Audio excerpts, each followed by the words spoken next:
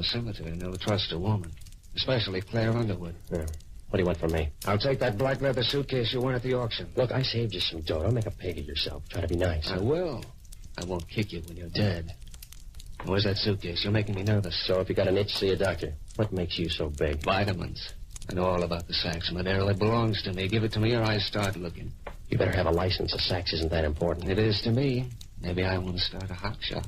I'll hold out for your girlfriend. She owes me $50 and I need the dough. I'll double anything she gives you. If you made money, give me a hint. Will $100 do? Yeah. The Saks is in the closet. On top here. Come on. Give me a hand. Give me a hand. Oh, sure.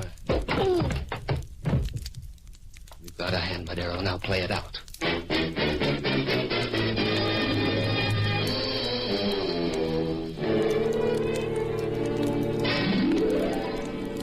Some days you're not going to make out any better than an ice cube at a cocktail party.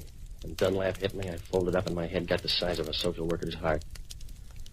Well, I started tossing around on the rug. It took me longer to stop than it took Haig to quit Jersey. I knew that Saks was gone, so there was no point in getting up. I started dreaming about that day a Cleveland bellhop gave me a key to the wrong room. It was going all right, too, until somebody began shaking me. In that small room, I didn't have to look up to know who it was, because Inspector Warchek of San Francisco Homicide is the kind of guy you stand next to in a hurricane and wonder what happened to the ventilation. Making a wish, Madero? Yeah, yeah, so it didn't come true. What are you collecting? Alibis. What's yours for last night at 12 o'clock? I wasn't dead. You got a witness? No, you can't win them all.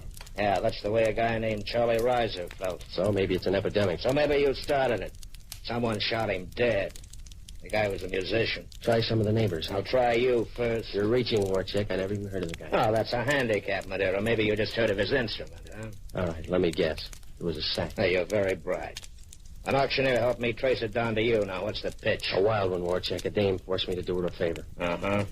I bet you force easy. She paid me to bid for the sacks and then took a powder after I won it. You got an active memory. Does it include a name? Yeah. Claire Underwood. Run it down and see what it gets you. Oh, now stop threatening me, Madero. I think that Saks is tied in with the murder. Now, where is it? You're a little late. A torpedo named Larry Dunlap just walked in and sapped me for it. Yeah? How hard did he sap you, Madero? Hmm? There's a pool of blood behind your desk, and it doesn't look like yours. How'd it get there? I don't know, Warchek. Maybe somebody got lost and figured it was a blood bank. How do I know? Yeah. Maybe they thought it was a morgue, too. Left a body. Look around. Yeah, do that. Look under the rug, too. Maybe the guy was thin. All right, Madero. So far, you're in the clear. But if there's blood, there must be a body close by. It'll show. When it does, we'll turn it in for yours. I'll remember. Like you remember that $1,000? Huh? The auction house, Madero. The $1,000 you gave the joint got homesick and left. I'm broke, Warchek. Yeah? You'll have to stand on your head to pin this on me. Maybe I will. Maybe you're right. I forgot about your head.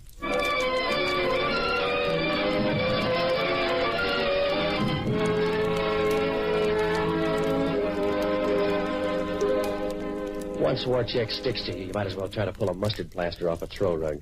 He stood there for a minute, blinking at the light, and you could see big pebbles of sweat standing out on his forehead. He took a handkerchief out of his pocket. When it came down, it was wet enough to wash all the windows in lower Manhattan. After a while, he walked out. I watched him out of the window and tried to figure how I got into this. It was like trying to trace back a conversation to see what word started it. There were lots of questions and not too much time. Why was a saxophone on a grocer Reed's worth all that dough? And who left his blood on my rug as a deposit?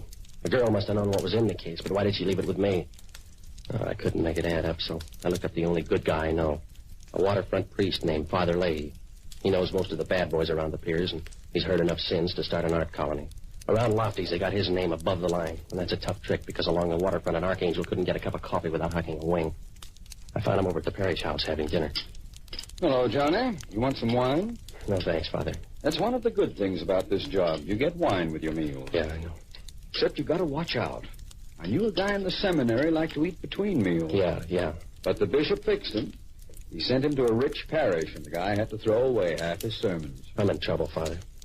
Did you buy elevator shoes, or is that a bump on your head? Somebody knocked me down when I wasn't looking. Did you get the license number? It just felt like a truck. I got hit with a club. That's why I want you to help me, Father. Johnny, you misinterpret my mission in life. You need a policeman. I'm only a priest. Besides, I'm eating. Look, Father, homicide wants to tack a murder on me. There goes my appetite. Who's dead? Anybody I could have helped? His name was Charlie Reiser. He was a musician. If he's going in the right direction, he may get some work. How did you meet him? I didn't. I never heard of the guy. It was all a surprise to me.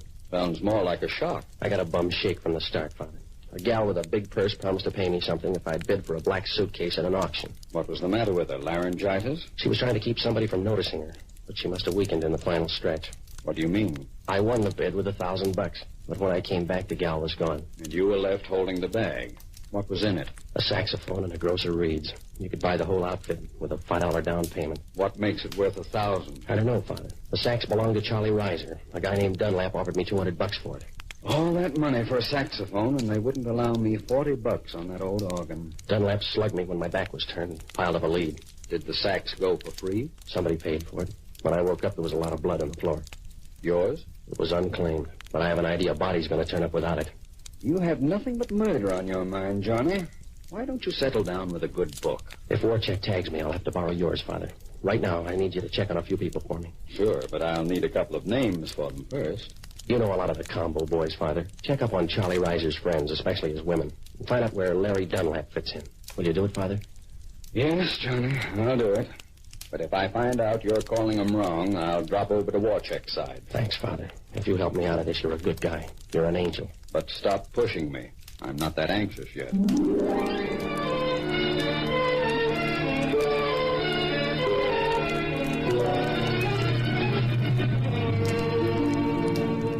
When I left Father Leahy, I ran over my leads. You could have counted them on one finger, and you'd still have to cheat. The only guy worth looking up was the auctioneer on Eddy Street. Maybe that was all revenge. Why did he tell Warcheck that I took that $1,000 back? Well, I figured I'd find out, so I grabbed a cab back to his store. When I got there, the joint was locked up, but a big neon sign blinked the name J.C. Cole. There was another light coming from the back, so I followed it down. Inside, Cole was working over his cash register tape. I didn't knock, and right away he started making funny noises in his throat. I noticed he was wearing a vest without a tie, and his sleeves were rolled up with big rubber bands. His elbows stuck out, and they were red and knotted up like a baby's face with cramps. And then he made his opening bid. It's a little late. What can I sell you, mister? A straight story. Huh? The one you told headquarters had too many frills. Hey, wait a minute. You're the same fellow who bought that suitcase. You got a good head, friend. How good is it on robbery? It was dark. I thought it was you, so I called the cops. You started fast, but you're fading in the stretch. $1,000 was gone. I figured you took your money back. That's an early mistake. It wasn't my dough. You sound like you're mad. Is that a gun in your pocket, then? If it makes you talk about that suitcase, I'll say yes. I don't know what you mean. I said you were taking your chances. A ton of bricks, a ton of gold. Remember, I got to make a living, you know. You don't have to crowd them in. What gives a sax a $1,000 price tag? I don't know, I tell you. I don't know a thing. Yeah, well, we'll go into politics later. I think you're lying. It was just another suitcase, an old leather suitcase with a sax inside. I just tell you, I don't know a thing. Yeah, keep it up, fella. You'll tell me everything that way. Now, how did you know there was a sax in that case if you never opened it? Well, Now, listen, mister, let's be friends. I got a little money. Let's be friends. Go on. I was just trying to get a little ahead. I got a wife and a kid, a big kid, so I switched saxophones. I took out the original sax with the reeds and put in an older one. What'd you do with the original? It was a pretty nice one, brand new, so I sold it to someone, Reeds and Wall, for $200. You're slowing down. Who's someone, a relative? He's a friend named Bud Overbeck. He plays tenor sax at the Downbeat Club. That original was something special, huh? Yeah, you should have held out for $1,000 on both ends. Now, listen, fella, Bud's a friend, a good friend on my wife's side. You won't hurt him, will you? I'll send you a pint if he bleeds. Yeah, sure. I'll save it. Anything else, huh? Yeah. Stop stuttering. You'll give that kid of yours a complex.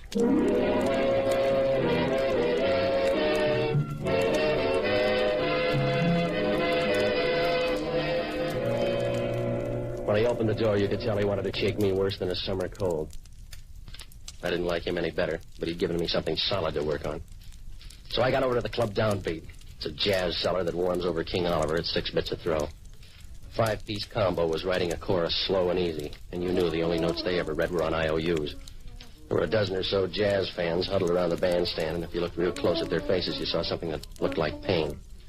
I asked the bartender who Overbeck was, and he pointed out the blonde kid with a face made of warm putty playing a black saxophone. I walked backstage to a small dressing room where the boys grabbed their second wind with a short one. When I opened the door, Claire Underwood stood there holding her breath. Oh, Johnny, you look angry. Put away those daggers, I will, baby. I'll guess that you killed Reiser for a saxophone. Guess again. Why should I kill anyone for a sax? Tell me why it's worth $1,000, and I'll answer that one, too. All right, Johnny. I'm sentimental. Say Charlie Reiser was my boyfriend, and I wanted to keep his sax as a memory. Must have been quite a memory, baby. You didn't meet Charlie. But I did meet Larry Dunlap. He wanted the sax, too. Why? How would I know, Johnny? Maybe he was taking lessons. They weren't that kind. He has too good a lip. So have I. Only I use it differently. All right, stop puckering, sweetheart. I want some sense now. Please, Johnny, if you leave now, I'll give you double what I owe you from the auction. That's not enough. Look, baby, count up your bills and tell me what a murder rap is worth, huh? We'll haggle over it later, Johnny. Just meet me at the Ajax Hotel, and I promise you'll get a better figure. Yeah. You gonna add some interest? Come here, and I'll show you what I mean. I'm not running a service. I need some answers. Come on. I want some action. Come on. Use your arms, Johnny. You got too big a mouth, baby. Somebody's gonna close it on you. Show me, Johnny. All right. Oh, the music stopped, Johnny. What do you care? We're not dancing. Johnny, please, you're squeezing me too tight. Yeah, it's a bad habit. Now tell me about that sax. Listen to me, Johnny. I told you I got to see Overbeck first. I'll tell you everything later. Yeah, after you talk Overbeck out of his sax, huh? Yes. Is it a deal? You're too anxious to sign. I'll talk to Overbeck myself. All right, Johnny. I'll help you get him here quicker. Yeah? What are you gonna do? Scream, Johnny. Scream. Listen. Help! Help! Somebody help me! Louder, baby. You'll really need it in a minute. Help! Help! Help! Hey, what's the matter? What's she screaming about, mister? She couldn't catch me. This man's drunk. He was trying to snatch my purse. Is that true, mister? Call a cop and find out. Yeah, I will. No, please, don't bother. Just get him out. Just throw him out, Mr. Overbeck. You heard the lady, mister? Do I get rough? Save your strength, Overbeck. You'll need it later.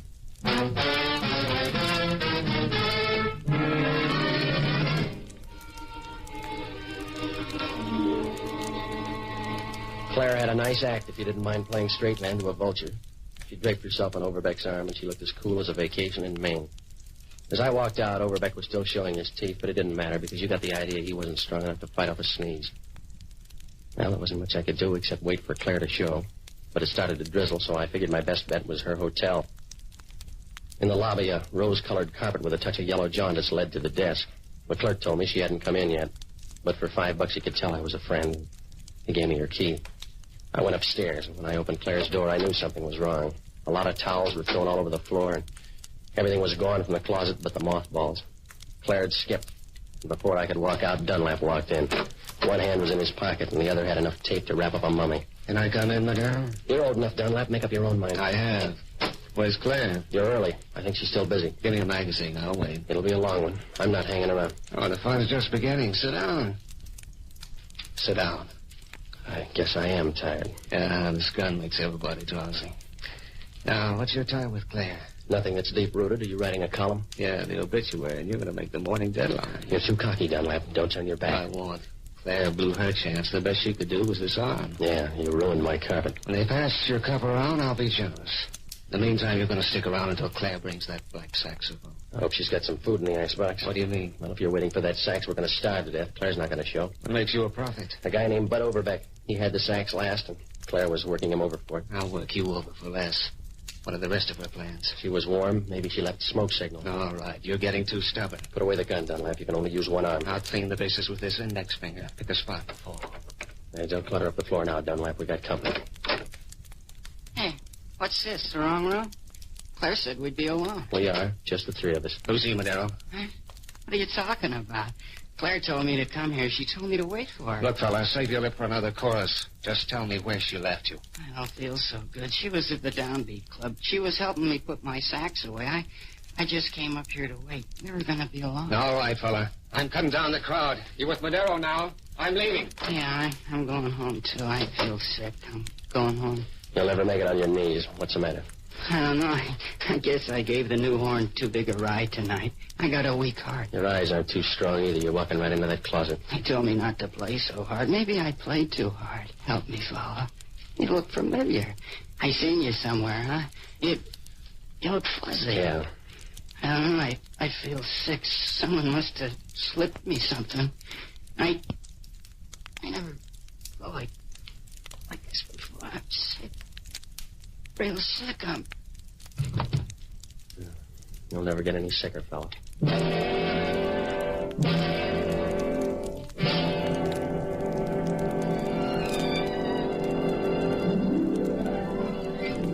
Overbeck was dead even before he had a chance to see if Gabriel paid his boy's scale. He hit the floor and turned over on his back, and you figured he'd cross the River Jordan with a backstroke. I got a good look at him now. His face was all twisted up like bed sheets after a nightmare, and up near his hairline, a long, thin scar ran into his scalp.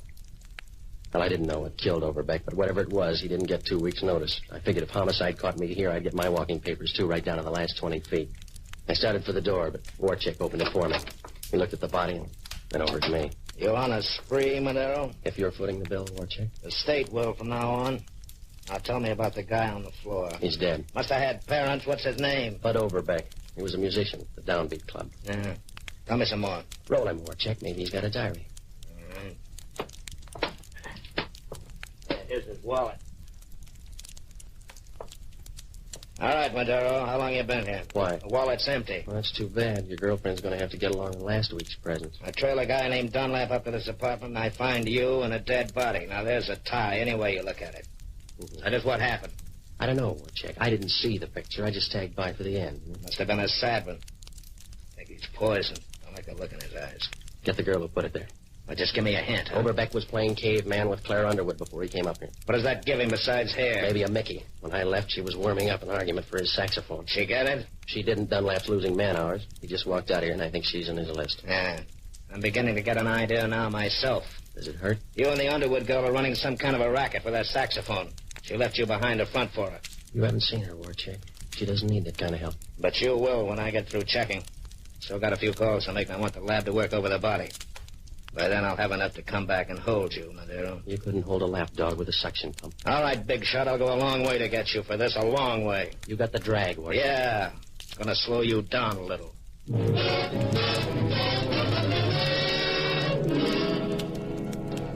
Warchick wanted to mother the body until the coroner came, and when I left, he was squeezing himself into a chair. He fit tighter than a whale in a crib. You could word it any way you liked, but the big riddle was that saxophone. Claire had it, and Dunlap wanted it, and a couple of guys died for it. My only alibi was Dunlap, but you might as well ask Kahn to hold still for Lewis. I buzzed back to the office, but there was no message from Father Leahy, so I stared out the window for a while, wondering how to bake a cake with the dynamite charge when the phone rang. Yeah. Hello, Johnny. This is Father Leahy. What'd you find out, Father? It's not pleasant, Johnny. I'm down at the morgue. The lab report on Bud Overbeck just came in. He died of poisoning, huh, Father? The bitter kind. Overbeck's heart couldn't stand all that dope. Coroner found a used saxophone reed in Overbeck's pocket. It was soaked in hop. So that's what made that saxophone so big. The grosser reeds. That's right, Johnny. Overbeck was absorbing the stuff while he played. Oh. He probably never knew what hit him. Well, what about Reiser? How does he figure? Reiser was making his pin money peddling dope to nightclubs. He was getting his shipments from Mexico. How did Claire and Dunlap figure? There were a couple of partners who wanted to ease out Reiser and go into business for themselves. The idea must have gone to Claire's head. She's doing a solo now, and Dunlap thinks she has the sax. Warchick feels the same way about you, Johnny. He's out to tag you for everything. He's smarter than that. I don't know him that well. But it adds up in his book because he thinks you're leaving town. Someone's booked a passage on the 2 a.m. plane from Mexico this morning in the name of J. Madero. I'm being jockeyed, Father. It's either Claire or Dunlap. They're both as black as sin. Maybe so, but Warchick still thinks you're the dark horse.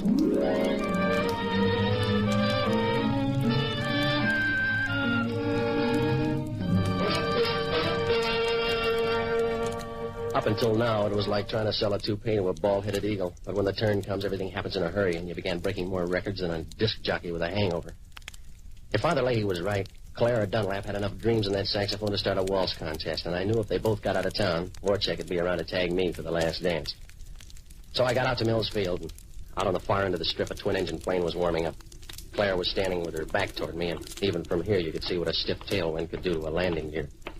When she saw me, she raised her eyebrows and figured her temperature was even higher. Sorry I had to borrow your name, Johnny. You're too small for it, baby. I got a big ego. And that gun bolsters it, huh? That's my story. Well, tell it to Homicide. They'll take a nibble on either you or Dunlap. Better throw him Dunlap.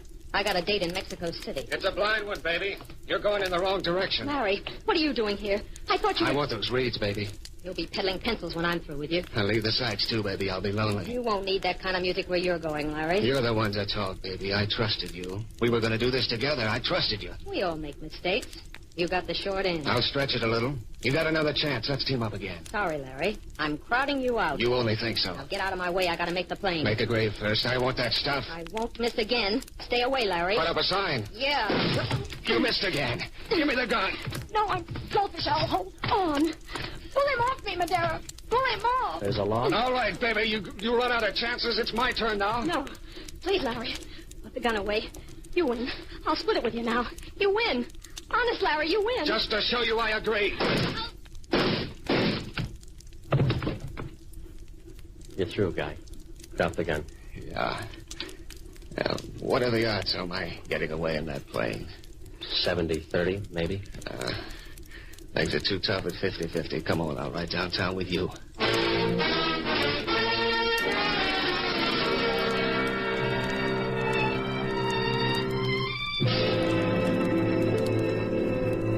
Well, Dunlap told the whole story down at headquarters. It seems that Reiser, Claire, and he were buying dope from Mexico and peddling it here in the form of soaked-up reeds. Reiser was contact man in Mexico, but the only way they knew him down there was by his black saxophone. Claire and Dunlap decided to narrow the profits down to 2 by shooting Reiser and taking over. Claire used the gun, and, well, that started her to thinking that she could do even better with a single act. She needed that black sax, though. Reiser got wind of it and hid the sax with the reeds in the basement. His landlady found it after he was tumbled and sold it to that auction house. And Claire had me buy it and then followed me back to the office where she tried to peg down Dunlap. The sax she took turned out to be a phony because the auctioneer had already sold the black one to Bud Overbeck. The track was switched to him, but not soon enough. Overbeck didn't know the reeds were loaded. And after an all-night jam section, he folded up with a heart attack. Well, Warchek asked only one question. Wasn't it tough luck for an innocent guy like Overbeck? I don't know. At least there was one time he played right out of this world.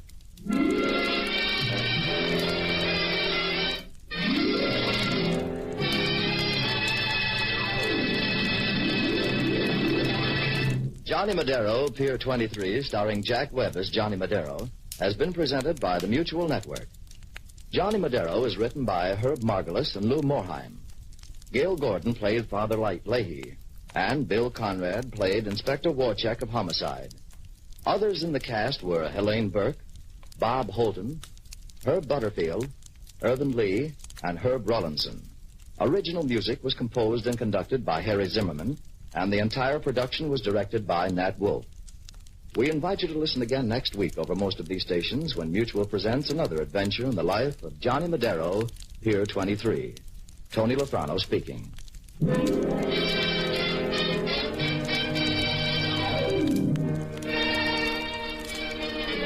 This program came to you from Hollywood. This is the Mutual Broadcasting System.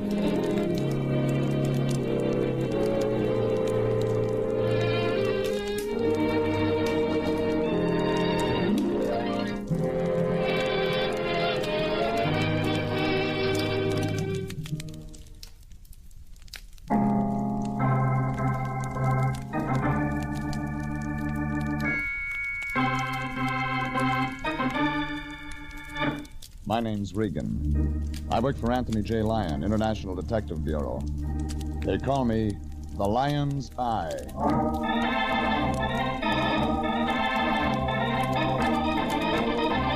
Wednesday at 9, and CBS brings you Jeff Regan, Investigator, starring Frank Graham as Regan with Frank Nelson as Anthony J. Lyon.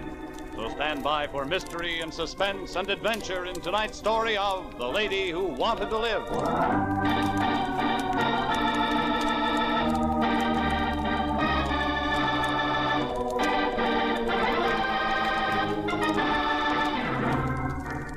Trouble comes cheap in this town. It's one item that's always on the market. You don't even have to go shopping for it. Somebody knocks on your door or dials your number, and you've got all you can handle. I found that out when I met Amy Goodrich, a long, low blonde with lots of speed. One look at her, and you knew you'd been friends too long. We met last Friday afternoon. I'd been out of town 2 days looking for a guy who turned up in jail in Reno. I was home counting the lumps in my mattress, trying to catch up on some sleep, when the phone began jumping around on the hook. I thought it might be somebody with Rose Bowl tickets. I was wrong. It was the Lion. Hello? Regan, is that you? What do you want? Oh, it's a beautiful afternoon. The sun's shining. There's a tang in the air. How'd you like to take a nice drive out to the beach? The season's over. Oh, but this is a new season. Fall, Regan. Light suntan, wild ocean. Doesn't it excite you? I haven't had any sleep in 2 days. I know, and I hate myself for disturbing you. I just hate myself. Get to the point, Fatso. Well, something very important's come up, Jeffrey. I wouldn't trust anybody but you to handle it. And besides, the sea air will do you good. Give you a lift. This isn't Berlin. Say something. Well, I want you to call on on our new client. She's a nightclub singer, has a beach cottage in Santa Monica, 18106 Coast Road. Her name's Amy Goodrich. You still there, Jeffrey? Still here. Up, my boy, to the colors, on the firing line. Drop dead. Oh, now that's not being a good soldier, wife. I didn't know you. I hung up, stuck my head under the pillow again, and waited for him to call back. He didn't. He was playing it coy. Well, I tossed around for another half hour. The mattress got worse, and then a fly started buzzing against the window shade. About that time, the blonde next door decided to leave her husband, and it got real noisy. So I rolled out of bed, threw on some clothes, and climbed in my car. I drove over to Sunset Boulevard and headed for Santa Monica.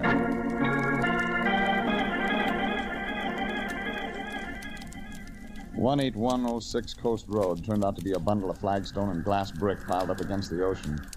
Had a lot of angles, like a shyster lawyer. Figure whoever built it never heard of the FHA. Front door was open. Inside, a skinny little guy with a complexion like dried codfish was catching up on his music appreciation. His eyes swung around when I walked in. It looked like they'd been hurting him all his life. He turned the record player down, but those elevator shoes brought him up to my chin. I'm listening to music. Whatever you're selling, we don't want any. How do you know? We never want anything. So long. Amy around? Who are you? My name's Regan. What do you want? You her? She's around. All right, she's out back on the patio, taking a sunbath. You didn't tell me what you want with her. I don't. She wants me. Okay? Okay, sure, okay. Why should you be any different? Traffic problem, huh? Yeah, we need stoplights. Go right on through the dining room. Just in case I want to write this up, who are you? Felix. Felix Beethoven. Well? I didn't say anything.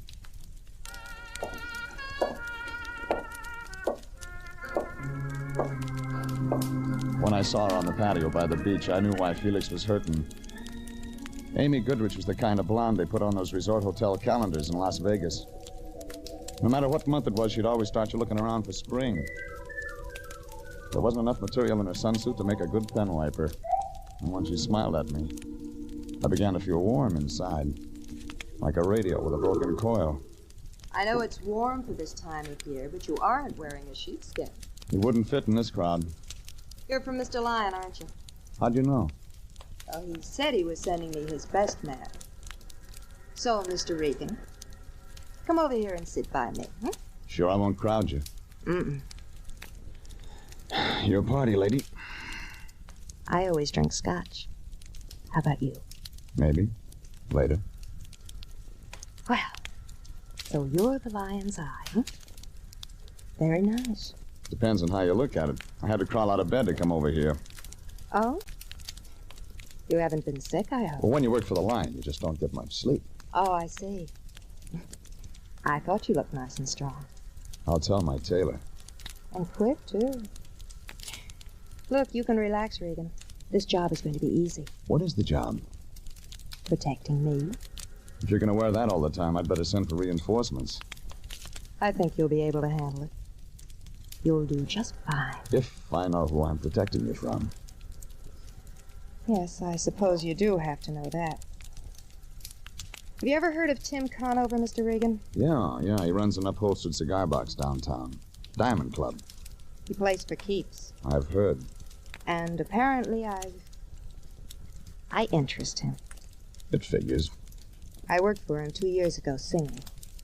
He became very interested in me, but I turned him down. Conover wouldn't like that. He doesn't. He has another girlfriend now, a Helen Lesser. I thought she'd take his mind off me, but she hasn't. You still sore? He's been around half a dozen times this past week, casing the place. I think he's got some nasty ideas. Like? I don't know. But he might not be very gentle. So, I hang around until he shows up, huh? Mm-hmm. You protect me, Mr. Regan. I want you to stay real close to me. I, could go to the Diamond Club, talk to him. You could, but he doesn't impress easily. And, I'd still want you around. I see. You don't want me to talk to him. There'll be time for that later. But right now, let's you and I get acquainted. Your boyfriend isn't going to like that. Felix? He's only my arranger. He writes better if he's jealous. He must turn out a couple of operas a day. He's got a bad ticker, hasn't he? Yeah, he's got a bad heart. But let's talk about us. Conover, remember? Oh, Regan, don't go. I hate to be alone. I'll be back. Why don't you stay for dinner? I'll send Felix out to a double feature or something. I'm hired. I have to see Conover. All right. Kiss me goodbye. No thanks, lady. I gotta drive. But it figured Amy never read the vehicle code. I didn't mind when her arms went around me, but I could feel something else on the back of my neck. Eyes. Somewhere in that house, Felix was watching, and I knew he wouldn't like the kind of music we were making. Hurry back, baby. I could still feel him watching when I broke away and walked back through the house. He wasn't in the dining room, so I went through the archway to the living room. I didn't find him, but he found me. For a guy with a bad ticker, he was fast at his feet.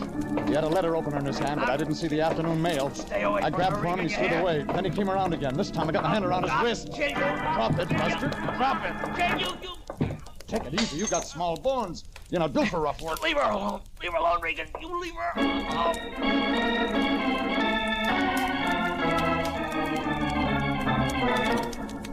Felix got his idea across all right, but he had a one-track mind. I tried some questions, but got no answers. I figured Conover might do better, so I got in my car and drove back into town. It was just getting dark when I parked in Figueroa near Olympic, in front of the Diamond Club. Things were slow when I walked in, too early for the jingle you spin crowd. When I asked for Conover, the bartender blinked a couple of wet stones at me. In back, bud, jerked his head toward the rear. I got as far as the shuffleboard table when a brunette eased out of the shadows. She wasn't wearing a coat. It figured she was there to stay. May I help you? I'm looking for Tim Conover. I'm expecting him. Come on in. Sit down, Mr. Regan. Oh, so you're Jeff Regan. Ring a bell? I've heard the name before. It fits you. You're a private investigator. Yes, of course. Tim's not in any trouble, is he? Not yet. What do you mean? Maybe I better talk to him about it. Well, if it's that important, I better find him. Make yourself at home, Mr. Regan. Would you like scotch? Thanks. I helped myself to that, waited around for about 10 minutes. The phone rang once, and I let it go. A guy in a blue suit stuck his head in the door, said something about getting the wrong room, backed out. I was just catching up on my music when the door opened. Through the mirror, I saw Conover. A gray suit with a bulge in the front of his coat. There he is, Tim. Thanks, baby. I didn't know you played, Regan. Hello, Conover. I was having dinner. Helen tells me you got something on your mind. That's right. Do I unload it now? In front of her? Why not? She's my baby. This is about another baby of yours. Do I go on? It's your show, Regan. Amy Goodrich wants you to know she's got protection. Oh? Well, all right, Regan. You did your job. You told me Amy's got protection. See you somewhere. She wants to be left alone. All right, she wants to be left alone. Anybody bothering her? You are, according to her. This guy's working in a weed field, Angel. I got over her a long time ago. I haven't seen her in 2 years. I believe you, Tim. All right, Regan. She believes me. This is where you get off. Amy says she's seen you hanging around her place lately. Makes her nervous. Wrong guy, Regan. You made a big mistake. Sure. So the guy who picked Michigan. Look, I don't know what your pitch is, or Amy's, but I'm not buying any. You may change your mind. You know, you've been in business too long, taking too many rabbit punches. You ought to start taking care of yourself. You ring, boss? Yeah.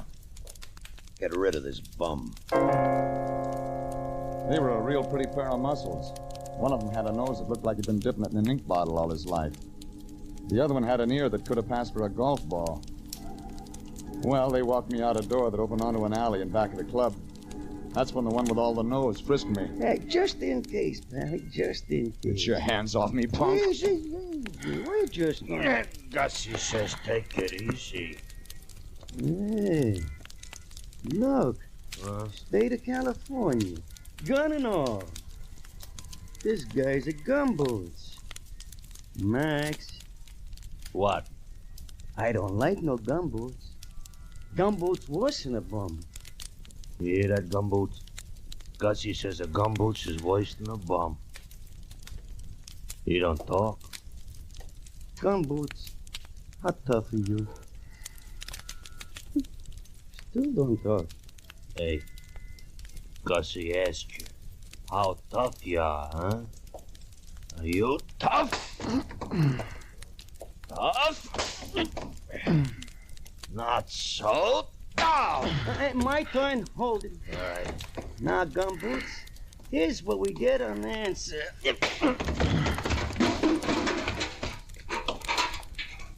Very nice, Gussie. Thank you. Come on, Maxie. We'll be late for dinner. Yeah, what about him? Ain't you hurt? You don't feel like eating tonight.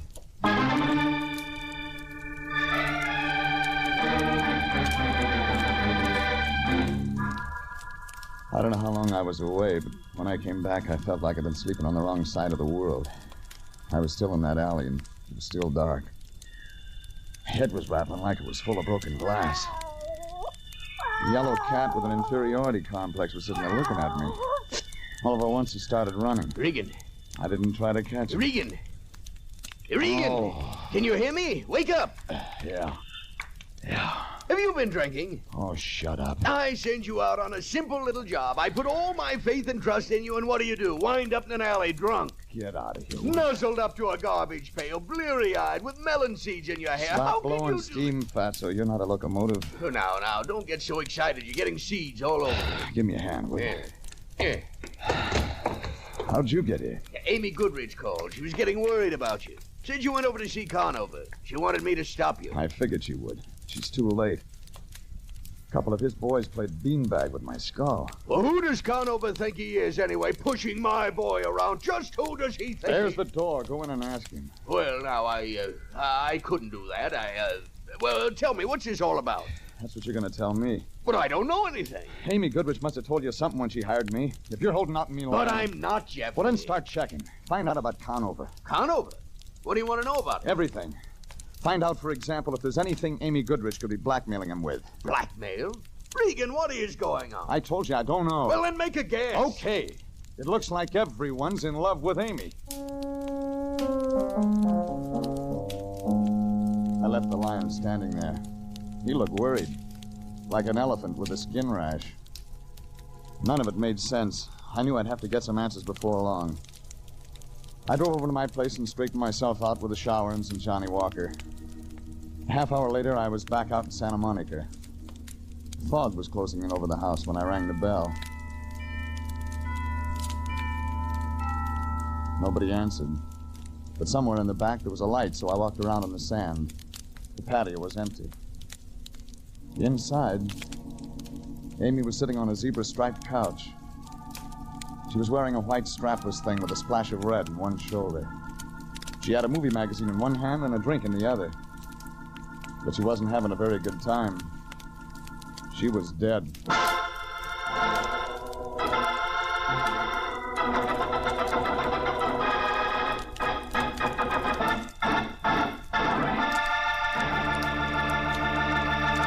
This is CBS, and you are listening to The Story of the Lady Who Wanted to Live. Tonight's adventure with Jeff Regan, investigator.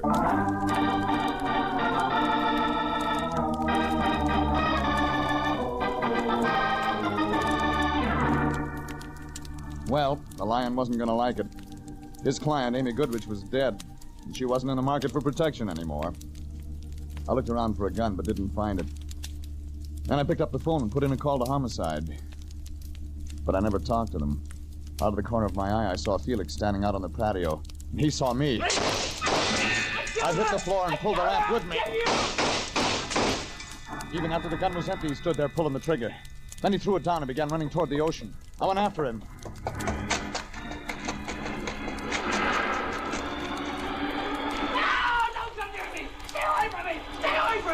Hold still. Hold still. No, let me go. You'll drown. No, I don't care. I loved her, Regan. I couldn't stand it anymore. Come here. I couldn't stand it anymore, so I chance, does it? Sure it does, but you're not going to kill yourself. The police. What about him? I phoned them. I told them everything. When? Just before you came. Come on. But they'll be here. Let go. Yeah, that's why I said come on.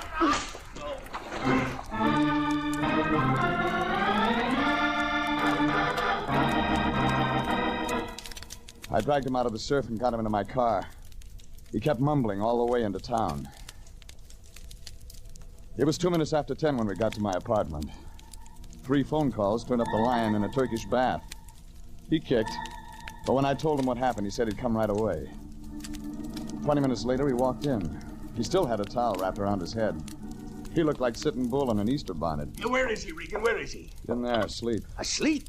Just like that, he can drop off to sleep after what he's done? I gave him some pills. What about homicide? He already called him. But they'll be looking for him down at the beach. We've got to stay clean, Regan. I'm gonna phone homicide. Pick up that phone and I'll ram it so far down your throat you'll get a busy signal out of your hip pocket. This is murder. What's gotten into you? You're not gonna toss Felix to the wolves. Regan, you'll find the girl dead. Felix has the gun. He admits killing her. What are you saving him for? What are you gonna do with him? Stuff him and put him on your mantle? He's a fall guy, a patsy. He didn't do it. He didn't kill her? He was carrying this gun. He took 6 shots at me tonight. That's all it holds. There's 1 bullet in her, and he didn't have any extra slugs. Now, what did you find out about Tim Conover? Oh, he's clean, Regan. Absolutely clean. Unless you want to count a court-martial. He celebrated V.E. Day by poking a major in the chops. What else? He kicked him, too. All right. Hey, where you going? Out. Look, you stay here and keep Felix company. Oh, of course, Regan. I'll do that. Run along. You needn't worry. I'll watch over Felix like a father. You'd better. But the cops will be here. It won't take them more than an hour or 2 to find him. Yeah, and I've got just that long to find out who really killed Amy Goodrich. All right. I suppose I'll have to go along. After all, we're working hand in hand in this thing. In that case, I'll hide my ring. I didn't like the idea of leaving the lion there with Felix, but there was nothing else I could do. Besides, I still had to do business with a guy named Conover. I was just getting into my car when I felt a gun in my back. And right away, I knew Conover had business with me. All right, Regan. We got things to talk over. Now just keep walking straight ahead, the black sedan. Now, Regan, you sit in front with Helen. I'll take the back seat.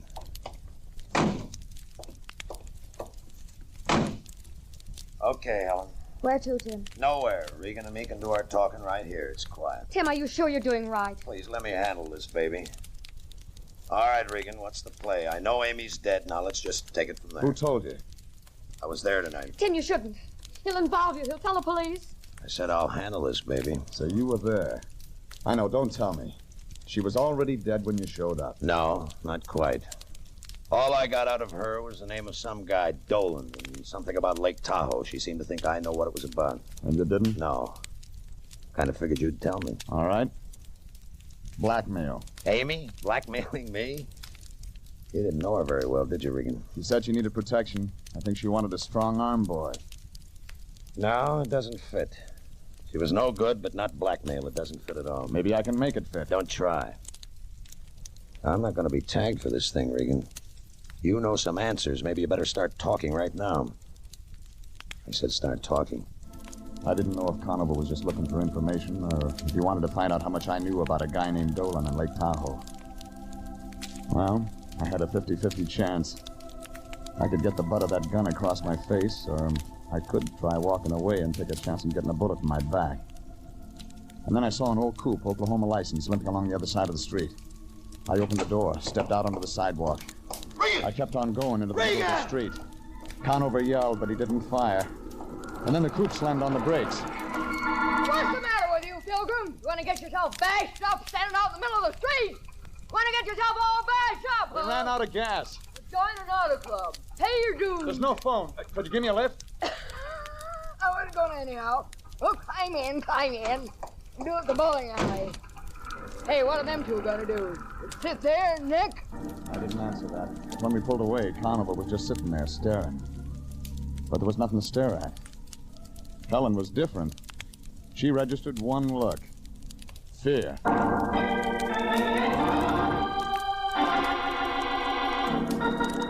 15 minutes later, the Oklahoma license dropped me off at Vermont and Franklin, where I got a cab. All the way downtown, I kept wondering about Conover's play. He could have stopped me, but he didn't. That could mean he hadn't shot Amy. It could also mean he had shot her, but he knew about Felix confessing over the phone to the police. At the Examiner morgue, I found Ned Fuller looking at a girly magazine. I told him what I wanted, and 10 minutes later, he spread out a file dated May 9th, 1945. Is this it? Wealthy playboy shot to death. Willard J. Dolan, San Francisco socialite, found dead at Lake Tahoe cabin. That's it. Oh, well, they never did solve it. There's some stuff here about a mystery I can woman. read. They think she might have done it. Somebody seen her come out of the cabin that night. She's tall, blonde. First name, Amy. No, they never found out who she was. Somebody did. Oh, well, there was witnesses. Yeah, let's see here. Yeah, Mr. and Mrs. Franklin James, San Diego people. They saw the dame come out, but they couldn't give a good description of her. Want to bet? A bet? Sure, I'll take Notre Dame. Who'll you take? I'll take a guy named Tim Conover.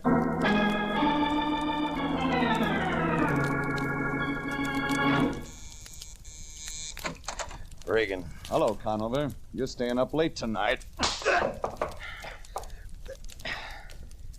You work awfully hard for a buck soldier. That's for what your boys did to me out in an alley. I wonder what makes a guy walk into trouble 3 times in one day. You got a lot of nerve, Regan, but you use it in the wrong places. I'm just getting started. All right, make your play. What's next? You talk. What about? Dolan, Willard J. I told you. Lake Tahoe, May 9th, 1945. Talk, Conover. All right, then I'll talk. A tall blonde named Amy Goodrich. An unsolved murder at Lake Tahoe. But there was a witness. When I first came over here, I guess she was blackmailing you. I was wrong. You were blackmailing her. You stink, Regan. I told you wouldn't tag me for this. Well, you're wrong. No, he isn't, Mr. Regan. Oh, so that's it. Thanks, Helen. Give me the gun. I'll run things from now on. I don't know what you get out of this, Regan, but you got your engine switched. Look, a mixed-up guy named Felix Beethoven actually thinks he killed Amy, and he didn't. I've got him on ice, but the cops will get him. When they do, he's on his way to the gas chamber. Oh, Tim, please, let's get out of here. Let's not listen. Wait a minute, baby, wait. So I was blackmailing Amy. I had a good thing, but I shot her. And I was the mystery witness at Lake Tahoe. I thought you were a better gumshoe than that, Regan. What does that mean? The date was May 9th, 1945. You mean you haven't looked me up? All of a sudden, it hit me. Something the Lion had said about V.E. Day and a major who got hit in the chops. And the whole thing came apart at the seams. Conover couldn't have been the witness. He was in a guardhouse in Germany. I began to feel helpless, like a glassblower with hiccups. For the first time in my life, I really wanted to talk to the Lion. I looked at the gun in Conover's hand, then I reached for the phone and dialed. Slow. He didn't stop me.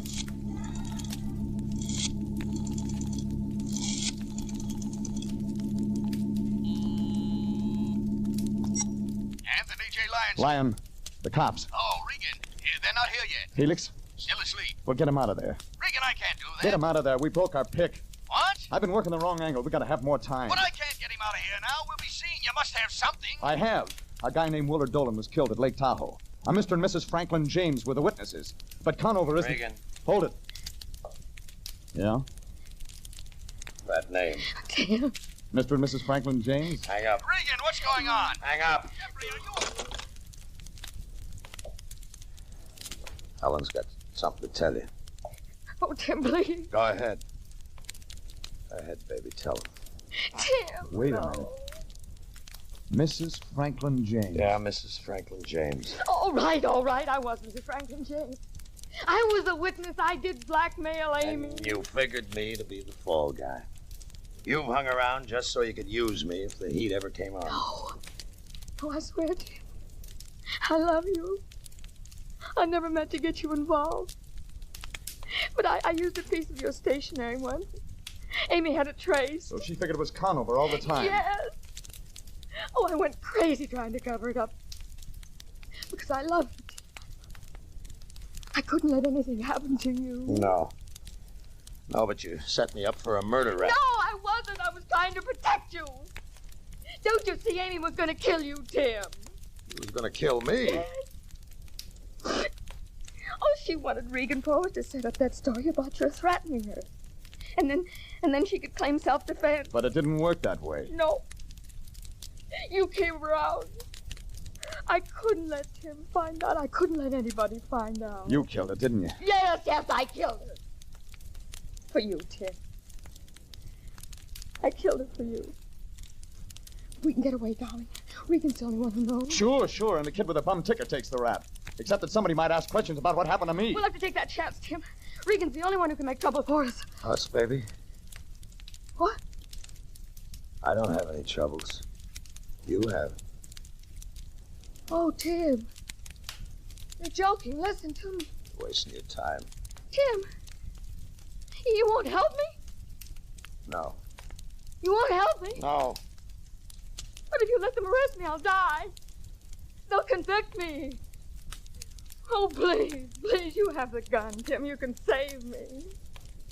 I don't want to die. I love you. I want to live. I don't want to. All right, Regan. You better get her out of here. Tim! Regan, I said get her out of here.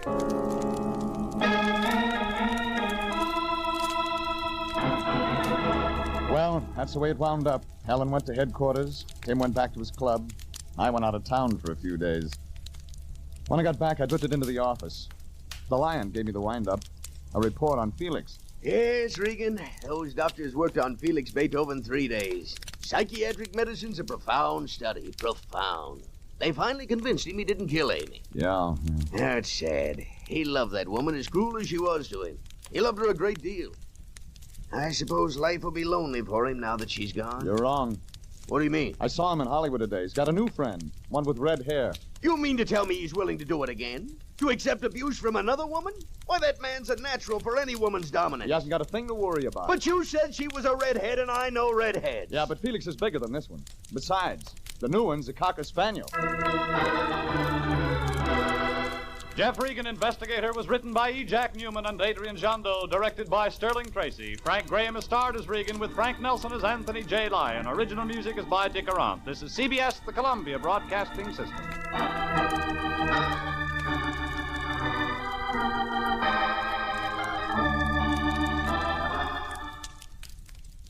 The Adventures of Sam Spade, Detective. Brought to you by Wild Root Cream Oil Hair Tonic, the non-alcoholic hair tonic that contains lanolin. Wild Root Cream Oil. Again and again, the choice of men and women and children, too.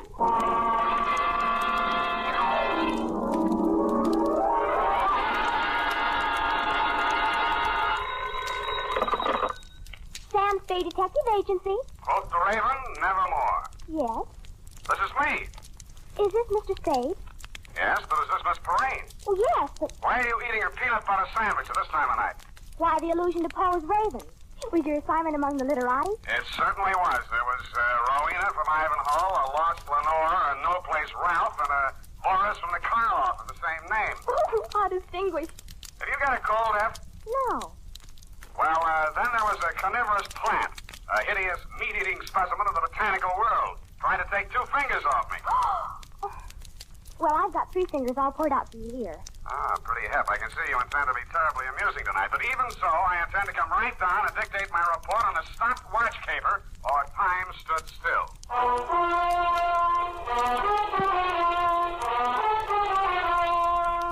Dashiell Hammett, America's leading detective fiction writer and creator of Sam Spade, the hard-boiled private eye, and William Spear, radio's outstanding producer-director of mystery and crime drama, join their talents to make your hair stand on end with the adventures of Sam Spade. Presented by the makers of Wild Root Cream Oil for the hair. Well, in a few weeks, many of us will be going bareheaded now and then, meaning we'll have to pay more attention than ever to the appearance of our hair. The best way I know to always keep your hair in trim is to use Wild Root Cream Oil Hair Tonic. Wild Root Cream Oil grooms your hair neatly and naturally, removes loose dandruff, and relieves dryness, which may be even more prevalent when your hair is exposed directly to the wind and sun. So right away, get the 25-cent get-acquainted bottle of Wild Root Cream Oil Hair Tonic. Again and again, the choice of men and women and children, too. And now, with Howard Duff starring as Spade, Wild Root brings to the air the greatest private detective of them all, in the adventures of Sam Spade.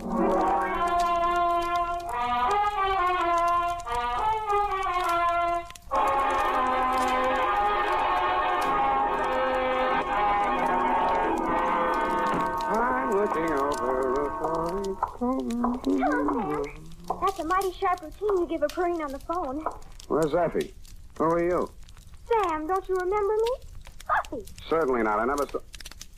Buffy? Buffy, wait a minute. Do I sense a certain family resemblance? No, you can't be Effie's little sister, Buffy. Yes. Big girl now. But thanks anyway for the tinker toys you sent me last Christmas. I'll kill myself. I intend to start having children of my own just as soon as it's practical. Where's F, Buff? She had to go to L.A. to visit a sick friend. A likely story. No, really. Chapter and verse, please. St. Joseph's Hospital in Burbank. They went to school together, and her name is Levine Tuttle. She's an actress. Yes, I know. A very fine actress. Is it serious? I hope not for Effie's sake. They're very close. Yeah. Well, what now? You take shorthand, Buff? Sort of. Spoken like a true Perrine. Come on in.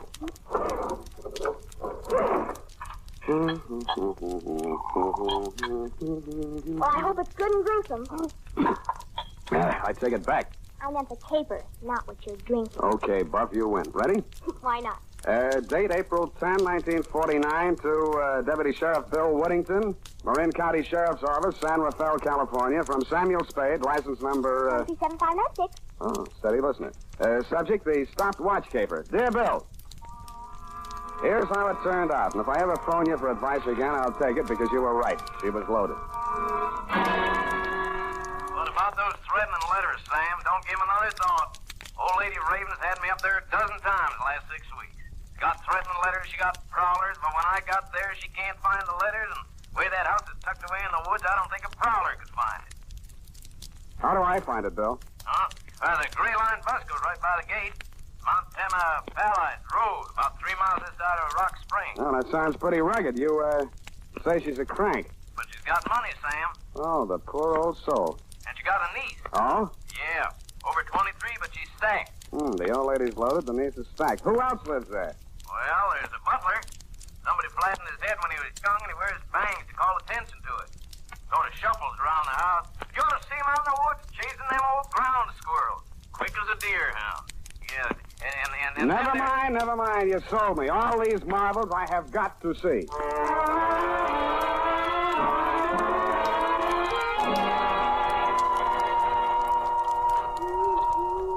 It was only 3 p.m. when I skulked in through the gates of Ravenswood, but it was so dark the hooty owls hadn't gone to bed yet. The fog snaked in and out through the dripping trees, long, chill ribbons of ghastly fog borne on a sobbing wind. I mushed on into the deepening gloom of the forest primeval. After 10 minutes of that, I began to wonder if there was any house there. When I saw it, I still wondered. It looked more like a fungus growth.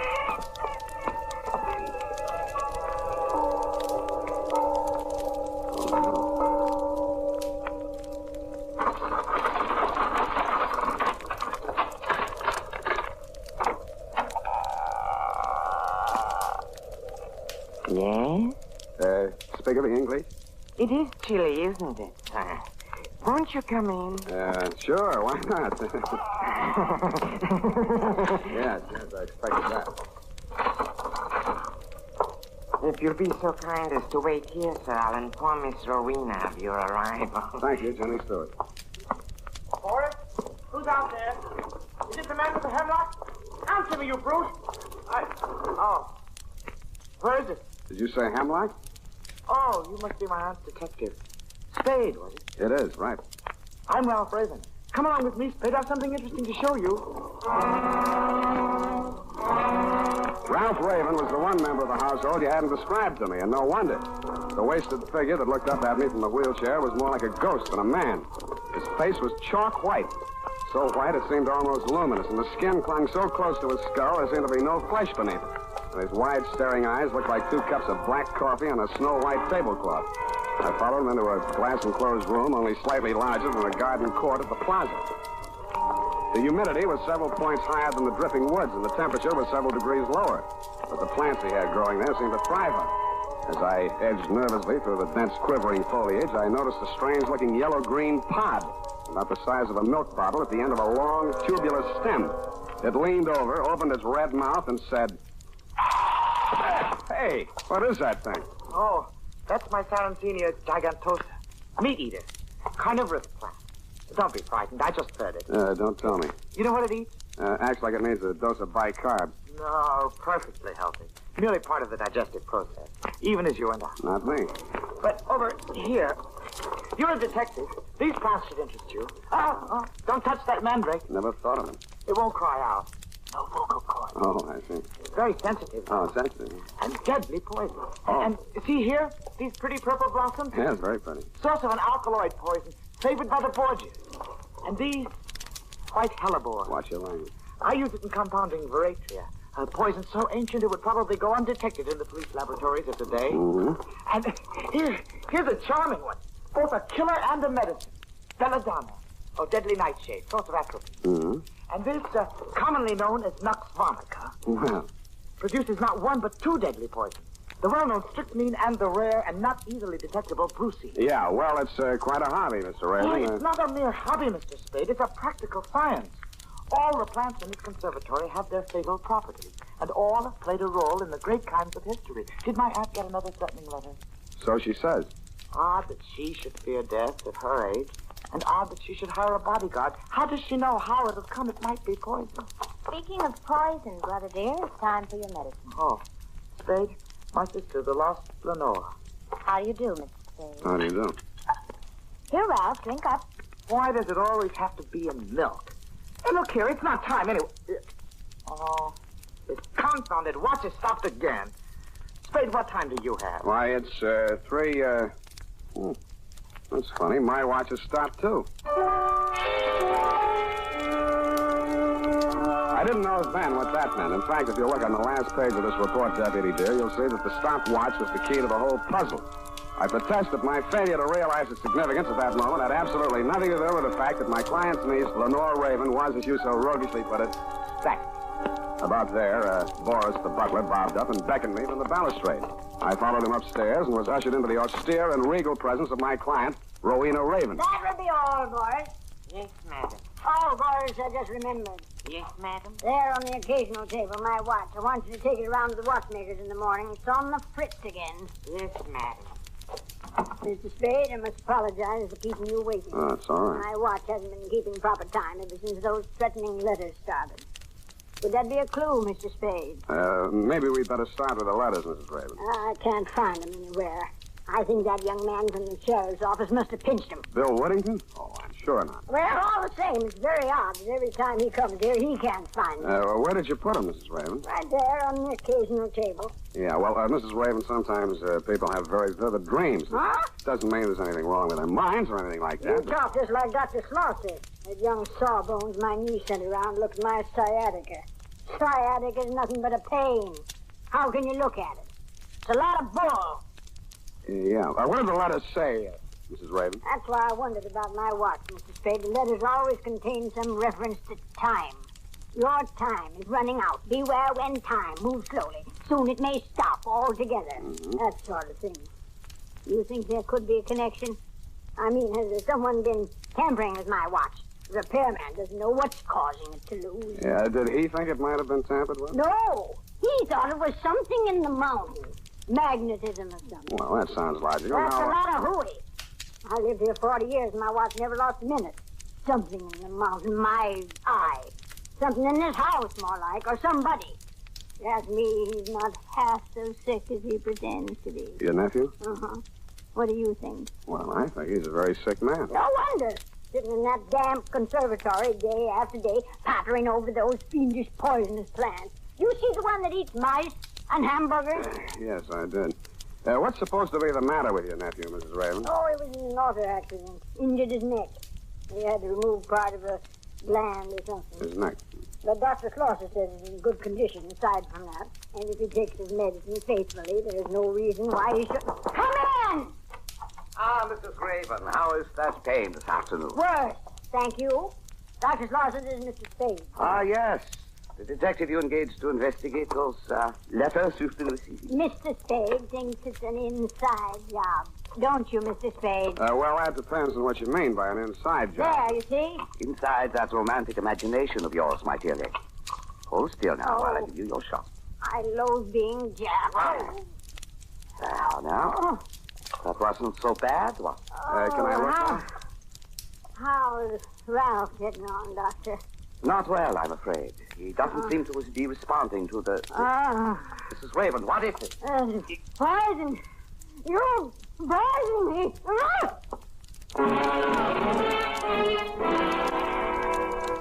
The cry she uttered was only half as terrible as the expression on her pain-contorted face. She pitched forward in her chair with both fists clenched and shaking as if in anger at the doctor standing before her. He put down the empty hypodermic on the occasional table. Yeah. Help me carry her to the couch. Yeah, sure. Take away that pillow. She must lie perfectly flat. There. That's better now. She's relaxed. I'm dying. There was poison in that needle. Please, Mrs. Raven, it was only sedative to make you sleep. Sleep. The time is running out. Poor woman. Malignant condition. Only a matter of time. Does she know? That she has only a short time to live? Oh, yes. Well, I have another call. Do you have the time my watch seems to stop? Another one. I beg your pardon? Nothing. I left my watch at home. Oh, then Ludwig, something terrible has happened. Your aunt is sleeping. You'd better come down to the conservatory right away.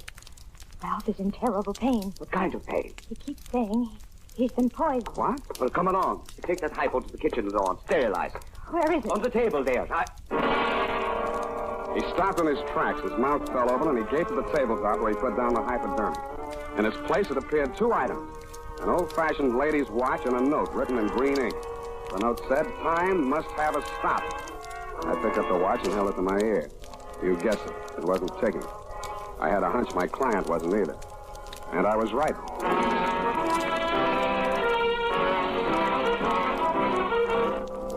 The makers of Wild Root Cream Oil are presenting the weekly Sunday adventure of Dashiell Hammett's famous private detective, Sam Spade.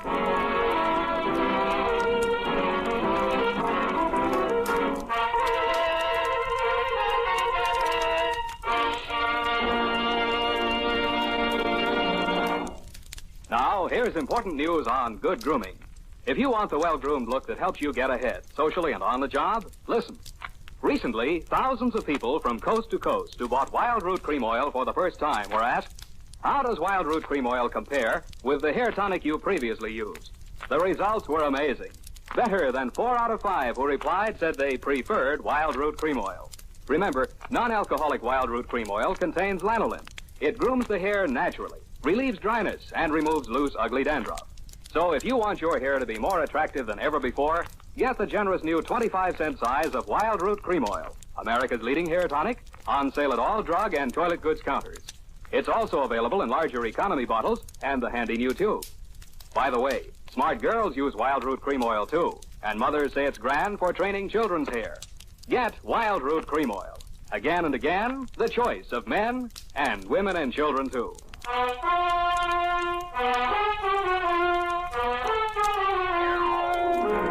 And now, back to the stopped watch keeper. Tonight's adventure with Sam Spade. Ralph,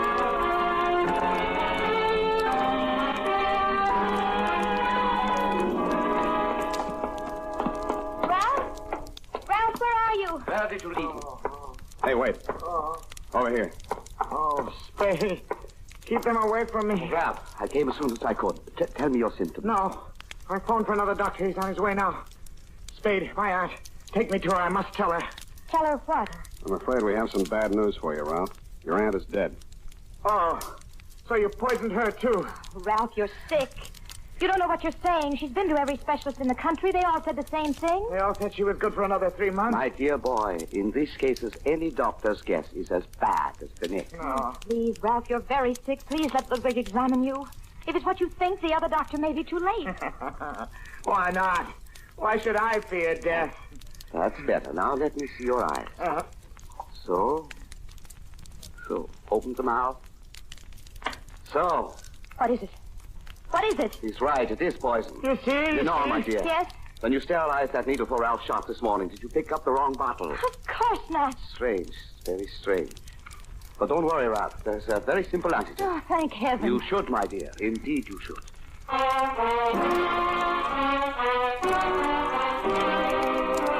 And that was that, Deputy dear. 2 doctors and the county coroner took one look at my late client's medical history and decided on death due to natural causes. I didn't think so, and neither did you.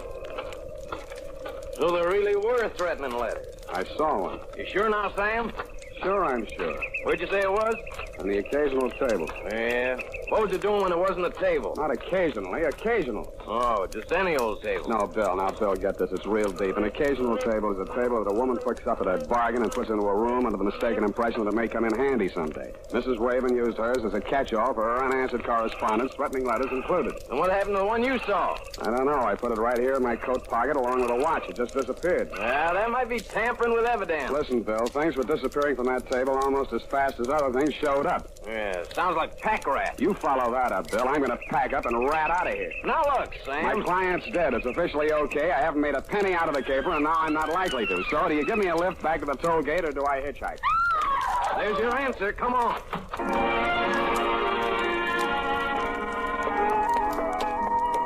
When we reached the second bedroom, whence the scream had come, we found the lost Lenore looking well found in something comfortable. She standing center stage, regarding herself with horror in a full-length mirror. She looks awful pale, Bill. You better go downstairs and get some ice water. She might faint. You think so? Yeah, hurry up. I'll stay here and keep up her circulation in case anything happens. Yeah, you're right. Beat it. Oh, it's you, Sam. I thought... You thought what? Look, I found these on my pillow. One watch, one threatening letter. Whose watch? Mine.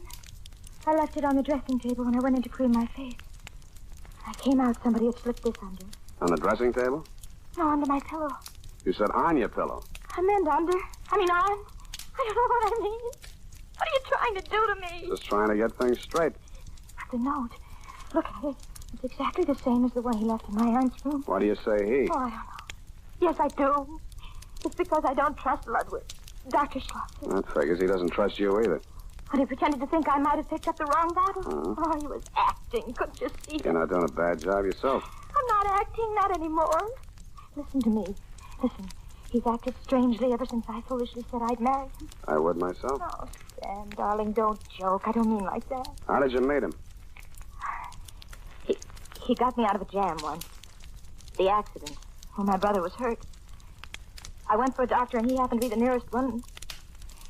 Well, I'd been drinking, and he took over, and he sent me home before the police arrived at the scene. Didn't Ralph know? He blanked out. He doesn't know to this day. Ludwig never forgot. He forced me to recommend him to my aunt. He got into her good graces, practically moved into the house. Then he pretended to make love to me. Pretended? He didn't care about me till he found out about my aunt didn't have long to live. He knew half her money would come to me. Sam, do you think he poisoned my aunt? Officially, she died from natural causes. But you said she spoke about being poisoned. And Ralph, too. What's that medicine you give him in the note? I don't know. It's a prescription, just some drops that come in a metal container. Where do you keep those drops? Here in my room. I have to hide them. They make Ralph feel so much better. He used to overdose when the doctor trusted him to dose himself. Let me see that medicine. It's just here in this cabinet. Here it is. It's Don't tell me. It's empty. There was a glass bottle inside the container. Small but heavy. Lead yet. Hey, what are you doing with that gadget? The thing with the dials and the speedometer. Oh, that's something medical. I have to make a test on Ralph every day to see how he's getting along. You know what that actually is? Yes, I do. It detects anemia. Well, I wouldn't know about that, but a Geiger counter is generally used to detect something else. Well, what are you going to do with it? I'm going prospecting for that missing medicine. Ah, there you are. I've been looking everywhere for you. I'm afraid I have bad news for you, Lenore. Ralph? My diagnosis was correct. Pernicious anemia. Dead. What is that you are carrying, Mr. Spade? Oh, nothing special, Doctor. Just an old Geiger counter. Lenore, did you let him take it? He said he was going to use it to find Ralph's medicine. What happened to Ralph's medicine? I don't know. It's just gone. Mr. Spade, that machinery is my property. I must ask you to hand it over. No gun necessary, Doctor. Here, take it. Take your gun, too, sir. Lenore, carry the machine this way. Walk ahead of us. First, we try the conservatory. He was an amateur with a gun, but I didn't jump him for it because I'm an amateur with a Geiger. I did notice that the indicator on the dial got nervous the minute we walked into the conservatory. Ralph Raven's body was still in the wheelchair, no paler in death than in life. His sightless eyes were fixed on that obscene plant. The plant looked sick, too. It was drooping, and his red mouth was hanging open. As we walked past the wheelchair, the indicator on the dial of the Geiger counter moved forward and then slipped back again. Then it took a sudden big jump. So that was his hiding place. The maw of that disgusting carnivorous plant. Well, it's not pleasant, but there's only one way to get it. Don't move, either one of you. My eye is on you. Yes. Yes, it's here. At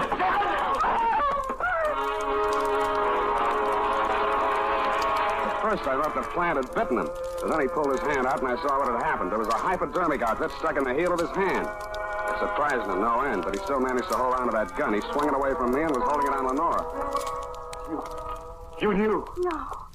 No, I didn't. You must have. Ralph knew. He must have told you. No, I swear he didn't. What do you think I did this for?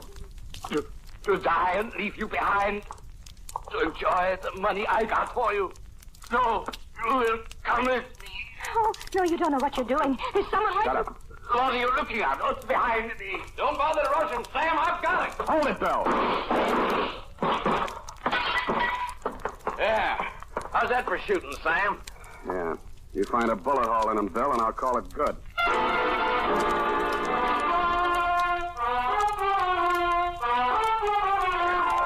And that, deputy dear, is the crop. And it's all carnivorous. In case you're still wondering what dropped him when your shots missed, it was the poison in that hypodermic needle which Ralph had planted there for that very purpose, and then baited the trap for the all-important missing medicine. Later on, I learned that what the doctor had been feeding him was the right medicine for what ailed him, an isotope of iodine. It seems it's radioactive like uranium, but if you take too much of it, you die. Not of poisoning, but of pernicious anemia, which is how the doctor planned for Ralph to die. It also magnetizes watches so they don't keep the right time. And if they're cheap ones, like mine, they may stop altogether. Period, and a report. Got all that, Buffy? I got it, Sam, but I don't get it. Buffy, people have studied all their lives to learn about atomic stuff like isotopes, and you expect me to teach you everything in one easy lesson.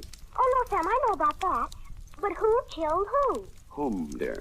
The doctor killed everyone, but Ralph loaded the needle. And they were accomplices? No, Buff, get this. It's real shallow. Ralph knew there was no way in the world to prove that the doctor was killing him and hastening his aunt's demise, so he saw to it that she got a dose of detectable poison and did himself the same favor. Oh. Now, like a good girl, go type that up,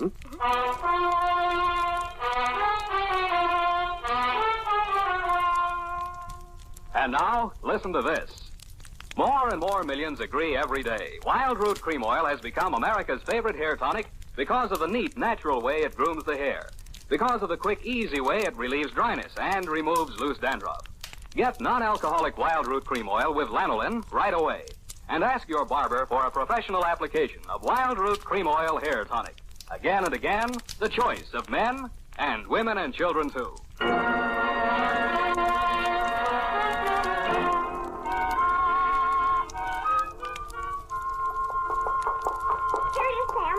I certainly hope that butler was brought to justice. What for, his dialect? No, for helping to deliver the threatening letters and then stealing off the occasional table. A brilliant deduction. How did you deduce? Sam, that's the kid. If Ralph was too ill to walk, then somebody had to push him upstairs in a wheelchair. Now, wouldn't it have been easier just to carry him? That's how he did it? Or just go up himself? That's how. Possibly, and then again, we may never know. But do we care? Yes. I hate loose ends, Sam. Then keep it up. Good night, Sam. Looking like a true Perrine, so I'll say to you, good night, sweetheart.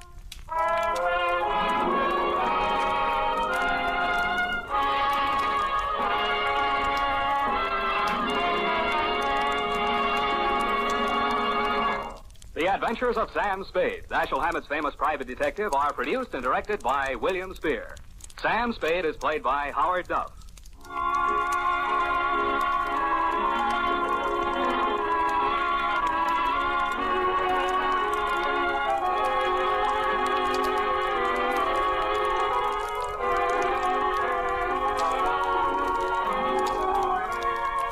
The Adventures of Sam Spade are written for radio by Bob Tallman and Gil Dowd. Musical direction by Lud Gluskin, with score composed by Renee and Pierre Garrigan. Join us again next Sunday when author Dashiell Hammett and producer William Spear join forces for another adventure with Sam Spade. Brought to you by Wild Root Cream Oil. Again and again, the choice of men and women and children, too. This is Dick Joy reminding you to get Wild Root Cream Oil, Charlie. It keeps your hair in trim.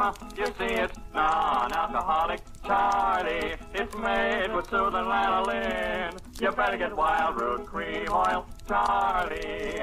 Start using it today. You'll find that you will have a tough time, Charlie, keeping all the gals away. Hiya, Baldy. Get Wild Root right away.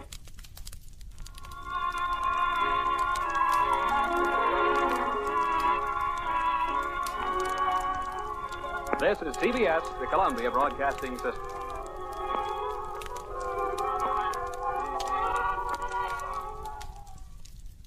William Gargan stars as Barry Craig, confidential investigator.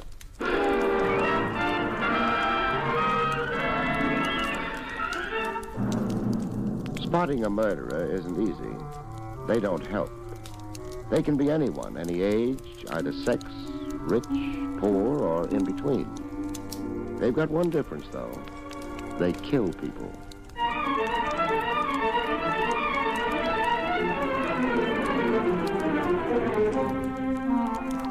The National Broadcasting Company presents William Gargan in another transcribed drama of mystery and adventure with America's #1 detective, Barry Craig, confidential investigator.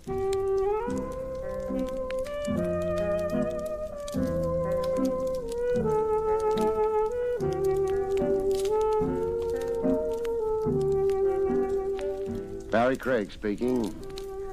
Lots of people shy away from going to a privatized office. I guess they figure it isn't respectable. I guess when you spend a couple of minutes thinking about it, they're right. It isn't respectable. Because it's a confession that something's wrong with their lives. And what's wrong is rarely a bookkeeping error or a mistake in spelling. You don't care for the hamburger, Craig? Huh? Oh, the hamburger's fine, Willie. Then stop looking at it like it was still alive. I wouldn't worry about it. No? No. Even if it was still struggling, your coffee would kill it. What's the matter with the coffee you get at Willie's Wagon? Nothing. I'm sure you use only the finest grade of sulfuric acid in it. You got a tender stomach? I doubt it. I'm still alive. Yeah, fine type of customer I get here. Wise guys. Wise guys? Hmm? Look at your hamburger. She ain't in your price class. Who? Oh, say, he could be right. That fur she's dragging around was contributed by only the highest type minks. You'd better wait on her. She might get impatient. I can't. Huh? I ain't had a manicure in weeks. You are Mr. Craig. I am? I waited outside the building in which you have your office until you left. I followed you here. You're allergic to offices? Well, I couldn't... do you mind talking business here? Would you like something to eat or drink? No. Willie, go polish your coffee iron. Huh? Oh, yeah. Well, don't need it. You're, Viola Henning. Mrs. Viola Henning. Uh-huh. And the business you wanted to talk about was... My husband is keeping an appointment tonight, and I want you to...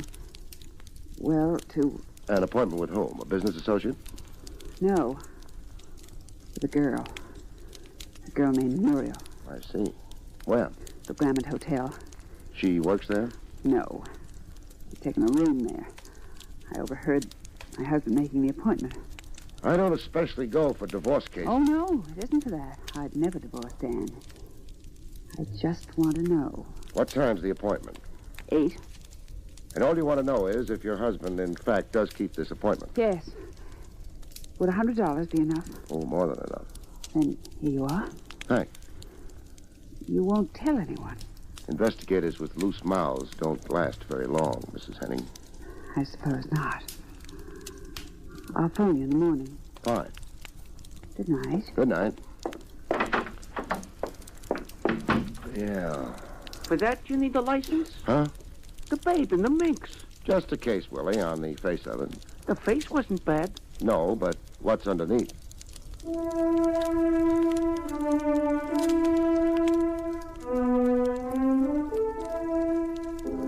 I killed some time with Willie. His feeling is he's a very good gin player. I won enough hamburger for half a dozen cases of acute indigestion and then went on to the Hotel Grammont. I let the clerk in on my little secret. I told him I was looking for a maiden aunt. For $5, he believed me. I found a Muriel who'd booked a room at 8 o'clock. The full name was Muriel Jones. Jones.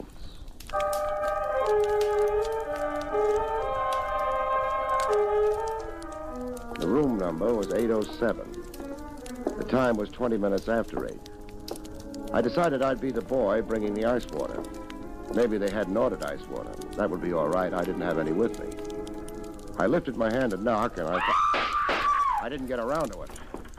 The door was locked. Nothing happened after the shot, so I knocked after all.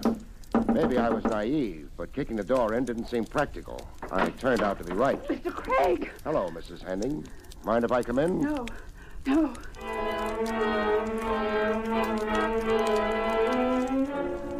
There was a girl lying on the floor. Her eyes were open, and they stared up at the ceiling of the room. It wasn't a very interesting ceiling, but that didn't matter. She wasn't seeing it. Dead. Who was she? Muriel. The girl I told Yeah. Except you didn't mention you were also planning on showing up here. I couldn't help it. I had to see her. She isn't much worth looking at right now. 2-room suite. That the back door? I don't know. Yeah. Back door and fire stairs. What else couldn't you help, Mrs. Henning? You don't have to be so indirect, Mr. Craig. That means what? I killed her. Uh-huh. What's her name? Muriel. Muriel Jones. No. Why do you say no? That dress she's wearing. Too good for a hotel like this. That's the only name I knew her by. Those gloves you're wearing. They're for driving. Well, that is, I wore them so that I wouldn't leave fingerprints. It doesn't explain why you didn't use that back door to get out of here after you shot her. I changed my mind about hiding my guilt. Tell me how you killed her. Start outside in the hallway. You came to the door, you knocked. Yes. She opened the door. When I came in, she shut the door. She didn't know who I was. I told her. She liked that? It didn't seem to matter to her. I accused her of taking my husband from me. She laughed at me. So I shot her. You had a gun? Yes. You shot her. She fell down and died. You heard me knock, you hesitated, then you opened the door. Yes. I've had time to look around the room. And I've looked. What difference does that make? You say you shot her. I did. What did you do with the gun? Eat it?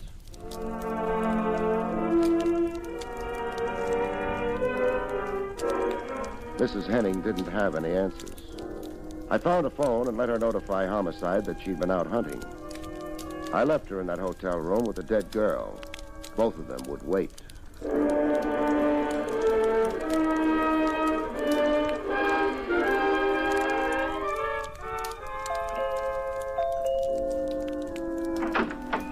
The butler at the Henning home didn't seem delighted to see me. I think it was my tie bothered him most. I figured if I ever wanted to visit again, I'd get it hand-painted. Johns tells me your name is Craig. Johns tells you the truth, Mr. Henning. Yes. Well, what... I'm a confidential investigator. I could show you credentials. Oh, there's no reason to waste them on me. What can I do for you? Is your wife in? My wife? Why, yes, she's upstairs asleep. Asleep? It's a little early for that, isn't it? I don't see how that's any of your concern. I guess you don't. Would you mind asking her to come downstairs? I most certainly would. I'm afraid you'll have to anyway. I don't see why. You're not curious enough about why a private detective is calling? I'm merely assuming that you'll inform me sooner or later. Let's say for the time being that it's because your wife hired me to do a job for her. What job? The information is confidential. I refuse to believe That's silly. All you have to do is ask your wife. Well, yes, but... Or are you afraid to?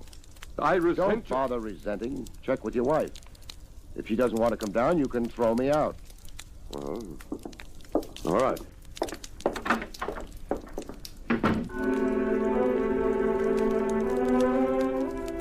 I didn't know exactly what made him go through with it. Maybe it was because his tie was already hand-painted. Mr. Craig? Yeah? My wife isn't feeling very well. She can't come down. Uh-huh. When did you see Muriel Jones last? Jones? Let's just leave it at Muriel. We'll discuss last name some other time. We won't discuss it at all. You're not very big. I could push you aside and go upstairs. You wouldn't do that. Oh, you're not sure of that. So when did you see Muriel last? Well, why not ask the lady? Oh, there's a technical difficulty. She's dead. She's what? Dead. You're quite serious? It's not a good subject to joke about. Well, how did she... She was murdered. Oh. Well, who would want to kill her? That might depend on who she really was. Her name was Muriel Carter. She sang at the Bright Star. Her voice was very beautiful. She's still dead. I find that hard to believe. She had such a rare quality. It didn't stop the murder, huh? She was, in her way and in our time, a lovely princess. I've heard of the Bright Star. It's run by a man named Thompson. He's short, fat, and greedy. As far as I know, he doesn't hire princesses. Now, what do you mean by that? She sang for Thompson, that's all. And what does she do for you? I think you'd better get out. I'd like to, except I've got a client. I'm in the middle, whether I like it or not. I could say I don't like it, but what good would that do? Did you keep your appointment at the Grammont Hotel tonight? That's none of your... I had no appointment tonight. It might pay you to keep in touch with your wife. Good night, Henning. Good night. Your wife, who's upstairs and not very well. Yes? By this time, she's also downtown having a conversation with the district attorney. Did I say good night?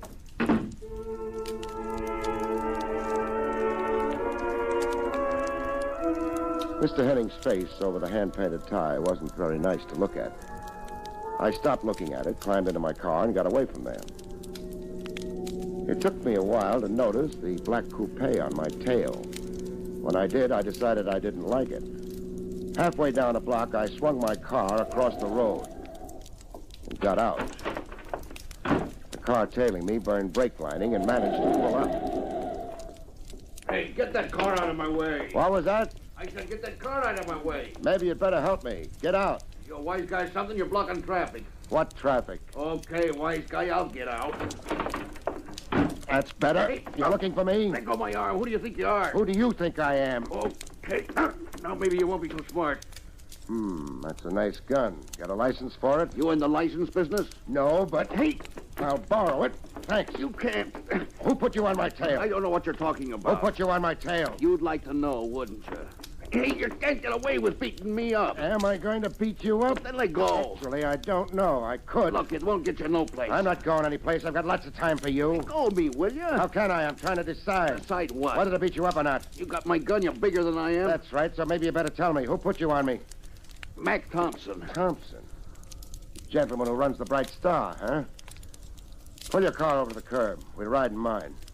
I kind of need a star in my life, especially a bright star. His name was Lester. He wasn't very brave without a gun. Gunmen rarely are. He pulled his car over to the curb, got into mine, and we went to the Bright Star.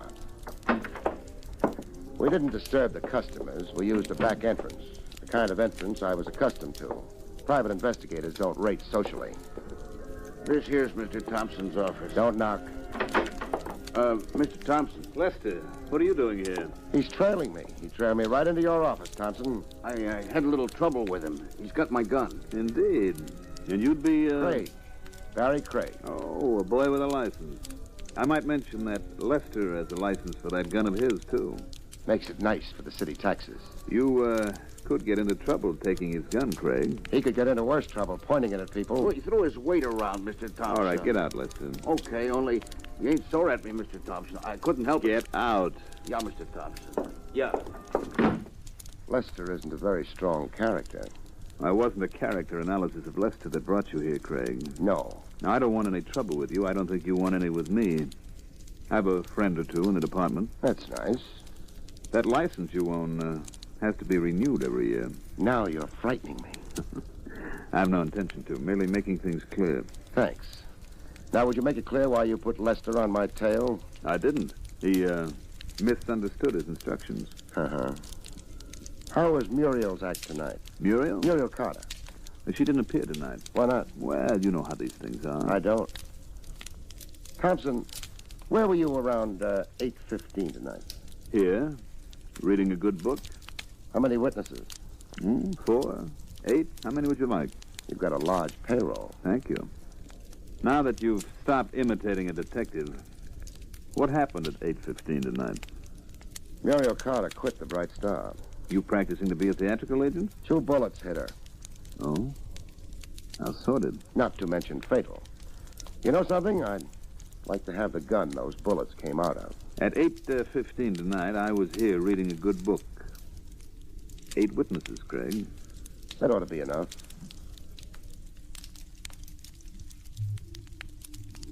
Thompson. Yes?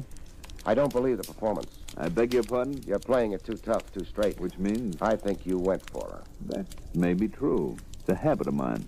I've seen her. More than habit, Thompson. She was worth a gross of your ordinary stock. Possibly. So I'm all broken up inside by the news. It wasn't news. Why was Lester staked out at the Henning home? Good night, Mr. Craig. I'm still looking for that gun. Good night. The hallway outside Thompson's office had run out of lights. It was dark, and I headed for the floor quick, but halfway down, I found out it wasn't entirely my own idea.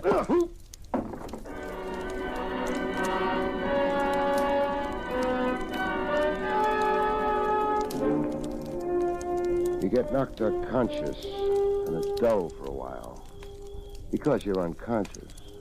But after a while, things change. Something began to pound. It must have taken me 20 minutes to discover it was my own head.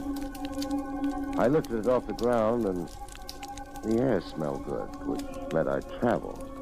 There were trees around and a sky, from which handful of facts I deduced I was out in the country. The gun someone had been careful to put in my hand was still warm. I got to my feet and crossed over to him. He was lying a dozen feet away. Dying hadn't improved his looks any. Lester was very dead. It wasn't a frame-up especially. It wouldn't stick. But it did help use up time. Time? For what?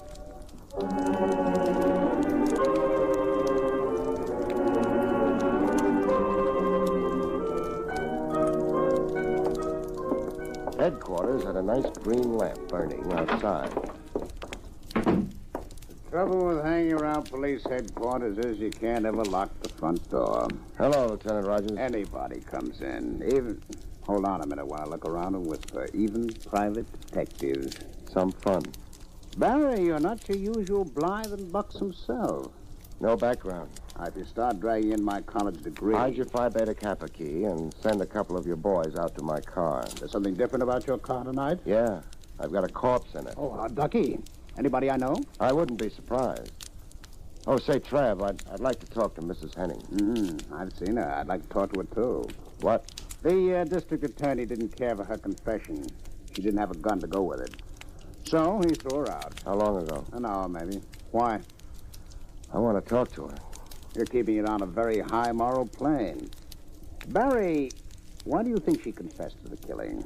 Maybe because she loved her husband. I understand it happened. It must be something special. Sure. Wears hand-painted ties. So long, Trav. Would you like company? I talk very politely. Forget it. I'll be back later. Maybe I'll even tell you about the corpse you've got.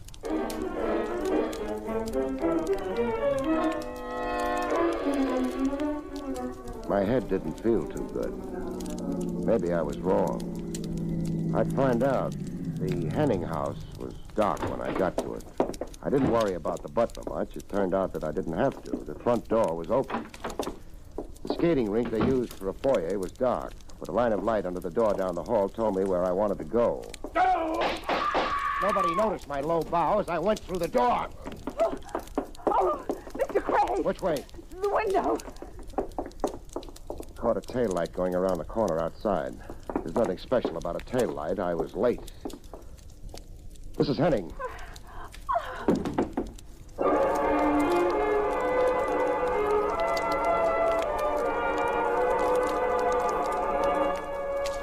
She fainted. It was a break for her. She could stop looking at her husband. As for him, maybe he was looking at something, but it wasn't anything a pair of living eyes could see.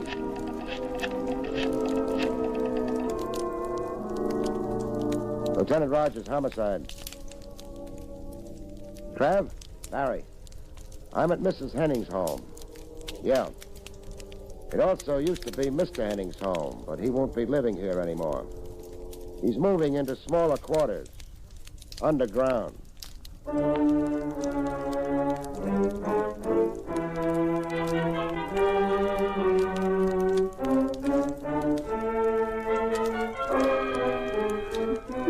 Take it easy, Mrs. Henning.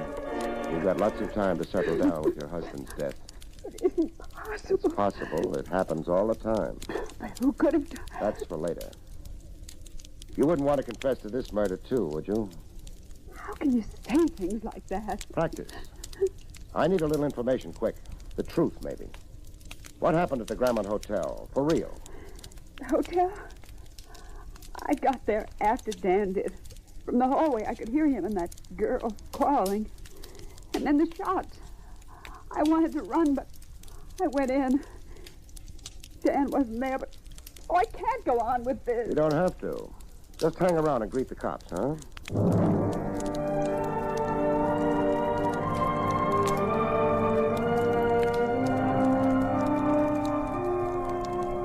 No matter how many times you've seen the dead, they still don't appeal to you, even with hand-painted ties. I concentrated on the furnishings. They were nice. They weren't the kind of stuff you buy if you're a private investigator. I stopped being morbid and just waited for the cops. They came. I brought a few friends along, Barry. Do you mind? I don't mind, Tran. I was worried. Where's the object of our affections? Over near the window. I hope he hasn't left. He hasn't left. Boys, make for the routine, huh? Wouldn't he cash a check for you?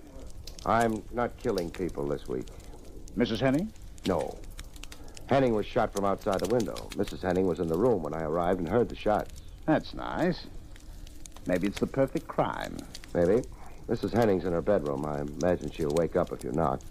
So long. And where, if I'm not too inquisitive, would you be going? You're too inquisitive. Barry! Don't worry about it. All I'm doing is looking for a star to hitch a wagon to. A death wagon.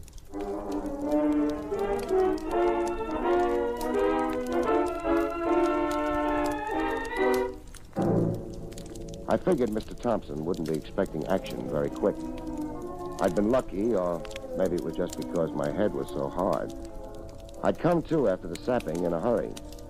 I'd been in a hurry since then. I was still in a hurry. Who is it? I didn't build that door very strong. Craig. Craig. Hello, Thompson. You wrecked that door. I'm too stupid to knock. Hold it where you are. What a nice big gun you've got, Grandma. I said stop. Okay. I'm up against your desk anyway. Nice hunk of mahogany. What do you want? You. Look, I'm in no mood. This isn't comedy. I want you for murder, Thompson. Why don't you come and get me? I will if I have to. You under the impression you're bulletproof? I'm glad you reminded me. Very nice hunk of mahogany. Pity it got in your way.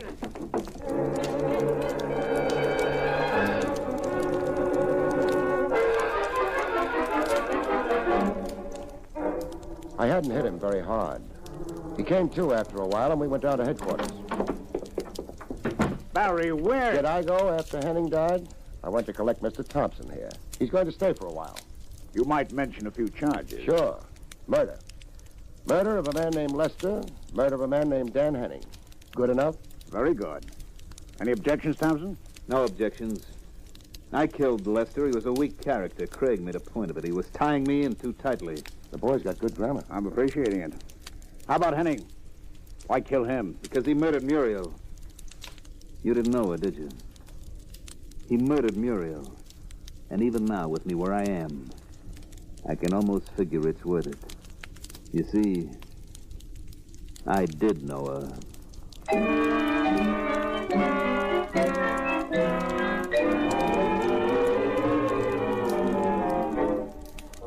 I left Thompson with Lieutenant Rogers. Maybe, according to his own bookkeeping, he's been right. I'd seen Muriel Carter and was willing to give him an outside doubt. My job wasn't finished, though.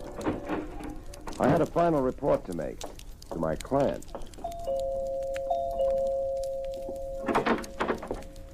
Mr. Craig. Yeah. Mind if I come in? I don't think I'll ever mind anything anymore. Come in. Thank you. The police are gone. They took Dan. You better sit down. Yes, hadn't I? You hired me. I've got to finish things up. Things? What things? I didn't know there was anything left. Oh, nothing important, but... Mrs. Henning, did your husband ever wear driving gloves? No. Or any other kind? No, he didn't. Thompson's been arrested. Thompson's the man who killed your husband. Oh. Well, that won't help Dan, will it? No. Thompson was in love with Muriel Carter. He had company. The only thing is, Thompson wasn't the one who killed Muriel. I know. What does it matter? That confession you handed me at the hotel didn't make very much sense without the gun. That's what the district attorney said. The cops found the gun. Did they? It belonged to your husband.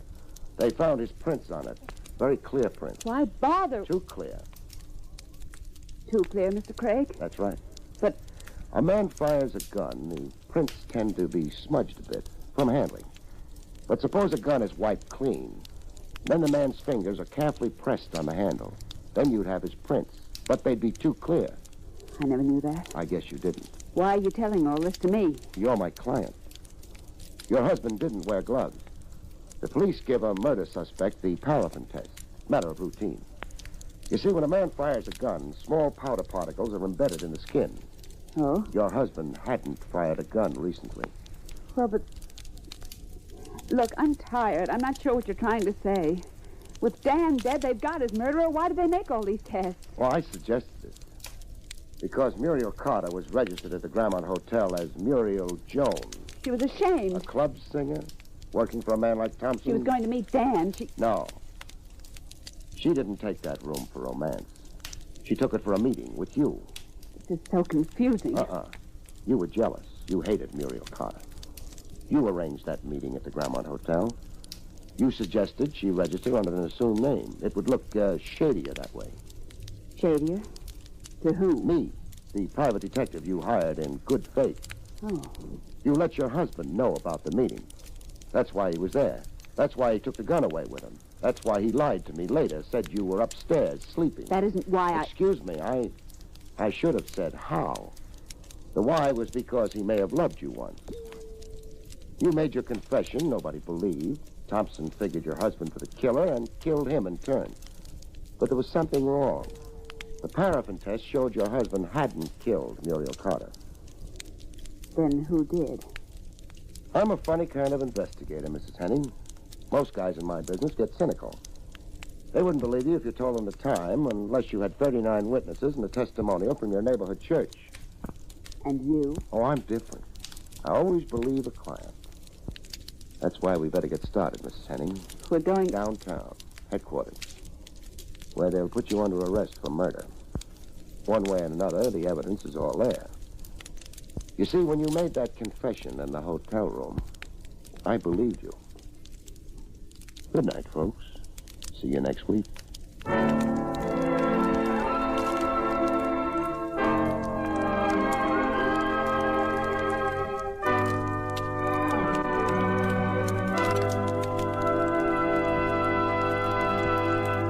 You have been listening to William Gargan in another exciting transcribed mystery drama from the adventures of Barry Craig, confidential investigator.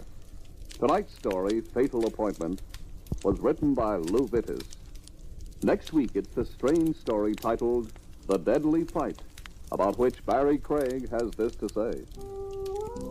Next week, I meet a widow who can't find tears, an obituary notice in search of a corpse, and a boxing champ whose biggest win is a fight strictly off the record.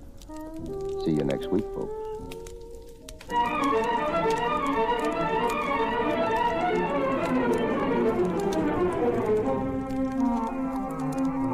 Featured in the role of Viola was Joan Alexander. Barry Craig, starring William Gargan, was under the direction of Hyman Brown.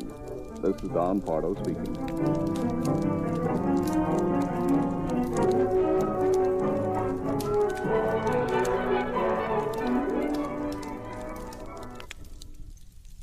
Ladies and gentlemen, the American Broadcasting Company brings to its entire network one of radio's most unusual programs.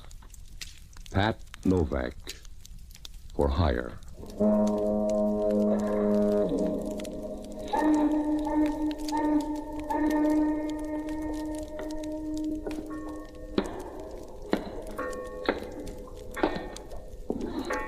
Sure, I'm Pat Novak, for hire.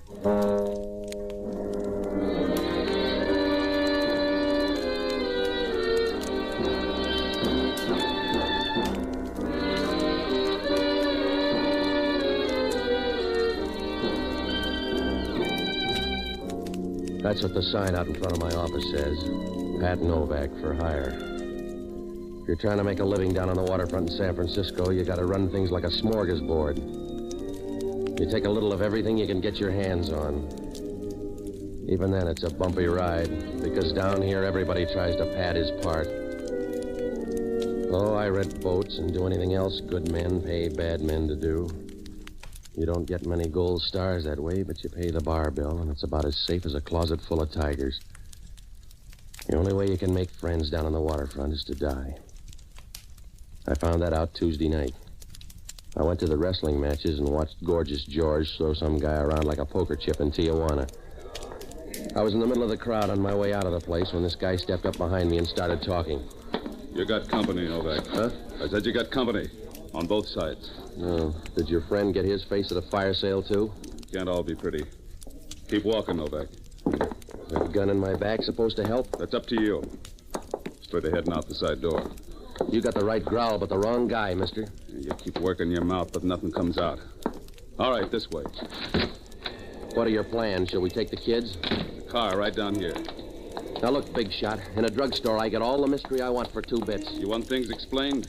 Yeah, besides Shovelhead here, I don't understand a thing. We just want Joe Deneen. I never heard of him either. We just want Joe Deneen. All right, you can have him. You're welcome. See his wife. See anybody you like. I don't even know the guy. You're full of talk. As soon as you want to make it the right kind, you can go home. Here we are, into the back seat. You drive, Eddie. You boys run on. I'll grab a cab. Get in, Novak. We're not going to take a vote. That's it. Just be a good mouse. You got a lot of time to waste it this way, mister. You're too gabby, Novak. And you're too tough, Junior. And this noise is beginning to give me a headache. Oh. Let's go, Eddie. Novak's going to sulk a while.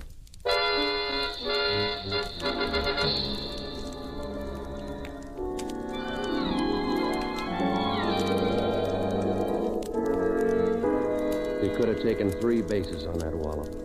I spread out on the back seat like a bowl of cake batter and tried to think of a guy named Joe Deneen. There was nobody on my list by that name.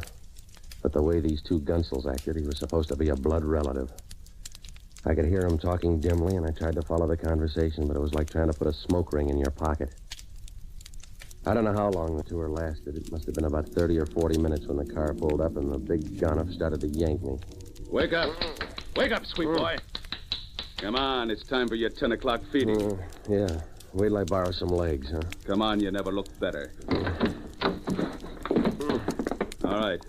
Down the dock here. Are we playing a new game or hunting a guy named Deneen? That's right. Good, now I know the rules.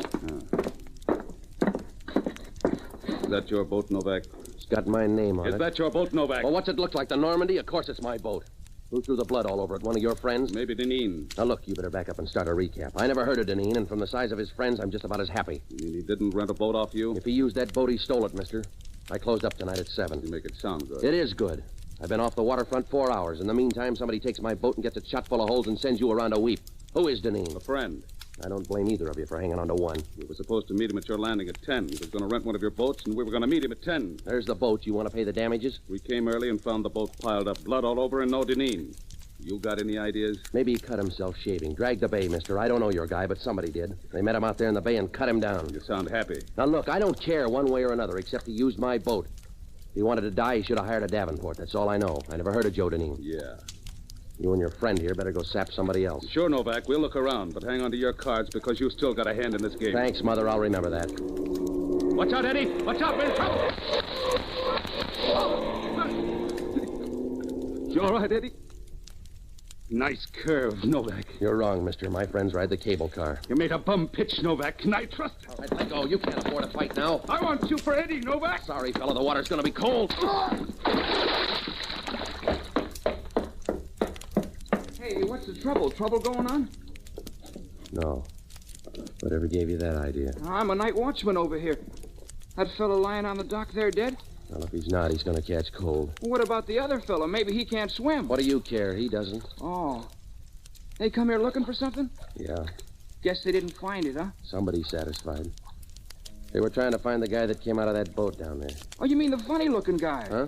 A guy got out of that boat a few hours ago, all banged up. I think he was in a fight. Yeah? Sure, somebody shot him. I think he was in a fight. Where'd he go? Down the dock toward the street. He asked about a fella and went down the dock.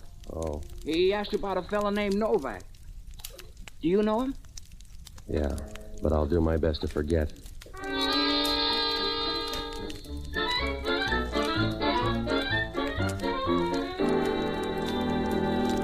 It wasn't going to be easy to forget. I knew there was a guy wandering around San Francisco waiting to jog my memory. And before long, somebody was going to find out those two dead guys weren't doing light housekeeping down on the dock. Once homicides smelled that red meat, they'd turn Inspector Hellman loose. That's like pouring a bottle of cyanide in a wedding cake.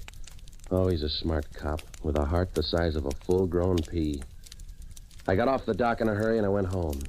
When I left, the watchman was still standing there waiting to check in the next murder and smiling like a vulture with the first option on a massacre. Well, I had to get home and look sweet in case Hellman showed up. When I opened the door to my place, Hellman was on the couch with a pencil in one hand and a movie magazine in the other. Hello, Novak. You busy? No, I'll just stand here and watch you. A little more of that pencil and movie magazine routine, and you'll break out in a cold sweat. Where have you been? Staying out of other people's apartments? I got an answer for that. You haven't got an answer for anything, Hellman. You can't fill in a return address envelope. What's on your mind? Can I make a call? No, not to play cat and mouse. If you want to know about that bloodbath down on the dock, say so. Yeah? They're close strangers. I never saw either of them before. You're getting loose around the mouth, Novak. Huh? That's right. If some of your playmates stub their toes, it's news to me. You better tell me, though. It'll save time. Oh, what's the use? If a fact walked up and sat in your lap, you'd lose it. Suit yourself. Have a drink? Yeah, I will. Where's the bottle opener? Huh? The bottle opener. You got teeth for it. I need a bottle opener, Hellman. I don't know. Try the kitchen. All right. Yeah. Try the light. Well. About this guy on the floor, Novak. Don't tell him to move because I don't think he can.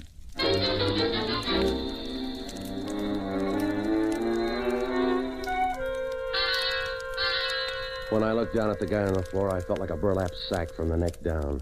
He was a big guy lying on his back, and you got the idea he took it hard. He didn't like the way the vote came in. Because he wasn't relaxed the way most people are when they're on the prowl for a harp. He was about as rigid as a coil of wet line on a steamer deck. His face was pockmarked and the color of an old piece of abalone. Hellman was standing over him, and the shadow cut across the lower part of his face. It almost blocked out the gun, a big .38 lying about 4 feet away. Oh, the rest of the kitchen was a mess. It was torn up worse than a Japanese lantern in a high wind. Hellman was leaning against the cabinet and smiling, like the banker in a crooked blackjack game. Does he belong to you, Novak? No, he's not pretty enough. Roll him over. We'll find out who he is. I already been through his stuff. Wipe your hands. The green still shows. His name is Joe Deneen. You sure were popular, Joe. Why? A scavenger hunt. Every gonif in town's been looking for him. I figured you for the prize. 2 of them picked me up and lugged me down to the waterfront. Yeah? I told you about them. They ran into bad weather. Why'd they take you? Because I looked like a bird dog, maybe. I don't know why, Hellman. They just took me. In the meantime, Sunshine here took my boat out and got shot up. And he came up here to borrow your adhesive tape. That's all I know, Hellman. He must have figured me for a part. I got the same trouble, Novak. That gun on the floor helps, too. That gun's second lead at best. I never saw it before. It's the murder gun. How'd it get here? I don't know. Maybe the scullery maid left it. Come on, Novak. You're in the spot. You better start digging. If I do any digging, the dirt's gonna go in your face, Hellman. You've got a nice face, too, Novak. You better buy a big shield, Hellman. You got a lot to hide behind. Stop beefing. You're the host. What about the safety deposit box? You're ahead of me on that one. You ought to have your picture taken. He was talking about a safety deposit box when I got here. He was alive when you got here? That's right. Show more joy. The neighbors heard the shooting and phoned in. Well, who did it? What did he say? He said, tough luck, copper. That's all he said. Something about a safety deposit box and tough luck, copper. Oh, that's real fine. You let him die clammed up. You're smart, Hellman. You let him off with a third-rate tagline. You're lucky, Novak. This way it's going to take me 12 hours to wrap you up. I'm going to run that gun through and check a couple of things, then I'll be on your tail. I want to see you follow something up, Hellman. With that big nose of yours, you couldn't find a moose in the bathtub. Look, Novak, you're a small-time waterfront punk. You've been lucky so far, but you're still a punk. I don't like you, and I'm going to hang you by your heels. I'm going to get you. If it's the last thing I ever do, I'm going to get you. Hellman, if I thought you were on the level about that, I'd give myself up.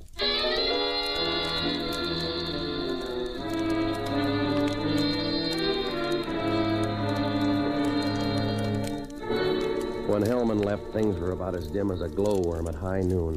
All the leads were tucked away in the morgue. Those two stiffs on the dock checked out with nothing but a grunt, and the guy up in my place left a 38 and some mild regrets. I had the funny feeling there was a lead up there in that apartment, but I couldn't get a hold of it. Something waiting to be understood, the way a thing gets balanced on the edge of your brain, half in, half out, like the melody but not the words of an old song. Well, I didn't know where to turn.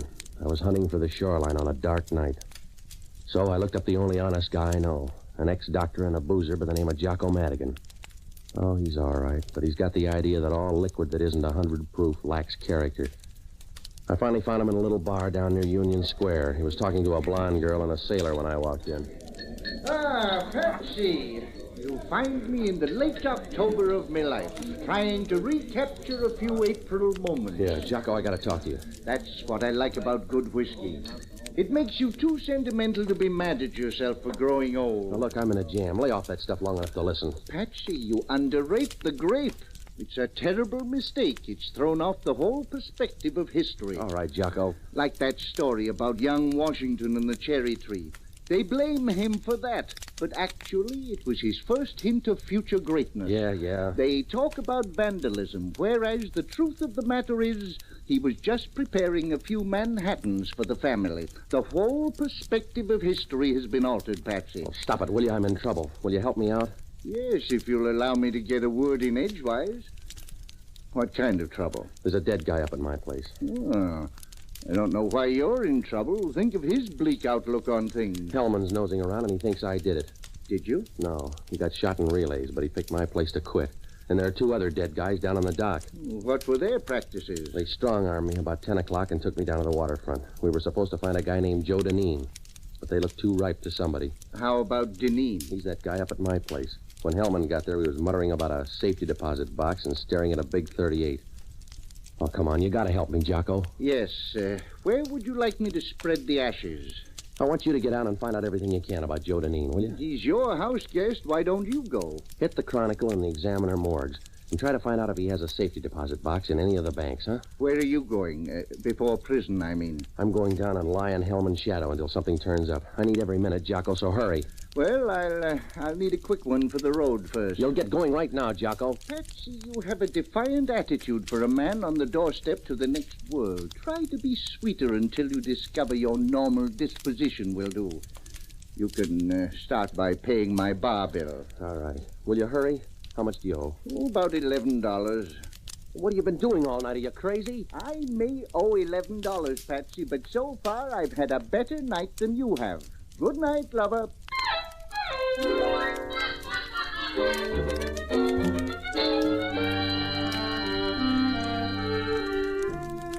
I had to get started on some answers because once Hellman checked on those two guys at the dock, he'd go to work on me. He'd keep hacking away and finally cut me down like a piece of flint in a cigarette lighter. Well, after I left Jocko, I started down to headquarters. It was a little after midnight and the streets were wet and silent, except that now and then you could hear a woman's laughter coming out of the dark as you passed along. That's the only sound the night keeps whole. Well, I was cutting down Leavenworth Street when it came to me. I knew what my lead was up in that apartment. It didn't hit me suddenly. It kept shoving in like a piece of old seaweed on the water, moving in and out and finally brushing up against you. If that guy was alive when Hellman got there, that meant that maybe he could have phoned somebody. And if he did, then they'd have a record of it down at the desk. Well, I got back to my place and asked the operator. Oh, it feels good when you got the right sweepstakes ticket. She said a call had been put in from my place at 10:15 to the Ambrose Hotel, room 204. Well, at last, things were beginning to make sense. They must have made sense for about 5 seconds because Hellman called. The girl handed me the phone and he started in. I got news for you, Novak. We checked the prints on that murder gun. They don't add. Take your troubles to the chaplain, Hellman. I got my quota. Yeah, you got fancy friends too, Novak. The prints belong to Jake Fidello. Yeah, how do you spell that? F-I-D... You're cute, aren't you, Novak? To Jake Fidello, I'm nothing. Who is he? Cheap punk like you, Novak. He's working out a 20-year stretch in Alcatraz. Huh? Yeah, Alcatraz. So there's no tie between the murder gun and the murder. Maybe Fidello bought himself a 2-day furlough. We already checked. Guard saw him in his cell at 11 o'clock tonight reading a book. Guards pay the rent, too, Hellman. My boat was out in that bay tonight, and it came back full of bullets and blood. Now you're trying to tell me there's no connection. You better find out if a guy can skip Alcatraz for a few hours. I'll wait, Novak. Maybe you can tell me how it's done before long.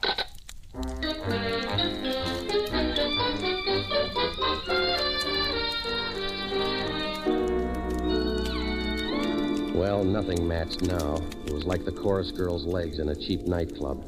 If Jake Fidello was smart enough to beat Alcatraz for a couple of hours, then he wasn't dumb enough to leave that murder gun behind. And what was the connection between Deneen and Jake Fidello? And who lived at the Ambrose Hotel? Well, I went up there to find out. It was a small place up near the top of Telegraph Hill, and when I rode by, I could see Alcatraz sitting out on the bay, a lonely island full of birthdays. The Ambrose turned out to be a high-toned little joint, the sort of place with a welcome mats printed in Old English. I went up to 204. The card in the door said Frederica Sims. I knocked, and when the door opened, it was like shaking hands with a flamethrower. She was a tall number, and she screamed Final Edition all over. She stood in the doorway for a minute and swayed in a nice, contented way like a snake on the right diet. And when she said hello, you wanted to hand her your arm and say, twist. Good evening. Yeah, my name's Novak. I'll remember. Won't you come in? It'll save an argument. Good. I hope you don't mind crowds, Mr. Novak. She means me, Mr. Novak. I'm Mike Trevor. And I'm Freddie Sims. Well, that brings us up to date. A drink would do so much more. You need a drink, Mr. Novak. You look a little dusty. Don't mind her, Novak. She addresses all people as peasants. All right, now suppose you two landowners tell me who killed Joe Deneen. You know, Mike, I don't think he wants the drink. We'll all celebrate when you get around to Deneen. I don't think we know a man by the name of Deneen, particularly if he's dead. Yes, I'm sure we wouldn't like him. Come on, let's drop the smart talk. Come on, back in the saloon. A guy by the name of Joe Deneen died all over my kitchen tonight. Don't get tough, Novak. If you missed your dinner, all right, but don't come up here screaming about your dead friend. Now, look, I'm about 10 feet behind a phone call. Deneen put in a call for this number just before he died. Then it was whimsy, Novak, or anything else you'd like to call it. We don't know the man. You can mull it over on your way downstairs. Yeah, and you can use the time to think over that safety deposit box. What safety deposit box? Oh, you're jumping your cue, lady. Make it more casual, huh? Do you know what you're talking about, Novak? You think so? I'll tell you what I'll do, Novak. I'll buy that key from you. You got a deal, unless you want to pay it off with money. You mean Joe Deneen? That's right. I'm running front on a murder rap. You want that key. If you want it bad enough, come on down to headquarters and we'll make a trade. No, thanks, Novak. You didn't look bright, but I thought you might be hiding your brains somewhere. This way you lose money. You lose even more, Trevor. I was going to ease you into that murder rap, but the offer's out. You'll have to struggle in, and you'll be too tired to get out. Can I loan either of you boys a pickaxe? No, thanks. Well, I'm going to run along. Can I drop you anyplace, Novak? I'll stay. You know, I didn't think I could drop you anyplace. Novak, you ought to sell that gleam in your eye. Some airport could use it. Good night, Freddie. Be careful. Good night, Mike. I can take care of myself. Yes, if you try. That's all I was worried about. Your friend reads the wrong books. I'll bet you never wasted your time that way. Why don't you sit down on the couch here and have a drink, Patsy? Now that the argument's over. Is it? Well, at least we need a drink. Yeah, sure. That'll make the talk come easy. About that key. You think I want the key? Like nothing else in the world. Oh, that's a little rash, Patsy. But I do want it. I want it very badly. Those are famous last words, lady. You heard the round with Mike. The prices haven't changed. Got too expensive, darling. Here's your drink. What are you looking at, Patsy? You? The way you slide around on that couch? Yes. Yeah. You belong in the Everglades. If I were there, Patsy, I think you're the kind of a guy who'll be right around the next bend. You sound pretty sure. That's a good way to lose your shirt. I am sure, Patsy. I know that about us. We belong in a swamp. Yeah. We belong together. Because we're the same kind. We're neither good nor bad. We just are. And that has to do. You make it sound corny, baby. Try to hide, darling, but I can see you peeking through your fingers. I can see you awfully good from here, Patsy. Watch out, you're backing into a corner, Angel. But I've got you with me. Make some more noise, huh? I like it. It's true. I've got you with me, haven't I, Patsy? I can still struggle. I'll bet you don't struggle good. I'll bet you don't struggle good at all, Patsy. I still got that key, baby. Here's to see. It stays at my place. I could eat you, Patsy. You're wonderful. Yeah. You know, Ben, hand me my drink. And the soda at the end of the table? Sure. That's it, darling.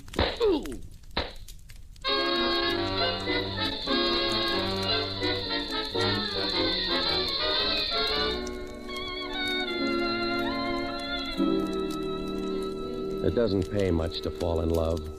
I spent enough time on her rug to work my way into the design. And when I finally came to, it was morning. There was nobody around the place, so I started for home. On the way, I tried to fill in the blind spots, but it was like trying to match pearls in the dark. Somebody had killed Deneen for the key to that safety deposit box, but where was the key? If the girl or Mike Trevor did it, then why were they still on the trail? Well, when I got to my apartment, the place was torn apart. Looked something like a mop closet after a New Year's Eve party. Jocko was sitting in the middle of the room listening to the water fizz. Good morning. Where'd you get the bump on the head? Romance. What'd you find out, Jocko? Janine had lots of friends and enemies. Yeah, one of them's Jake Fidello. He's number one on the list. Janine had a brawl with Fidello 2 years ago. Jake promised to square the beef. He's in a bad spot for it now. Maybe. Janine has no safety deposit box. Oh, that was my out. Perhaps you can take up folk dancing in prison. I'll send you diagrams of new steps from time to time. Fidello has a safety deposit box, though. Yeah? Yeah, he's got a lot of money floating around somewhere. Well. And a lot of women doing the same thing. Well, we're getting a better shuffle now. Is the girl's name Freddie Sims? That's right. Fidello loves her like the last 15 minutes of life. That's why he won't like it. Get to the point, huh? She's supposed to be waiting for him, but she's got married in Mexico to a guy named Mike Trevor, Fidello's best friend. Does it make sense? No, it doesn't. Suppose Jake's found out about his sweetheart and best friend. Why would he kill Deneen? I don't know, except you'll find out, Patsy, that sometimes the difference between your best friend and your worst enemy is only a matter of opportunity. Yeah, Novak talking. How's the dent in your forehead? Oh, you get around, Hellman. Yeah, we picked her up at your apartment. She tell you about that key? A little. She made a confession, too. She's generous. Not to Mike Trevor. She pinned the whole thing on him and signed the statement. We're going out to pick him up now. I'll see you in 10 minutes. Why? In case he wants to shoot somebody, I'm offering you.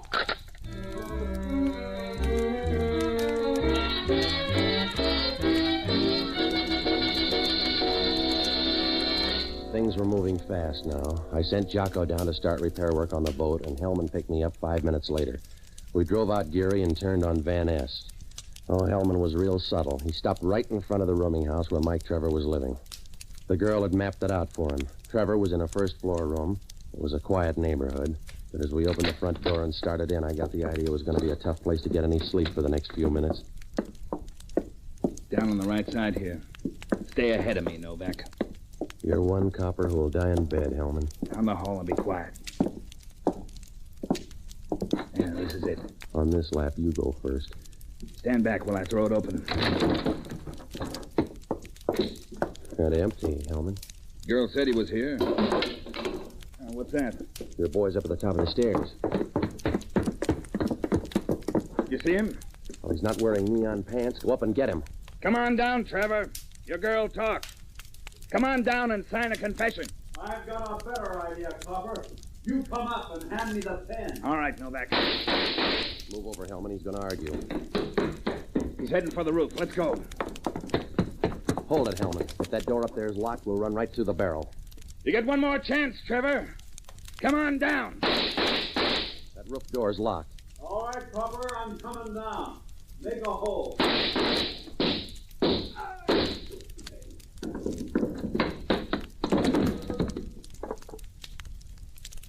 Now you got your hole, Trevor. Yeah.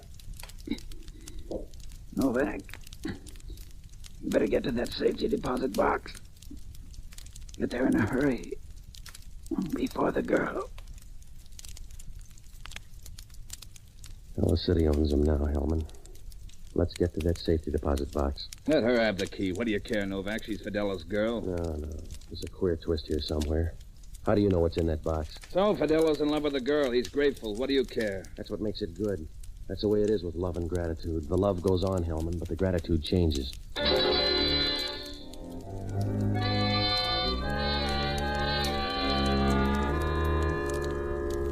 Well, the way things stood, there was only one place that key could be. I got to a phone and called Jocko. I told him to check out on the boat for a key somewhere on the floorboards. Jocko seemed happy when he said that some girl had come by 15 minutes ago and nosed around the boat for a while. Well, Hellman and I rushed down to the bank. When we got downstairs, Freddie was just starting into the vault. Hello, Patsy.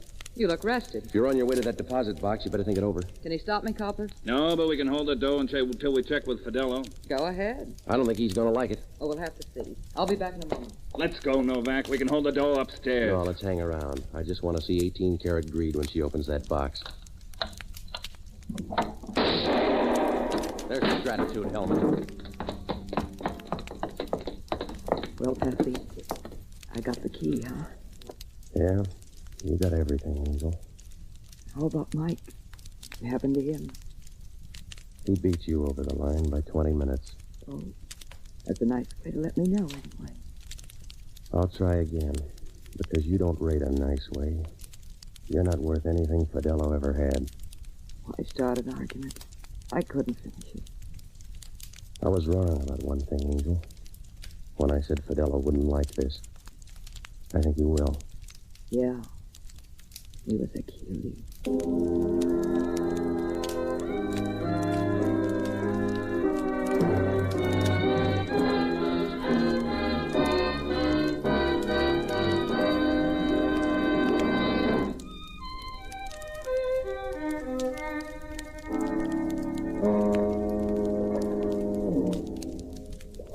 Fidello was a thorough guy. The way he told Hellman, everything worked out but the right inning. Fidello found out about the girl and Mike Trevor, so he pulled a switch. He hired his enemy, Joe Deneen, to do the job. Deneen planted the bomb in the safety deposit box, and just to prove it was a square pitch, Fidello gave Deneen a gun with his prints on it. Deneen was supposed to kill the girl and leave the key for Mike to blow his head off. And just to make it clean, Fidello got in touch with Mike on the side and told him to look up Deneen if anything happened to the girl. That way, he figured to wrap up all three of them. But Mike jumped the gun. He started tailing Deneen and shot him up out in the bay. He followed him to my place and killed him with the fingerprinted gun Deneen was carrying. Deneen didn't get onto the double cross, but he called the girl and told her there was a lot of money in that safety deposit box. It began to look awfully big, so the girl finally double-crossed Mike Trevor and turned him in. Trevor killed those two guys on the pier, and he'd lost Deneen in the fog. And when he drove up, a couple of gunsels around got scared. Well, Hellman asked only one question. What could that girl have said to Jocko to make him let her walk in and breeze out with that key? I mentioned that to Jocko, but he just smiled.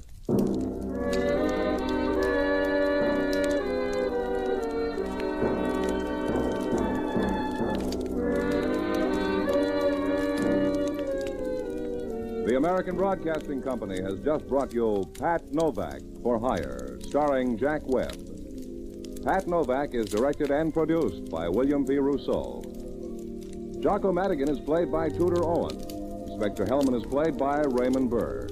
Music was composed and conducted by Basil Adlam. In our cast were Yvonne Patey, Tall Avery, Parley Bear, and Herb Ellis.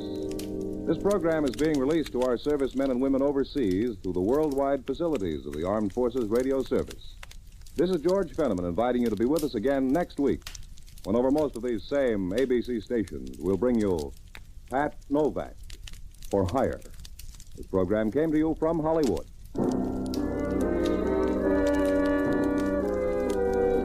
This is ABC, the American Broadcasting Company. Night beat.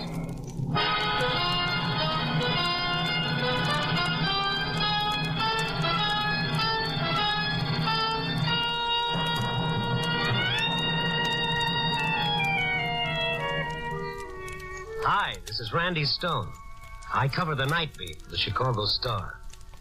Stories start in many different ways. This one began in the darkness of the human mind and ended in raging flame. Night Beat, starring Frank Lovejoy as Randy Stone.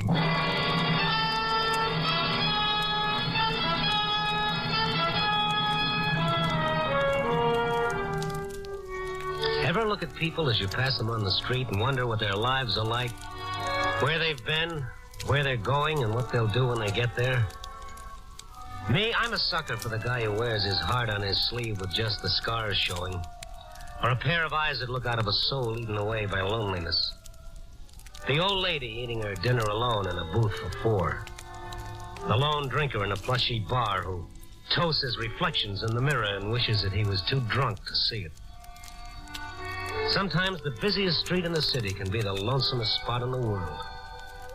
And tonight it had seemed like that as I drove through the dark city.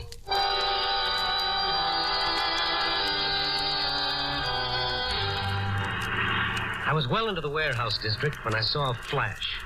It was like an explosion, only there was no noise, no sound, just this flash and then flames.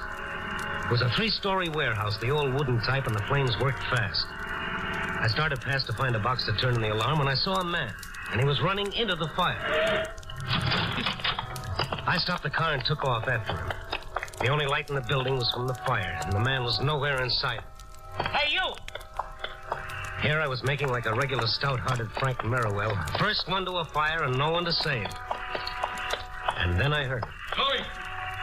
Tony! I followed the sound of his voice. He was standing at the foot of some wooden steps, yelling his head off. Tony! Hey, Tony! Hey, you! Hey, what are you doing? Come on, Pop. Huh?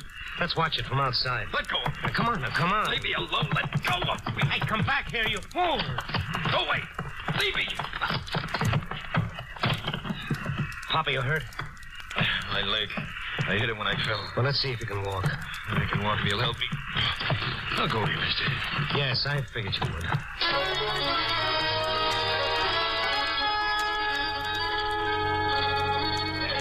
I half carried, half dragged the old man. The smoke was so strong that my lungs ached. I felt lightheaded. Outside, a crowd had gathered. A line of policemen were keeping them back out of the fireman's way.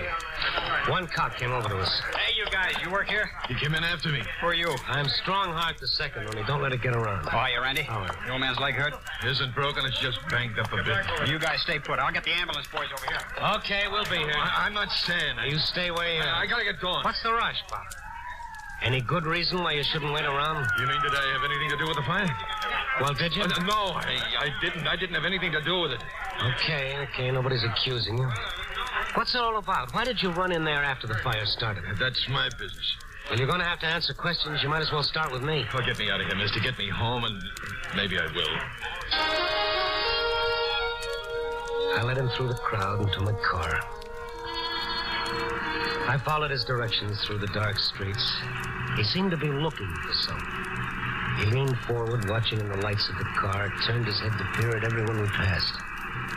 And all the time he was silent. Finally, I broke the ice. Maybe I'd better know who you are, huh? Hey, I'm Ben Graham. You said you were going to talk. Yeah, it's my son, Tony. Were you looking for him in the fire? Tony went there earlier. When I saw the fire start, I thought he might still be in there. And you ran in to find him? Tony used to work there. Used to? Yeah, he was a night watchman there and several other warehouses. You see, he's not like other people. I was afraid they'd see him there. Oh, it's not what you think. He's not crazy. He stays inside himself, if you know what I mean. He don't like people. He sleeps in the daytime. He lives at night. What happens with the jobs? Does he quit? He was fired. Every time. Fired. Why? He thinks it's because of the cane. Well, he uses a cane? Yeah, ever since he was a boy, he's touchy about it. One reason he doesn't like people. Ben, why do you think he started the fire? Oh, I didn't say that. I didn't say anything like that. No, you didn't have to. It shows. I don't know what to think. There have been several warehouse fires around here recently. 5. Less than a month. Yeah. Are they the ones where Tony worked? Some of them, but it's not only that. Well, what else, Ben? Why are you afraid Tony started those fires? 3 out of 5 of them are. Man with a cane was seen coming out around the time of the fire, and I gotta find him. Have you asked him about the fires? Oh, I've tried to. We don't talk much. Oh, this is my place. It seems like we're strangers.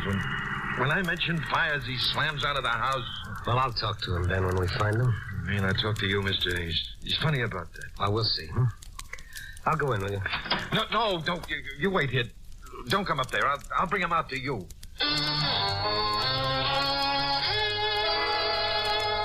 Ben Graham staggered up the short walk to his little shed. What was he hiding? What was he afraid for me to see? I heard him open the door without a key. The light switched on, after a few seconds switched off, but Graham didn't come out. I waited a few minutes and then made my way to the darkened house. There was no sound from the inside. I called as I felt for the door. Ben! There was no answer. I found the knob. Before I could turn it, the door was yanked open. I told you to wait. I told you to wait in the car. Well, I saw the light go out. When you didn't come back, I thought something was wrong. Come on, there's nothing wrong. Get back into the car. Tony's not here. We gotta find him, Ben. I know, before the police do. But where? Oh, we'll try some of the warehouses. That's where he hangs out. Which ones? Are they near here? Yeah, around. Well, then why don't we leave the car here and walk? No. Get in. What are you hiding, Ben? What do you want to get me away from? Wanted to find out or not? All right. Where to? Block down and block over. Young and Wilson's warehouse. You seem to know a lot about these warehouses yourself. I've been working in them most of my life. That is, I used to. Mm-hmm. This Young and Wilson, is that where the next fire is supposed to take place? I hope not, mister. I hope not.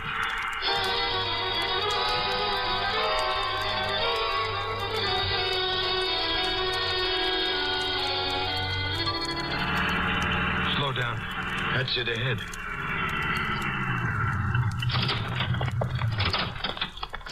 The building's dark. The watchman's inside. Over here. You do know your way around. Here? What do you want? Tony here? Who wants him? Oh, you.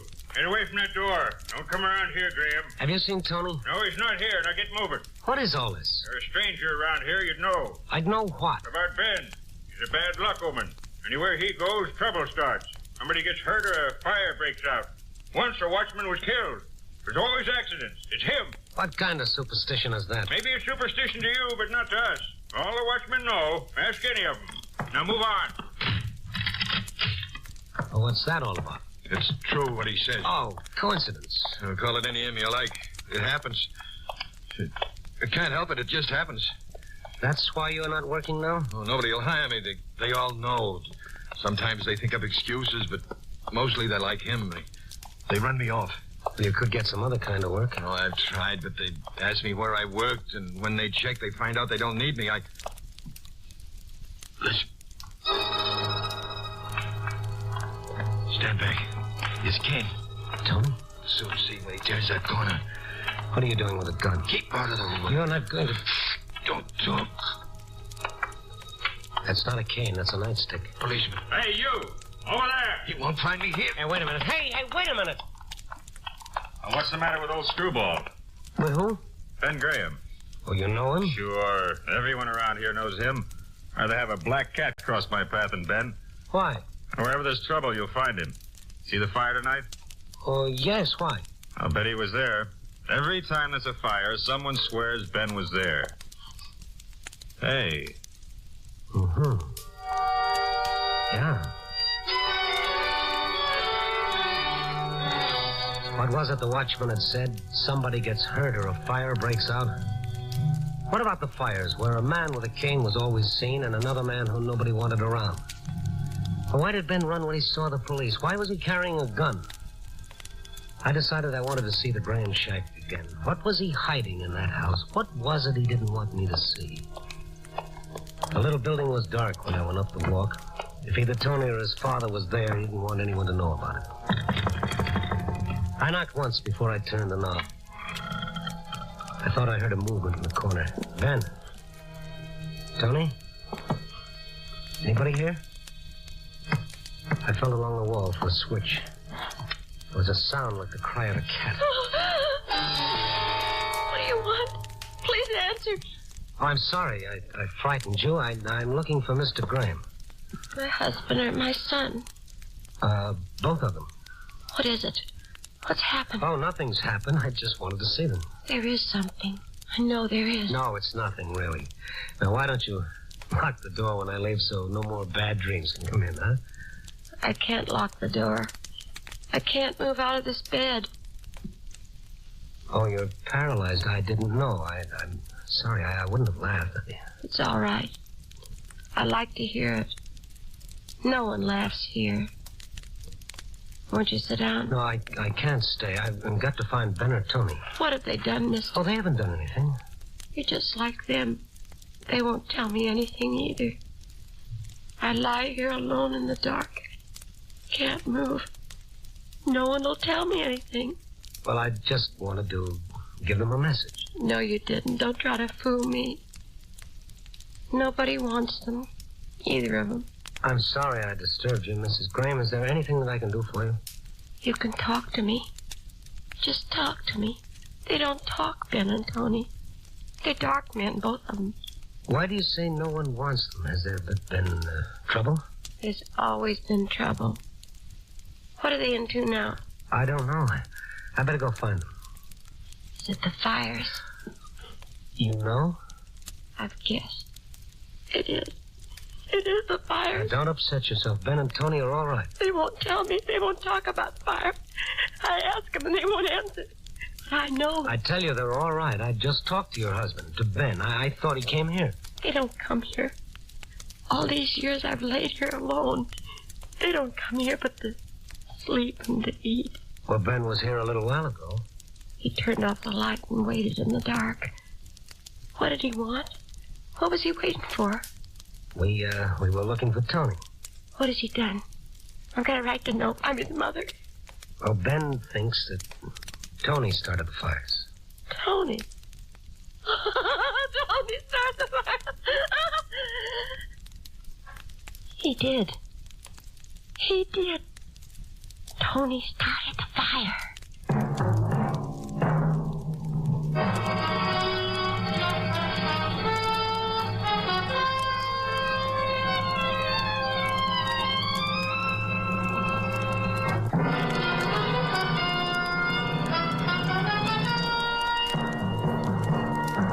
And now back to Night Beat and Randy Stone. Yes, it was adding up, but it wasn't making sense. First, I drag a man out of a fire, a man who's carrying a gun. And now a frightened, paralyzed woman who wanted someone to listen. I could feel that tingling on the back of my neck as Martha Graham talked. She was terrified at the mention of fire. I sat in one of the chairs beside her bed and tried to calm her fear. She wanted to talk, and I couldn't stop her. Tony started the fire. It burned our house. That's how I got like this. That's why Tony uses a cane. He was a little boy then. Tony loved matches. He liked to watch them burn. Well, don't think about it now. I think about it all the time. Sometimes I dream about it.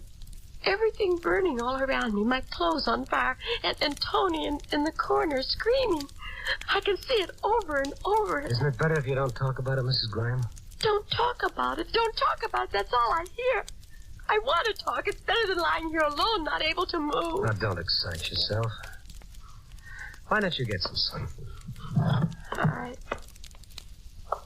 If you'll stay, I'll talk about something else. Do you have any idea where Tony is? In one of the warehouses.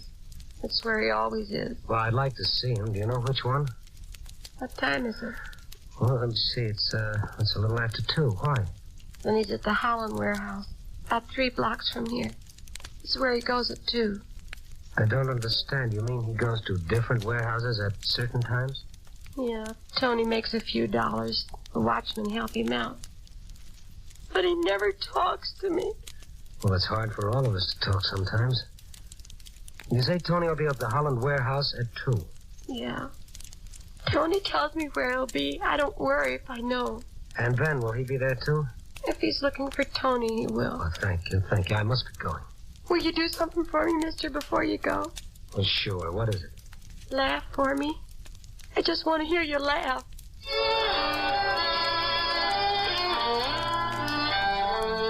Laugh, she says. She hits me between the eyes and tells me to laugh. I stayed with Martha Graham a little longer, promised her I'd come back, and I set out to find the Holland warehouse.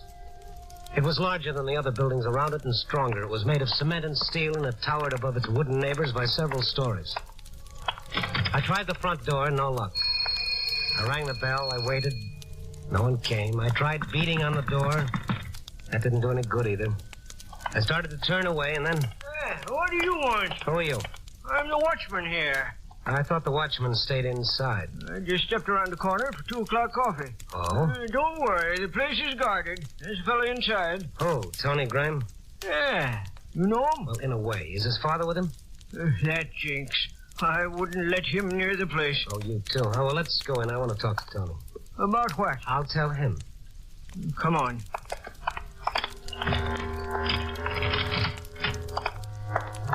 Where's your light? Got a flash here. Tony! Tony! Tony! That's funny. Well, it's a big building. He's probably on one of the other floors. It shouldn't be. We punch a time clock here. This is the time we're supposed to check in on this floor. Where is the clock? Over by the stairs. Lights are there, too. Not like Tony not to be here. You mean you've left him here before? Sure. He helps a lot of the guards. Kind of relieves them like. We all pay him a little. That way he can have a job and his old man don't know it. Better with these lights. Well, there's your light and there's your clock, but no Tony. Can't understand it. Let's try upstairs. We'll take this freight elevator. Are you in all the aisles here at least once during the night? It'd be pretty hard to do with all those rows of boxes and crates. Hey, you don't think something's happened to him, do you? I hope not.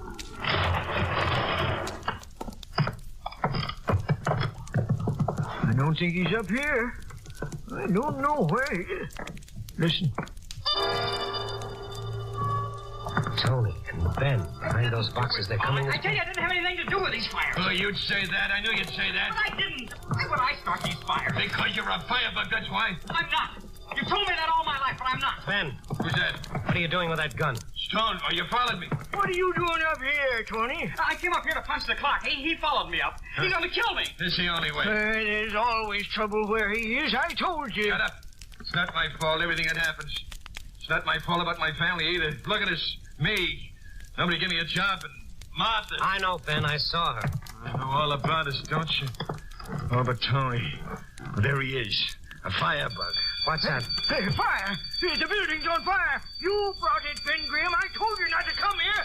I'm getting out. Another fire, Tony. I didn't start it. I've been up here with you. I know you started it just like the others. I didn't start them. Oh, listen to me, Pa. I didn't do it. You have no proof he started them. How many times did I stop you when you were a kid? You always like to play with the fire and watch things burn. All kids do. That doesn't prove I... In our house, you sat there on fire, too. Everything we had went up. We've never had anything since. Haven't I been punished for that fire? Look at me, haven't I? Yeah, but not for the others. You'll never do it again, never. Put that gun down, Ben. You can't do that. That's murder. He's got to be stopped. It's gotta be. But not that way. What if he didn't do it? What if you're wrong? I can't be wrong. I know him. You don't know him at all. You don't even know what he's been doing at night. Oh, yes, I do. He goes from one warehouse to another. I've been following him. He's been in every one of those buildings just before they burned. Every one of them? You see, even you were beginning to believe. The fire bell has stopped. That means the watchman's turned in the alarm. It's automatic. The fire truck should be here soon. The sooner the better. Look at the smoke has started to seep in. Let's get out of here. Yeah. You're not getting out of here, Tony. I can't let you. Listen, you can't do it, Ben. It's like a lynching. You can't be the judge and executioner, too. I can't take any more. Martha, the way she is, and Tony like this. You know what they'll do to him. An asylum. I couldn't stand that. It's better this way. Smoke, will you put that gun away, Ben? Tony, I don't want to do it, but it's the only way. There's one other way. Stay away. I don't want to hurt you. Stay away. I'm not much of a target with the smoke. Stay away. Give me the gun. Give me the gun. Give it to me. Grab the gun, Tony. I got it. All right, now, come on. Let it in. Let it in now. Come on. Let go, Mario. I said come on. Tony, show us the way out. If I can, Mrs. Stone. If I can.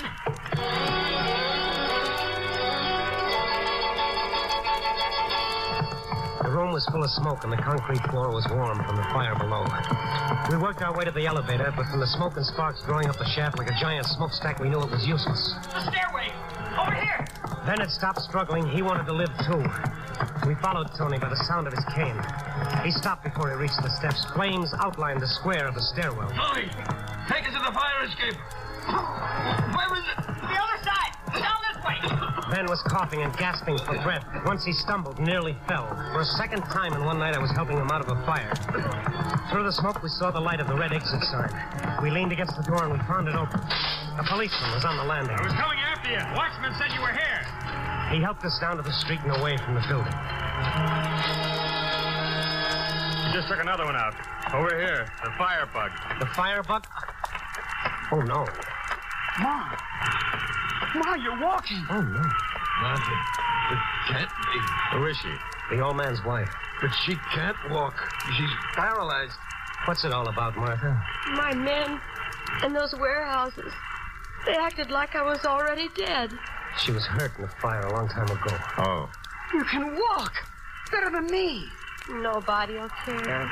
Oh, sure we do, Ma, sure. Did you start those fires? Yes, I started them. That's what they did to me. And after I was hurt, they left me alone. They let me lie there alone. First, I got so I could talk, but you wouldn't talk to me. I couldn't, Ma. Seeing you there like that and knowing it was my fault. Nobody came in. All those years, nobody. You can walk. Then I got so I could walk. When was that, Martha? About a year ago. First, I thought I'd go out and see people. But I don't know anybody now. Why didn't you tell us? I was going to surprise you, Ben. But you didn't want me. You wouldn't stay around. Don't you see it was because it hurt us to see you like that? Well, when you look at me, you'd look away. So at night, I'd follow you. You didn't even look around. Then I got to understand. You didn't want me. It was the warehouses you wanted. I was jealous of those warehouses. Just like they were people, and I hated them. Martha, no. Oh, no. So one night, I watched you both go into one of the buildings. And I was left outside alone. Just like I'd been so many years. I wanted to kill it. To destroy it. Oh, Mom. And when you came out, I went inside. There were some papers and things in the corner. I started the fire, and then I ran out. Tony, I thought then that I hid, and I watched. And fire trucks came, and people. I had to laugh. I brought all those people.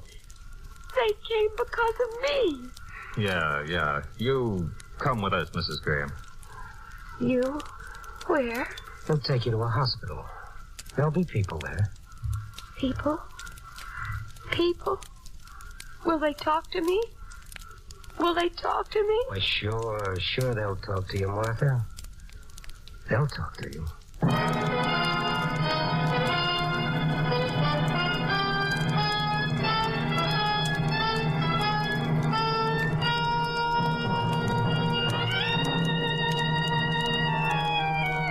Some story, huh? Brother, sometimes the night is even deeper than we think. A moral, too? Well, it seems to me it sticks out all over the place.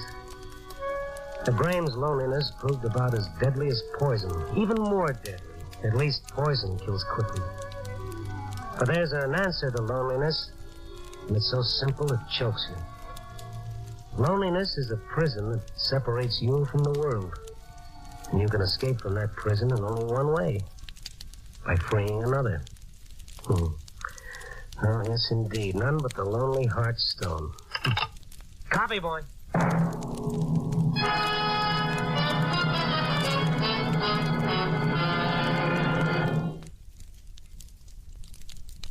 Wrigley's Spearmint Chewing Gum. The refreshing, delicious treat that gives you chewing enjoyment presents for your listening enjoyment John Lund as Johnny Dollar. Roger Stern, Dollar. Oh, hello, Mr. Stern. What can I do for you? We insure Mr. James Forbes. He was killed last night. It looks like an accident, but there's always the chance it might not be. Can you take the job? Sure. How about the details? Well, come on down to the office as soon as you can, and I'll give you what we've got. I'll catch the first train out.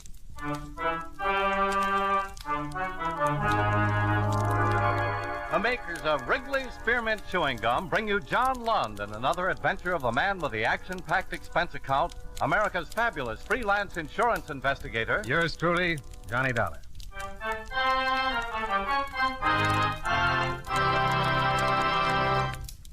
For refreshing taste plus chewing enjoyment, treat yourself to delicious Wrigley's Spearmint Gum.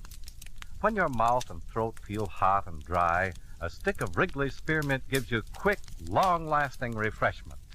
The lively, full-bodied spearmint flavor cools your mouth and freshens your taste. The chewing itself helps keep your throat pleasantly moist.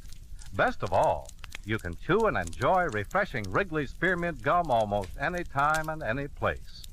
Keep a package handy right in your purse or pocket so you can chew a stick whenever you want it. For refreshing taste plus chewing enjoyment, treat yourself to delicious Wrigley's spearmint gum. Millions enjoy it, and you will too.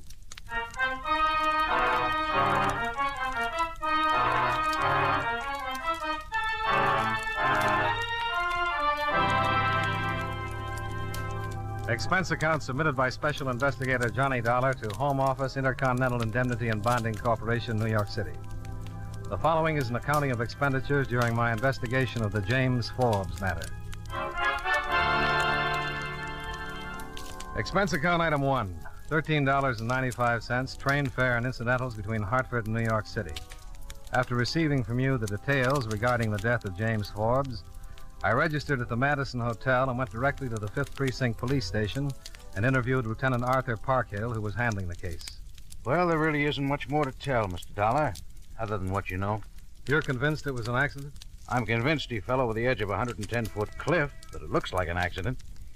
Certainly doesn't mean the case is closed, but so far there's no motive for murder. There's a wife. Yeah? Mr. Forbes had quite a bit of money. Well, that's an understatement. Mr. Forbes was loaded. And Mrs. Forbes gets everything, including a $500,000 insurance policy. Look, that's the first thing we considered, but just because a husband's got money and a great big fat insurance policy... Now, wait a minute. I'm not trying to tell you how to do your job. And we've checked the wife. Checked her good. The way it looks, she liked being married. She was in love with her husband. When he went over the cliff, she was in the house. 4 servants can swear to it. He just fell over the cliff. According to everything we can find out, he took long walks every night along the cliffs by the ocean. Last night it was unusually foggy. Certainly possible he got too close to the edge, missed his footing, and did a high dive. How about suicide? At least there's no reason we can come up with. Good health, business doing better than it ever has. Textiles, isn't it? Yeah, biggest in the country. There's absolutely nothing that indicates suicide, especially no suicide note. There usually is. Uh-huh.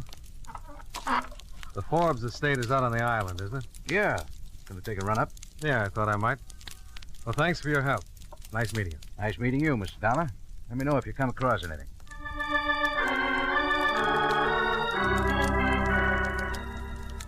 Expense account item 2, 75 cents. Cab fare to a garage where I rented a car and drove out to the island. The Forbes mansion stood in the middle of a lot of acreage along the shore at the northeastern tip.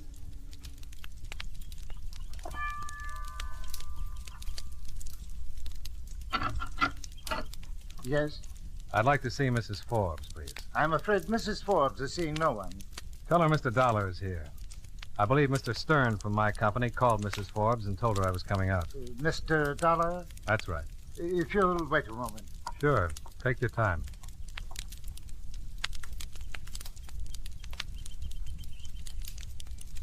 Mrs. Forbes will see you, Mr. Dollar. Mrs. Forbes was expecting you, but neglected to tell me. Mr. Dollar, ma'am. Come in, Mr. Dollar. I'm Mrs. Forbes. How do you do? Won't you sit down? Thank you. Mr. Stern called, said you were coming out. He seemed to think it was necessary. Yes, routine. Unfortunately, in a matter like this... I understand. Better to get it over with. I suppose so. Just a few questions. What time did Mr. Forbes leave the house last night? Right after dinner, around 9. I understand he was in the habit of taking walks. Yes. Last night was the same as any other night. Yes. He seemed all right? He was fine. Wonderful spirits. Who found him? The police. Did you call them?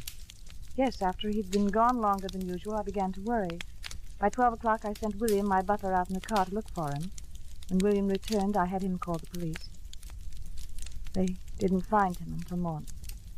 You're convinced it was an accident? My husband didn't commit suicide, Mr. Dollar. Did he have any enemies? No. No one killed him, Mr. Dollar. Now, if you don't mind, I really don't feel too well. Of course. There's just one more thing. Yes? I'd like to take a look at the place, the spot. I'll have William show you. Thanks. I'm sorry I can't be of more help, Mr. Dollar, but there's really nothing to help you with. My husband was killed in an accident. He wasn't murdered, and he didn't commit suicide. My husband was a fine and wonderful man. I loved him very much. Of course. I'll call William and have him show you the way down to the cliffs. It's been nice meeting you.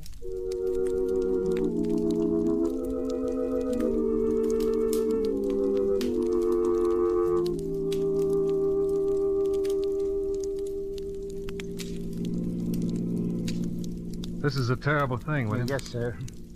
How long have you been with the Forbes? 10 years, sir. Theirs was a good marriage. Oh, yes, sir. About another 100 yards, sir. Now, you can stop here.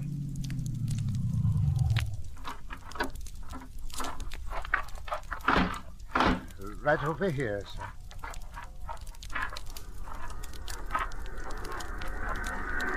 They found Mr. Forbes right down there, sir. Long drop. Yes, sir. Well, I guess under the right circumstances, it'd be pretty easy to miss your footing along here. It was very foggy last night. Yeah. Well, come on. I'll drive you back. Mr. Dollar. Mr. Dollar, I don't know quite how to say this. I've nothing ready to go on except, well, I'm not convinced that Mr. Forbes' death was an accident. Why aren't you? It's hard to say. Until this morning, until sometime after they found him, I didn't think it could be anything else. When the police questioned me, I didn't even consider another possibility. But Mr. Forbes has been taking walks at night every night ever since I came to work. He's walked in all kinds of weather. He knew those cliffs from one end to the other. Well, people take showers in the same shower year after year, and still a certain percentage of them slip and break their necks. It's not just the walks and the fact that Mr. Forbes was so familiar with these cliffs. It's a lot of little things that have happened over the past 2 or 3 months. Nothing really definite. Telephone calls. What kind of telephone calls? Several times Mrs. Forbes has made calls. Several times I happened to overhear part of the conversations. They were affectionate. Affectionate? Yes, I thought she was talking to Mr. Forbes, but several times I discovered through dinner conversations between Mr. and Mrs. Forbes that she hadn't spoken to him during the day that he'd been out of the city. Well, it's really awfully hard to explain. Just how affectionate were these calls? Quite affectionate. You think Mrs. Forbes has been playing around? I don't know, sir. But in the last few months, when Mr. Forbes left, she'd informed me she was going to town to visit with friends. And she'd very seldom return until the day before Mr. Forbes was supposed to be back from his trip. Why, on one of these occasions, Mrs. Weatherwax, the woman Mrs. Forbes was supposed to be visiting, came to the house calling on Mrs. Forbes. Well, from her conversation, I gathered she hadn't seen Mrs. Forbes for some time.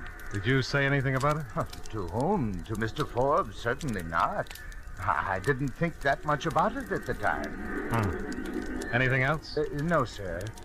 But I suddenly felt that I must tell someone. Sir, if Mrs. Forbes should find out, she'd surely dismiss me, and I couldn't blame her. I won't say anything. Thank you, sir. Well, come on. We'd better start back. I do hope I haven't started something I'll be sorry for. Do me a favor. Well, certainly. If Mrs. Forbes gets any more of those phone calls, see if you can find out who's on the other end of the line. I'll try. You can reach me at the Madison Hotel. Yes, sir.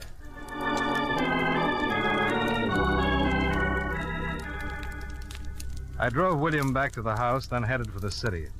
It was close to 5 o'clock when I got back to my hotel and called Lieutenant Parkhill. I told him about my conversation with the butler, and he was interested. He agreed to do some more checking on Mrs. Forbes' friends, especially the men. Expense account item 3, $7.50, dinner. After which I took a short walk, then returned to my hotel to get a good night's sleep. I was just turning off the light when the phone rang. Johnny Dollar. This is William, Mr. Dollar, the Forbes butler. Oh, yes, William. Mrs. Forbes received a phone call about half an hour ago. You find out who he is? No, sir. Well, that's not going to help much. I thought you could discover his identity. How could I do that? Mrs. Forbes just left the house. I overheard her agree to meet the party in the city. Where in the city? Well, I don't know, but I thought you could intercept Mrs. Forbes as she comes off the George Washington Bridge. William, you have the soul of a Sherlock. Yes, sir. Mrs. Forbes is driving the gray Cadillac sedan. License number 6A315 693.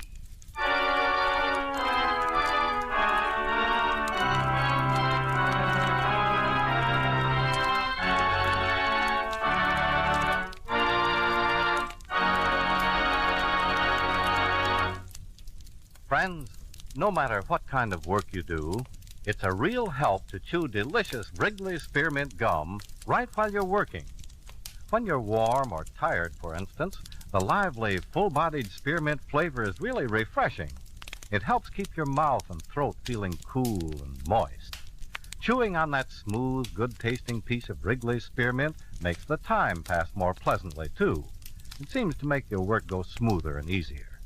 Keep a package or two of Wrigley's Spearmint Chewing Gum handy all the time. Enjoy chewing Wrigley's Spearmint while you're working and at other times. That's Wrigley's Spearmint Chewing Gum. Healthful, refreshing, delicious. And now, with our star, John Lund, we bring you the second act of Yours Truly, Johnny Dollar.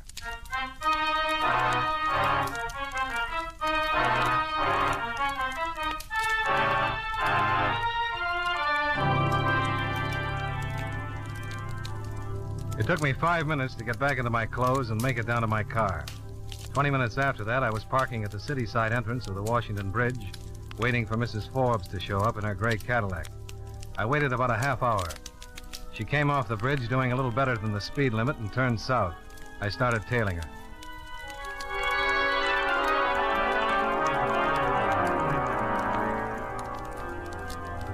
I stayed about a block behind, and Mrs. Forbes led me across town. Suddenly, at the corner of 41st and 5th, she pulled up to the curb and a man stepped up to the car, quickly opened the door and climbed in. They drove away and I continued to follow. I followed for about another hour while Mrs. Forbes just drove around, obviously headed for no place in particular, just talking things over with her passenger. About 11:30, she made a left turn, cut back across town, and pulled up in front of an address on 108th Street. Her passenger got out, said something, threw her a kiss, and went into the building. After Mrs. Forbes had driven out of sight, I went down to the building the man had entered and looked through the glass door. He was going into an apartment at the end of the hall. I checked the apartment number, 1D. The nameplate on the mailbox outside was Roger Phillips. Now,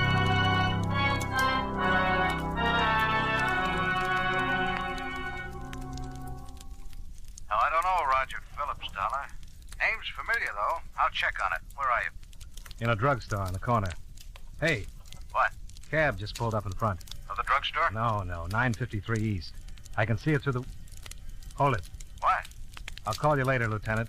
My man just came out. He's getting into the cab. Goodbye.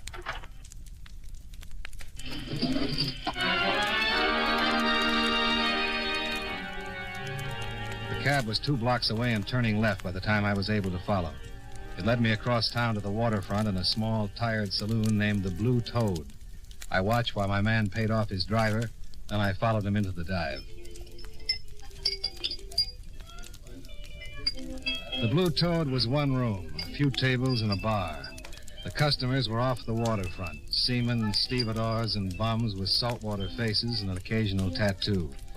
The air smelled like stale beer, live bait, and bad tobacco. I watched my man cut his way through the heavy blue haze and sit down. Another man sat at the table, a short man with a dark face. I found a table near the door, gave my order to a waiter with a crusty apron, and relaxed to see what was going to happen.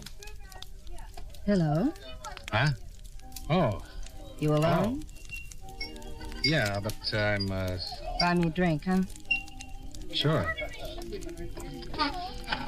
Well, what'll it be? Champagne. Huh. Doesn't that get a laugh? Was it supposed to?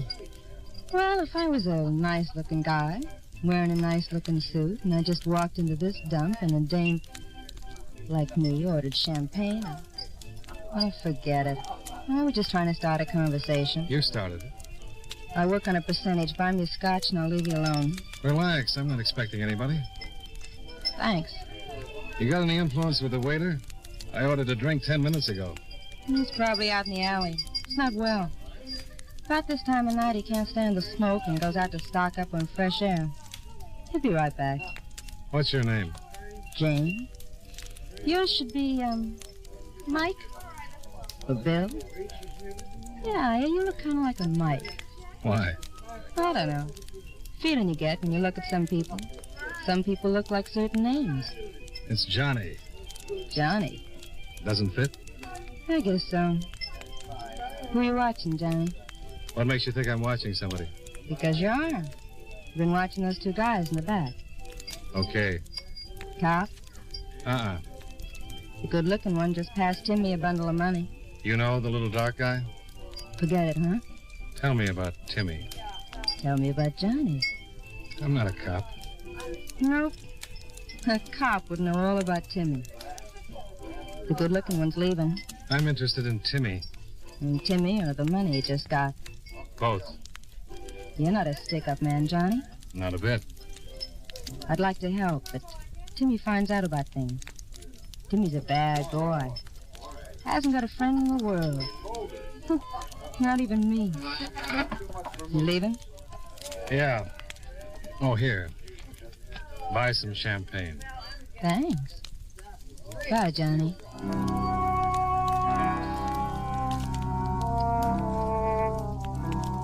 Outside, the air was fresh and clean. I got into my car, lit a cigarette, and waited for the dark little man named Timmy to come out. In about 5 minutes, he did.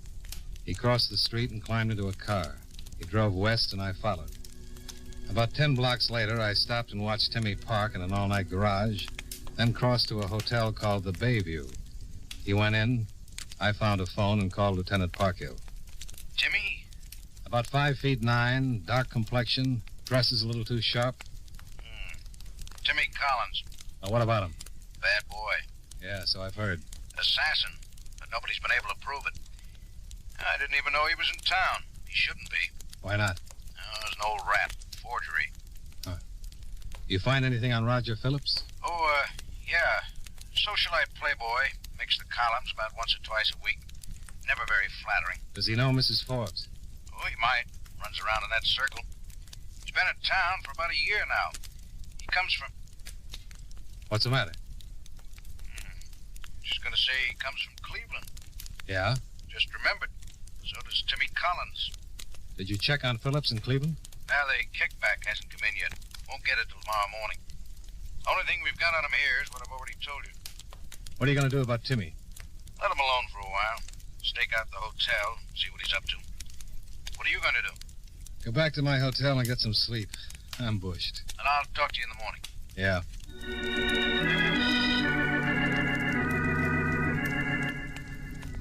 Expense account item 4, $2.65. Breakfast the next morning with Lieutenant Parkhill at a waffle shop across the street from the precinct.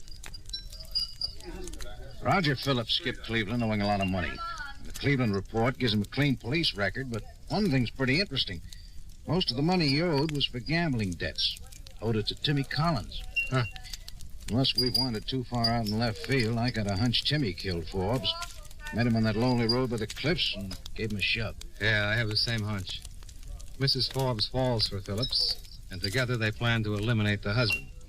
Phillips makes a deal with Timmy, maybe agrees to give him a big interest on the debt when he marries Mrs. Forbes and gets his hands into all that money. Does Phillips have enough money to pay for a job like that? Well, if he doesn't, he probably borrowed it from Mrs. Forbes. It was a big stack of bills. Why don't you check with Mrs. Forbes' banks and see if she withdrew a large amount in the last couple of days? Yeah, right. Or, want some more coffee? No, I think I'll make a call on Roger Phillips. Maybe I can force this thing out in the open. What are you going to tell him? Enough to scare him, get him into action. When people get frightened, they get careless. Yeah, but they can get dangerous, too. You watch yourself. Oh, like a hawk.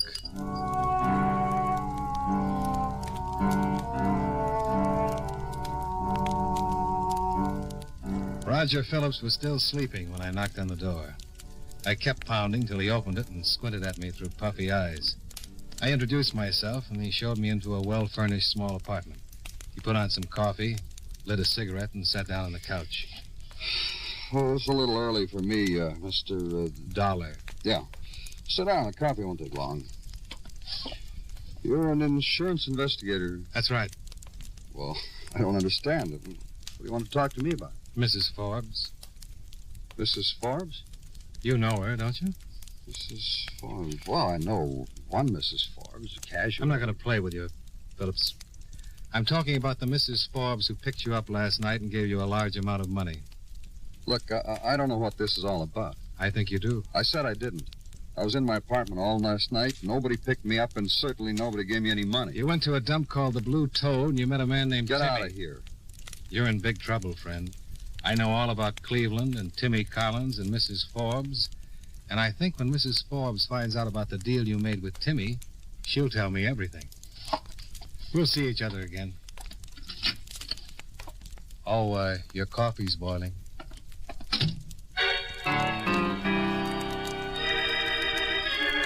Well, I'd given him the bait. A lot of hunches, but from his reaction, I was sure I'd scored. I went downstairs, crossed the street to the drugstore, waited 5 minutes to give Roger enough time to make his calls. Then I slid into the phone booth and made a call of my own. Yes, sir. Mr. Forbes' residence. William, this is Mr. Dollar. Oh, yes, sir, Mr. Dollar. I was just going to call you, sir. Did Mrs. Forbes just receive a call? Yes, sir, just a moment ago. It was from the same man. She's going to meet him. Meet him? Where? By the cliffs. Phillips had taken the bait. Only 2 people could implicate him in Forbes' murder, Mrs. Forbes and Timmy. And he'd called Mrs. Forbes to meet him by the cliffs. I put in another call to Lieutenant Parkhill. That's right, Johnny. The stakeout has a tap on Timmy's phone. Phillips just called him, said to pick him up as soon as he could. Phillips told Timmy there was trouble, that some guy named Dollar had found out about the whole setup. Shame on him. We want to stop a couple killings. We better get right out there. A couple of killings? Sure. Phillips lets Timmy take care of Mrs. Forbes, then he takes care of Timmy. It's the only way he can protect himself. I'll pick you up in 5 minutes. Oh, by the way, I checked with the bank. Mrs. Forbes made a withdrawal day before yesterday. $10,000. The lieutenant was as good as his word.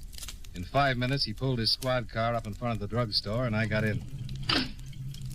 Now, you want to wait for Timmy to pick up Phillips and then tail him? Now, we know where they're going. Better if we get there ahead of time. Right.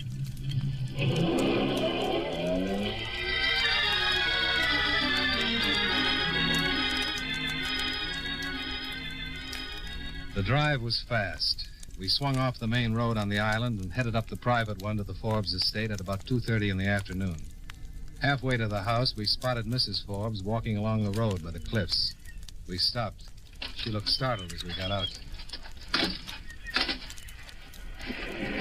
Hello, Mrs. Forbes. Good afternoon, Mr. Dollar. You've met Lieutenant Parkhill. Yes, hello, Lieutenant. I was just taking a walk. To meet Roger Phillips. I beg your pardon. Oh, we know all about it, Mrs. Forbes. All about what, Lieutenant? Your husband's death. Who killed him? Why he was killed. I'm afraid I don't understand. My husband was... Roger Phillips will be along any minute. The man he paid to kill your husband will be with him. I think he intends to kill you. This is the most ridiculous... Mrs. Forbes. Roger Phillips left Cleveland owing a large gambling debt to a hoodlum named Timmy Collins. Last night you picked up Mr. Phillips and gave him $10,000, which he in turn gave to Collins. And we think he made another deal with Timmy. After he married you, he could pay off his gambling debt with interest. Might as well tell us about it, Mrs. Forbes. He doesn't care about you. You and Timmy are the only ones that can implicate him. And he's on his way here right now to see that you don't. I don't believe you. Well, then find out for yourself. We'll duck the car behind those trees and give you plenty of protection when he gets here. Find out for yourself.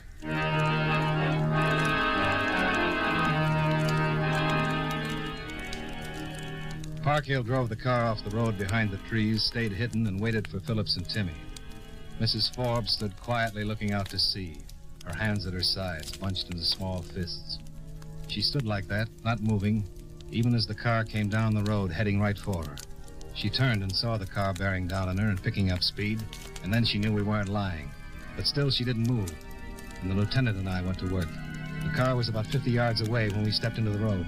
Timmy was driving and saw us the same instant Phillips did and tried to put on the brakes as we raised our guns.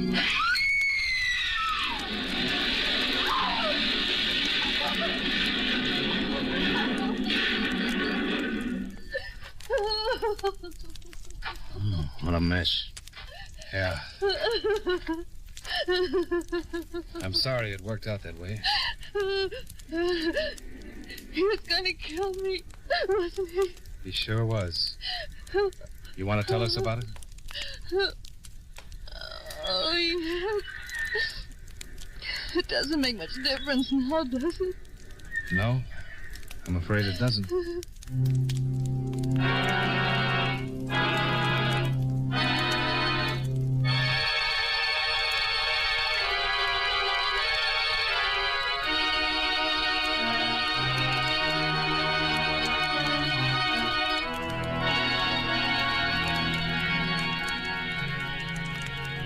Expense account item 5, $25.88, car rental and gas. Expense account items 6 and 7, $93.75, hotel bill, train fare, and incidentals back to Hartford. Expense account total $148.48. Yours truly, Johnny Dollar.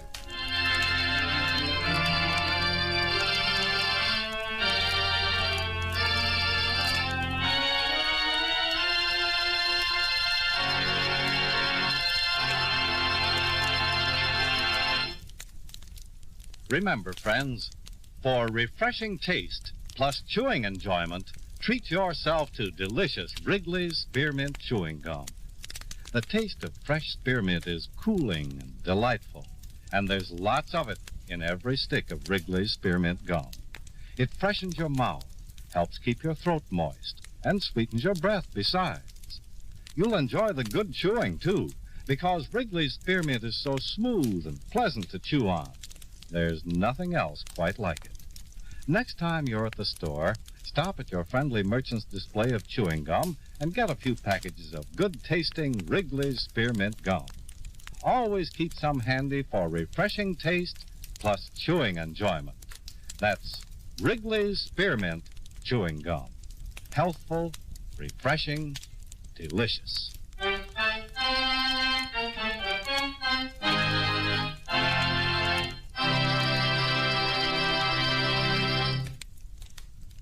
Yours truly, Johnny Dollar, brought to you by Wrigley's Spearmint Chewing Gum, stars John Lund in the title role and was written by Blake Edwards with music by Eddie Dunstetter. Featured in tonight's cast were Larry Thor, Jack Moyles, Bob Griffin, Mary Jane Croft, and Gene Howell. Yours truly, Johnny Dollar, is produced and directed by Jaime Del Valle.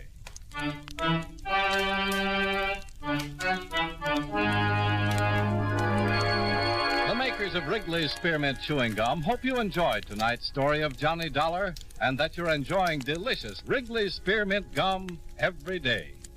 This is Charles Lyon, inviting you to join us again next week at this same time when, from Hollywood, John Lund returns as... Yours truly, Johnny Dollar.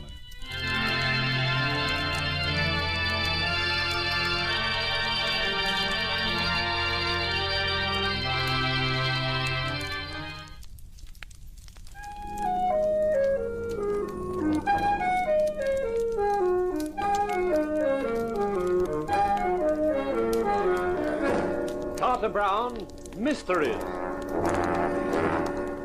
Adventures in excitement and suspense, based on the best-selling novels by the slick storytelling sensation, Carter Brown.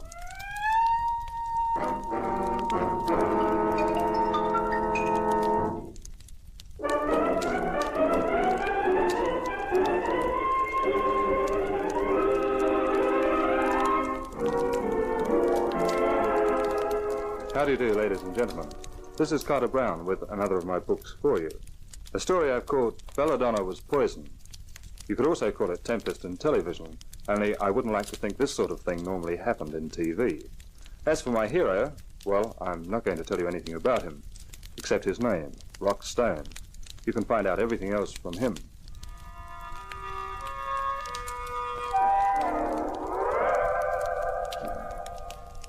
In the glare of the bright lights, the woman backed away from me, her beautiful features contorted in fear and dismay. One elegant hand crept up to her mouth, and the tense posture of her body indicated the tumult of her racing thoughts. I stared at her, impassive, implacable, with just the faintest trace of a smile on my lips. Her voice when it came was husky and low. You know. I know, Mrs. West. I knew from the time you failed to identify your husband's body as your husband. I knew you were not Mrs. Adele West at all, but her twin sister, Adeline. You impersonated your sister in the hope of stealing the West diamonds. You devil. You murdered your sister so that you could take her place. What you didn't know, Adeline, was that only 3 hours before she had murdered her husband to prevent him discovering that she had pawned the West diamonds to pay her gambling debts. I guess it's hopeless trying to fool you, Inspector Stone. You can't fool the homicide squad. And don't bother to open your purse and grab for that gun inside. I took the precaution of emptying it 10 minutes ago. You... Okay, Sergeant. Take her away. It's like I always say, folks. There's no future in murder.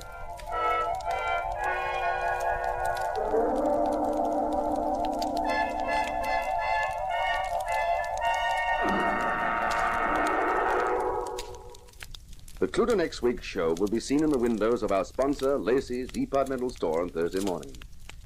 Make sure you take a good look, friends. A clue in itself can be a small thing, but it can lead to the electric chair. So, till next week, this is Inspector Rockstone bidding you good night.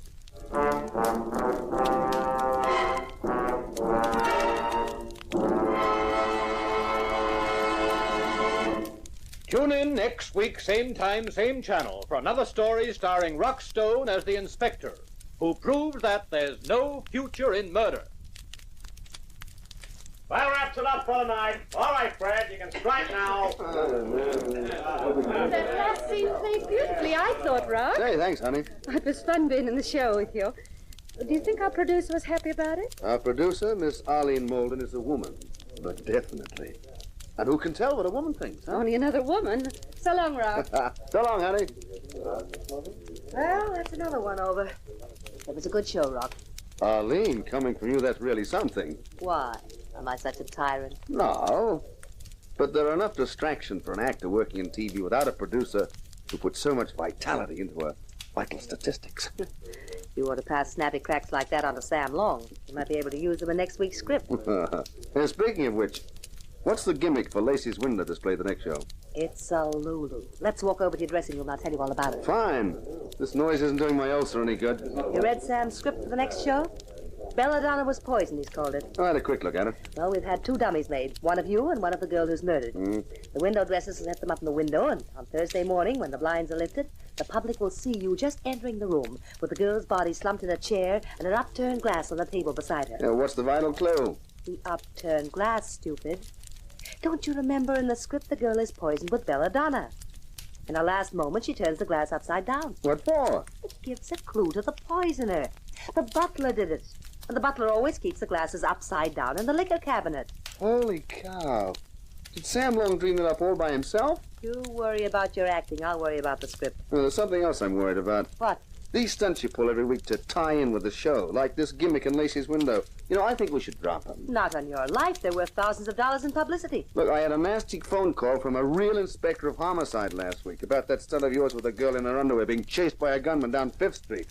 Well, Inspector Jakes was very annoyed about the whole thing. Forget it, Rock. We'll make a sizable contribution to the police pension fund or something the next couple of weeks. That'll keep them quiet.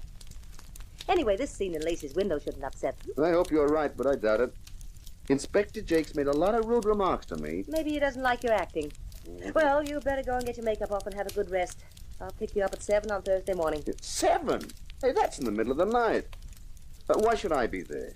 You usually handle these things yourself. You're featured in this display. You're a dummy, remember? Yeah, you flatter me. Oh, what a way to make a living. Honey, I'd feel sorry for you if it wasn't for all that money you're making.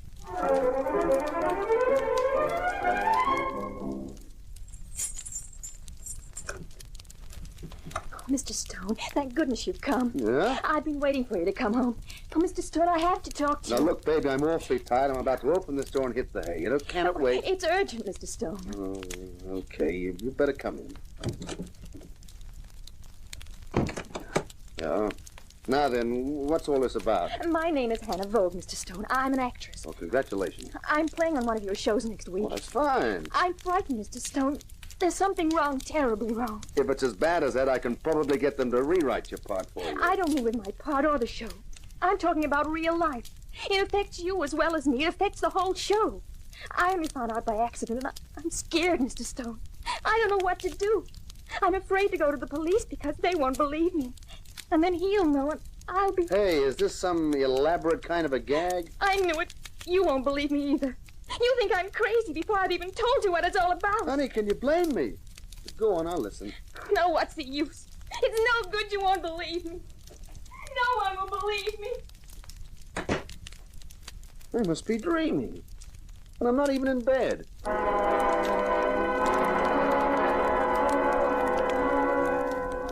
It was Thursday morning, just before Lacey's departmental store was due to open for business.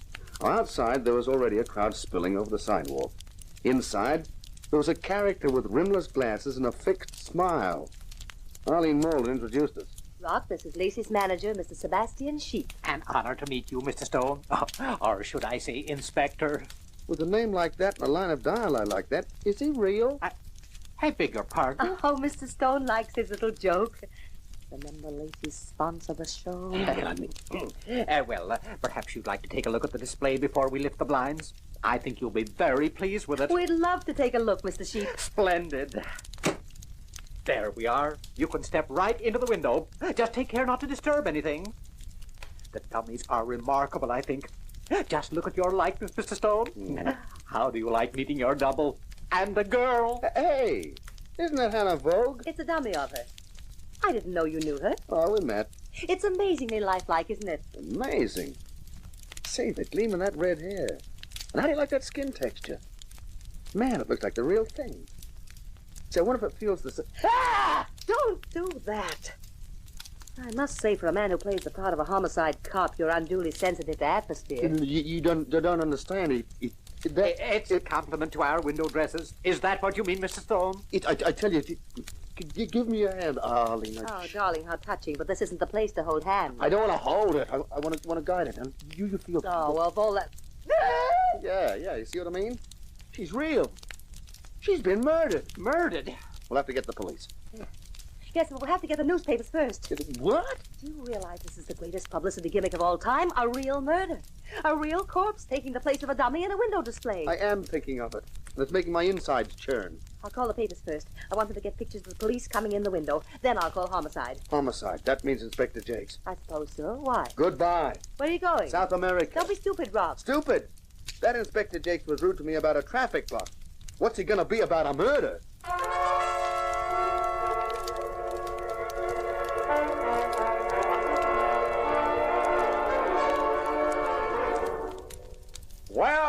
Well, a great Inspector Stone, a wonder boy of Copland. There's no future in murder, he says, and he says it every week. Hello, Inspector. And now you've turned up a real-life corpse. It just so happens that the corpse is part of one of your corny publicity stunts. Did she volunteer to die for you? I don't know a thing about it, Inspector Jakes, honest. By a remarkable coincidence, every newspaper in town gets to hear about the murder before homicide does. You wouldn't have anything to do with that, would you, Inspector? Oh, no. Well, I'm going to do the right thing by you, Inspector. I wouldn't spoil your show for anything. Never let it be said that the homicide squad doesn't appreciate a fellow fighter against crime. Let the press boys in, Sergeant.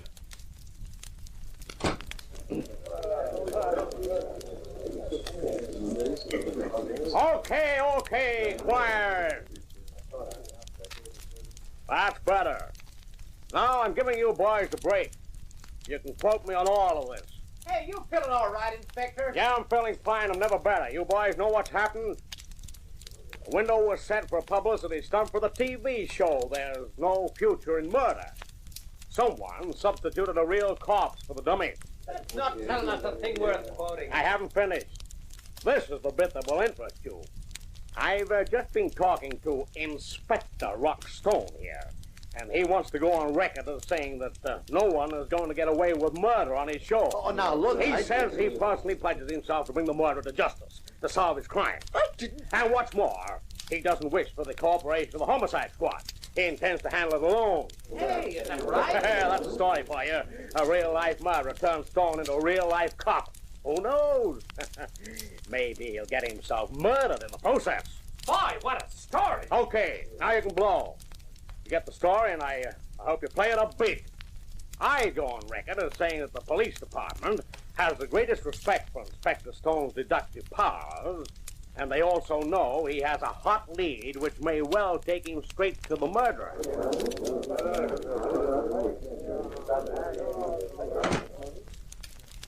Inspector Jakes, what's the idea? I've given you a break. That's what.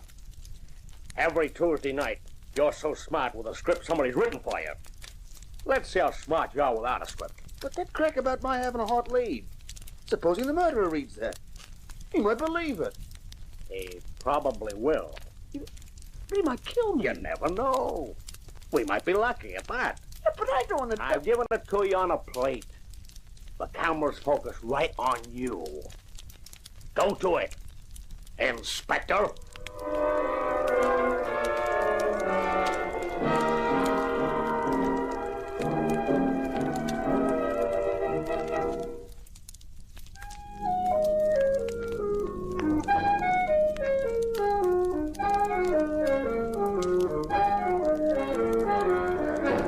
Carter Brown, Mysteries. Adventures in excitement and suspense, based on the best-selling novels by the slick storytelling sensation, Carter Brown.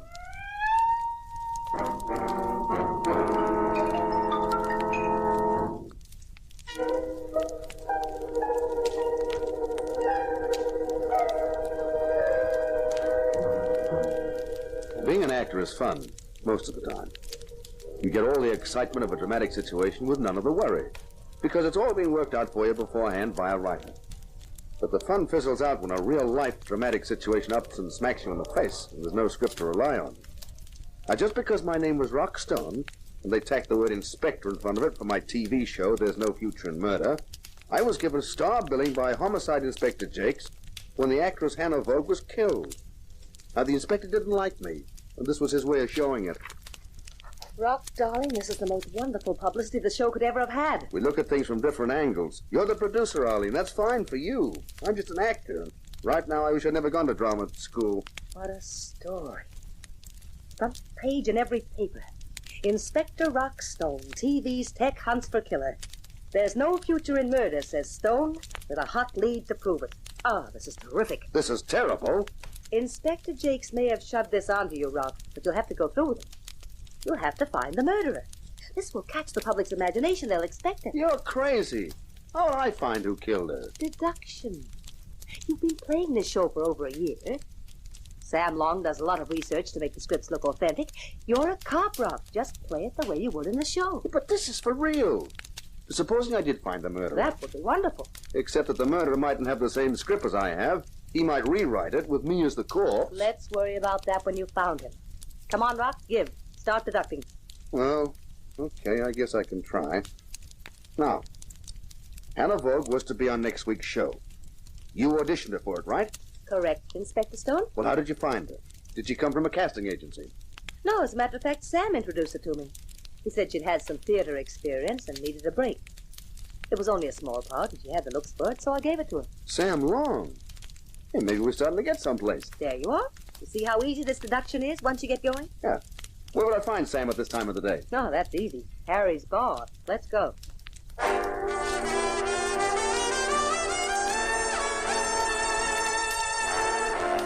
Hi there, Sam.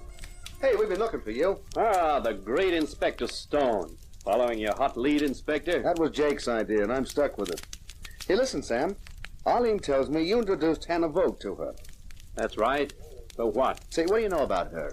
Sorry, Inspector. That's confidential. Oh, come on, Sam. Somehow Rock has to solve this thing, or there'll be no show anymore, and we'll all be out of a job. Yeah, that's a point. Okay, but don't quote me. Someone whispered gently in my ear that Hannah Vogue was a brilliant young actress who should get a break on the show. Well, who said that? I told you, don't quote me. Our revered sponsor himself. You mean Aldous Lacey? Of Lacey's departmental store, the very same. I was told not to mention his name, but all the same, he wanted to see her appear on the show or else. You'll have to talk to him, Rock. To the sponsor? Are you nuts? Well, it has to be done, and you'll have to do it alone. Well, if that isn't typical. The producer gives the orders, the poor dumb actor has to do the work.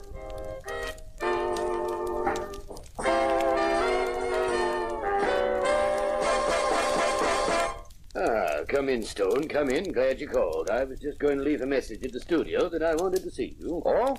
What about, Mr. Lacey? I've read the story in the papers, and of course my manager, she told me what had happened.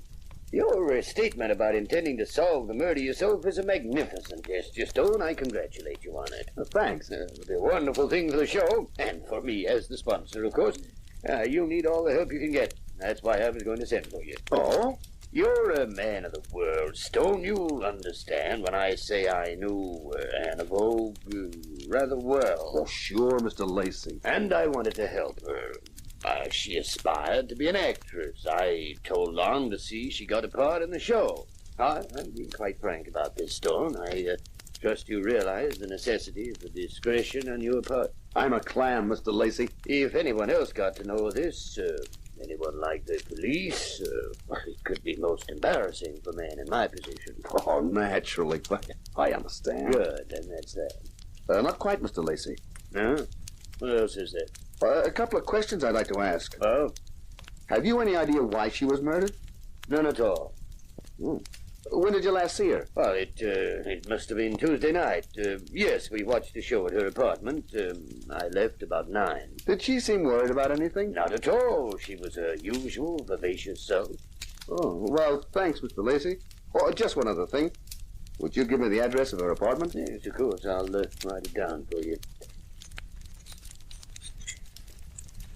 There you are. Thank you. You're planning to call them? Uh-huh. Well, in that case, perhaps I'd better give you the key, too.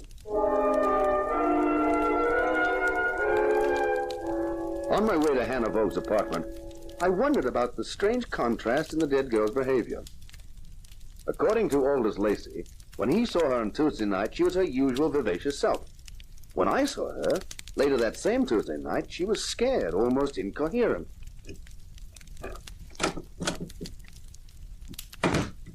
I stood inside her apartment and looked around. It was really quite a layout. Obviously, any girl under Aldous Lacey's protection had nothing but the best. I stepped over to the door of the bedroom. Well, an inhabitant. And what an interesting inhabitant. Who are you? How did you get in here? With this key? Hey, how did you? This is Hannah Vogue's apartment. I'm a friend of Hannah's. She invited me to stay here. I only arrived yesterday. Did you know she had been murdered? Yes, the police were here today asking questions. I answered them all. And now here I am answering more from someone I don't even know. Well, we can remedy that. My name's Stone. Rock Stone. The television star? The man who's made all the headlines and who's going to track down Hannah's murderer? That's right. Mr. Stone, I think you're wonderful. You do? I certainly do. And I'd like to help you find the killer. Well, that's very kind of you, Mr. I'm Lois Shaw. Oh, nice to know you, Lois. It'll be even nicer once we're working closer together. Huh? Well, you're going to let me help you in your search for the murder, aren't you? If you get as close as that, you won't be helping. You'll be hindering it. But it'd be fun, wouldn't it? I'm not interested in fun right now. I got too much else on my mind. Anyway, how can you help me? I could give you a tip. Such as? Ask your producer, Arlene Malden, about her sister, Kathy. I never knew she had a sister, Kathy. Kathy died. Ask Miss Malden how. I left the luscious Lois puzzling over her cryptic reference to Kathy Malden's death and headed for Harry's bar, where I expected to find Arlene and Sam still waiting for me. But there was a message that they'd gone to the studio. When I arrived there, I found I'd forgotten about the conference for the next program of There's No Future in Murder. We've got the scripts. All we've got to do is check through them in case anyone has any bright ideas. Then I can go ahead with the casting. I have to get someone else to play the murdered girl, of course. Hey, hold it a minute, Arlene. What is it, Gruff? We can't do this show next week. Why not? Well, maybe you've forgotten, Sam, that Inspector Jakes told the press that Inspector Rockstone was going to solve Hannah Vogue's murder. Well, no, but I don't see... If we're going to keep any viewers at all for the program, next week's show has got to be devoted to the case of Hannah Vogue. In the next show, Inspector Rockstone has to reveal the murderer's identity. Hey, that's a colossal idea. Here, give me the details and I'll start work on the script right away. I haven't any details. Well, what are you talking about? The show will have to be played without a script. It'll have to be an impromptu job. We'll have to play it by ear. What? Yeah, that's right. Aren't you overlooking one minor point? You have no more idea right now who killed her than I have, or Inspector Jakes has. Well, that doesn't matter. We do the show just as it happened. We can get photographs to use from the newspaper, boys. We'll make sure everyone concerned appears in front of the cameras. Even if we don't find who the murderer is, then we've still got a sucker finish. Ladies and gentlemen, you have just seen the actual events which took place. You have seen and heard everyone connected with the girl, Hannah Vogue, who was poisoned. One of them may be her murderer. Who is your choice? Hey, can you imagine what that will get us? Yes, about $3 million worth of libel suits. My bet is it'll get us the murderer. Hey, imagine the strain of appearing in front of the cameras knowing 1 million people are watching you. How easy it would be to make one small slip of the tongue, one small fatal slip, that reveals you as the murderer. People will just refuse to appear on the show, that's all, including the murderer. No, they wouldn't dare. Look, imagine the question mark in people's minds if someone refuses to cooperate. It'd practically brand them as the murderer right away. Yeah, he's right, Arlene. He's really got an idea there. Well, I suppose it could be possible. And if by any chance we unmasked the murderer, it'd lift the show's rating like nothing else could. Well, it looks like you two don't need me anymore. Since I haven't any script to write, I might as well gravitate back to Harry's. You can catch me there if you want me. So long, Sam. Listen, Rock, do you know any more than you're telling? I mean, this idea of an off-the-cuff show, you must have something to go on. Not really, Arlene. I've only been around asking questions. Oh, and there's one that was suggested I ask you. Oh? About your sister. Kathy. Huh. In particular, about how she died. Who suggested you ask me? Well, the girl I found in Hannah Vogue's apartment. A girl called Lois Shore. Never heard of her. How on earth does she know anything about it?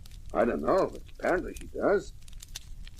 Oh, look, if you don't want to talk about it, Arlene. No, I guess you might as well know. Kathy was found in a swimsuit on the beach at San Antonio, drowned. Coroner's court brought in a verdict of accidental death. See, that's tough. It's even tougher than you know, Rock. Kathy was 5 years younger than me. She was always a wild kid. She was working as a model in L.A., and then I found she'd given that up. She was living in San Antonio in a house that a man was renting. I wrote to her warning her. Said the man would get tired of her and throw her out. She wrote back and told me that would never happen because she knew too much about it. I didn't pay any attention to that at the time. Go on, Arlene. Then, some months later, I got another letter. What I'd prophesied had happened. Now, the guy had thrown her over. Yes, but she wasn't standing for it. She told him she wanted $100,000 compensation, or she'd give him $100,000 worth of publicity that would ruin him. I didn't get any letters after that because she died. Yes. Well, is that all? Not quite, Rock, but I'm afraid I've overdone the build-up. The punchline will probably be a letdown. You see, the man was Aldous Lacey.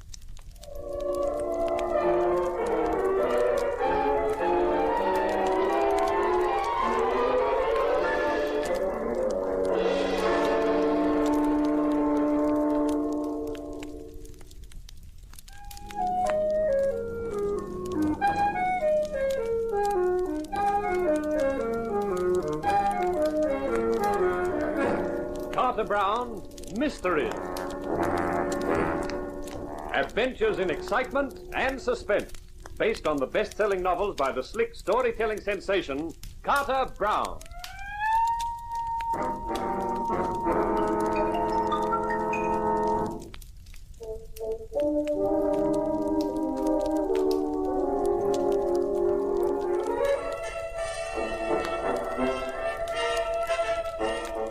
It was a great idea of mine to do an impromptu show devoted to the death of Hannah Vogue, the next TV presentation of There's No Future in Murder. But there'd be no future in TV for me if I didn't reveal the murderer on that show. Because to 1 million viewers, I wasn't Rockstone the actor. I was Inspector Rockstone, the infallible cop, who'd been put on the spot by a real-life cop, Inspector Jakes of Homicide. What are you doing here, Stone? I'm a busy man. Oh, I know that, Inspector. But I thought since you gave that tale to the papers about me solving the murder, you might tell me how things were going. Yeah, I see nobody could have taken that bit seriously about you having a hot lead. Why not? You're still alive. So's the murderer.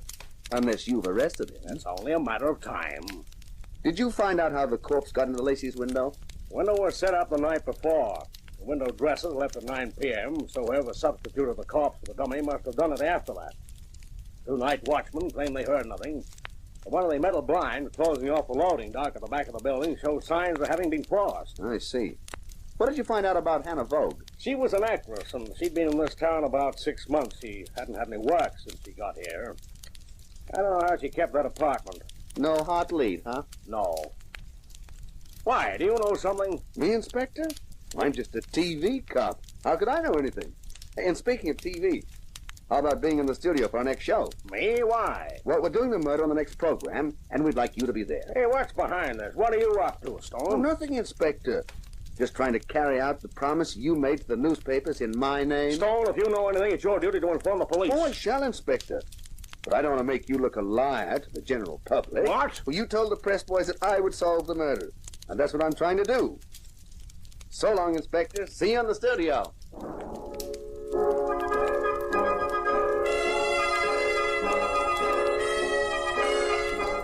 I think it's the most ridiculous idea I ever heard. I wouldn't allow it for one moment.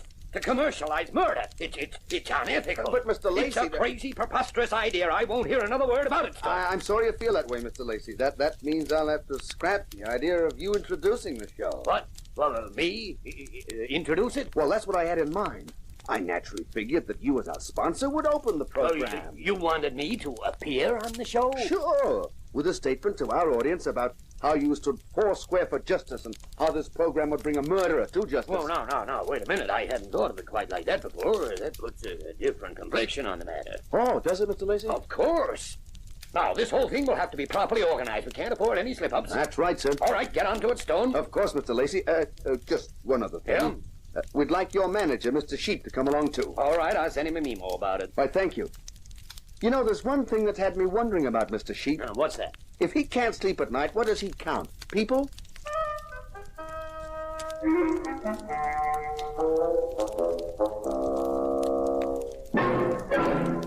When I left Lacey's department store, I thought I ought to have a few words with Sam Long about the form the presentation ought to take. He wasn't to be seen at Harry's bar, so I headed for his apartment. I'd never been there before. Man, it was a shabby-looking building. I was surprised. Sam was making money. He could afford something better than that.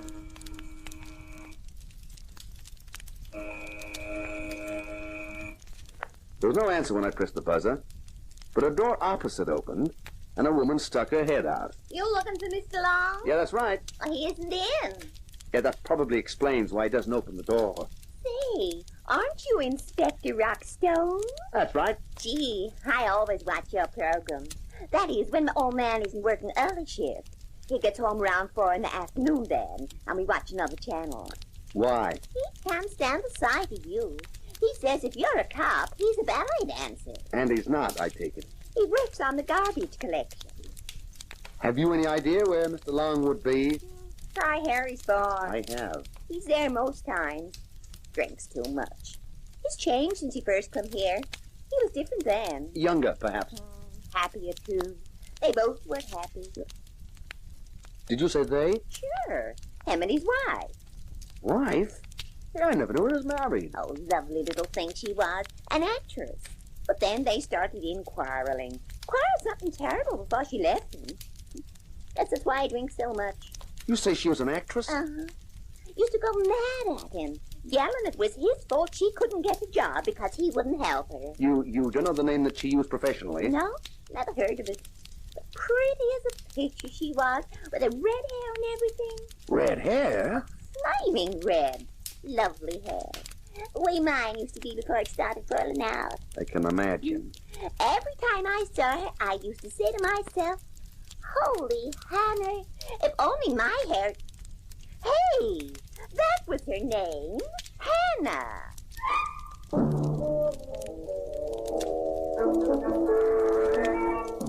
I left the talkative dame with my head reeling. Not only from her gabbling, but from the unexpected, astonishing information I'd stumbled on. Sam Long, married, and to a beautiful red-haired actress named Hannah. And it was a beautiful red-haired actress named Hannah who'd been found dead in Lacey's window. It looked as though Sam and I should have a long, confidential chat. But I ran into a complication with curves. A special set of curves called Lower Shore. Oh, there you are, Mr. Stone. Where else should I be, Miss Shaw? This is the door to my apartment. I was about to open it and walk in. Not yet. We've got to go somewhere else first. The implication is that we can come back here afterwards? Why, Mr. Stone, we hardly know each other. A couple of hours of some low lights and lingering music could fix that. I'll think about it. But now we'd better be on our way. Well, where are we going? You'll see when we get there. Hey, why all the mystery? Because it's important to me that whoever murdered Hannah Vogue is found. And it's important to you, too, isn't it? Well, sure. But the trouble is that all I've got so far is a lot of questions with no answers. Come with me and I guarantee you one of the answers. Maybe the most significant one.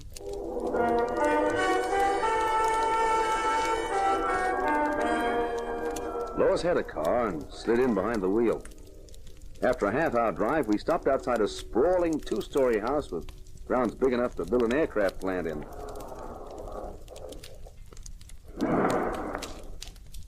You know who lives here? Nobody in my income bracket. The name is Tony Seguera. Should I know him? Tony Seguera is one of the 3 top syndicate men in the city.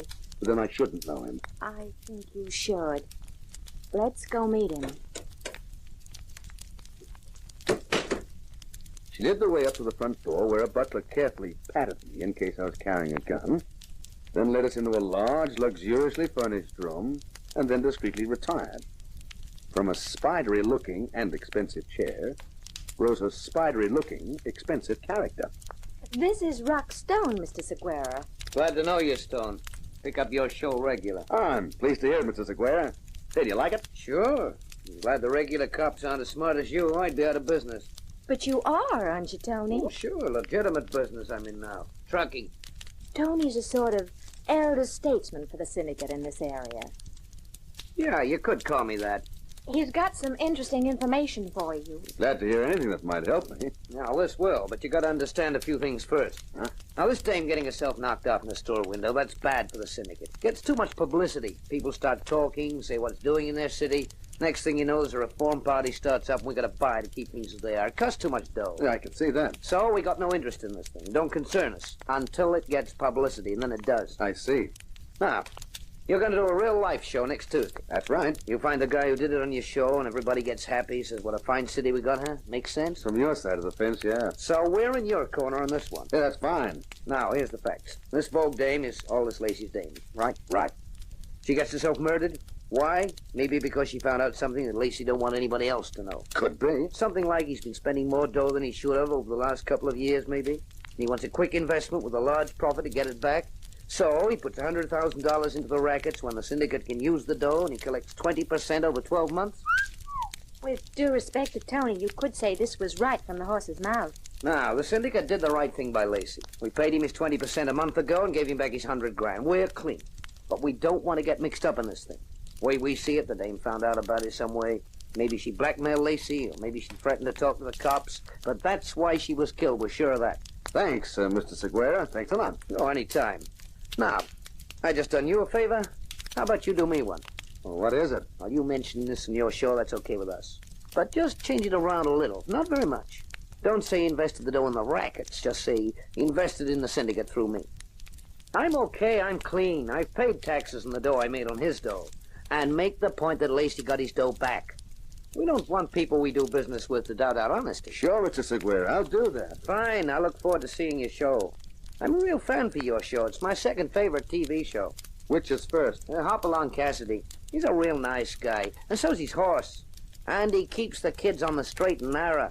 Lets them know that crime don't pay. You approve of that? Sure. You think we want the rackets to get overcrowded?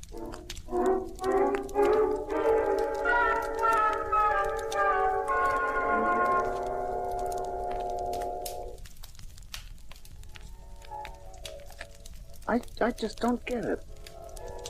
How come you found all this out, Lois? And you knew about Kathy Molden. Hey, where do you belong in this setup? I'm just a girl who knows a guy. The guy being Tony Seguera. But right now I'm with another guy, and the lights are low, the music's lingering.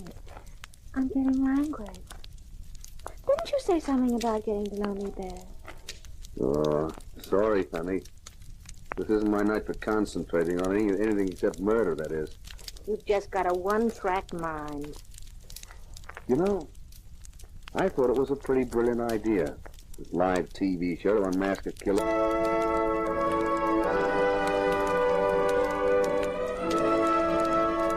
Any actor worth his salt is generally nervous before a performance is due to begin. But this performance was something extra special, and so were the butterflies in my stomach. Because this program of There's No Future in Murder, which starred me, Rockstone, as television's Inspector Rockstone, was going to be devoted to disclosing the murder of Hannah Vogue. I hoped. That was why only part of the show had been planned, the early part. The rest of it had to be an impromptu affair with me in charge and with music improvised from the orchestra whenever I gave the signal. The signal was to be each time I scratched my ear. I only hoped the viewers wouldn't think their favorite cop had suddenly gone deaf. 15 seconds. Everybody quiet. I watched our sponsor, Aldous Lacey, bracing himself as he faced #1 camera. The orchestra leader stood with his baton raised as the seconds ticked away. And then, the show was underway.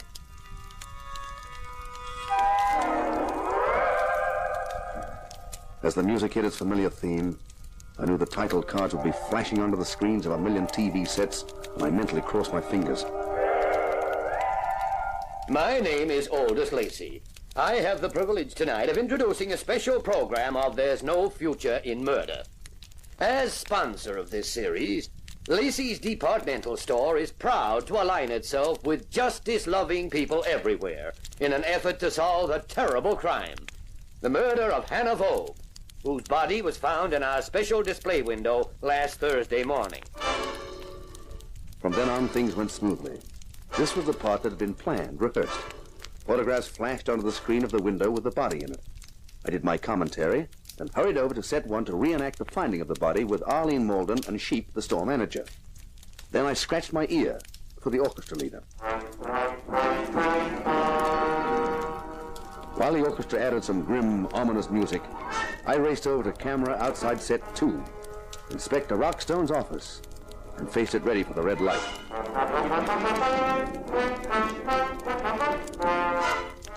Ladies and gentlemen, you have seen the discovery of the body of Hannah Vogue.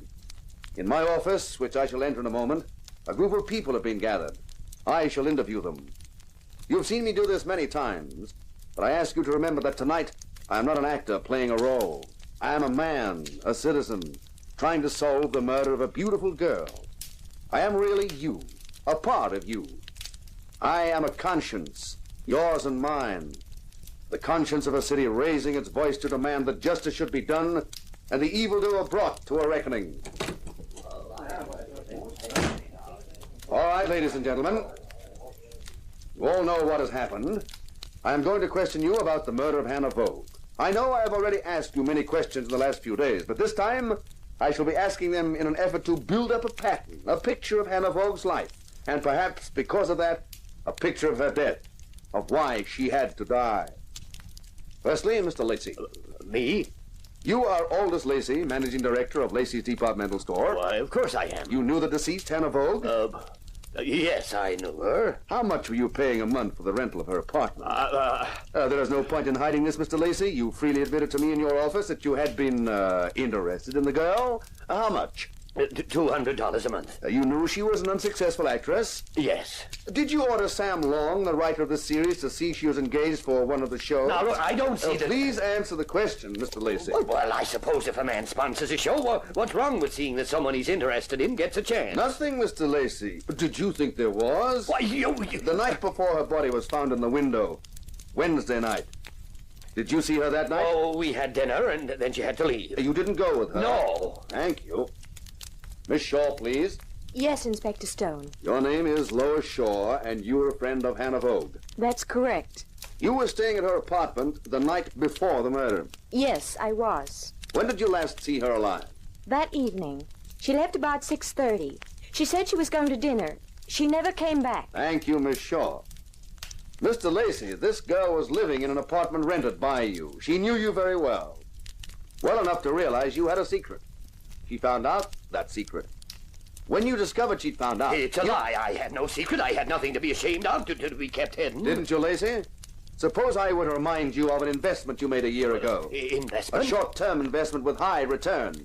An investment placed in the hands of Tony Seguera, advisor to a group of men commonly known as the Syndicate.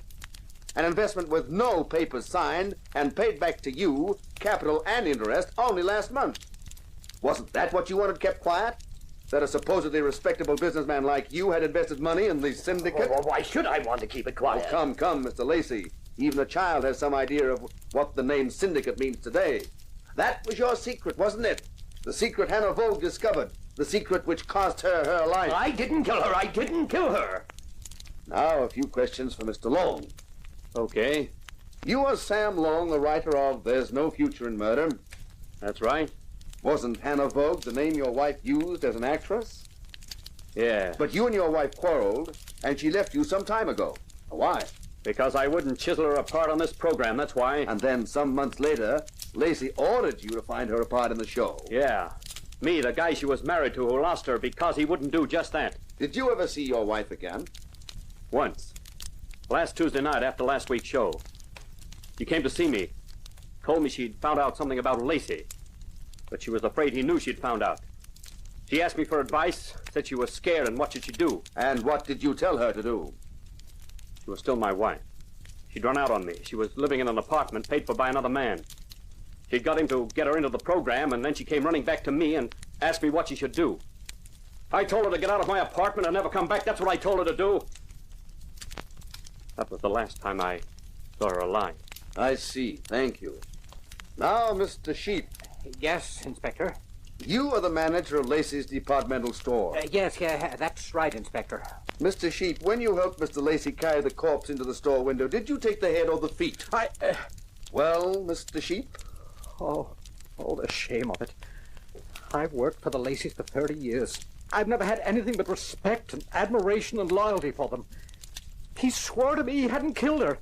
But if the body were found in his apartment or his car, it would mean ruin for him, for the store, all the employees. I had to help him for their sake. So you broke open the steel shutter on one of the loading docks to get in? No, that was only to fool the police. We used my keys. I knew where the watchmen would be. It wasn't hard to avoid them. Oh, the shame of it. Yes, Mr. Sheep, the shame of it when honest citizens turn to crime. But I notice the shame is only felt when you're caught. I'd like to make a statement, if I may. Yes, Miss Shaw, go ahead.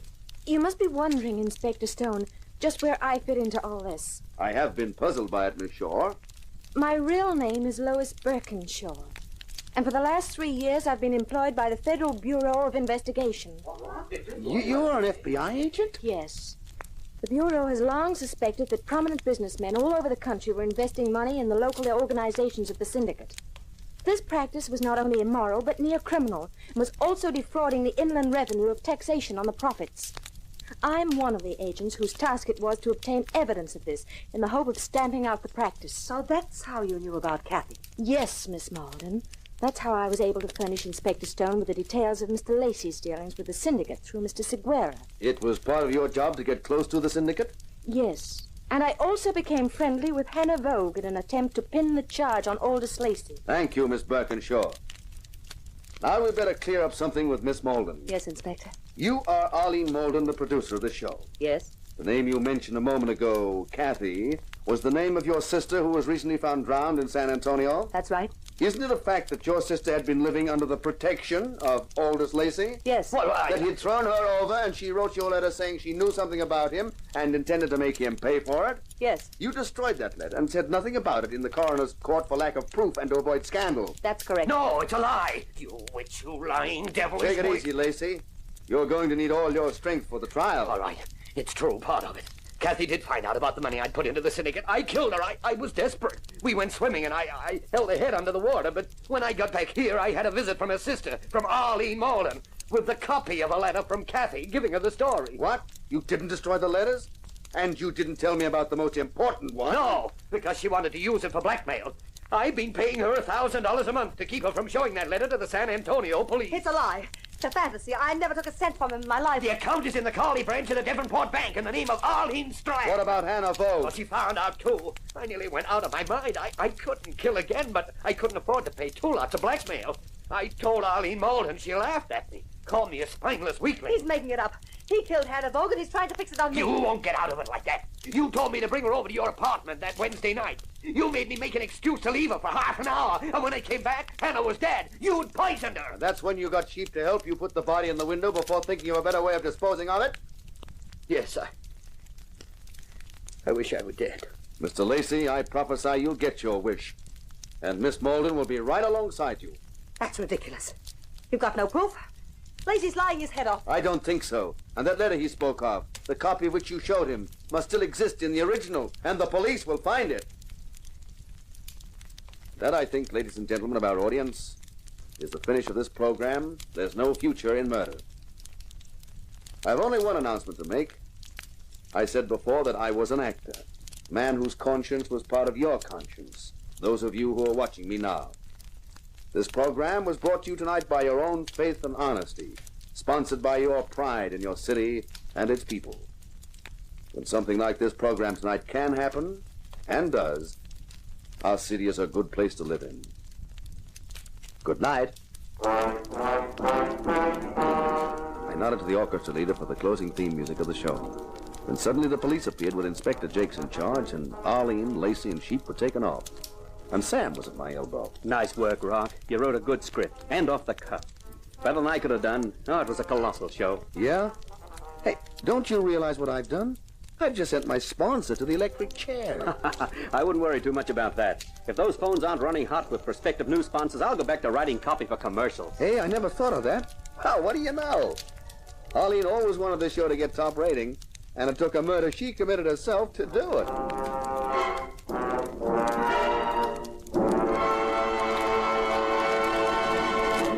This is Carter Brown.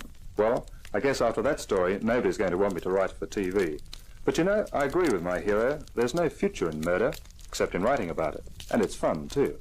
I'll be back again with another story for you, called Hazard in Hong Kong. And the hero's name is Tony Masters.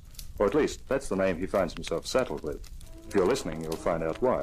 Meanwhile, this is Carter Brown saying so long for now. Be seeing you.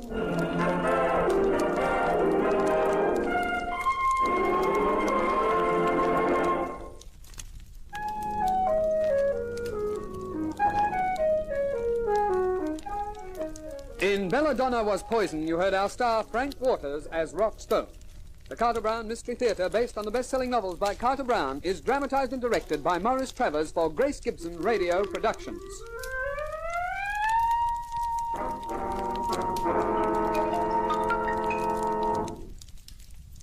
Wrigley's Spearmint Chewing Gum, the refreshing, delicious treat that gives you chewing enjoyment, presents for your listening enjoyment.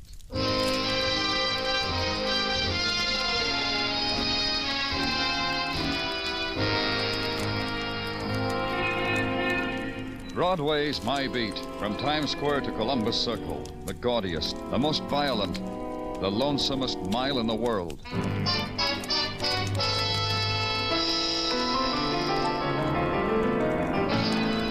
Broadway's My Beat, the thrilling drama of murder and mystery and the people who walk the Great White Way, with Larry Thor as Detective Danny Clover.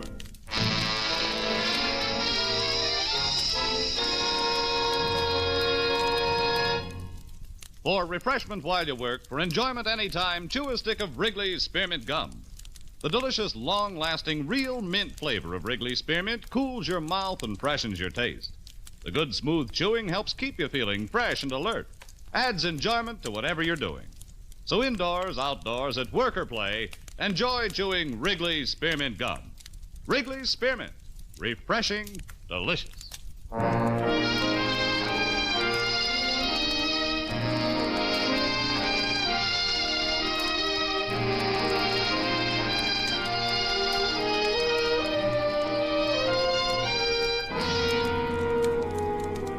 In July, the night slips down over Broadway like a black silk stocking, and you drift to it because the other promises you made to yourself never happened. The part of your life that never counted is left behind. You stand on a street corner beating down the scream in your throat. The shadows start at 7 o'clock and deepen into night. You hug it close, because it's your chance that something will happen to you outside of the movies. And a tap on the shoulder starts it, or the laughter that floats down to your end of the bar, or a smile, or the man who runs down the hall after you. Danny! Hey, Danny. What's the matter, Sergeant? Glad I nabbed you before you took off for the day. Phone call, Danny, from a hysterical woman. You know, I had a hard time piecing it all. 1647 East 56, Danny. 4th floor apartment. That's where her fiancé lives. The guy's threatening to blow his brains out. Here, the names and such I jotted on this paper. Squad car, Gino. Waiting for you downstairs. Muggerman's with it.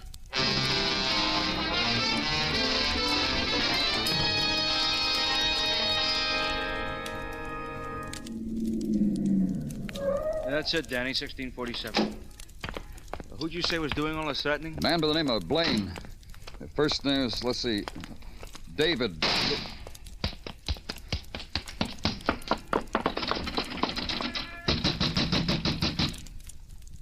Try the buzzer, Muggerman. Yeah.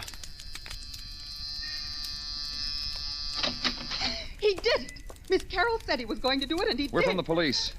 It happened up there on the 4th floor. Mr. Blaine, it happened just now, not more than... Who's that crying? That's her, Miss Carroll. See her? See her? Hugging the banister up on the 3rd floor landing. And that's Mr. Fallon at the rail on the 2nd floor. Let's go, Muggerman.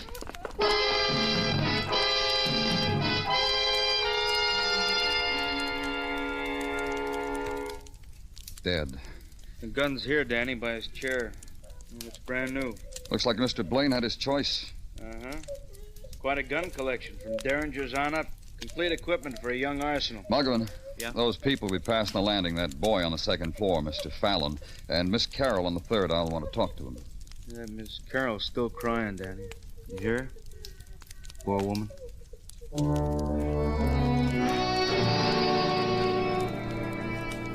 And stand for a moment and consider the virulence of death. How it is not content with its own, it must reach out to slash the livid scar into the heart of those crowding its edge. The woman crying softly. The other tenants whispering, moving restlessly in the lower corridors, and then hugging the wall because the attendants on violence must pass. The photographers, the interns, the technicians. And the moment is gone. It's routine now, official. The first entry in the file of night.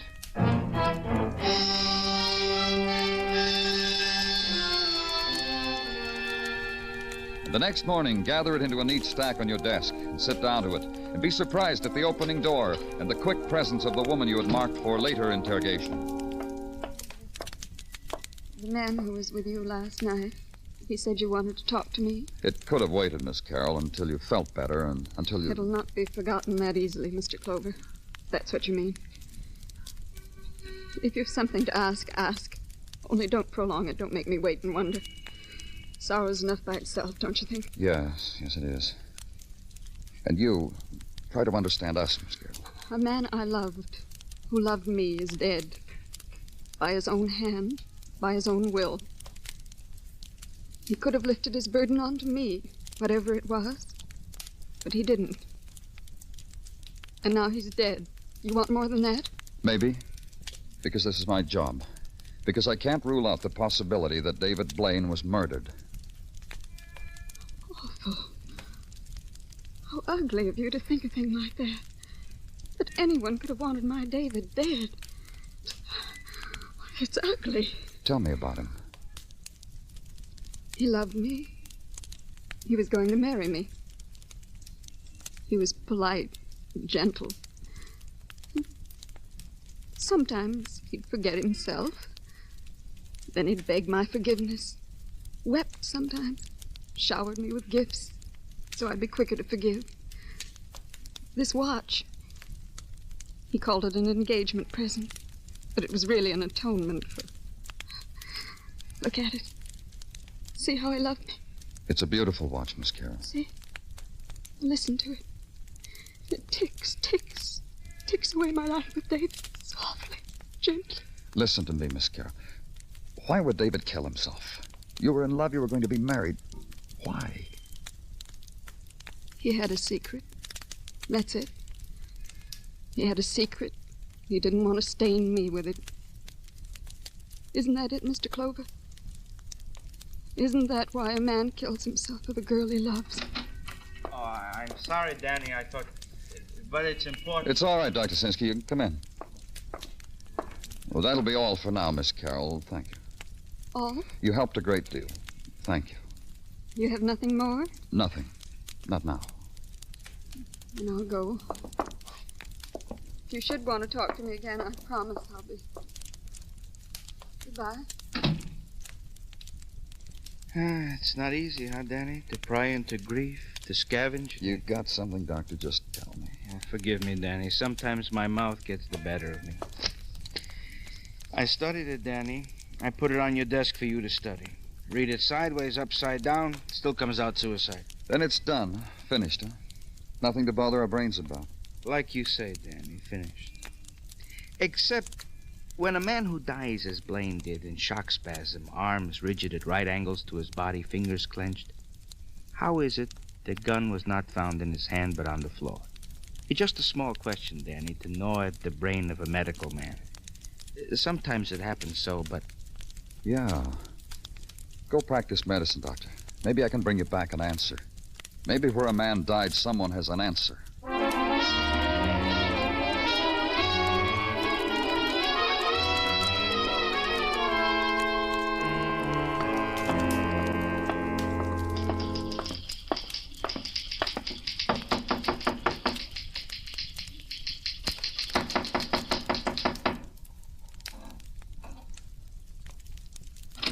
I'm busy right now. Your name, Richard Fallon? I'm from the police. I guess that gives you a right. Come on in. You want to sit? Over there. Move those papers off the couch. Just put them on the floor. You a writer, Fallon? You interested or curious? What do you write about? About your city? About how it's not like my part of the country? About your many-faceted city? About your stinking city? Your people? Your small people, your hurry-up people, your no-place-to-go people. The no-tears city, the rat-hole city. That's what I write about. Any material up on the 4th floor? I figured that'd be your gambit. Nothing. Your city caught up with a man and he shot himself before it drowned him. I'll think about the man and smile and wish him well. Know anything about him? His name was David Blaine. He walked arm in arm with a 3rd-floor woman, Miss Carroll. Last night I heard a shot. I ran out into the hall. Mrs. Galvin downstairs ran out into the hall. Miss Carroll upstairs ran out into the hall. We looked up the stairwell to the 4th floor from where the shot came. David Blaine was dead. I know that about him. What else? Nothing. Sit there if you want, but don't stare at the back of my neck when I write. It makes me self-conscious.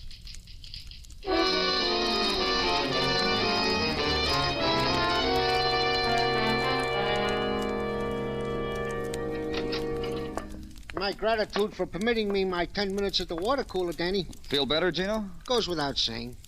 And now to the toils of the day. It comes to that part of the rundown in which I proffer you your daily piece of resistance in 2 parts. To wit, gun found at side of deceased David Blaine is indeed gun with which deceased did do himself in. Now, Gino, that hasn't been... Patience, Danny. Part 2 will settle the question itching in your brain of suicide versus murder. Scratch it for me, Gino. Delighted. Part 2 of report from technical states. Impossible for any tenant to have shot said deceased, make an escape down the fire escape, arrived in the hallways in time to look up and yell, "Man dead on the 4th floor," in your presence. Add to this the double whammy I have held out on you. Give it to me, Tartaglia. Piques you, and Danny? The legman assigned to such duty have come up with that David Blaine did indeed lose upwards to 50 grand by sour bets in the stock market. This in the period of the last month. 50 grand in 30 days. For this, guys killed themselves, Danny. For a lot less sometimes. Yeah. All right, Gino, close the file on Blaine. There's nothing more to... Danny Clover speaking. They switched me to you. You the man on that Blaine thing? Yes, what about it? Who are you?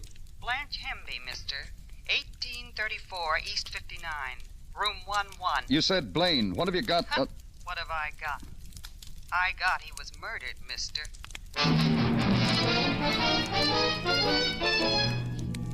And go there and walk the hallway mottled with shadows and scuffings, the short corridor that ends in the door with the tin numbers and the pull-down bed and the basin in the corner. Knock on door 11. Get no answer.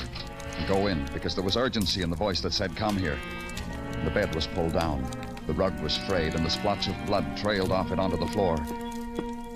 The girl was behind the couch, huddled, her knees drawn to her chest, and only the fat summer fly pinging against the window made sound. That and the lonely room silences that intruded upon the dead girl, the murdered girl.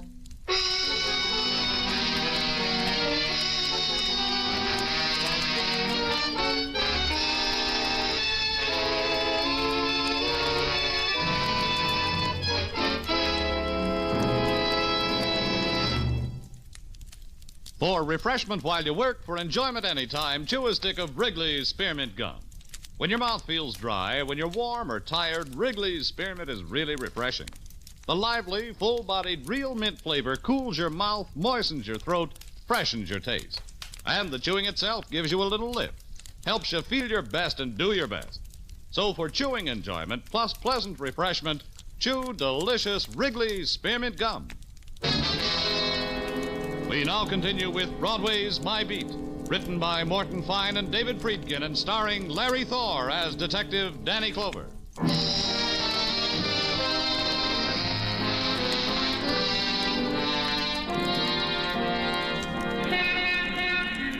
In the glittering midsummer's day, Broadway takes time out to shimmer. The chrome is polished high, the better to reflect the passage of women who lean for a moment against the summer's heat and then walk slowly on. The mouthpieces of the payphones glisten with the moist whispers of an empty summer afternoon. A money clip glints through the dark of an alley, and you know that someone has gotten odds on a piece of the day. There's the drone of the neon and the tired wind nudging a headline in a shining trash bin. Cop finds murdered girl in tenement room, and the wet shirt pulled from your back. Like other summers, other days.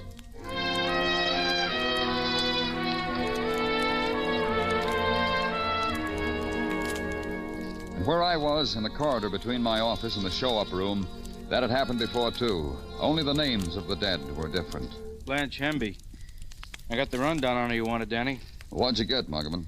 Oh, I'll have to slice it off fast, Danny. I'm due at the show-up. The woman there, Mrs. Westfall, real eager to identify a prowler she dreamed last night. I'll walk you down. This girl, Blanche Hemby, frequent visitor. Got her name on her guest book maybe 5 times. For what? Oh, nothing sensational. Brawl over a hairdo with another dame in a bar, phonograph screaming, her screaming, disturbing the neighbors, beat a guy's head open with a bottle because he called her a gimme-gimme girl, things like that. Any tie-up with David Blaine? I noticed around the bars where she had the trouble, the tenement where she lived, the place she was working at 2 weeks ago. They fired her? No, she gave notice, Danny, 2 weeks ago. Said she was sick and tired working for nickel tips behind the hamburger counter. She had better, she told them, a lot better.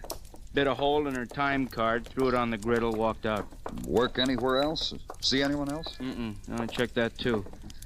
Blanche slept away the days in her room. 3 times a day she got up to phone for beer, once a day for sandwiches. Here I am. I'll check with you later, Danny. Yeah. How do I know where I got it? Why don't you leave me alone? Muggavan. That kid up there. What about him, Danny? Some punk, probably. That's the boy who was the tenant on the 2nd floor where Blaine was murdered. Get him, Muggavan. Bring him up to my office. Sure, Danny, right away.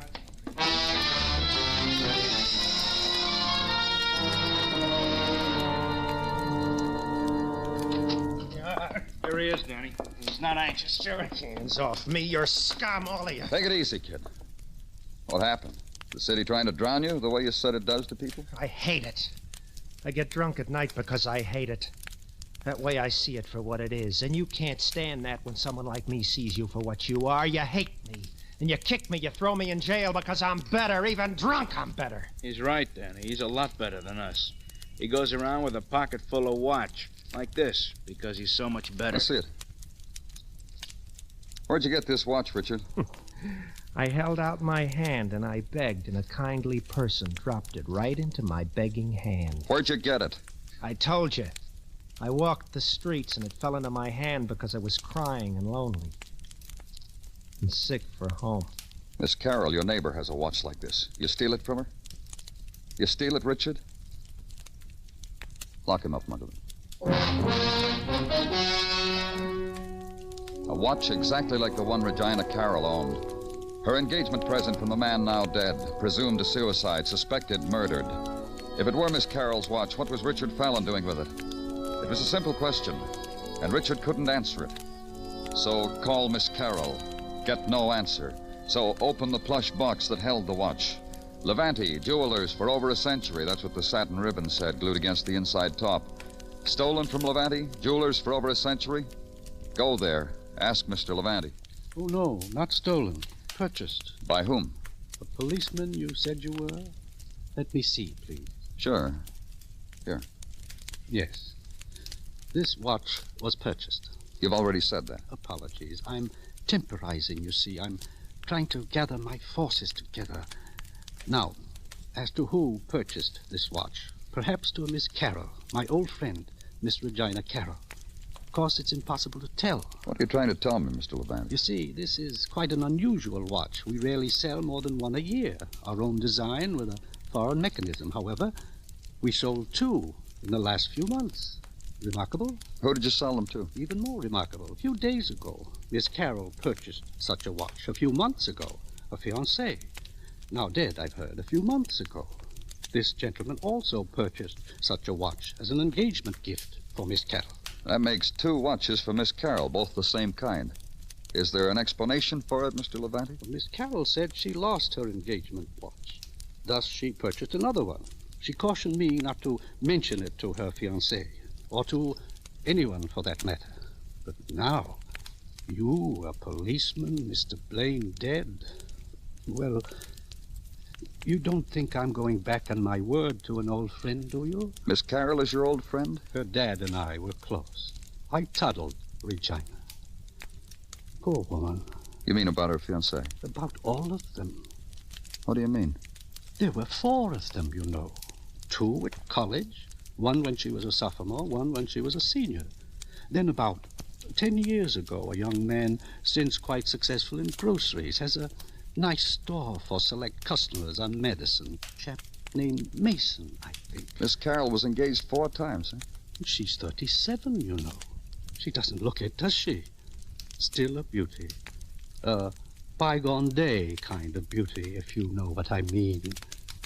Victorian? Would that be it? I often wondered why she never married any of her young men, why they backed out on their marriage. I wonder why, too.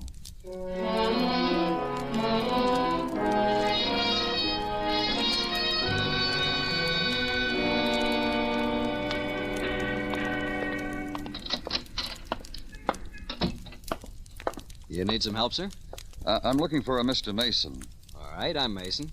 I'm Danny Clover. Police. First name's Pete, Danny. You got a couple of minutes? Any time for you, fellas. I need a couple of minutes to recuperate anyhow. Mrs. Smythe just had me on the floor.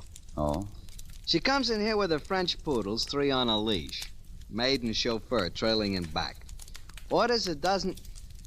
Well, did you ever hear anybody say bagel with a broad A? She wants a dozen boggles. I don't understand her. Finally, she tells me what she wants is receptacles for a delicacy known as locks. How did she say locks? Locks, the chauffeur said. What can I do for you, Danny? You were once engaged to a Regina Carroll, weren't you? It was an experience. I'm not sorry for it. Who broke the engagement? You've got to ask that because it's important for the police to know, right, Danny? I broke it. Why? Why? That's a question I often ask myself. Sometimes my wife asks me. And I'll tell you what I answer. Go ahead. Regina was a girl just like the girl that married dear old Dad. Close to the wedding, I discovered this is not the type of girl I wanted. Personally, the girl that married my dear old Dad, my mom, nagged my father to an early grave. Mom and Regina, 2 peas from the same pod. Go on. I'll tell you about Regina. I figure she has a picture in her head of a husband in a smoking jacket with satin lapels and a curved pipe and a fireplace. I don't fit the requirements. Personally, I like polka better than cribbage. Uh-huh. What else? Well, Regina, how she dressed. Pretty, you understand. But she made her own fashions, which she never changed. Ribbons, dresses choked against her throat, and always a little too long. She slipped on the ice once, and I told her she had pretty legs. She slapped me. That's what about Regina Carroll, Danny. That enough? Plenty. Thanks. Thanks a lot.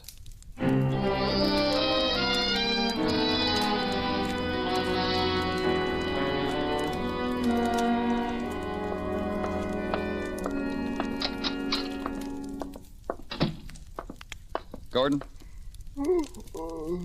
Danny Clover. I couldn't be more charmed if I tried. A quiet evening in Technical, huh, Gordon? It was. Now the place screeches at me. Did you do that, Danny, just by walking in here? You mix yourself bitter pills in those test tubes? I don't have to. I have company. No offense. The gun that killed David Blaine. Get it out. Go over it again. I've already examined it thoroughly. My report was placed on your desk. Get it out. Well, I can recall it to you if memory fails you. .32 caliber Smith & Wesson. Fired once. Get it. Examine it. All right, Danny. See? I'm examining. It's still as it was when Blaine held it close to it. The barrel. Put it on a slide. Hold it up to the light, whatever you have to do. If you ask, Danny. I'll do better. Perhaps this will amuse you. The spectromicrograph enlarges 45 times. And there. Have a look, Danny? You look. All right, Danny. All right. Wow. What? These infinitesimal scratch marks on the barrel. Fascinating. And a new quirk. It didn't register on me before. I checked the rifling in the barrel against the slug, which we call standard operating procedure. I didn't think of looking at the outside of the barrel. Why should I, with a suicide? I guess I should have, huh? And what would you have found out, Gordon? That the man killed himself with a silencer on his weapon. Now, that's what I call taking quiet pleas a shade too far, huh, Danny?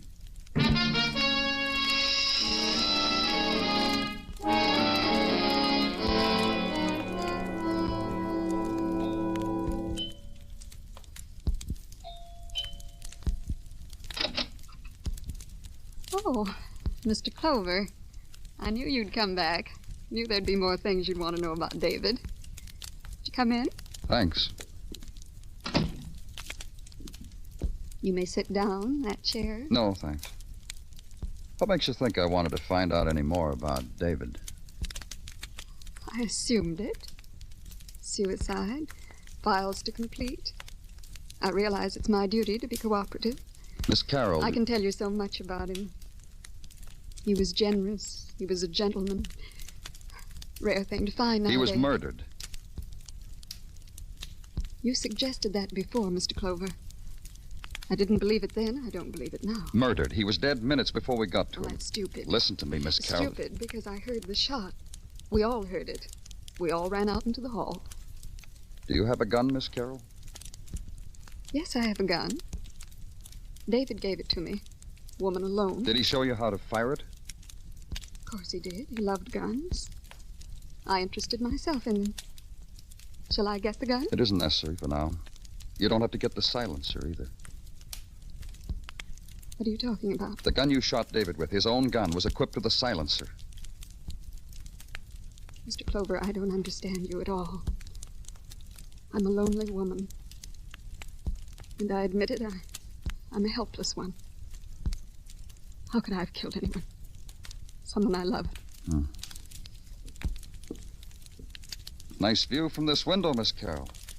You could stand here, see Detective Muggavan and me coming, fire a blank cartridge from your gun, run out into the hall. Look up, and everyone thinks the shot came from the floor above, from David Blaine's apartment. Clover. Do you admit it, Miss Carroll? No. No. I want to show you something. Here. Look at it, Miss Carroll. A watch, just like the one you're wearing. I didn't kill him. David Blaine broke his engagement to you, didn't he? I didn't kill him. The kind of woman you are, proper and proud. You gave him back the watch. But what to tell your friends? Tell them that someone else walked out on you the way 3 other men did? A proud woman like you? So you bought another watch, just like it. The one you're wearing. Please, please. Because I have the one you gave back to David. The watch you had that boy, that writer, Richard Fallon, steal from David's apartment. So the police wouldn't find it there and ask questions. You told him to get rid of the watch. He got drunk instead, got picked up. Look. David jilted me. But I didn't kill him. You did. You couldn't live with the thought of another man's walking out on you, like the other 3.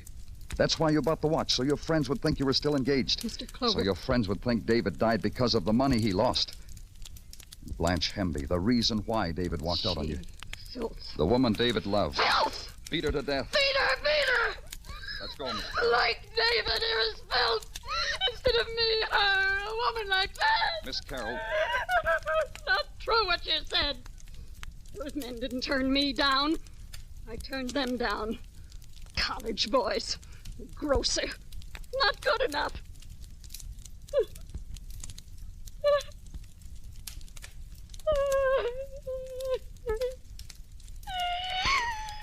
It isn't true. It isn't true. They did walk out. Why? Take me away. Put me someplace. I don't want to look at anyone. I can't look at anyone.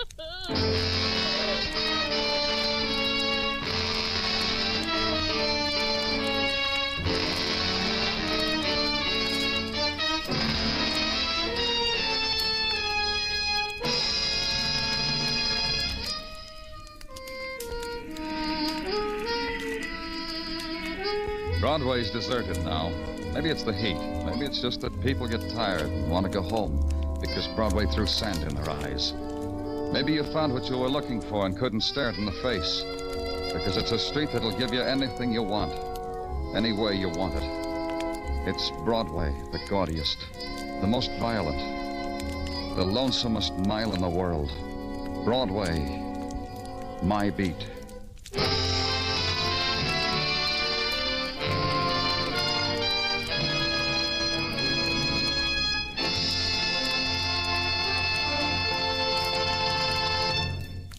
Remember, friends, for refreshment while you work, for enjoyment anytime, chew a stick of Wrigley's Spearmint Gum.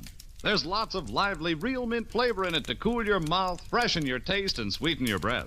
And chewing Wrigley Spearmint helps keep you fresh and alert. You feel better, work better, get more fun out of doing things. So indoors, outdoors, at work or play, always keep delicious Wrigley's Spearmint Chewing Gum handy.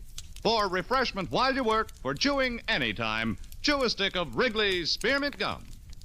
The makers of Wrigley's Spearmint Chewing Gum hope you've enjoyed tonight's story and that you're enjoying Wrigley's Spearmint Gum every day.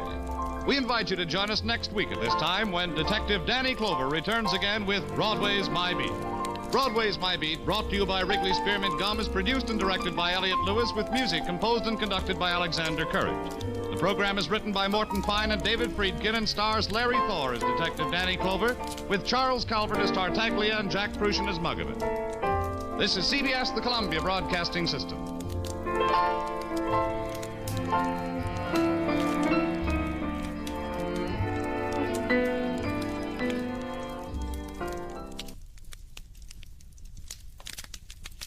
The partner from Mexico City, the stranger dead in Nevada, and the man with the cauliflower ear.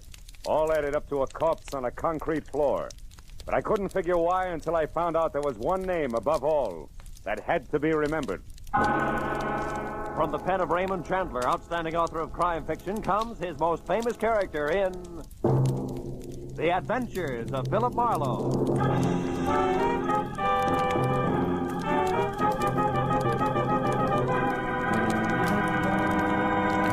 Now, with Gerald Moore, starred as Philip Marlowe, we bring you tonight's exciting story, The Name to Remember.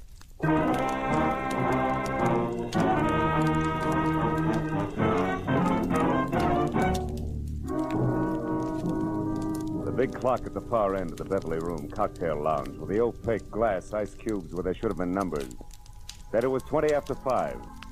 That meant my new client, Eddie Millette, was late. Though sitting at an uncomfortable mushroom for 2, I waited and worked on a long drink and stared down into the mirrored top of my table.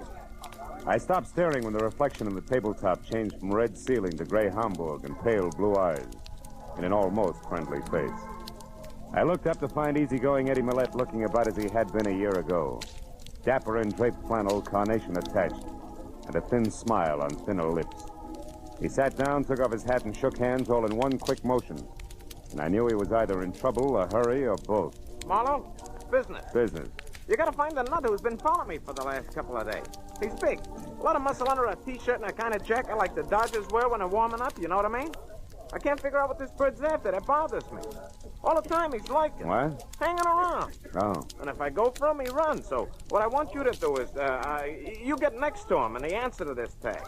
Here, 50, 70, 80, $100. Enough, Phil? Enough. You know, Eddie, the law might do this for you for free. Yeah, for John Doe, they might. But Eddie Millette's another story, Molly. You know what I mean?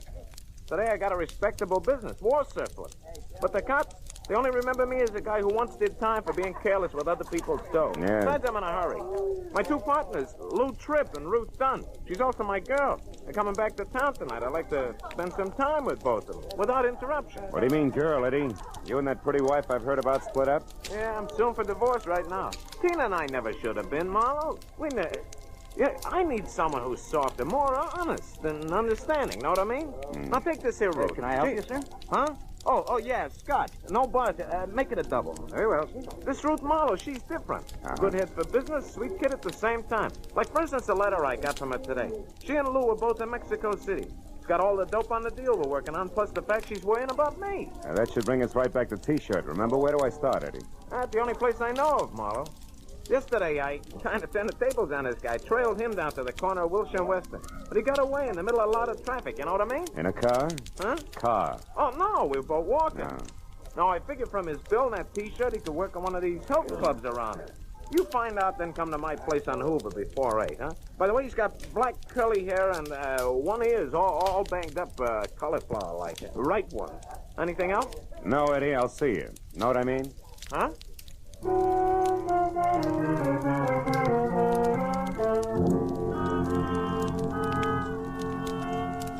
hours after I'd left Eddie Millette, I checked with a half a dozen hooray for health clubs in the neighborhood, smelled a lot of liniment, and came away with nothing more than distended nostrils. So at 7:30, I pointed my car toward 8400 North Hoover, in the hope that my client could give me something else to go on. The Millette home was well-groomed and sat sedately behind 50 rolling yards of carefully clipped hedge, and said the gardener must have gone to Barber's College. So when I leaned against the front doorbell, I expected Eddie in at least a silk-lapelled smoking jacket with slippers to match. But when the door swung open, I got a surprise, because I was greeted instead by a lot of white T-shirt, and in front of that and coming straight for my head was a fist the size of a muskmelon. Oh! Okay, Private Detective hired by Eddie Millette in the Beverly room. Get up. Don't so much as smile crooked or I'll twist your arm in two. What is it you want? Oh, one thing, a chance to bust you in the nose. What nerve. Yeah? Listen, stupid, if I had the time, I'd tie your arm into a square knot, then rip it off at the hinges and throw it away. Right now, I've got what I came for. I'm in a hurry, so you're real lucky. How about Eddie Millette, Muscles? How lucky is he? Very. He's inside, resting. Just like you're gonna be, mister.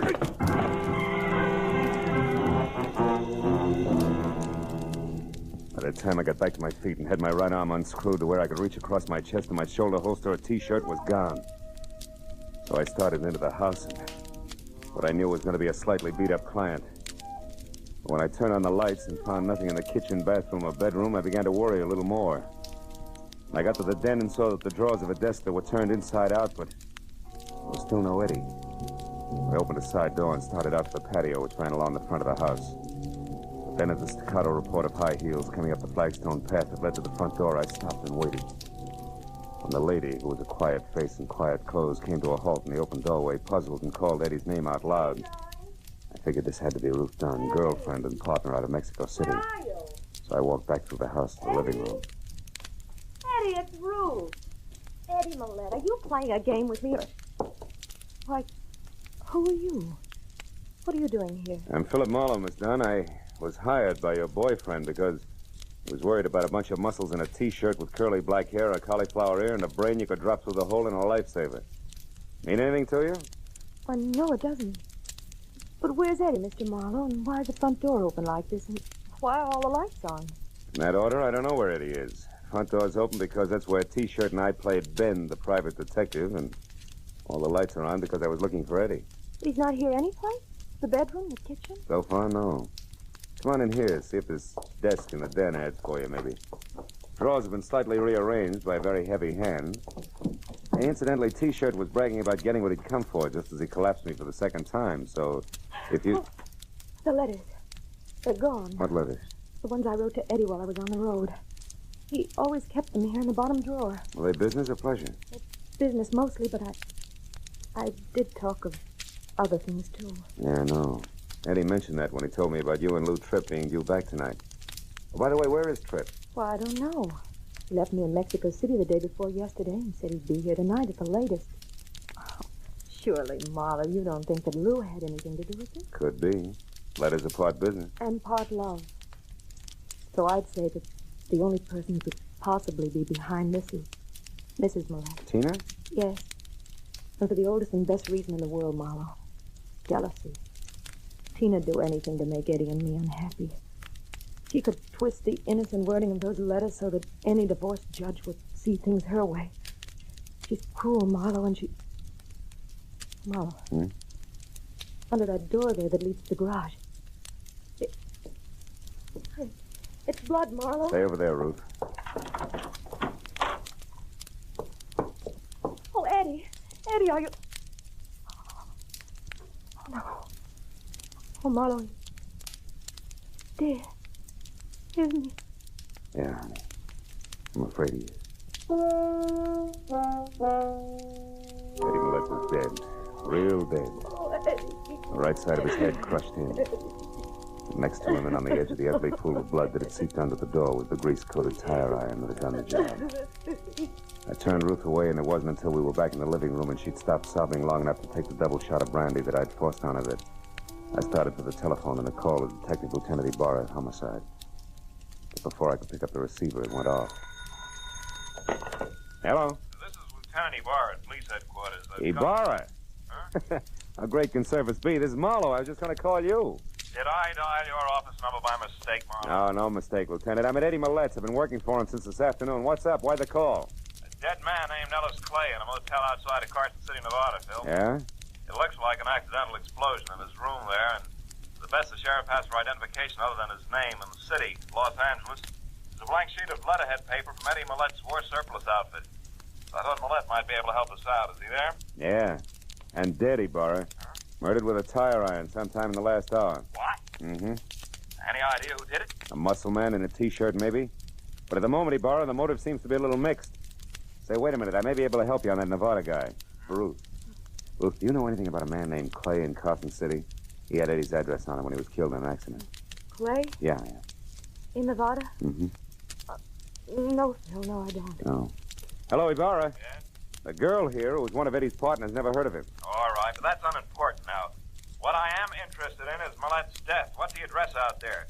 And why It's 8400 North Hoover. North what? Hoover, as in vacuum cleaner. But look, if it's all the same to you, Ibarra, I'd like to move, and I think if I do it fast enough, I've got an even chance of catching up with this T-shirt. Okay? Well, all right, Marlowe, but don't forget, we've got a couple of thousand policemen here in L.A., just in case you can't... Yeah. Goodbye, Ibarra. Ruth. Ruth, honey, why don't you go to your own place and try to take it easy, huh? When I talk to Ibarra again, I'll tell him where you can be found.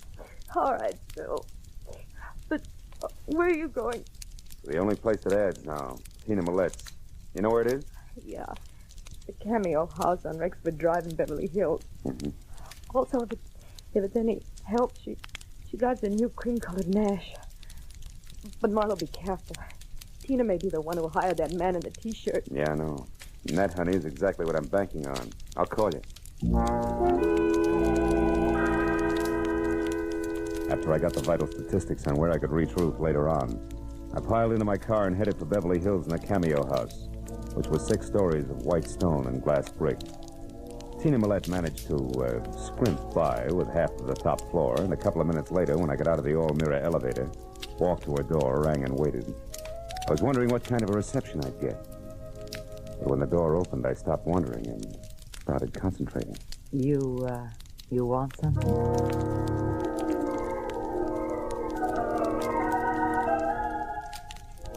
Oh, in something the texture of spun smoke rings. It stood 5 feet 6 inches over the threshold and must have weighed in at close to 120. With every inch a thing of beauty, and every pound just in the right place. I asked you if you wanted something. Do you? Mm-hmm. Yeah, the name's Philip Marlowe, Mrs. Millett. I'm a private detective your husband hired this afternoon. Why don't you let me in like a good little girl, huh? Because that's something I'm not. Now get out of here before I call the police. Well, probably on their way up here right now. Oh?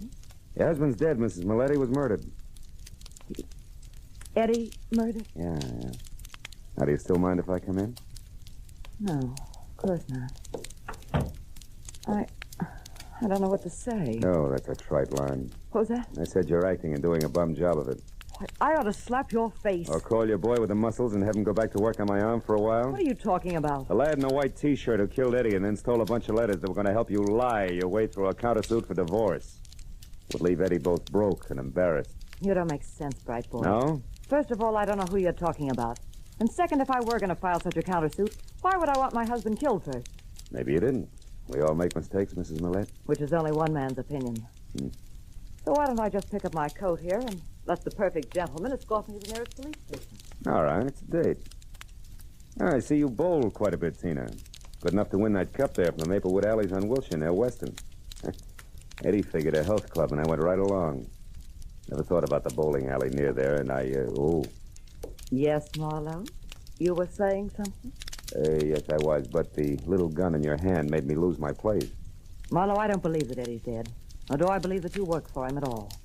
For my money, you're just a not-so-smart boy who was hired by that hussy Ruth Dunn. He's going to need an army of private detectives before I get through, and I mean that. Now back up through those doors and get out onto the fire escape. While you do what? Well, I find out exactly what's going on. I get out there.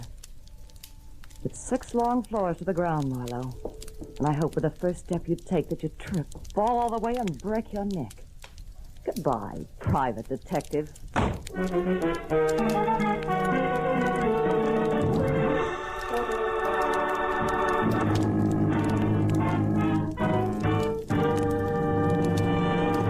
In just a moment, we will return to the second act of The Adventures of Philip Marlowe. But first, just a little later on CBS tonight, you'll hear Sing It Again's Master of Ceremonies, Dan Seymour, giving a perfect characterization of a man going crazy.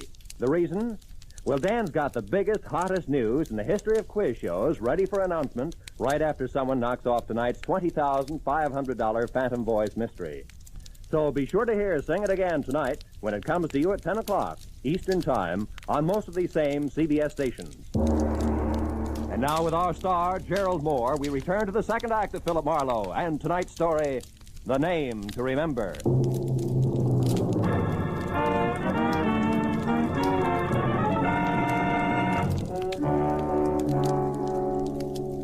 When Tina Millette prodded me out onto the fire escape through a pair of French doors, slammed them shut and snapped the lock, there was a cold look in her smoky eyes and an unwavering potential about the snub-nosed gun clenched in her hand and pointed straight at my belt buckle that melted all the gambler out of me fast. So I watched quietly as she backed across the room to the hall door and out. I knew my chances of climbing down 6 flights of iron fire escape in time to head her off was an idiot's dream. So, kicked the panel out of one of the doors, reached through and finally got it unlocked. And I went back inside to the phone. Since the vixen was on the prowl with a gun in her fist, I figured the least I could do was pass the word along. Hello? Ruth, this is Marlowe. Oh, Phil. Have you found the letter? Not yet, but never mind that now. You got something more important to worry about because your guess on Eddie's ex-wife, Tina, was right on the button. You mean she's the one who's really after the letter?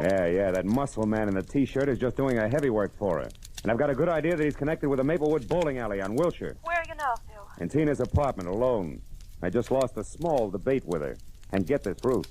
She hates you, and she's the type who hates hard. Yeah. When she left here, she had a gun, and the chances are at least 50-50 that she's coming your way. So keep your doors locked and stay away from windows, savvy? Yeah, okay, Phil. Oh, one more thing before I shove off. Has Millette's partner, Lou Tripp, shown yet? No. He hasn't called me. Uh-huh. But where are you going, Phil? That bowling alley on Wilshire. Only this time I'm swinging first.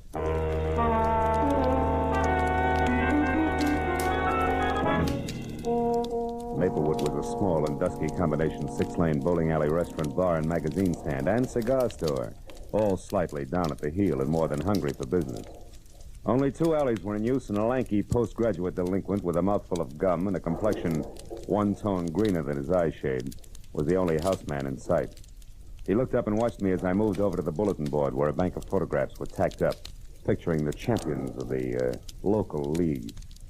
Sure enough, there in the top row and holding a bowling ball that had more expression than his face was the pile of muscles in a T-shirt, which the caption tagged as one Sid Sawyer. So I walked over to the counter where the houseman sat and made like a one-man fan club. What's your problem, Mac? I see Sid's up there with the champs. Is he around tonight? I wouldn't know. Where can I get in touch with him? I wouldn't have the faintest idea, Mac. He works here, doesn't he? Yeah, off and on. But you don't know where he lives or what his phone number is, huh? Well, you're just beginning to get the idea. Come here, you. Cut it out, will you? Take your hands off You of get me. the idea and get it fast unless you want your teeth crammed down your throat. Where does Sawyer live? Now, wait a minute, mister. Take it easy. I'll tell you. He's got a room over on Shadow Street, 6340. Upstairs. He don't have no phone. All right, that's better. Is he there now? I think so. But see, I don't know why everybody is so interested in Sid Sawyer all of a sudden. Who else is interested? Some babe called a couple of minutes ago. An old friend, she said. That's the reason I give you the store. Yeah? Honest. You see, Sid don't like to be interrupted when he's entertaining old friends. Is that so? Well, this is one party that's going to get crowded whether he likes it or not. 6340 Shadow Street was a top-heavy stale gingerbread house. Left over from the days when Los Angeles was a stopover between Spanish missions. I got out of my car and started across the street toward the door when I saw Tina Millette's cream-colored sedan sticking out through a tangle of overgrown brush in the driveway, which meant I was still in time for the big reunion. So I went inside and up the steps to Sawyer's door. There was a light on and movement, but no voices. I slipped my gun out of its holster, knocked lightly, and stepped back. The knob turned slowly and the door cracked open. I kicked hard! Yeah, don't move, Muscles. I'm returning your visit. Where's Tina? Who's Tina? Look, her car's outside in the driveway. She's here after the letters, isn't she? What letters? You're nuts. I don't know what you're talking about. And these suitcases, you wouldn't be skipping town, would you? Listen, Shamus, you're barking up the wrong tree. I don't know anything, get me? Yeah? Okay, Sawyer, if you insist, we'll do it the hard way. That squares us for that arm-twisting job you gave me. Now we'll start all over again even. Get up! Come on! Quit hitting me with that gun. I don't enjoy doing it, so the faster you talk, the sooner I'll stop. Where's Tina? I don't know what you do. Make it straight. I haven't got all night. All right. No more. That's better. She came and picked up the letters, and she left again. 5 minutes before you got here. 5 minutes, you're lying. Take a look out that window and tell me why your car's still outside. I don't know what... Where? I don't see it. In the driveway next door. Holy smoke, it's gone. All right, Sawyer, that means I can spare 30 seconds for the rest of the story, so make it fast. She told you little Eddie Millette is dead. That's why you're blowing town, isn't it? No. Now, wait a minute, Marlowe. I never killed him. I just knocked him down. Sure, on a concrete floor with a tire iron. No, Skip it. Those letters you got were written by Ruth Dunn. Was Tina heading for Ruth when she left here? I don't know. Come on, Sawyer, I'm running out of time. Won't do you any good to try to protect Tina now. No. We'll see about that, Marlowe. Why, you... I hope Tina was worth a broken jaw. Good night, Muscles. I took a close look at Sawyer to be sure he was down for the long count. Then I stepped out the door and into a whispering circle of wide-eyed neighbors who had heard the fight and had already called the police. I flashed my identification, issued a battle order to the three huskiest ones, and then ran down the stairs to my car. I made it from Shadow Street to Ruth's bungalow on Normandy in something under 5 minutes, but still not fast enough. Because when I ground to a stop in front of the place, I saw that same cream-colored sedan already there, close to a side door. I belted up the walk and was halfway to the house when I heard it. It made me sick. Went up to a front window where the only light was burning and looked in. The room had been torn up, and in the middle of it all, face down on the tangled carpet, was Tina Millette. And it was Ruth who was slumped in a chair, her face buried in her arms and sobbing hysterically. And still dangling from her hand was Tina's snub-nosed revolver. She looked up as I walked in. Phil, I killed her, Phil. I know. Come on, baby. Take it easy. It's going to be all right. She had this gun. She was crazy. Phil, she was going to kill me. I don't know what happened. I struggled with her, and then I realized I had the gun in my hand. I shot her. I didn't even think. I just pulled the trigger on her. She's dead, Phil. Yeah. Come on, Ruth. Leave it alone. It's over now. Now try to get hold of yourself. She brought the letters back. They're on the desk. She said that they didn't matter anymore, that she was mixed up in Eddie's murder and there was nothing left for her but to run. She said she took the gun out of her purse and said I'd ruined her whole life and that she was going to be sure I got what was coming to me before she left. That's when it happened, Phil. I was so scared I went out of my head, I guess. Now, we better call Ibarra, honey. I think we can explain it all now, except one thing. Ruth, do you remember that guy Ibarra called us about? The one who was killed in Nevada? Ellis Clay. Yeah. Yeah, that's it. Clay. I've had the feeling all night that some way his death is tied up with all this. It's only a hunch, but something seems to be missing. What is it, Phil? What's missing? I don't know yet. Look, honey, I want to take a look at these letters. You go call the police, will you? It was a long shot, but while Ruth went down the hall to phone the police, I flipped through the bundle of envelopes that had caused all the trouble. And the long shot began to pay off. I could hear Ruth talking to her desk sergeant as I picked up Tina's revolver. I broke it open. But then a pair of headlights and a red spot of a police car flashed in the driveway, and I knew that Ibarra had figured out a few things for himself. I put the gun down on the table again, told Ruth to forget her call, and when the lieutenant came in, Ruth and I together explained everything that had happened right up to Tina Millet's body on the floor. Well, it's quite a mess, isn't it? Anyway, this part of it looks like a clear case of self-defense. Right, Marlon? Exactly right, Ibarra. It looks like self-defense, only there's something missing. Something missing? What do you mean, Marlowe? At least 3 letters in that packet there. I think they're the last ones you wrote to Eddie, Ruth. They're gone. Oh, that's strange. I don't understand it. And another missing item is Lou Tripp, Eddie's partner. He didn't show up tonight because I think he's in Nevada, dead under the name of Clay. What? Marlo, you mean that Lou and that Clay were really the same man? Mm-hmm. But what are you getting at with all this theory, Marlowe? You'll see, Ibarra. Lou Tripp was double-crossing Eddie Millet. Lou went to Mexico with Ruth here, only he left early and flew to Nevada to close a big deal under the name of Clay. Meanwhile, some letters were written from Mexico to preserve the illusion that Lou Tripp was still there. Understand what I mean, Ruth? Yes, I think so. Yeah. Then the unexpected happened. Lou, identified as Clay, died accidentally in Nevada. That meant that sooner or later those letters would be exposed as lies. Right, Ruth? Marlowe, that gun on the table, watch it. Too late, Lieutenant. Now, don't move. Either one of you. You haven't got a chance, baby. Stay back. Please, Bill, I don't want to kill you, but I will if you come one step closer. Stay back, Marlowe. She means it. Look, baby, you're licked. Marlo. It was a good try, but you lost. Stay back. Why not go out like a lady? Oh, what difference does it make now?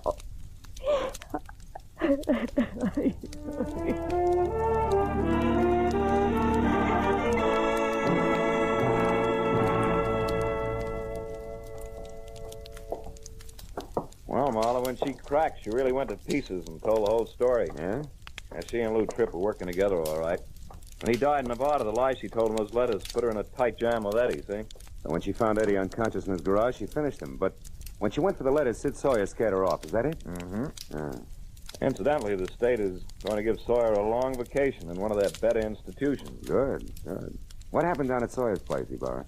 You know, Ruth had a lot of nerve, Marlon. Yeah. She found Tina Millet's car at Sawyer's, so she waited in the back seat until Tina came out with the letters. Then she sapped her, drove the car to her house, and faked that slick self-defense setup. And she still doesn't know where she made the mistake that caught her. Hey, where was it, Phil? Well, she was being real cagey, Ibarra. She decided it was too dangerous to write the name Clay down anyplace, so she made it a name to remember. And she did. But too well. What do you mean, Phil? Well, when I asked her for it, the first name Ellis popped out, too. There was no legitimate way for her to know that you gave me the full name over the phone, but I only gave her Clay. That was an opening, but I needed proof. Mm-hmm. So you needled her until she made a break. Then you walked into the gun she'd grabbed. You take some long chances, Phil. Oh, I'll do anything to see justice prevail, Ibarra. I smell a rat. You should. I emptied the gun. When she was phoning. Good night, Phil. Good morning, Ibarra.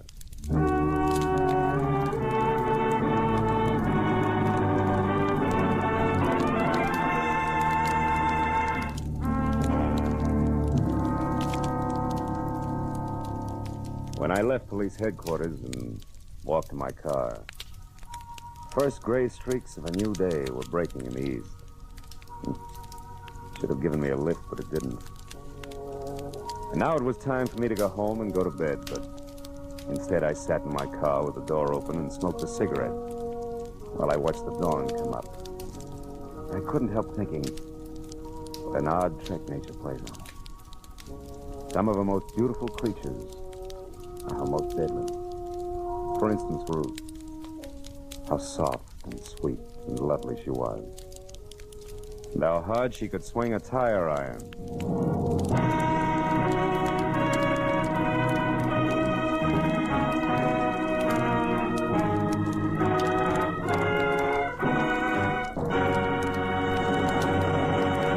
The Adventures of Philip Marlowe, created by Raymond Chandler, star Gerald Moore, and are produced and directed by Norman MacDonald. Script is by Mel Donnelly, Robert Mitchell, and Gene Levitt. Featured in the cast were Gene Bates, Paul Frees, Yvonne Patey, Jack Moyles, and Jerry Hausner. Detective Lieutenant Ibarra is played by Jeff Corey. The special music is by Richard Orant. Be sure and be with us again next week when Philip Marlowe says... It was hot and still. An August night in the middle of April. But that didn't matter to the striptease dancer in the golden mask. Because murder made her blood run cold. The night the heat wave struck.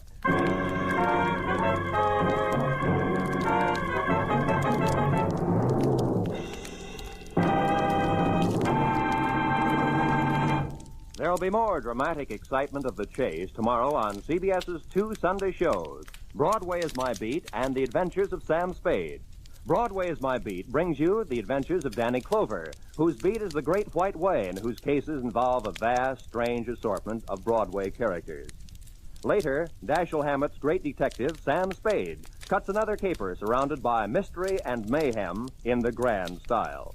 The Adventures of Sam Spade and Broadway is My Beat are regular Sunday features on most of these same CBS stations. This is Roy Rowan speaking. Now, stay tuned for Gangbusters, which follows immediately on most of these stations.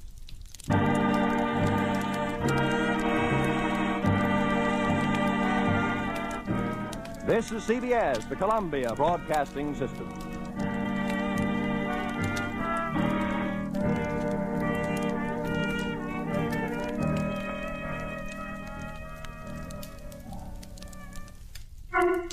The Kraft Foods Company brings you The Adventures of the Falcon, starring Les Damon. Hello? Yes, this is the Falcon speaking. Oh, June. I was just thinking about you, Angela. The theater tonight? No, I'm sorry, I'm working on a case. Of course, I know those tickets were hard to get, but so is a murderer. And I've got a date with one in exactly half an hour.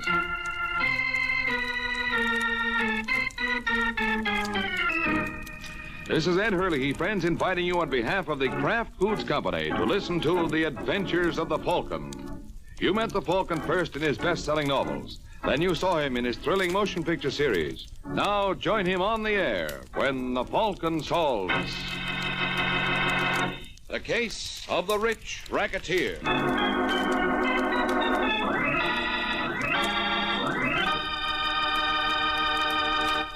Before we join the Falcon in his latest adventure, I'd like to tell you folks about Kraft's golden cheese food, Velveeta.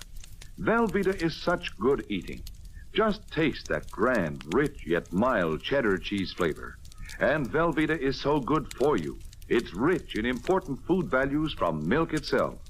For swell-tasting snacks, for good, hearty sandwiches, for thrifty, easy, hot dishes, it's smart to keep stocked with Velveeta.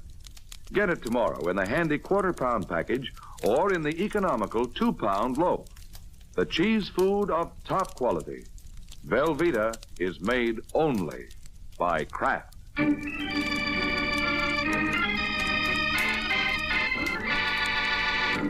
now, the case of the rich racketeer.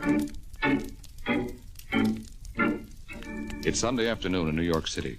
A cab pulls up in front of a large Central Park West apartment building, and two men get out.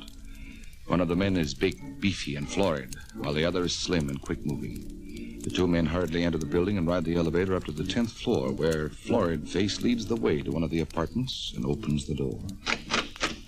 Flo? Hey, Flo. Guess my wife's not home yet. Come on, Garland. Come on in. Let's get this over. Excellent idea, Sullivan. Excellent. Wait there and leave your hat and coat on. Won't take me but a second to write a check. Check? Yeah, check. I think I'd rather have cash, Sullivan.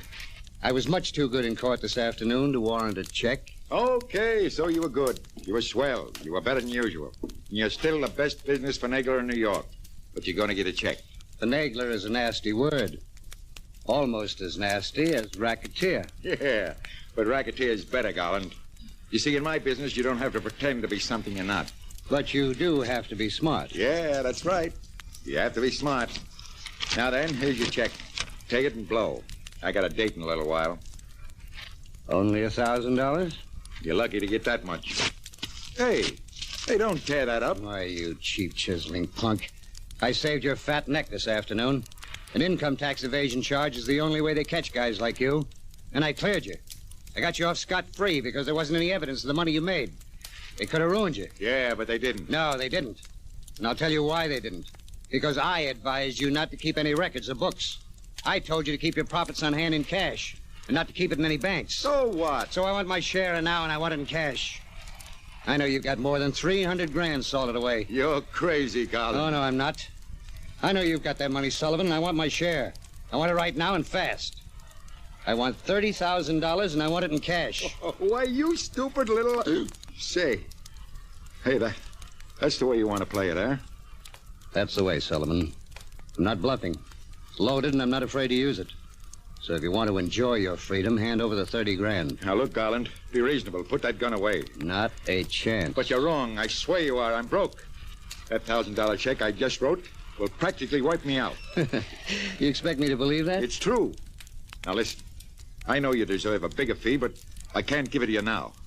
Later, I'll try. No, quit stalling, Sullivan. Where's the money? I know you got it. I dumped it in an oil deal out west. I thought I could really clean up, but something went wrong. Oh, you never took a chance in your life, and an oil well is a gamble. You're a sure thing player. Come on, Sullivan. Getting tired of holding this gun.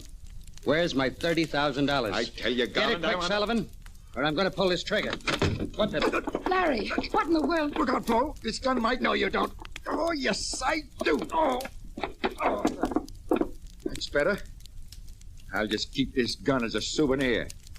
Now get out of here before I break it over your head. What's going on here, anyway? Shut up. Okay, Garland, get going. You made a mistake, Mr. Sullivan. A big mistake.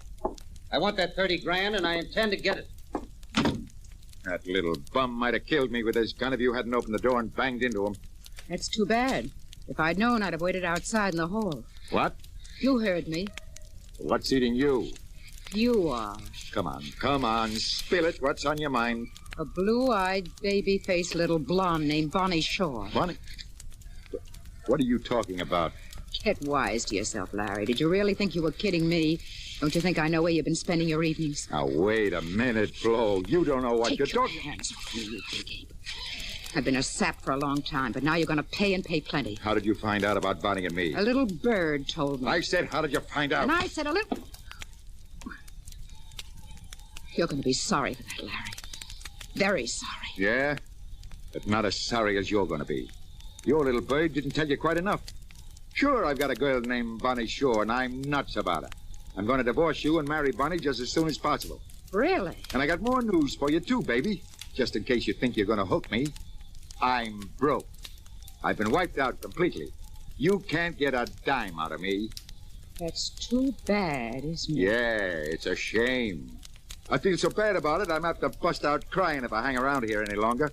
So get away from that door and let me out. Sure, Larry, I'll let you go. But not with Bonnie Shore. Try and stop me. Wait, Larry. You're forgetting something, aren't you? Now, look, Flo. Put that gun down. Why, Larry, I only wanted to hand it to you. It belongs to your lawyer friend. Don't you want to give it back to him? Why, yes. Maybe I'd better. No. On second thought, I don't think he needs it as badly as I do. You? Yes, darling. I've just thought of a wonderful use for it. Well, what are you going to do? Why, can't you guess, Larry? I'm the forgotten middle-aged wife who's been dropped without a cent. I'm going in the bedroom and blow my brains out. Oh, don't kid me, baby. You'd never do that. You're so right, darling. I'd never do that.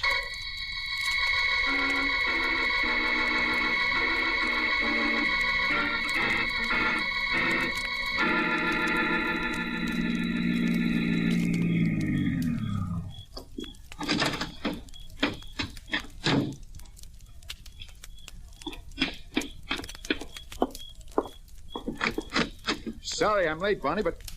Nice little hideaway you got here, Sullivan. Miles from the city. Woods all around. Lake out front. You couldn't have picked a sweeter love nest. Who are you? My name's Shaw. I'm Tom Shaw. Shaw? Yeah, I got a sister named Bonnie. Mean anything to you? You're Bonnie's brother? That's right. Where is she? She'll probably be along in a few minutes. Say, I don't get this. Bonnie didn't tell me you'd be here. She didn't know it. And what are you doing here? I'm telling you to stay away from Bonnie. Maybe she'll have something to say about that. Bonnie's just a kid. She doesn't know what she's doing. Now, look, Shaw. You got the wrong idea. I'm crazy about Bonnie. We're in love. We're going to get married. No, you're wrong, Sullivan. And even if you meant it, I'd die before I'd let her throw herself away on a grafting racketeer like you. Guy who's old enough to be her father, who's already married. You told my wife about Bonnie. Sure, I told her. Why, you little... My jaw. Next time, it won't be your jaw. It'll be your neck. Now, get out of here and stay out. Yeah. Yeah, I'll get out, Sullivan. But I'm coming back with a gun.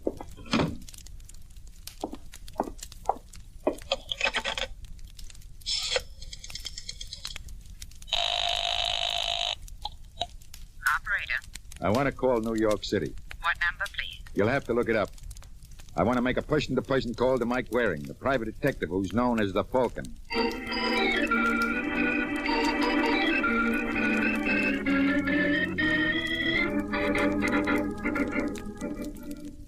You know, Angel, you got the bluest eyes. Yeah, they go so well with... There. Hand me the phone, will you, Angel? Don't answer it, Mike. Let it ring. Got to hand it to me, huh? Oh, all right. Don't you like that? Yes? Is this Mike Waring, the Falcon? Yes, it's the Falcon speaking. Must be something wrong with this connection. For a second, I thought... Oh, never mind what you thought. Just tell me what you want. I want to hire you. Right now? Yes. Why? Are you working on something else?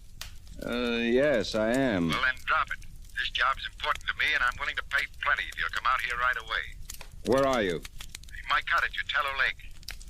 Oh, it's 10:30 now. I couldn't get there much before midnight. I know that. All right, what's the job? I'm working on a very important deal at the moment, and it's absolutely necessary to keep my movements secret. I'm pretty sure that somebody's been following me this evening. I want you to find out who it is. You say money is no object, Sullivan? None at all. Okay, keep talking then. Just exactly where is this cottage of yours?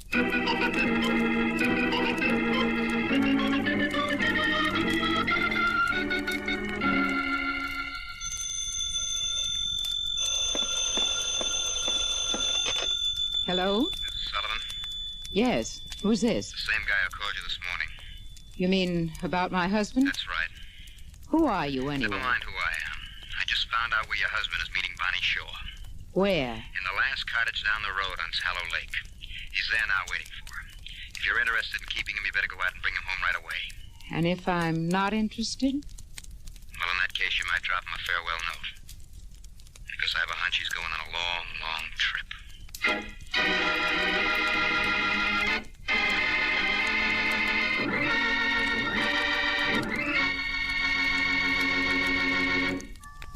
It's lighter bodied. It's superfine. It's Kraft Salad Oil, the first salad oil ever offered for home use by the makers of all those wonderful Kraft prepared salad dressings. Yes, there is something new under the sun at your grocer's right now. A new salad oil, Kraft Salad Oil. The first salad oil ever offered for home use by the makers of all those wonderful Kraft prepared dressings. Wait till you try it in those wonderful salad dressings you make yourself. Those light-as-air chiffon cakes you're so proud of in all your special recipes that call for liquid shortening. For Kraft Salad Oil is more than just a new oil. It's a new kind of oil. Super fine for better blending by a special new Kraft process. Because it's lighter-bodied, it mixes perfectly with all ingredients, puts new magic into dressings, cooking, and baking.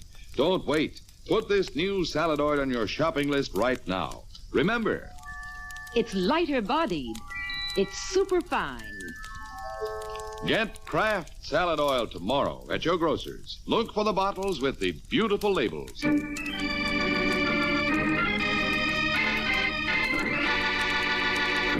Now, Now back to the adventures of the Falcon. It's an hour and a half later. Mike Waring has just stopped his car outside Larry Sullivan's secluded cottage at Tallow Lake. The light is on in the living room, but the house and countryside are strangely quiet. Mike walks up to the front door and knocks. There's no answer, no sound from inside. He opens the door and stops suddenly. Across the room with her back pressed tensely against the closed bedroom door stands a beautiful, young, very frightened blonde. Oh, sorry, I didn't mean to scare you. When I knocked and nobody answered, I'm not scared. You better try again, Angel. It's not that cold in here. I don't understand. You're trembling. Why? I don't know. Okay, have it your way. Where's Sullivan? Larry? I don't know his first name. He called himself Sullivan, and he hired me to come out here. Why? Said he needed a detective. You're a policeman? No, I'm a private detective. Hey, what's the matter with you, anyway? Huh? Where's Sullivan? He's not here. He's gone. He won't be back. Please, you'd better go now. Now, wait a minute, Angel. Not so fast. What's behind that closed door? It's just the bedroom. Who's in there? Nobody at all. Please. Now, don't try to kid me, Angel. If Sullivan's changed his mind about needing a detective, he's not going to brush me without getting out his checkbook. No, please don't open it. No wonder you got the shakes. Blood gives me the jitters. This Sullivan? Yes. With a bullet hole in the back of his head. Larry. Okay, you can cut out the act. I'm not impressed. Yes, where's the gun? The gun? The gun you killed him with. It's not here. Where is it? You think I killed Larry? You just try to get rid of me. You're scared, silly, and you knew he was in there. No, you're wrong. I didn't shoot Larry. I just got here a few minutes ago. I found him in there. I was frightened. I didn't know what to do. Why were you tailing him tonight? I don't understand. He told me on the phone that somebody was following him. That's why he hired me. He wanted me to find out who it was. I wasn't following Larry. I came here to meet him tonight. I loved him. We were going to be married just as soon as his wife divorced him. He already had a wife? Yes. She killed him. She must have found out about us and come here tonight. That's possible. She might have been the person who was following him. Of course, it must have been his wife, don't you see? Well, not yet, but a little outside help might clear it up. Where's the phone? What are you going to do? Call the police. No, wait. I mean, you've got to understand about us, about Larry and me. Yeah, sure, I know. You can tell me all about it after I put in this call. No, please don't call him now, until... look, Angel, you can't pump bullets at a bald spot without letting the police in on the fun. Somehow, I don't think they'd like it at all.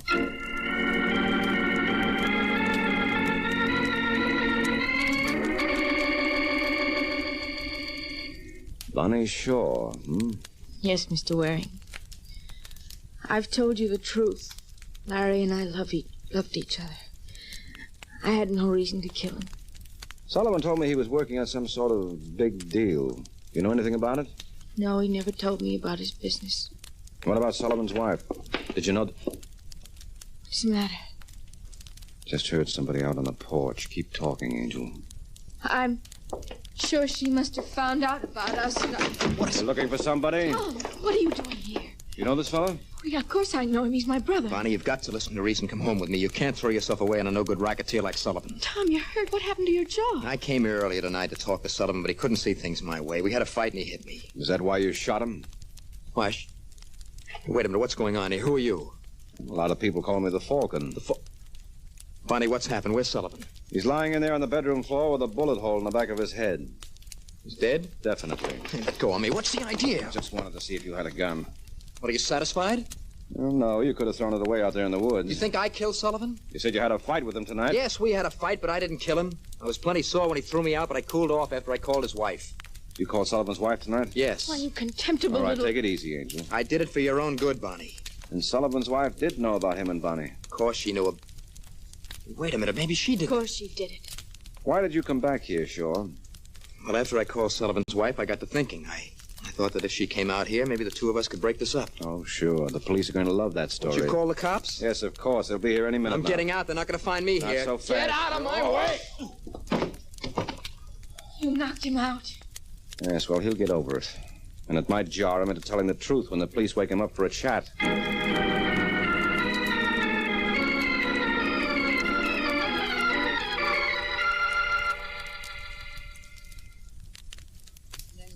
took the gun away from Mr. Garland and told him to get out.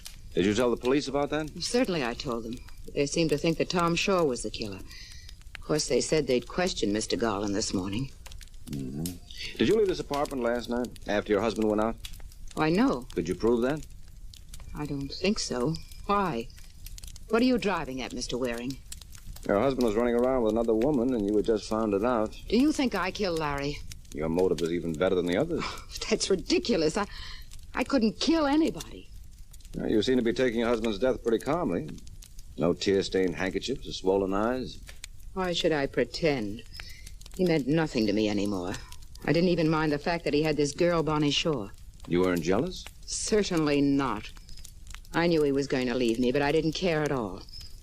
I'll be honest with you, Mr. Waring. If I could have gotten money from Larry, I might have tried to hang on to him, or at least make him pay plenty to get rid of me. But he was wiped out. He didn't have a dime. Your husband was broke? Yes. He told me so last night, just before he went out. So you see, he was of no more use to me. I actually was glad he was going to leave me, but I certainly had no reason to kill him. I see. Oh, excuse me. Yes, of course. Mr. Garland. Oh, forgive me for calling so early in the morning, Mrs. Sullivan. I wanted to see Larry before he went out. I'm sorry about that trouble we had last night, and I want to apologize. You don't know about... Is this the business manager you were telling me about? Yes, this is Mr. Garland. Well, what's wrong, Mrs. Sullivan? Where's Larry? He was murdered last night. Larry's dead? Yes. Why? Well, that's terrible. I had no idea. Did you read the morning papers? No. You see, I was upset about that quarrel last night, and I wanted to hurry over here as fast as possible. That quarrel last night gives you a pretty swell motive, darling. I didn't even know about the murder. Yeah, well, you could be lying about that. No, I'm not lying. But you did threaten him. Well, I was only bluffing. He owed me money, and I wanted it. I swear I didn't shoot Larry. I couldn't have done it. They took my gun away from me. It's still here. There are other guns. Well, I tell you, I didn't do it. Tell me about this money you say Sullivan owed you. Well, I did some financial work for him, and I felt he owed me a much larger fee than he was willing to pay. Naturally, that made me angry, and I guess I lost my head. I had the gun in my pocket. Why? Well, I always carry it. I have a license for it. There are certain people who have threatened me from time to time. Okay. So you pulled the gun on Sullivan. Yes. I thought I might frighten him into paying me what I wanted. It did frighten him, and he told me the truth. The truth? Yes, he was broke. He literally couldn't pay me. At first, I didn't believe him, but he finally convinced me that he was telling the truth when Mrs. Sullivan came in unexpectedly and gave him the chance to grab the gun. Did Bonnie Shaw know that Sullivan was broke? Who is she? But didn't you know Sullivan had a young girlfriend? No, I had no idea. I mean, I only knew him professionally. He never discussed his personal life with me. Mr. Waring, isn't it just possible that... That Bonnie Shaw killed your husband? Yes. That's why I wondered if she knew Sullivan was broke. He might have been stringing her along, telling her he was rich, and last night she may have found out the truth.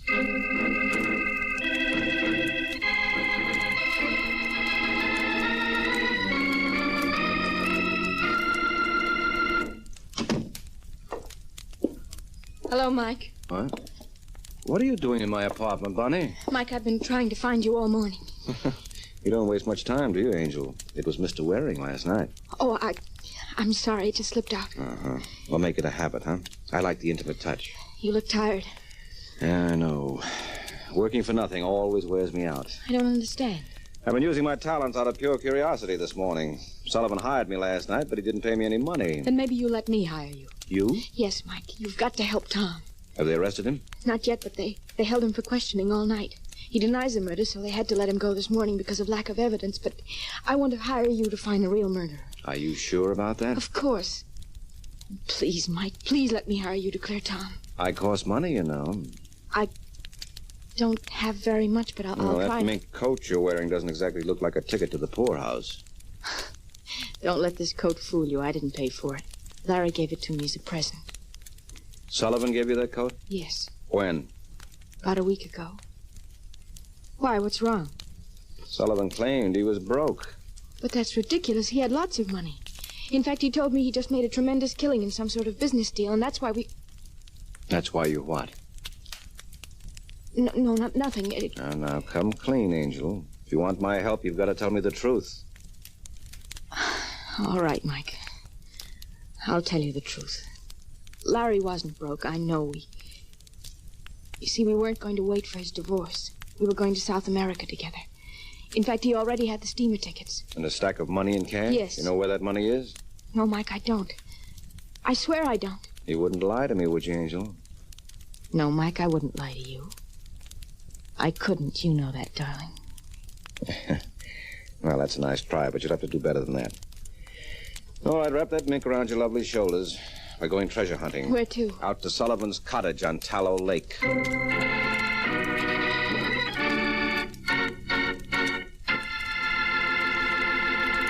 Miracle Whip. Has a flavor so pleasing. Miracle Whip. Tastes so lively, so teasing. Miracle Whip. Only one of its kind. Miracle Whip. Best salad dressing you'll find. Miracle Whip is the only one of its kind because it's a different type of salad dressing made from a secret craft recipe.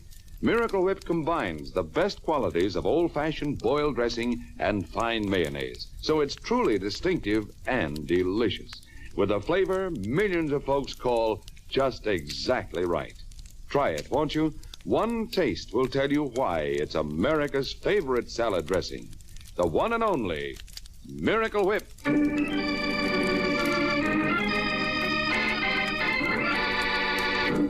Now, back to the adventures of the Falcon. An hour has passed since Mike set out for Tallow Lake with Bonnie Shaw. Now they've arrived. Mike, look. Yeah, looks like a cyclone hit the place. Well, I'm not surprised. The murderer was here searching for the money, Yes, of course. and he's beaten us to it. He must have found it if Larry had it hidden here. Now, don't be too sure about that, Angel. You don't think the money was here? Oh, yes, I'm sure it was here. And I think it still is. But why? Oh, look at this room. Everything is torn up, drawers are emptied, pillows slashed, rugs thrown back.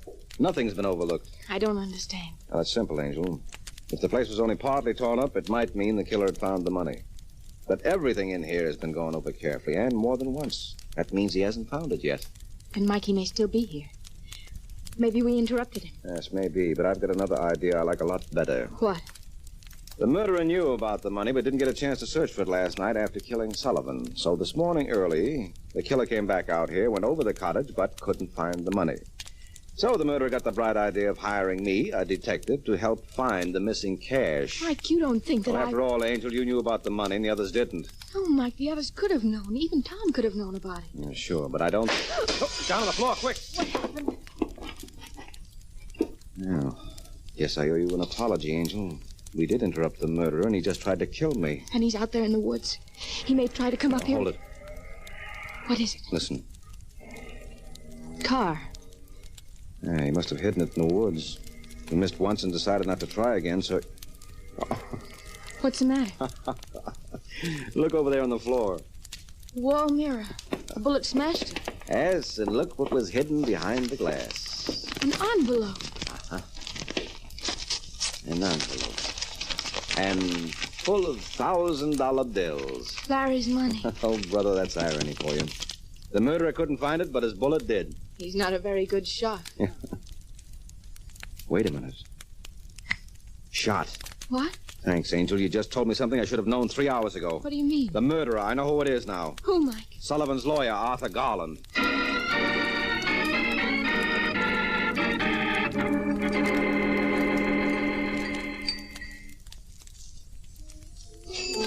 Would you like a drink now? Not until you tell me how you knew Garland was the killer. Well, now that the police have caught up with him, I guess I can.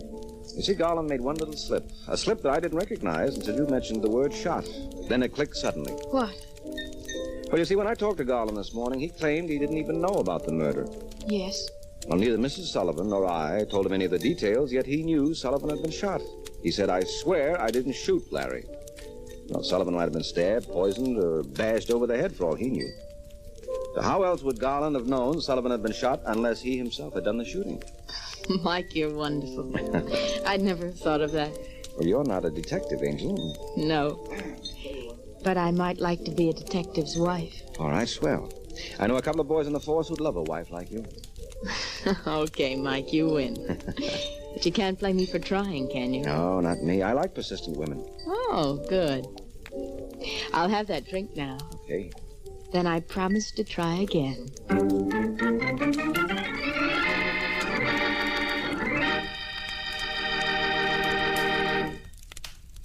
man in Murder Makes a Hen.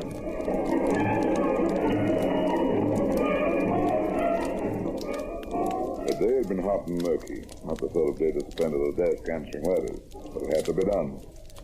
The afternoon had dragged slowly by while I pounded the typewriter.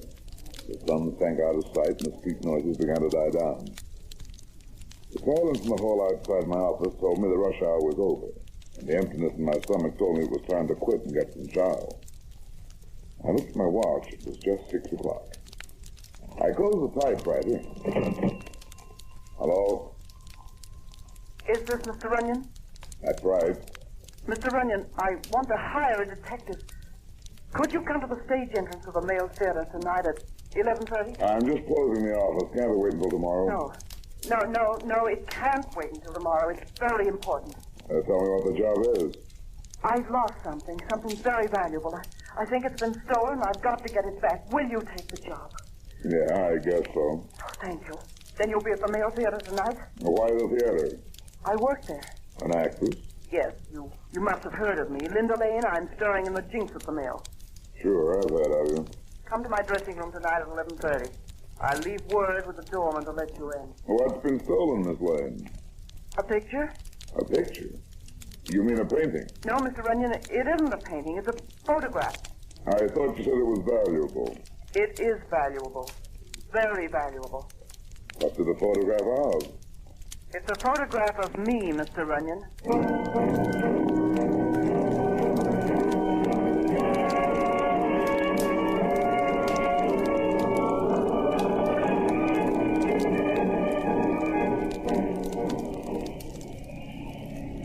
Hey, driver. Yeah? Somebody dropped a $100 bill on the seat of your cab. Yeah, it belongs to you. Pull up, Santa Claus. This isn't the way to Charlie's Chop House. You're not going to Charlie's Chop House, Mr. Runyon. You're going on a business trip. I pick my own business trip. Not this time. Now take it easy and relax. Stick the century note in your pocket. There's a lot more where that came from. Nothing will happen to you if you just keep nice and quiet. And if I don't? We're going pretty fast. I'd hate to crack up with you in here. The boss wouldn't like it. Who's the boss? You'll find out soon enough. Now sit back and take it easy. We got a long ride ahead of us, and I don't like driving with one hand.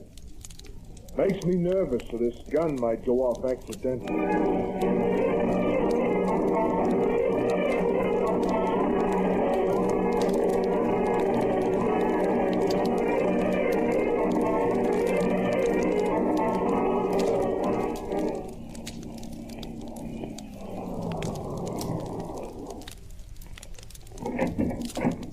This is it. Come on. Pretty fancy layout for a taxi driver. Inside. That door's straight ahead.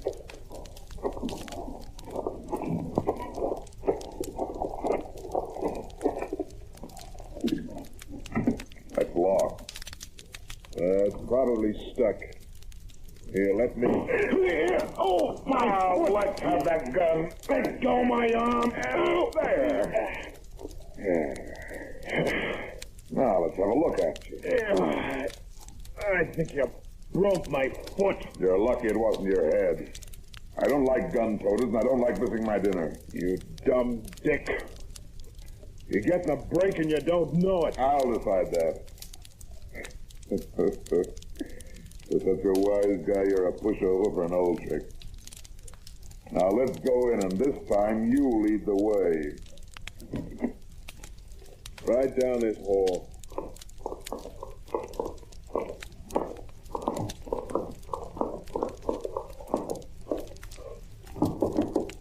Yes? Mr. Runyon's here. Bring him in. After you, son. Good work, Bert. What happened? Sit down, both of you. He got my gun. Oh, fine bodyguard you turn out to be, Bert. Yeah. Kidnapping isn't anything to laugh at. Oh, come now, Mr. Runyon. Put that gun down. Where's your sense of humor? It's probably in the restaurant where I was going to eat dinner when this punk pulled his kidnap act. You haven't eaten? Bert, fix Mr. Runyon a sandwich. I'm sorry. Just a second, Bert. A sandwich isn't my idea of a meal, and this business is my idea of a joke. Now start talking. What's it all about? I'd prefer it if Bert... Bert stays. Well, I'm listening. I want to hire you, Mr. Runyon. I've got an office and I've got a telephone. I'm afraid you don't understand. I'm funny that way. You don't recognize me? Should I? Well, a lot of voters would. My name is Tom Graham.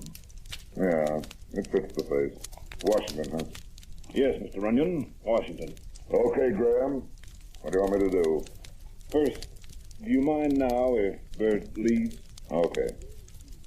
Here's your gun, Bert.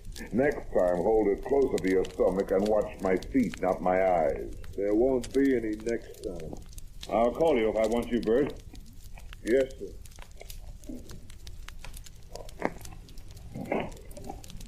I'm being blackmailed, Runyon. You can imagine what that means to a man in my position. Is it a frame job or the real thing? Unfortunately, it's the real thing. You know who it is? A woman I used to know rather well. A woman whose reputation wouldn't help a man running for public office, or a man who was marrying the daughter of one of our most prominent families. That is? No, a picture. What's wrong with the picture? It was taken at a party, a very wild party, which I had the misfortune to attend several years ago. In the picture, I am quite obviously drunk, and this woman is sitting on my lap with her arms around my neck. Has she got the negative? No, only a print. A large one, 8 by 10. The picture was taken by a professional photographer. He was a decent sort of fellow, so I explained my position to him, and he gave me the negative, and all the prints he had. Unfortunately, he'd already given one print to this woman. Didn't you try to get it? Of course. And she said she'd lost it. And that was 3 years ago. I forgot all about it until today. This typewritten note came in the mail this morning. Here. Several newspapers would gladly pay big money for a certain photograph. You know the one I mean. Political opponents of yours might also be interested.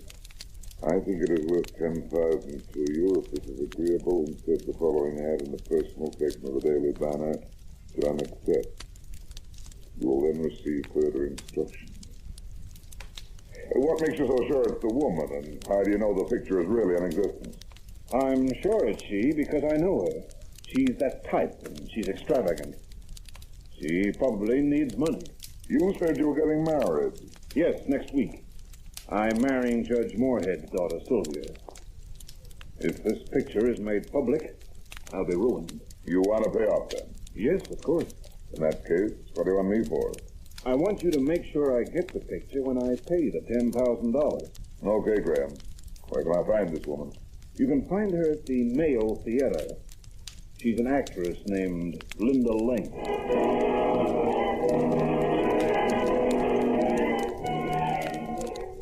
And Miss Lane wasn't expecting you until 11:30 at the final curtain. It's okay. I have to come early. I guess you can wait in her dressing room. She comes off stage for a few minutes pretty soon. I'll tell her you're there. It's the first dressing room up the stairs. Fine.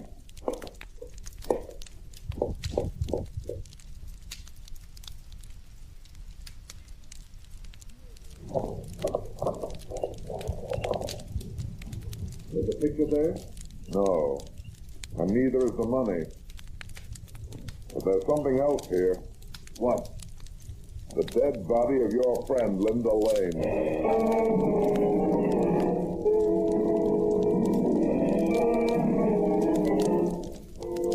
You've got to tell me the whole story, Brad. Well, Mac, I found the body. She was a client of mine. I don't know who killed her or why. Yet. What did the medical examiner find out? Skull fractured and strangulation. Death could have come from either one. She put up a terrific fight. The killer is probably marked. Scratch? Yeah, the doc found skin under her fingernails. Who was with you when you found the body, Brad? I can't tell you that, Mac, but I don't think it was the murderer. Was it another client of yours, too? Yep. This is murder, Brad. Client or no client, unless you come clean with me, I'll have to arrest you for concealing evidence. I can't do you any good in jail. Look, there's a lot more in this business than you think. Yeah, it's messy, all right. Blackmail always is. Oh, so that's it. That's it.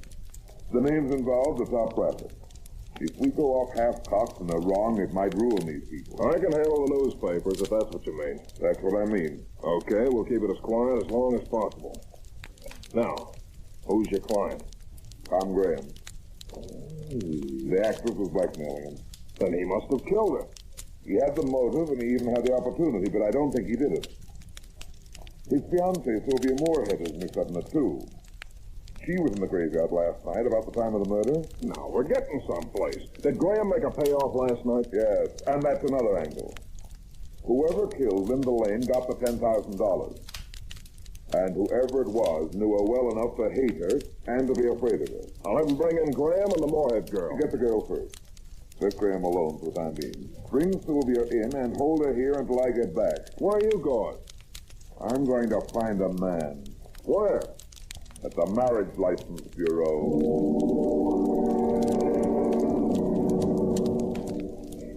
No, I tell you, I didn't kill anybody. What were you doing in the graveyard last night? But I wasn't in the... It's no good, Miss Moorhead. Both Graham and I saw you running toward the street just before the body was found. But it couldn't have been Tom, not if you were with him. I wasn't with him all the time. He could have killed Miss Lane. Lying won't do any good. You better tell us what happened last night. What were you doing in the graveyard? Oh, all right, I was there last night, but I didn't kill Miss Lane. I didn't. Why did you go to the graveyard? I showed you the note I got. Yep. Well, after I talked to you, I changed my mind. I decided to pay. I put the ad in yesterday morning's paper, and yesterday afternoon I got a phone call. A phone call? Yes. Did you recognize the voice? No. I was told to get $10,000 in cash and take it to the graveyard last night. I was to leave it on the grave of a man named Fenway. Half an hour later, I was to come back and get the photograph from the same place. How did you get that much cash? I pawned a diamond bracelet and some other jewels. And then last night, it must have been about midnight, I went to the graveyard. I had some trouble finding the grave, and I was later than the designated time. I was just walking up to the big crypt underneath the trees when I heard a peculiar choking groan. What did you do? I was frightened, and for a second, I just stood there. I couldn't see this man Fenway's grave, so after a few seconds, I tiptoed over to the crypt and looked around. There, lying across the grave, was the body of a woman. It was Linda Lane. Did you see anything else? Yes. I saw the figure of a man running towards the west gate. He was too far away for me to recognize. I only saw his back anyway. But you thought it was Graham? Yes, I thought it must be Tom. And then you turned and started running yourself? No, not just then. What did you do? Well, I fainted. I came to about 15 minutes later. That's when I started running. So you see, it couldn't have been Tom if he was with you and saw me running. Lieutenant Mackenzie speaking. Yeah? Ah. Okay, Kelly, good work. Well, that cinches it. What happened? Graham isn't home, so I sent some of the boys out to look around a little. They just found something very interesting hidden in his library. What? The photograph.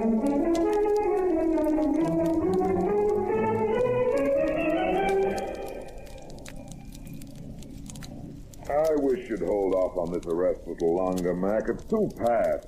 Brad, you're always trying to make things out of nothing. Now listen, big shot or no big shot, murder is still murder. It all fits. The actress was blackmailing him. Graham couldn't have been the man she saw in the graveyard. He was with me when she ran past him. Why would she lie? She's in love with him. Maybe. Yeah, but she really pawned her jewels. We checked on everything. Brad, you're wrong this time. There really is such a thing sometimes as an open and shut case. Everything in this murder fits perfectly. Except one thing. What's that? There weren't any scratches on Graham's face. And if he killed the actress, I saw him less than 15 minutes afterward. That doesn't mean anything. There weren't any scratches on the Moorhead girl's face either. The doc could be wrong. I don't think he was, though. Why not? I'll tell you when we talk to Graham. There's his place over on the right.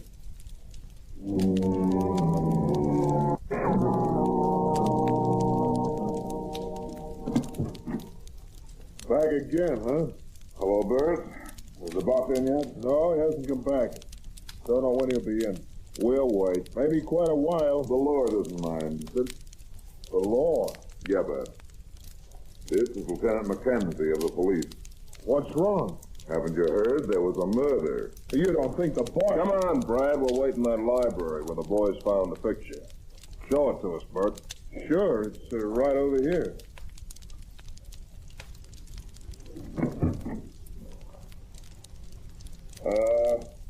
Hey, maybe you'd like a drink or something while you're waiting. Yeah, maybe we would.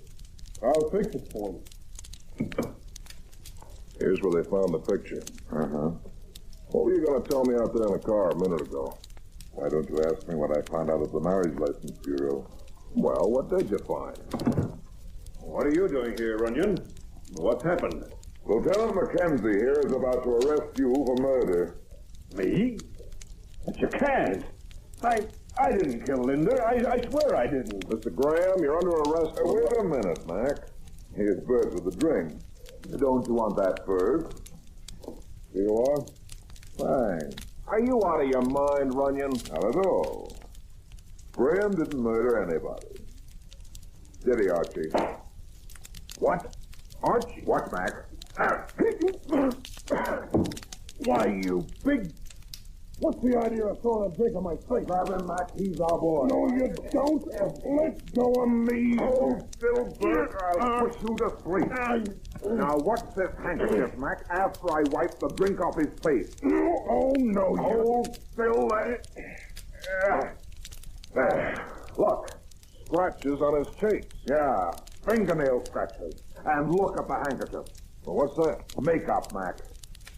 That's why we couldn't see the scratches on his face. He used to be an actor, and he knew how to put it on just right. Bert? An actor? His name isn't Bert. Get the company, Mac. Okay, but I still don't get it. Shall I tell him, Archie, or do you want to? I have nothing to say. You're a real ham, aren't you? Who is this guy? His real name is Archie Glover. He was married to Linda Lane in 1937. He ran out on her a couple of years later and never bothered to get a divorce. That's what I found at the Marriage License Bureau. But how did you know it was this guy? I didn't, Mac, until just a second ago.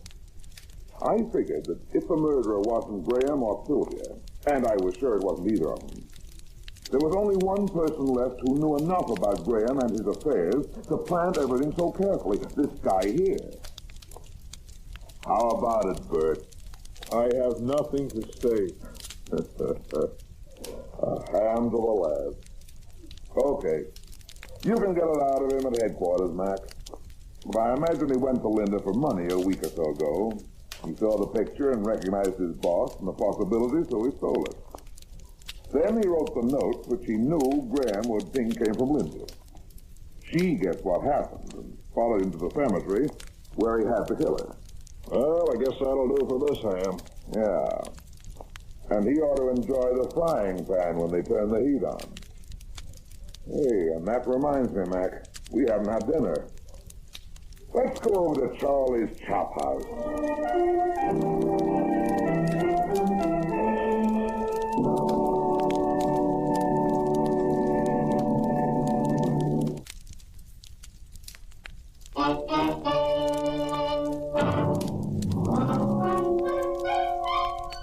Box 13, with the star of Paramount Pictures, Alan Ladd, as Dan Holliday.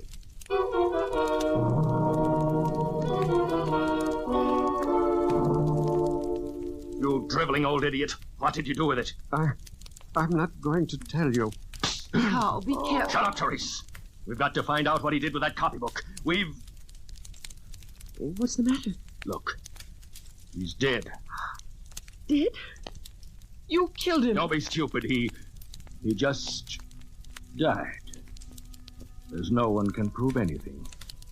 Just keep your mouth shut and help me find out what he did with the copybook.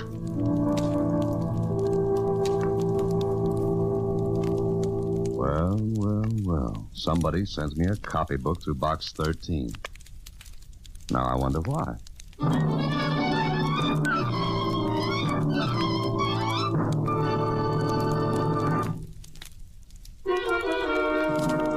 And now, back to Box 13 and Dan Holliday's newest adventure, The Sad Night.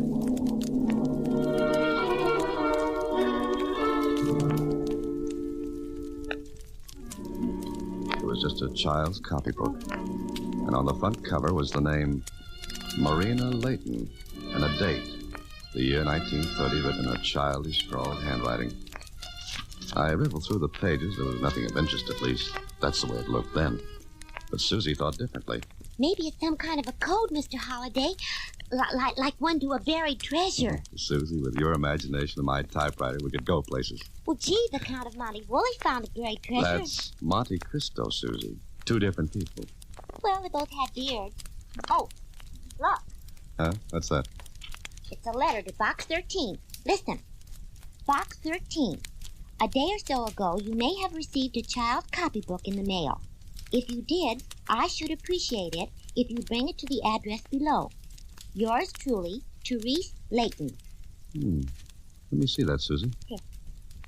6821 Lakeshore Boulevard. Swanky neighborhood. Are you going to take it back, Mr. Holliday? Oh, yes, Susie. If only to see how the other half lives. So I went to 6821 Lakeshore Boulevard. I tossed the copybook in the back seat of my car, and it bounced on the floor. Maybe I was thinking about anything but the book, but when I rang the doorbell of the big house, I suddenly remembered I'd left the book in the car. I just about started back down after it when the door opened. Yes? I'm looking for Teresa Layton. I'm Mrs. Layton. And you? Holiday. Dan Holiday. I'm sorry, Box 13. Oh, of course. Please come in, Mr. Holliday. In the library, please. Thank you. Won't you sit down, Mr. Holliday? Thanks very much. It's very kind of you to come all this way to return the book. You see, it belongs to my little girl, and I suppose she sent the book to you in, well, mischievously. Your little girl? Yes, Marina. Sometimes I think she's a problem child. Oh, really? How old is she, Mrs. Layton? 7. Did she tell you she sent the book to Box 13? Well, no, as a matter of fact, she wouldn't say. Then her father found a newspaper with an advertisement cut from it. And? We got hold of a paper with the same date and compared the page. Nice detective work, Mrs. Layton. I suppose all this uproar over a child's book seems, well, stupid, doesn't it? Oh, no, not at all. But there's one question I'd like to ask. Yes, Mr. Holliday? You say Marina's 7 years old? That's right. Why? There's a date in the book, 1930. It seems to have been written in the same hand as the rest. That date would make her quite a big little girl, wouldn't it? She put down that date, I suppose, well, not thinking. Oh, yes, of course. Where is she now, Mrs. Layton? She's dead, Mr. Holliday. Huh? Mr. Holliday, this is my husband, Carl. How do you do? I'm very happy to know you, Mr. Holliday. Do you have the book?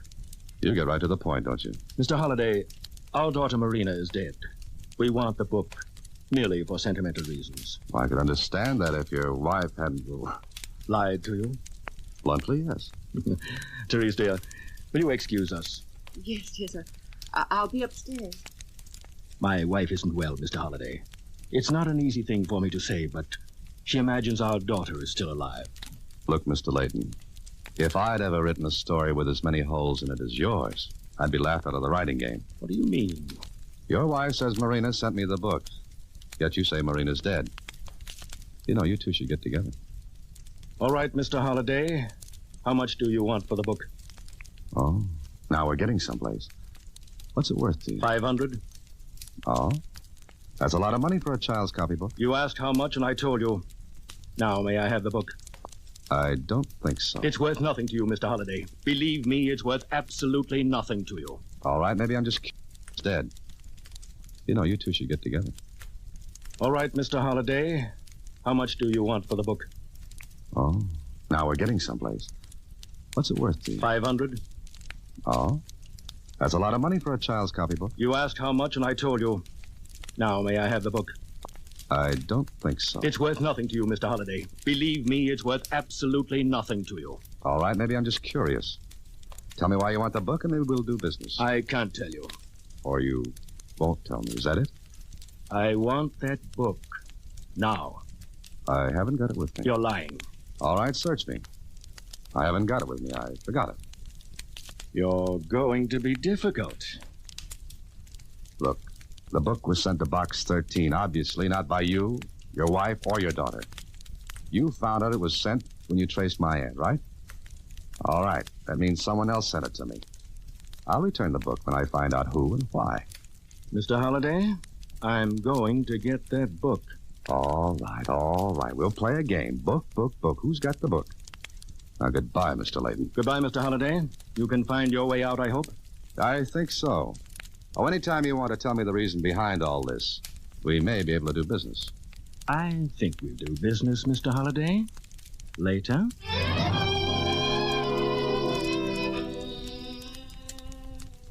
I left, and when I got home, I spent the rest of the day and most of the evening trying to figure out why anyone would be so anxious to get hold of the book. It was filled with a kid's scrawling handwriting, sums and addition, problems in subtraction, alphabets. Then I came to one page and stopped.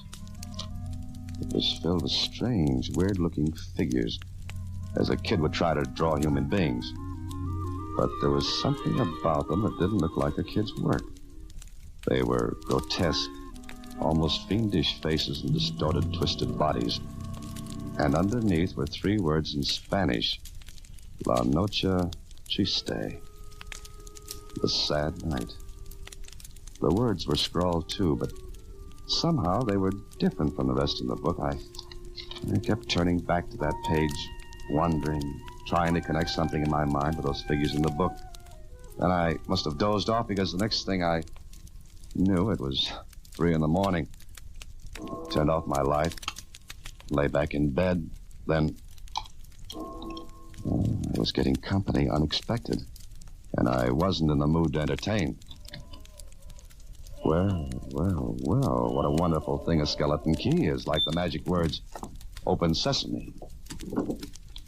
Somebody was looking for something, and it wasn't Easter eggs on the White House lawn. I waited, and then... Looking for something, Bud?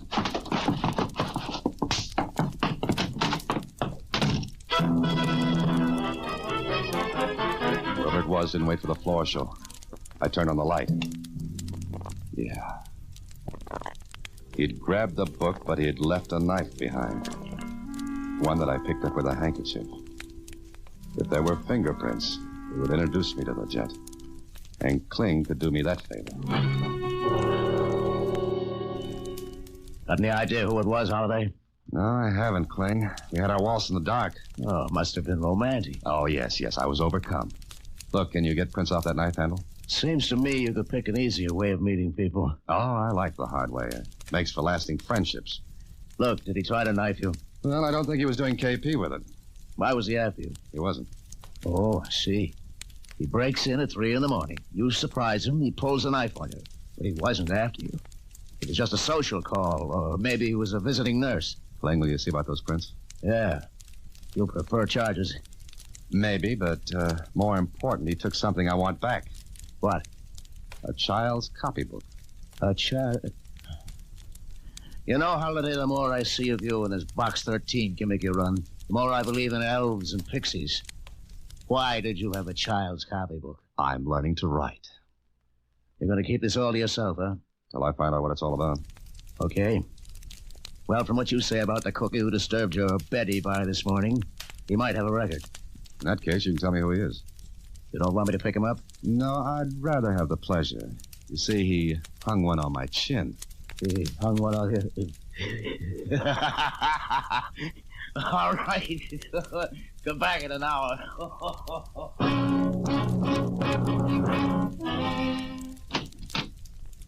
Oh, Mr. Holliday. Gee, I've been trying to get in touch with you all morning. I was at headquarters, Susie. Oh, what'd you do? Oh, no, don't jump to conclusions. Why were you trying to get in touch? Look. Huh?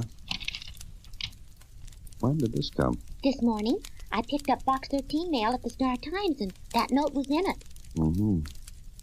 Well, as I say in the book, Susie, the plot thickens. In fact, it's so thick now I can't see a thing. How'd you get that bruise on your chin? I shaved with a baseball bat this morning. Oh.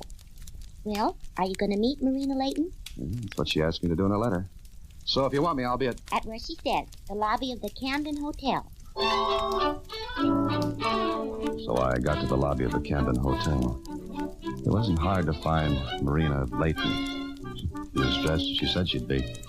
I took a good look before walking over to her. She was about 24, not pretty, but with one of those faces that always says, wonderful day, isn't it? Okay. So maybe now I'd find out what all the excitement was about. I walked over. Oh, pardon me. Are you Marina Layton? Yes. And you're... That's it. Box 13. You know, I didn't think there was such a thing. I thought this would all turn out to be some sort of a joke. Oh. Well, do we sit here? If you like. Well, may I have it, Mr. Holiday. First name's Dan. All right. May I have the book, then? I haven't got it, Marina. But you must have it. Mark said he sent it to you. Oh, no. Another character in the show. And who's Mark? He was my father's dearest friend. But surely you ought to know that. Look, Marina, I don't know a thing. Wait a moment. Here's his letter to me. You want me to read it? Yes. Dear Marina, for years I've kept something from you that your father wanted you to have. Now I know someone else wants it. But you can have it by writing to Box 13, care of the Star Times. I want to write more, but I don't dare. Just remember, your own name is a clue. Love, Mark. Well? Well, what? If your father wanted you to have what he gave to this Mark, why didn't he try to get it from me? Who? Who tried to get what from me? Your father and mother, That's crazy. My mother died when I was born, and my father disappeared almost 5 years ago. Oh, now it begins to make some sense. Not much, but a little. What are you talking about? The character who said he was your father, he wanted that copybook of yours. He must have found out in some way that Mark had it. But who was the man? I don't know. He said he was your father. I don't understand all this. Makes two of us. But listen, What's the matter? How do I know you're Marina Layton? But I am. Yeah, I guess you are. Because since someone already took the copybook from me early this morning, it'd be a little senseless to try to get it this way. All right, Marina, what do you know about a copybook? Yours, with the date 1930 written in it. Copybook? Mine? But nothing at all. Huh? Oh, now, wait a minute. All this business has to mean something. Don't you even remember a copybook? I suppose I must have had one. Wait, of course. Black, ragged-looking. Alphabets in it. That's it. Now, what about it? Nothing. It was just an ordinary book. I scribbled in it, and... Did you say 1930? Well, yes, well. Because in 1930, I was with my father in Mexico. I had the book then because I was being tutored by Mark, and I used it for my lessons. Did you write anything in it that might be important? No, not a thing. Well, you must have. I didn't. Did you write the Spanish words, La Noche Triste? Why, that means the sad night. Yes, I know. Did you write them? No, I don't think so. Then your father must have. But why? Are you sure those words were in the book? Well, of course I am. Oh, would Mark know? Mark? Why, Mark's dead.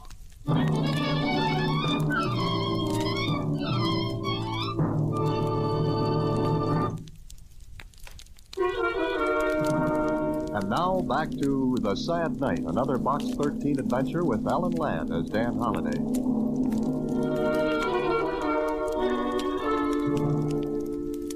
We went to the place where Mark had lived. Yes, he was dead, heart failure, the doctor said. But we learned something else. That he had had visitors the night he had died. And from the description of them, they could have only been the man and woman who posed as Marina's parents.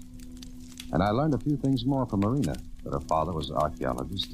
In 1930, he was excavating Aztec ruins outside Mexico City. It was on the way back to Kling's office in my car that she told me some more.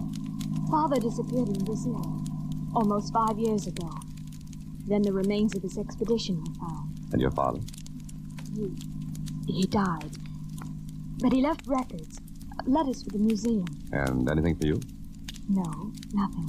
Are you sure? Yes. Wrote letters to the museum, yet nothing for his daughter. Why do you say it like that? Doesn't it seem odd that he should leave letters and records for everyone but you?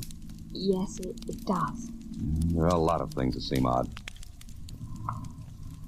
You wait here, Marina. I'll be right out.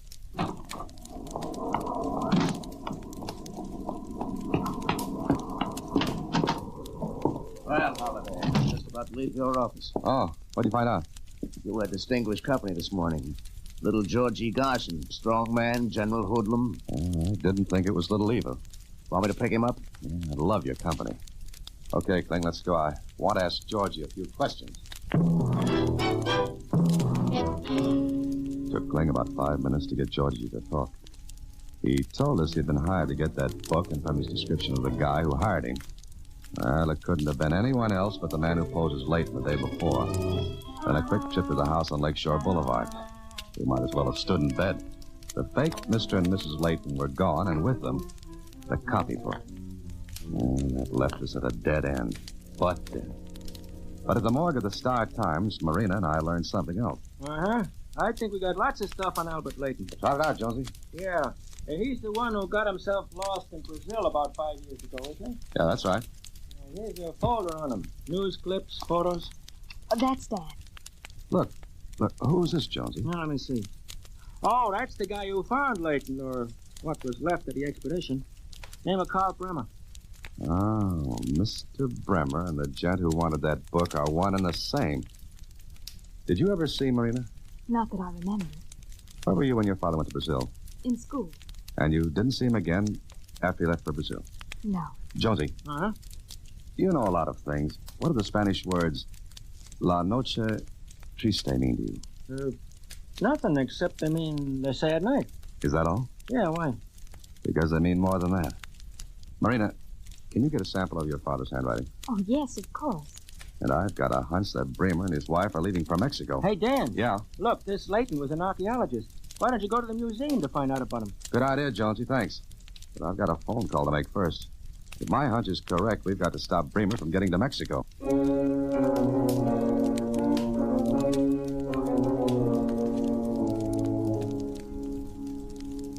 me get this straight, Dan. You want this Bremer and his wife picked up, huh? Yeah, that's it. What's the charge? You pick them up. I'll prefer charges. And maybe one of them will be murder. What? Will you do it? Well, what if they're out of the country by now? Extradite them. Gotta have a strong charge. Oh, I have. 1, causing the death of an old man by trying to force something out of him. 2, hiring Georgie Garson to break into my apartment. And 3, attempting to defraud. Is that enough? Yeah. You make those charges stick. You get them, and I'll make them stick.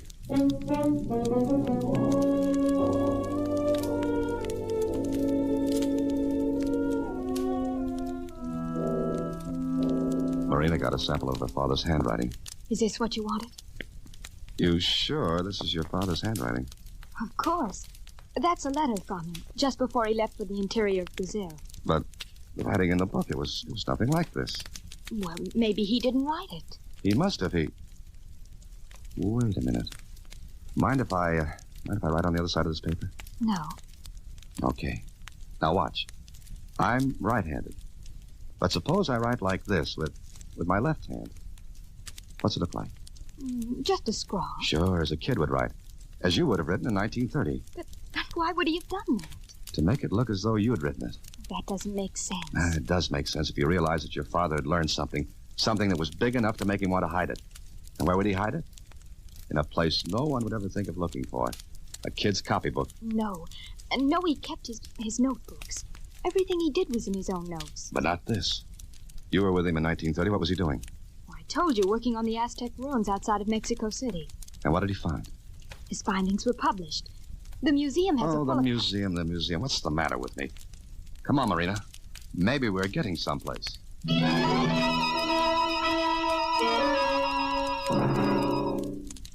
of course I know Albert Leighton's work. He was a great man. World has lost a genius, Miss Leighton. Too bad. Look, Mr. Dougal, we want you to help us. I'll do my best. You said over the phone that it was important. Had something to do with our Mexican antiquities here at the museum. Yes, that's right. What did Professor Leighton send here? Well, come in here, into the Aztec room. I remember all these things. Of course, everything isn't here. The Mexican museums were given their share and... Oh, pardon me. Yes? Look. What's the matter? Look on that far wall. Look at those figures. Oh, yes. Well, they're only copies. Quite well done, of course. The original paintings were lost when the Spaniards destroyed the temples. The I hardly Aztecs listened were while that jealous critter and talked. warlike people. Because on the far wall were the same figures I'd seen in that copybook. The same grotesque, weird figures with their twisted bodies and savage faces. There were 3 of them. Their painted eyes looked out at us, seemed to accuse us. I turned to the curator. Mr. Dougal. Yes, Mr. Holliday. What are those figures? Well, they're Aztec gods. The one over here in the upper left is Quetzalcoatl, supreme god of the Aztecs. The one in the upper right is Huitzilopochtli. He's one of my favorites, a god of war. The one at the base of the triangle is Talala, god of rain. Marina, those were the figures in your copybook, and they were above the words La Noche Triste. But why? Why should Dad have done that? Mr. Dougal, what is that triangle? Well, where each of those figures is painted was a temple long ago destroyed by the Spaniards under Cortez. In the center was one of the causeways that led to Tenochtitlan.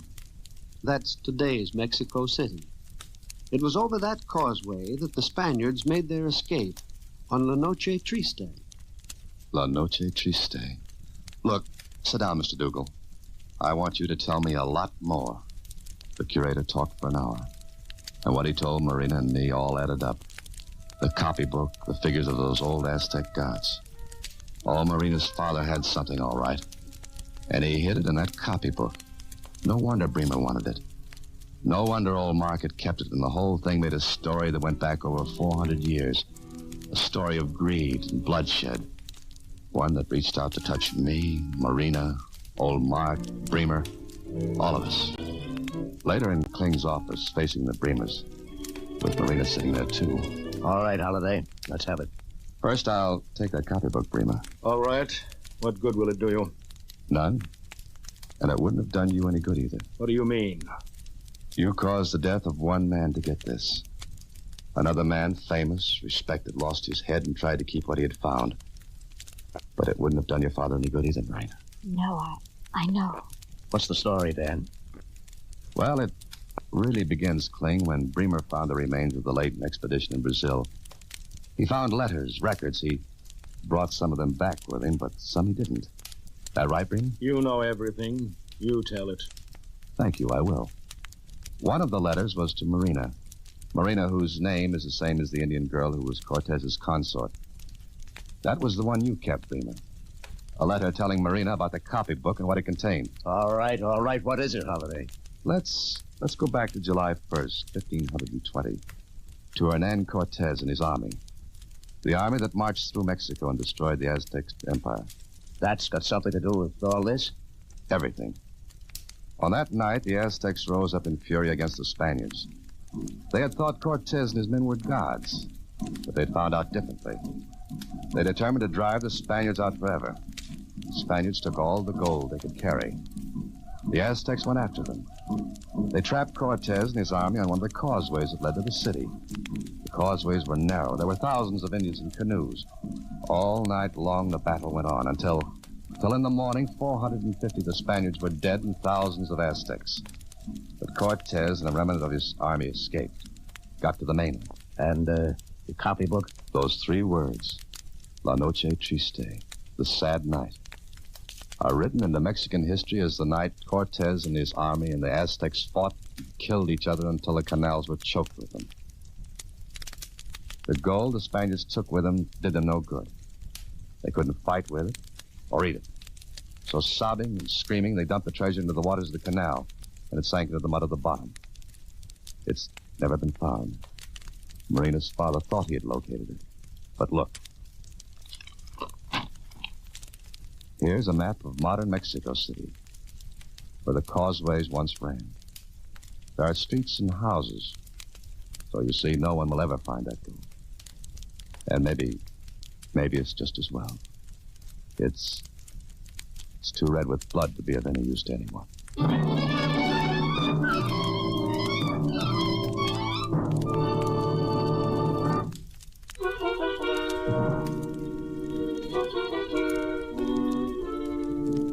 But gee, Mr. Holliday, If all that gold's there, why doesn't somebody go after it? Oh, you too, Susie.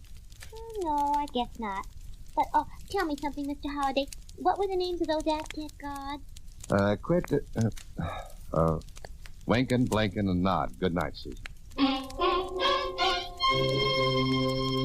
Next week, same time, through the courtesy of Paramount Pictures, Alan Ladd stars as Dan Holliday in Box 13. Box 13 is directed by Richard Sandville, with an original story by Russell Hughes.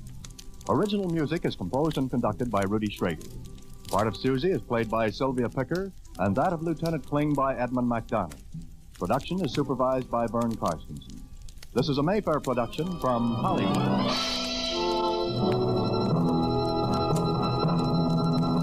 Watch for Alan Ladd in his latest Paramount picture.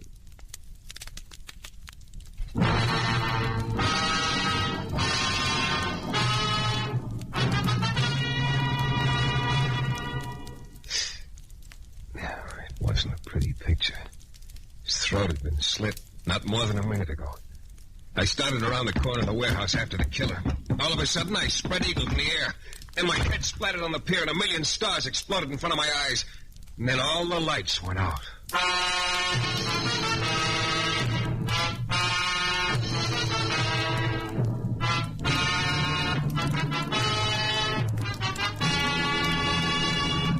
The New Adventures of Michael Shane, Private Detective. Michael Shane, reckless, red-headed Irishman, back again at his old haunts in New Orleans. This is your director, Bill Russo, inviting you to listen to another transcribed episode, which we call The Case of the Generous Killer.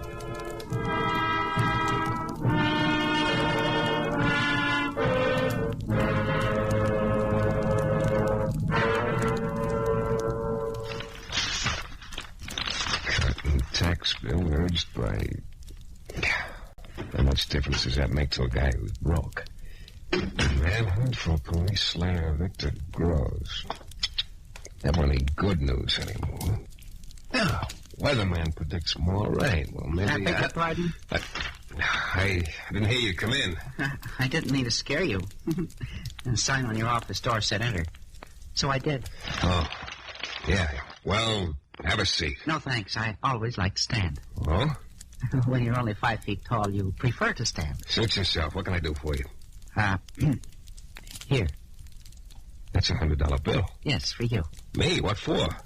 I don't know much more about it than you, Mr. Shane. Look, you must, because I don't know anything about it.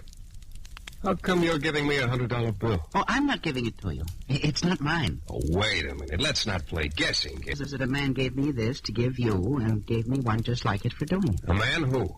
A passenger on the Star of Bermuda. Oh, Star of Bermuda? What? Look, friend, I think you better start at the beginning. You're leaving me way behind. Well, I know it doesn't make much sense, but all I can tell you is what happened. I'm ship's cook on the Star of Bermuda. It's a tramp steamer. Yeah. We docked here at New Orleans yesterday, and we're shoving off at dawn. Yeah. Just about an hour ago, a little before dark it was, a passenger came aboard. Did he give you his name? No. Oh, fine. He just paid me to bring you this $100 bill. But didn't he say why? Didn't he tell you what he wanted me to do? I'm coming to that. Well, let's have it. What is it? Mr. Shane, he's paying you the $100 to come and arrest him.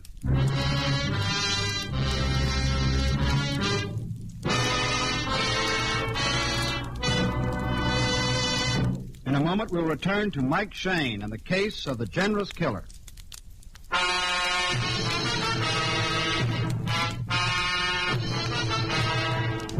Well, the day had made perfect sense. Up to now. I'd had my ham and eggs bright and early, spent most of the morning in the courthouse checking on some records for a client. Most of the afternoon explaining them to him. So there I was, a little after dark, sitting in my office, peacefully reading the newspaper. When a pint-sized ship's cook from a tramp steamer eases into my office, gives me a $100 bill, and tells me a passenger on his boat sent it to me so I'd come down and arrest him. After which the little guy leaves, and I spend about half an hour trying to figure out the deal. Well, I finally gave up, because nothing about it made sense. Except, of course, one thing, a $100 bill. As far as I was concerned, that made very good sense. Seemed like a pretty good reason for me to mosey down to the Star of Bermuda. So I slipped the $100 bill into the solitary confinement of my wallet, went down to the waterfront. The Star of Bermuda was just about the tackiest-looking tramp I've seen in a long while. I went up the gangway. The only sign of life was a deckhand lounging against the rail. Hello? Yeah? You, got a passenger aboard? Yeah. Where's his cabin? Aft. How far aft? Stern. Oh, look, Chatterbox, do you mind telling me just where? I'm no sea scout. Only cabin, can't miss it. Probably a light on. Oh, wait a minute. Don't overdo. You better stop for a breath. Thanks. Welcome. I started walking toward the stern, my footsteps echoing on the deck. And then, sure enough, I saw a stab of light coming from under a cabin door. No answer. Still no answer. Unlocked. Then I stopped. It looked like my client had decided he couldn't wait to be arrested. He was hanging at the end of a rope, swinging gently back and forth with the motion of the ship, and he was buried dead. I took a long look at the guy, and then I got a very smart idea, which was to get out of there and get out fast. But it was no good. When I got to the door, I ran right into something black and bullish, only this bull didn't have horns. Who is he, Shane? You'll probably find this hard to believe, Inspector, but I don't know. Dykes, cut him down and search him. Yeah, okay. Let's try it again, Shane. Who is he? I'm stuck with the same answer, Lefevre. I'd never laid eyes on him until about 10 seconds before you got here. Yeah. All I know is this guy sent me $100 bill by way of the ship's cook to come down here and arrest him. Okay, so I came down. Here he was hanging. Didn't send word why he wanted to be arrested? Nope. Wonder if we knew the net was closing in, thought he'd have a better shake this way. I don't follow you. You know who this guy is or was? Dykes. No identification, Inspector. Okay. There's your answer, Shane. Yeah, but maybe you got a hunch. This could be our boy. We don't know. Nowhere to tell now. Well, he must have given a name when he reserved his cabin. Ziegler. Doesn't mean a thing. Might as well be Houlihan. You, wouldn't care to tell me who you think he might be? That's right. Huh? I wouldn't. Oh. Well, boys, this has been nice. I think maybe, though, I better be getting back to town. That is, of course, if you don't mind. Oh, we don't mind. We got nothing on you, Shane. Not now. So it might be a good idea for you to get back to town. Only just don't leave town.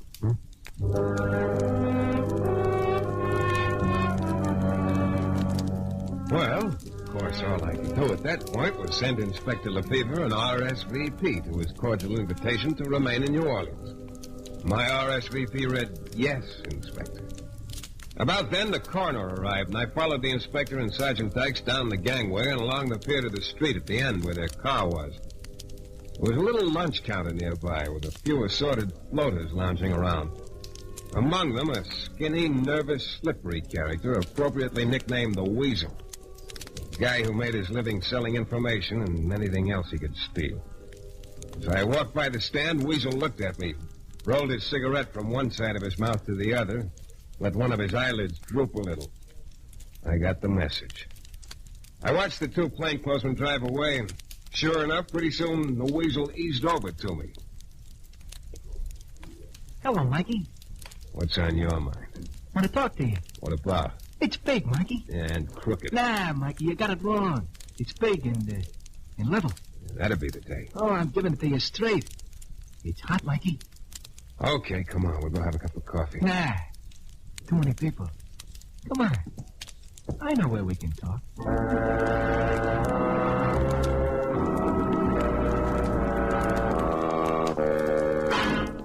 I followed Weasel partway out on the pier again to a deserted warehouse. He slid the door open and motioned me to follow. It was dark as pitch inside, but that seemed to be the way Weasel wanted it. Now we can talk, Mikey. Okay, start. It's about the guy hanging from the rope. What about him? That's what I'm telling you. I go aboard that boat to see an old pal, so I'm looking for him back aft. This cabin door is open a little, so I look inside, and there's a guy swinging by his neck. Well, don't leave me there. Oh, gee, it really rocks you to see something like that, but then in a minute I kind of got hold of myself when I go on in. And I sort of searched the guy. Why? Why? Because, well, I figured I want to find out who he is. Yeah, you mean you figure you'll lift his wallet? Oh, no, Mike. You know, that's about the one thing I figured you'd draw the line at, robbing a dead man. I tell you, but I was wrong, I guess. Now, quit trying to sell that yarn about wanting to find out who he is. Well, okay, Mikey. Fella's got to make a buck somewhere, but I did find out who the guy is, Mikey. All right, let's have it then. there were some papers in his wallet, letters, stuff like that, and they show that this guy is Victor Groves. Victor Groves. The name hit me like a bulldozer. All of a sudden, a lot of things started making sense. His name was in the headlines because Victor Groves was a hired killer, but he was only a name. Nobody had ever seen him except his victims, and they naturally were never in a position to identify him. But why Victor Groves had sent the money to me to arrest him, why he'd decided to hang himself before I got there, still didn't add up. And neither did Weasel's angle in lifting the papers. Don't you get the pitch, Mikey? You and me. We're the only ones who know the stuff is Victor Groves. So? So there ought to be a payoff. The cops probably fork over something to find that out. So then they could call off the hunt. Got it all figured out, haven't you, Weasel? Sure. I don't dare go near the cops, but you can. So you handle the arrangements, and we split the take. Right down the middle, huh? I'll have to think it over. Think it over nothing. We gotta work fast. All right, give me the papers. Then. Oh, no. Weasel keeps the papers. Come on, let's have them. No, Mikey. Give them to me or it's no deal. But, Mikey, Give them, I say. Okay. Only, how do I know I can trust you? You don't. Always kidding. Huh, Mikey? Yeah, always kidding. Look, I'll get in touch with you tomorrow morning near the lunchstand. I'll give you my answer then. In the meantime, I'll keep the papers in a safe place.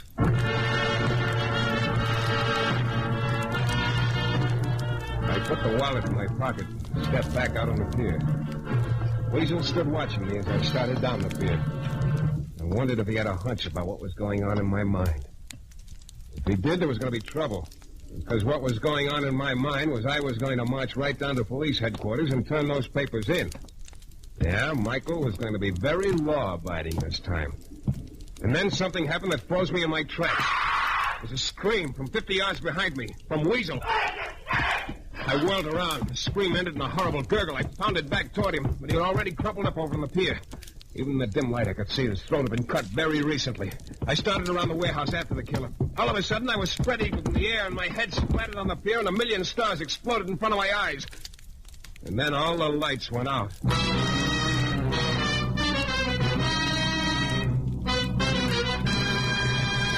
In a moment, we'll return to Mike Shane and the case of the generous killer.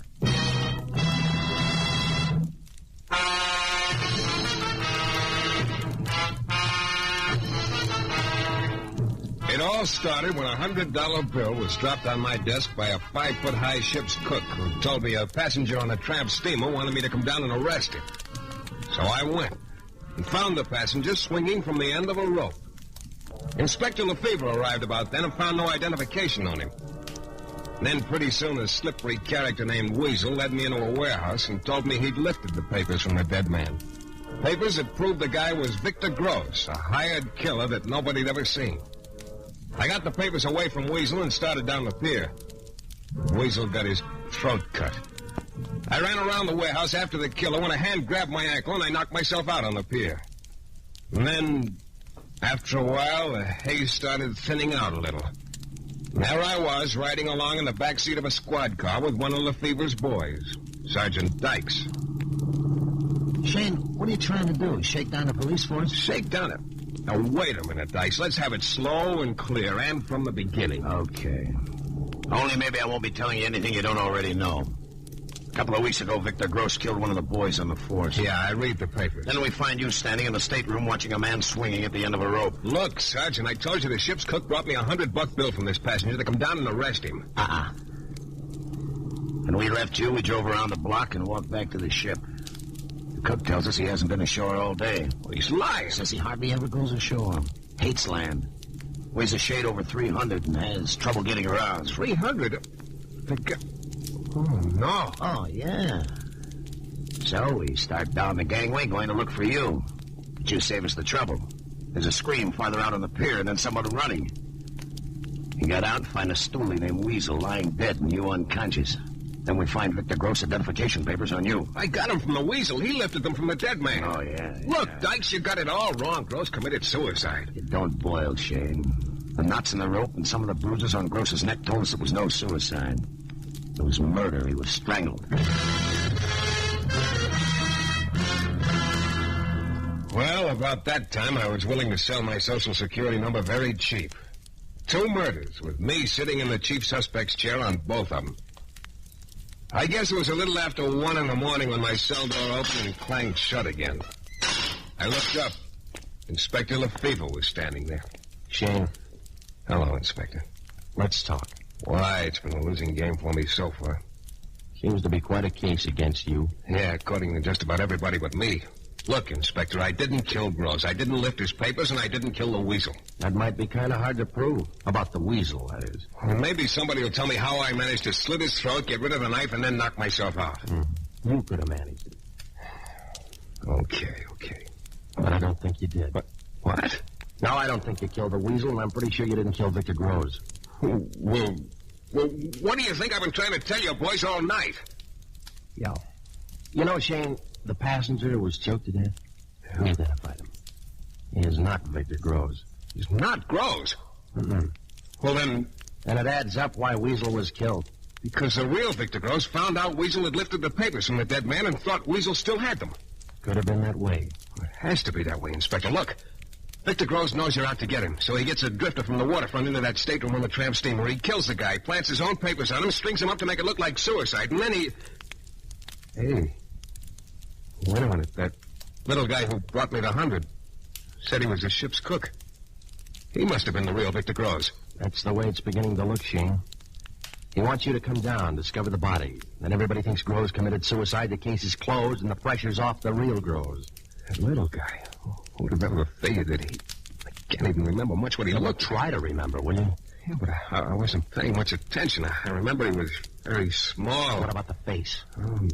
Thin face. Straight nose. Dark eyes. That's about it. Not enough. The best I can do. All right. We're releasing you, Shane. Well, I won't say it's about time, Inspector, but it is about time. Hey, wait a minute. Anyone besides the police force know that the dead passenger's been identified as someone other than Gross? No. That's what I thought. And something else. Does anyone know I've been arrested and don't have Gross's papers on me anymore? Nobody outside knows that. Thanks a lot. I'll stay here. We're letting you go. I like it here all of a sudden. You can't stay here. Look, I know what you've been leading up to. As far as Gross is concerned, I've still got the papers. You think I'm going to walk the streets of New Orleans waiting for him to make a pass at me? We do. Get yourself another boy. This one just quit. One of our boys will tail you. He'll grab Gross if Gross comes after you. Look, Inspector, you don't know what you're asking me to do. You're wrong there, Shane. I know just what I'm asking you to do. Make a target out of yourself. You know why? I don't care why. I'm not going to... Because a killer's still running around loose. A killer nobody can identify, and he'll strike again soon because he guns not only for hire but for pleasure. He's vicious. He's got to be stopped, and this is one way that might work. Now, how about it? Look, Inspector, you and your boys have been giving me a rough time. You throw me in a clink, you... Okay, I'll do it.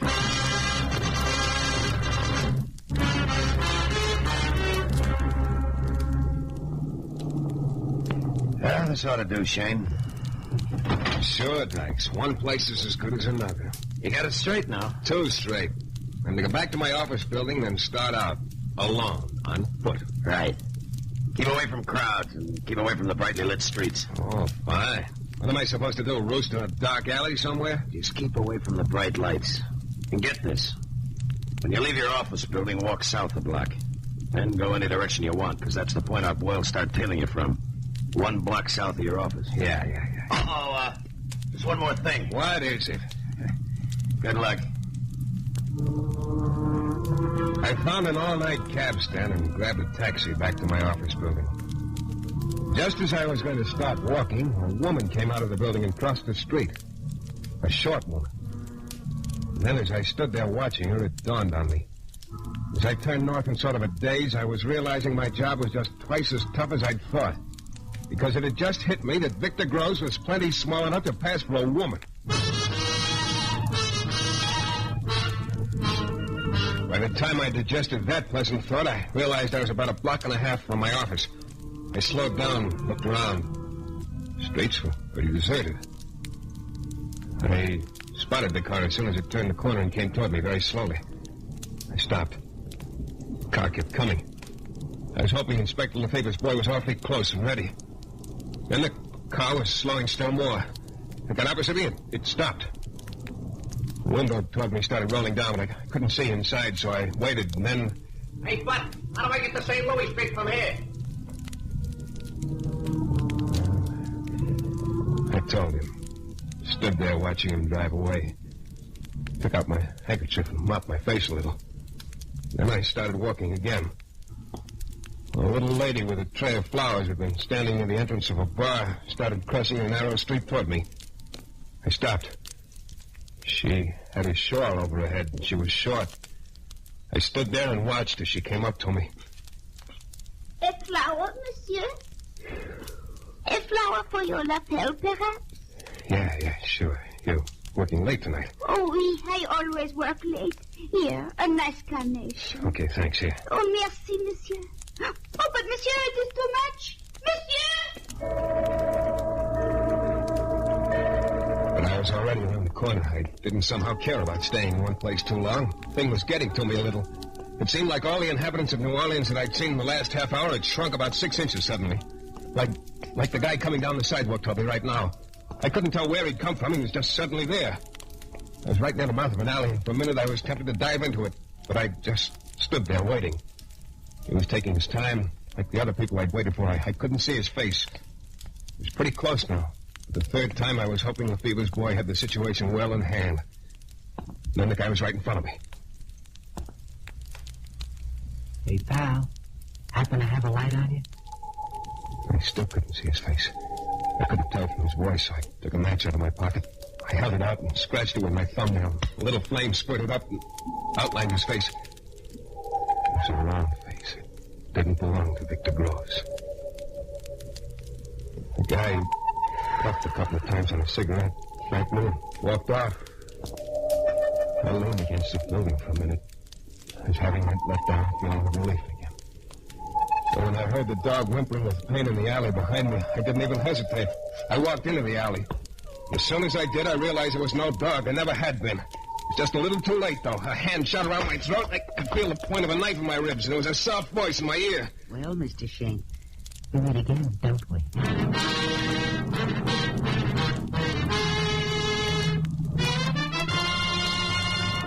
In a moment, we'll be back with a thrilling climax to tonight's Michael Shane adventure.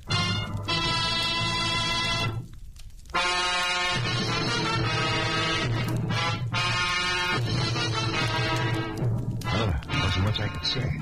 That hand around my throat told me I wasn't supposed to say anything. Victor Groves had gotten to me at last. Inspector Lefebvre's boy was nowhere in sight. Now, Mr. Shane, the identification papers, please. I don't have them on me, Victor. Please. I have very little time. I tell you, I don't have them on me. They're not in your office. I've searched it thoroughly. You do not have them on you. So I have wasted my time following you. But perhaps it will not be entirely a waste of time, Mr. Shane. What do you mean? Simply that under the circumstances, I fortunately have no other alternative but to dispose of you. Oh, look, quiet. I'd heard the scuffling steps a second or two before. I was hoping Groves hadn't heard them, but he had. We just stood there in the alley, and I knew if I made a single sound, I'd get that knife, all 6 inches of it. The steps came nearer to the mouth of the alley, and they turned into the alley. Then a little figure loomed up in front of us. The scream pulled Groves' eyes off me just long enough. I swung my elbow back hard. I was lucky. The knife went flying across the alley. Then I got hold of one of those fingers that were wrapped around my throat. I put everything I had into it. It's just enough. The fingers snapped, and my hand fell away, and I swung my fist hard. Victor Groves bounced off the wall and flopped to the ground and lay still. Just then a flashlight stabbed into the alley. A big guy followed it in. It was Lefebvre's boy. So everything was okay. And then I remembered the little old woman. She was cowering over on one side of the alley, trembling. I went over to her. It was the flower lady. Of all the people I was expecting, you weren't the one. But I was following you. I saw you enter the alley from down the block. Yeah, but why? You would not stop. I called to you. You gave me too much money, monsieur. What are you talking about? I gave you $1 and told you to keep But the then change. you just did, monsieur. It was not $1. It was $100 bill. What? I knew you had made a mistake. I had to return it to you. Well, you know that it's quite a nice touch. Groves' own $100 bill is the thing that traps him. What, monsieur? Nothing. Look, do me a favor. Keep the dough, will you? I kind of think you earned it. Well, that was just about that. Except I had a bone to pick with Inspector Lefevre. Later in his office, I brought it up. You know, that plainclothesman of yours who was supposed to be tailing me, Inspector, he wasn't exactly Johnny on the spot. I was beginning to think he'd never show up. He almost didn't, but it wasn't his fault. He was lucky to find you at all. What do you mean? You remember what your instructions were about leaving your office tonight? Yeah, I was to walk south a block, and your boy would start tailing me from there. Right. You, maybe had a lot on your mind when you left your office? Yeah, I'll say. I just realized Groves might be disguised as a woman. I guess Oh, no. Oh, yeah. You walked north instead of south. You mean all that time your boy wasn't even close? That's right. You were all alone.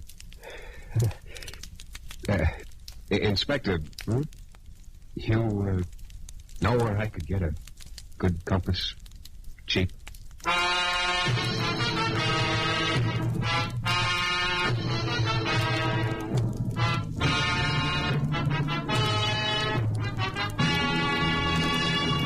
This is your director, Bill Russo, again. Our story is based on characters created by Brett Halliday. The music is composed and conducted by John Duffy, and Michael Shane is portrayed by Jeff Chandler. The New Adventures of Michael Shane is a Don W. Sharp production, transcribed in Hollywood and distributed exclusively by the Broadcasters Guild.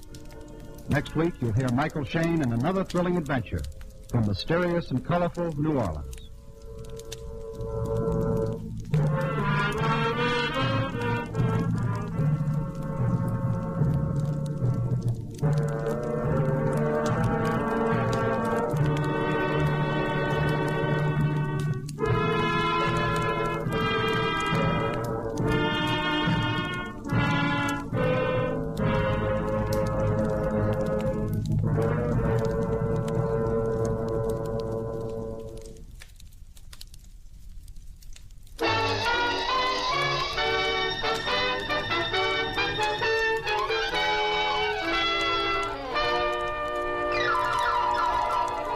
The F.W. Fitch Company, makers of Fitch's saponified coconut oil shampoo and Fitch's shaving creams, presents Dick Powell as Private Investigator Richard Rogue.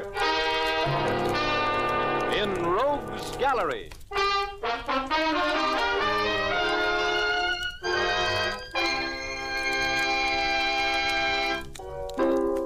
Rogue speaking. First off, today being Thursday and things being the way they are, I want to thank my Aunt Beulah for sending me those pork chops from Barlow, Kentucky. She doesn't know it, but she's made me the most sought-after man in town. Oh, well, next week, spinach. Anyway, to get back to business, I didn't know that my old friend, Judge Robert March, was having a cocktail party the afternoon I dropped by his place to say hello. But as I walked into the patio, I was Richard the Glad Rogue. My old friend, the judge, introduced me to an amber-eyed blonde who answered to the name of Pamela Leeds, and I smartly opened the conversation by saying, hello. Oh, Judge March, do you mean to tell me that this is the famous Richard Rogue, the investigator? I know it's disappointing, Pamela, dear, but nevertheless, that's the Rogue. Oh, really? You're not really disappointed, are you, Miss Leeds? You're just amazed that a man who has done so many brilliant things could be so young and handsome. Of course. Well, I can see that you don't need me, Richard. I think I'll go and circulate among my other guests. I'm sure that the two of you will never miss me. See you later, Judge. Thanks. You can believe almost anything he says, Pamela, unless it's about himself or you.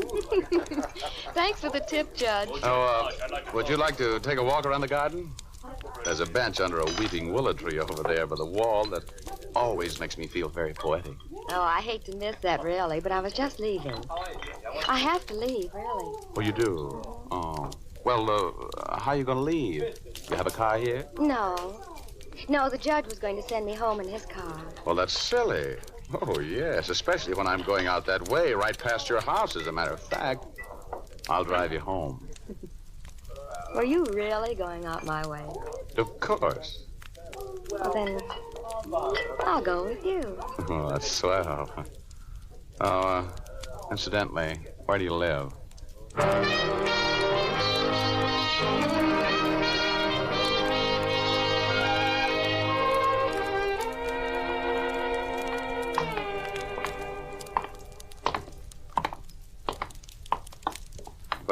Pamela, this has been a kind of a short date. I hope I get a rain check on that bench under the tree. I have a lot of fascinating statements I'd like to make to you. Oh, we'll see each other again, won't we, Richard? How about tomorrow night? It's Sunday, you know. Great nights, Sundays. Mm-hmm. The moon will be full. There's dining and dancing at the Macombo. And... Pamela. Dr. Stevens, what's the matter? Is Father... Pamela, we've been trying to reach you. Yes? You better come with me, Pamela. Your father is dead.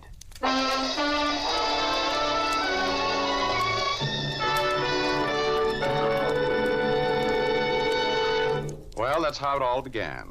We'll continue in just a moment. But now, here's Jim Doyle. I'd like to make a suggestion to the ladies. I'll bet you've often felt like singing the blues after you've shampooed your hair. The shampoo blues is a well-known theme. I've just washed my hair and can't do a thing with it. Fitch's saponified coconut oil shampoo is just the thing to dispel those blues.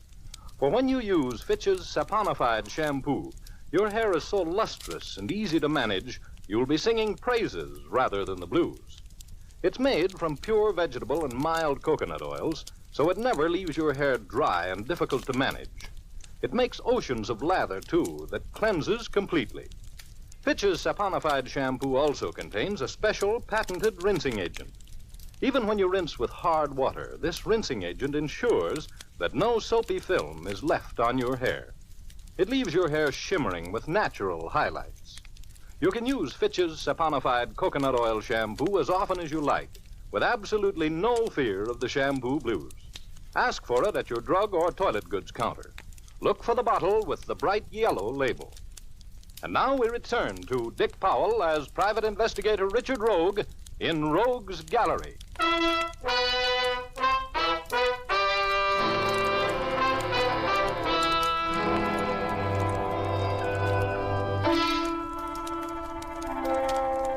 I'm fairly familiar with death and most of its forms. And maybe familiarity with a man with a scythe breeds contempt. But I felt awfully sorry for Pamela Leeds when her father, Ansett Leeds, died. I was more than ordinarily interested when my friend Judge Robert March called me the evening after Leeds' death and asked me to come to his office. Richard, I am the executor of Anson Leeds' estate, and I think there's something strange about his will. Yeah? This is, of course, confidential. Mm-hmm. But he left the great bulk of his estate to a nephew, his sister's child, Peter Moore, with only a $50,000 legacy for Pamela, and the rest of the estate going to the servants and various charities. Oh, only $50,000 to Pamela, huh? You think that's a little strange? I've been Anson Leeds' attorney, and I think his closest friend for 30 years. Rogue, I know how fond he was of Pamela, but... Pamela was not his daughter, you know. She was adopted by Anson just before his wife died 20 years ago. Oh, legal adoption, huh? Yes, and I'm in a position to know that Anson couldn't have loved Pamela any more if she had been his own daughter. As a matter of fact, I drew up a will for him about 6 years ago in which he left almost all of his money to Pamela, with other small legacies to relatives and servants and charities. Was the old gent a little flighty in his last years? Oh, sound as a dollar. Extremely bright right up to the last. And Rogue, there was no change in the way he felt about Pamela. I know that. But I cannot understand this new will. When was it made? What's the date on it? Just a year ago this month. Here it is. Oh, I see. Typed. Is this signature genuine? Oh, of course. There can be no doubt of that. I know that fancy Spencerian signature as well as I know my own.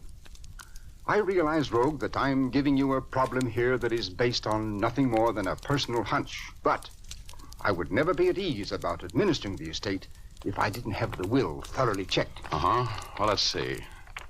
This will mentions only Peter Moore, that's the nephew. Mm-hmm. Pamela Leeds. Kate Schumann, 5,000. Oh, Anson's nurse. Been with him for, 6 or 7 years. A fine woman. And Fred Kraft? Anson's gardener. Been with him, 15 years, I guess. They, the nurse and the gardener, witnessed the will, as you'll notice. I want to retain you to investigate that will for me, Rogue. Oh. Well, Judge, ordinarily I hold my clients up for a fee. But for you, Judge, I guess I could toss you a couple of parking tickets. Richard, This is very important to me. Will you handle it for me? Well, of course, Judge. Now, first, looks like my first move is to go out to the Leeds estate and talk with the witnesses. See under what circumstances this document was written and signed. I'll see you later, Judge.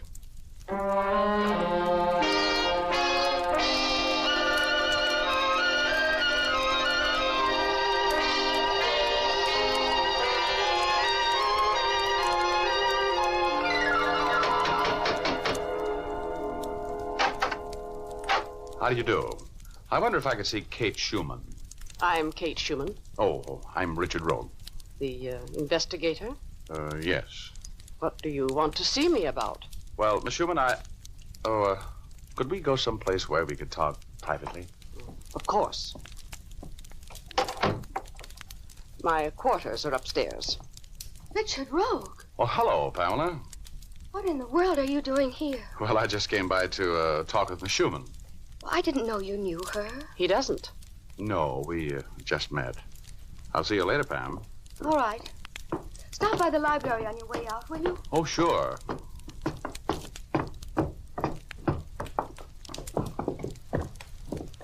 Right in here, Mr. Rogue.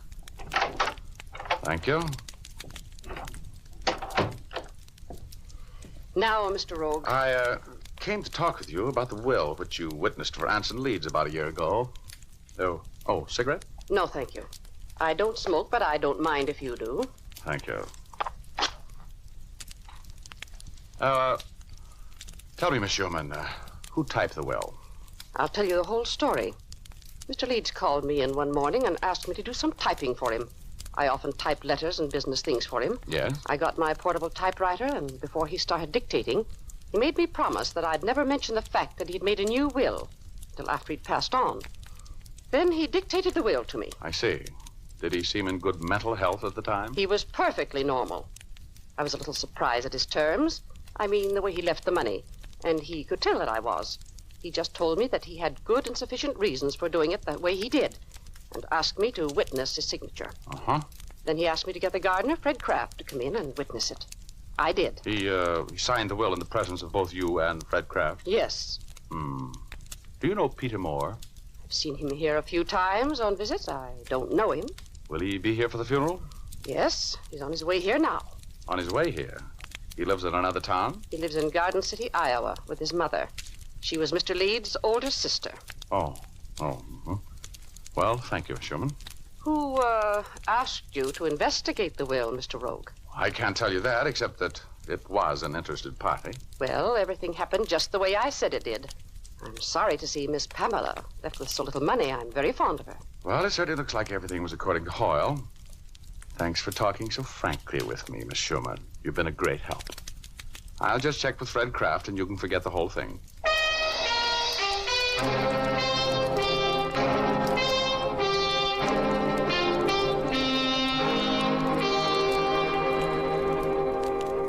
I didn't expect to see you out here today, Mr. Rogue. Well, I didn't expect to be here, Pamela.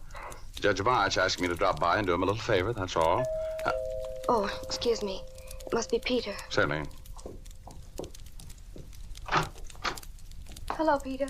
Hello, Pamela. I guess there isn't much I can say, is there, Pamela? I know, Peter. Well, where's your mother? Didn't she come with you? No, you know Mother. She was very upset. She just couldn't make it. Oh, I'm sorry. Oh, this is my cousin, Peter Moore, Mr. Rogue. Hello. How do you do? I think I'd better run along, Pamela.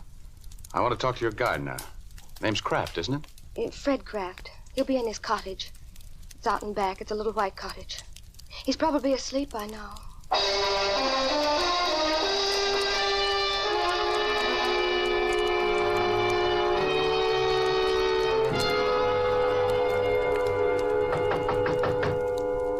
Mr. Kraft? Mr. Kraft?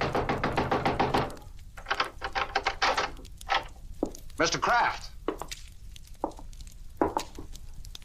Oh, good Lord.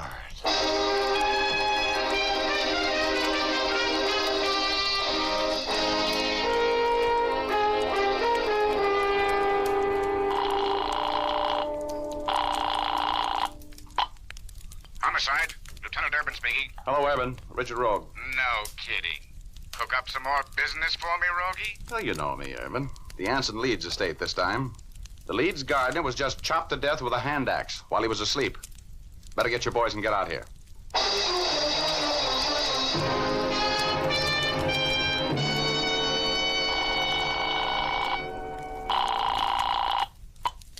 Hello? Judge March, Richard Rogue. Yes? Judge, get that will to a handwriting expert. I think it's a phony. Oh, well, have you any evidence that... No, Judge, this isn't the court. This time I've got a hunch, that's all. One of the witnesses, the gardener, has just been chopped to death. Now get an expert on that will and tell him we'll call him for a report on the signature tonight. And you'd better come out here.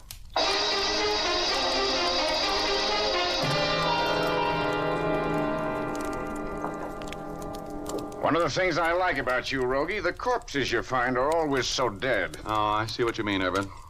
Say, from the looks of this room, the late Fred Kraft put up quite a row, didn't he, huh? Uh-huh. But not enough of a row to get out of that couch he was lying on when he got that first blow with the axe. Let's shake the joint down, shall we? Uh-huh.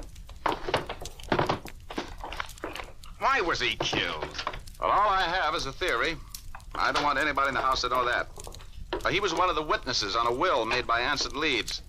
The will is in question. I get it. You think he might have been put out of the way to keep him from testifying as to the validity of the will, eh? That's my theory.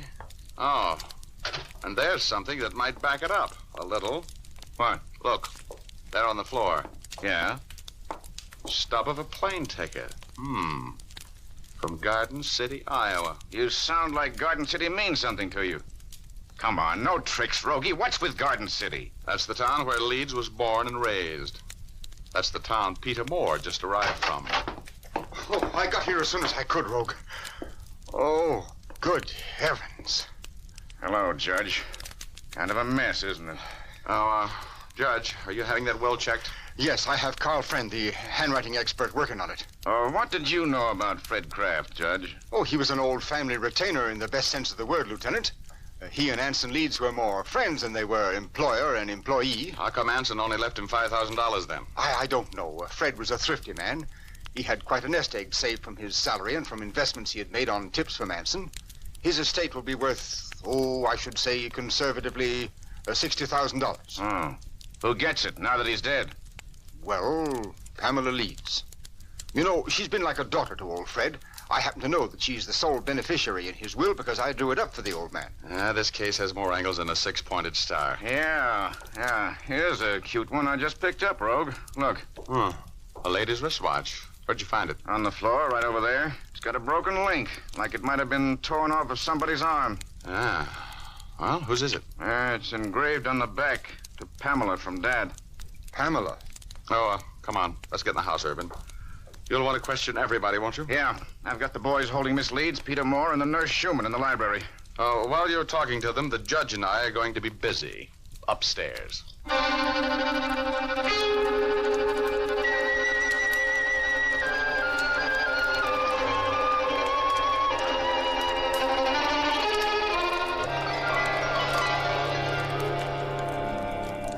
I'm afraid I don't understand, Rogue. Just what is it we're looking for in Kate Schumann's room? I don't know. But she's mixed up in this thing someplace. Take a look in the bathroom, will you, Judge? If you see anything the least bit out of line, call me. Okay, Rogue. Oh, look. Here's pay dirt. Yes? Kate Schumann's diploma from nursing school. See where it was issued? School of Nursing, City Hospital, Garden City, Iowa. Yeah, that town keeps popping up, doesn't it, huh? Yes. Oh, look, I want you to witness this, Judge. Here are 2 cigarette stubs. Lipstick on the tips. Fresh. No, don't touch them. Just leave them right where they are. All right, but Rogue, you said yourself that the nurse couldn't have killed Kraft.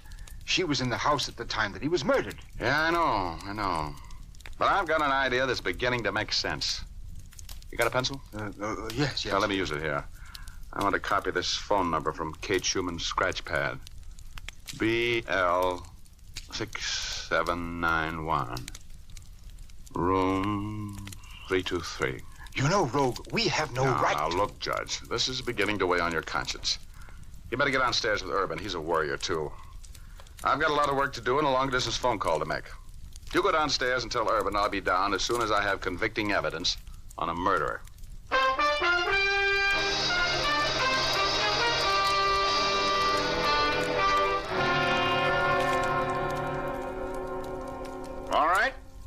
I'm going to have to impress on you that I mean business. There's been a murder committed. Now, one of you knows something about it, and We don't, Lieutenant Urban. I tell you, we were all here in the house when Fred was killed. I wish you'd go away and leave us alone. What was your wristwatch doing lying in a pool of blood near the body of the murdered man, Miss Leeds? Why was a link torn wide open on the band? I don't know. It was on my dressing table this morning. I know it was. Yes? Well, 3 witnesses saw it lying at the scene of the crime. Look, Lieutenant, why don't you let the poor girl alone? I was with her when Fred Kraft was killed. So was I. We were all right here in this room. That's very interesting. All of you established your alibis for a very important time. Were you all working together? Now, one of you start talking. How about you, Peter Moore? How do you account for the fact that the stub of a plane ticket from Garden City, Iowa, was found at the scene of the crime? Plane ticket? I came out on a train. Yeah? When were you in Fred Kraft's cottage? I haven't been out there in 4 years. You may have to prove that statement more in court. This is outrageous. You can't keep us here pounding questions at us, making accusations. There's been a murder committed. It's my business to find out who did it. I'm going to find out. Judge, go get Rogue. Tell him I want him down here right now. All right, Lieutenant. Peter, please. Don't let him question me anymore. Look, Lieutenant, it must be perfectly obvious that no one of us could have had anything to do with the murder. It was probably some transient. I suggest, Lieutenant, that you use some other means in trying... Yes, what's the matter? The upstairs looks like a cyclone hit it, and Richard Rogue is gone.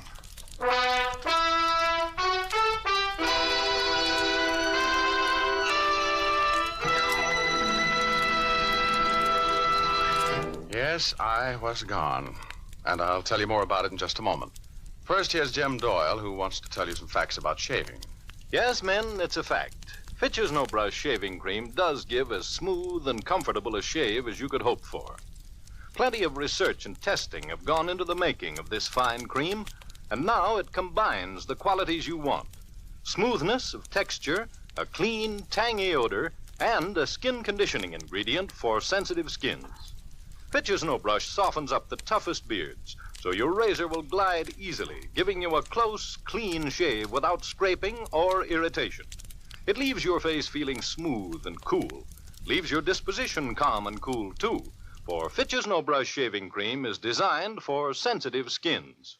For men who prefer a lather cream, it's Fitch's Brush Cream.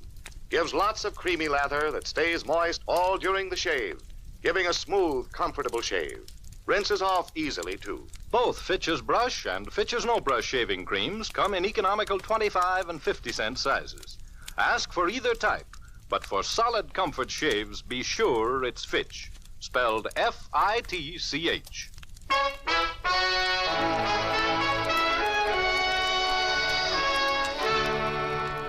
And now we return to Dick Powell as Private Investigator Richard Rogue in Rogue's Gallery.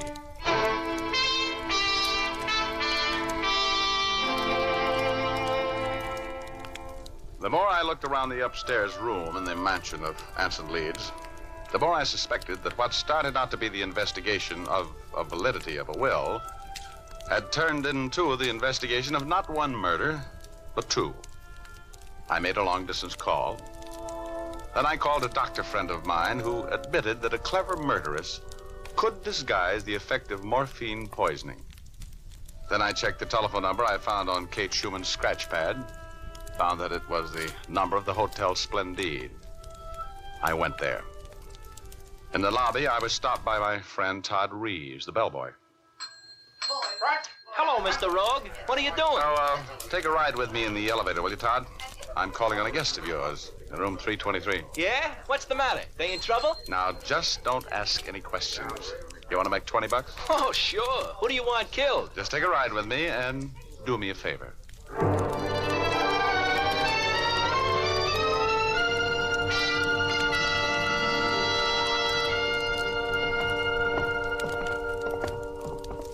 Give me your passkey, Todd. Oh, that's what the $20 was for.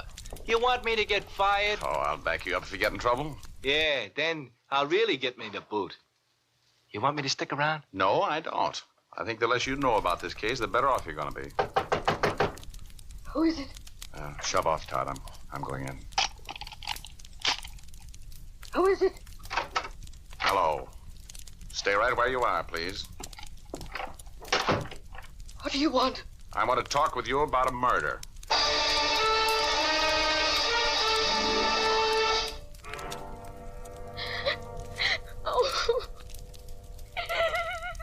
Now, this is a typical rogue trick, telling us to wait here and disappearing. If I ever get... I'll get it. Hello? Hello, Urban? Hello, rogue. Where the devil... Look, Anson Leeds was murdered. Don't say a word to the people you're holding there. One of them is the killer. Right. The will is a forgery, and I have the proof. Hold everybody until I can get there for the payoff. Be about 10 minutes.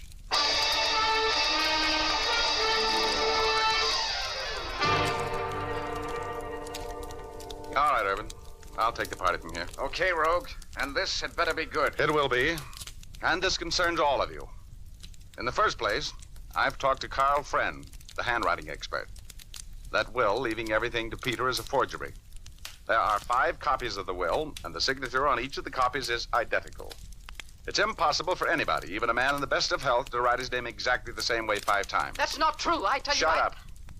The signatures were made by placing a sheet of carbon paper under one authentic signature of Anson Leeds and tracing it through to the fake wills with a sharp pencil, then inking the signature in over the tracing. Don't bother denying it, Kate. Carl Friend photographed the signature under a powerful light with an enlarging camera. The particles of graphite under the ink sparkle like diamonds. That will was a fake.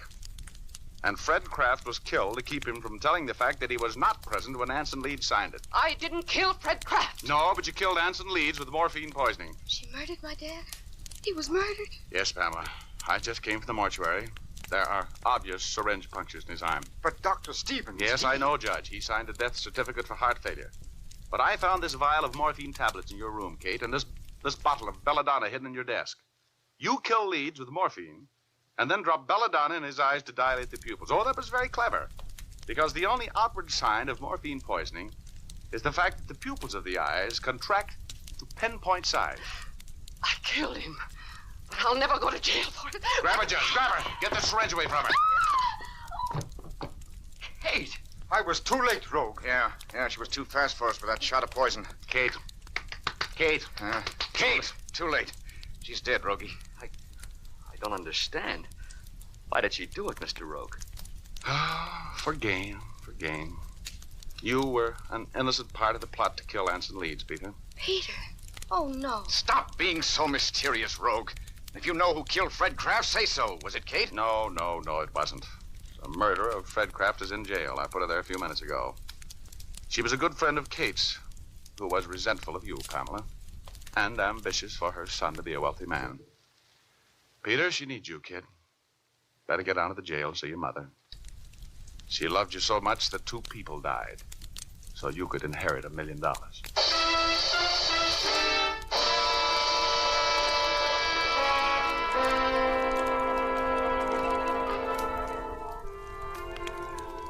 Well, that was the end of that case. Peter Moore's mother was tremendously jealous when old Anson Leeds adopted a little girl, Pamela, and made her the heir to his fortune. And after her school days friend Kate Schumann was installed as the old man's trusted nurse, they plotted his murder without Peter's knowledge. Mrs. Moore was in Kate's bedroom when I was questioning Kate. And when she learned that the will was being investigated and that I was going to talk with Fred Kraft about it, she killed him. She made a complete confession and was executed for the crime. I felt sorry for Peter. He's a nice kid. Pamela felt sorry for him, too. She felt so sorry for him, she's going to marry him. So he'll get the Leeds fortune anyway. That hardly seems fair. Getting a girl like Pamela and all that money, too. I could have gone for that Pamela. Lovely girl. Oh, lovely girl. But after all, I need another girl like Frankenstein needed another monster. In exactly the same way. You know what I mean?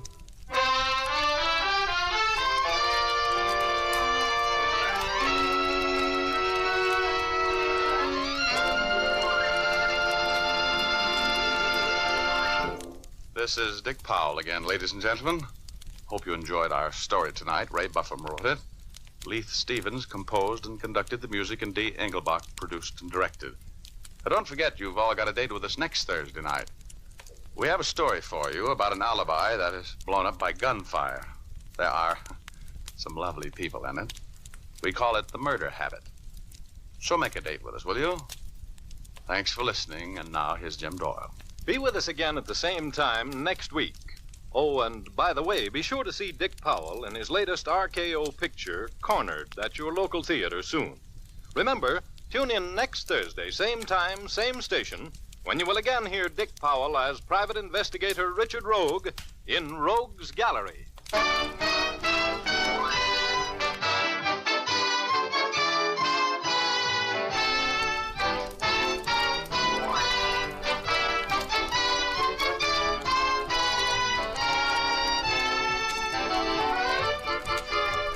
Remember, if dandruff is your problem, ask for Fitch's Dandruff Remover Shampoo.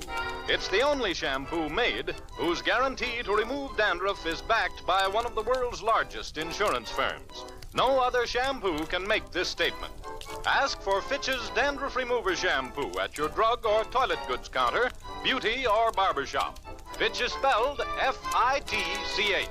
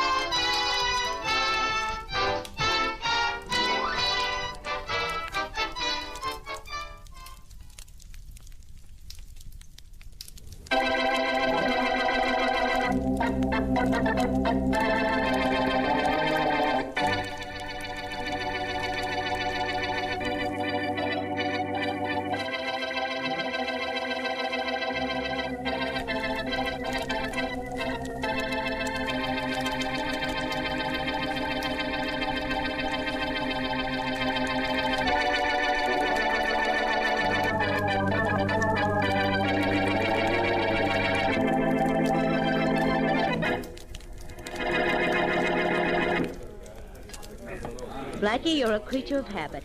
We have eaten in this restaurant every Tuesday for weeks. Do you know that? I've got another habit, Mary. I pay the check when we're through eating, like now. Let's go, huh? I'm ready. I'd better take you straight home if you want to be there before your cousin arrives. Oh, well, she'll wait for me, I hope. Say there's a cab outside. Run out and see if it's vacant, will you? Right. I'll pay the check and be right with you. I think we have that cab, Blackie. The flag on the meter's up. Good.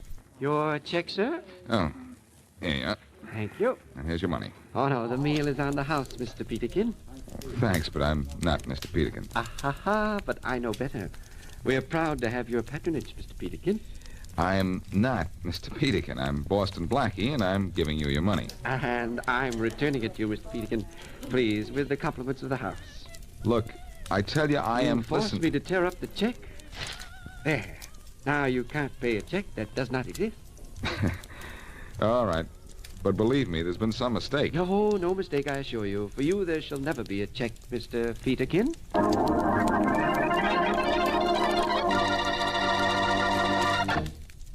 Now back to Dick Calmer's Boston Blackie. Enemy to those who make him an enemy, friend to those who have no friend.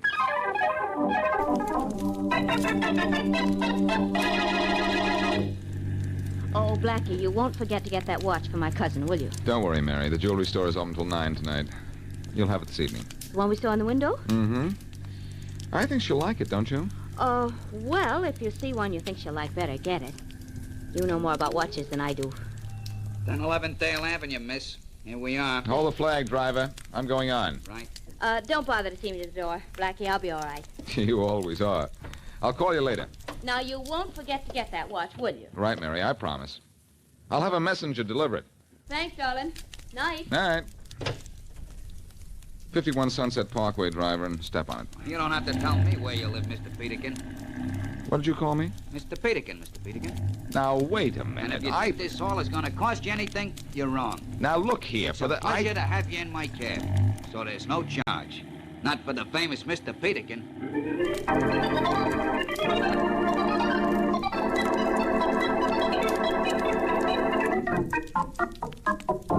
Good evening. I'd like to see a watch, please, like the one you have in the window there. I think you mean this one, don't you, sir? Yes, that's it. It's a lovely thing. How much? $90, sir. But naturally... Naturally what? Naturally, there'd be no charge for you, Mr. Peterkin. Now, wait a minute. My name is Boston Blackie. You're very modest, Mr. Peterkin, but I happen to know who you are, and I'm proud to give you this watch. I tell you, I am not Mr. Peterkin. I'm now, Boston. Please, Mr. Peterkin, I meant no offense. Look, this is the third time in the last hour that someone has called me Mr. Peterkin. I am not Mr. Peterkin, and I am not accepting the watch without paying for it. Here's $90. But I couldn't take the money from Mr. Peterkin. Maybe you can't take it from Mr. Peterkin, but you can take it from me. And take it from me, you're taking that $90. Here. And do me a favor, will you? Believe my name is Boston Blackie. Do you understand? Of course, I understand. Your name is Boston Blackie, Mr. Peterkin.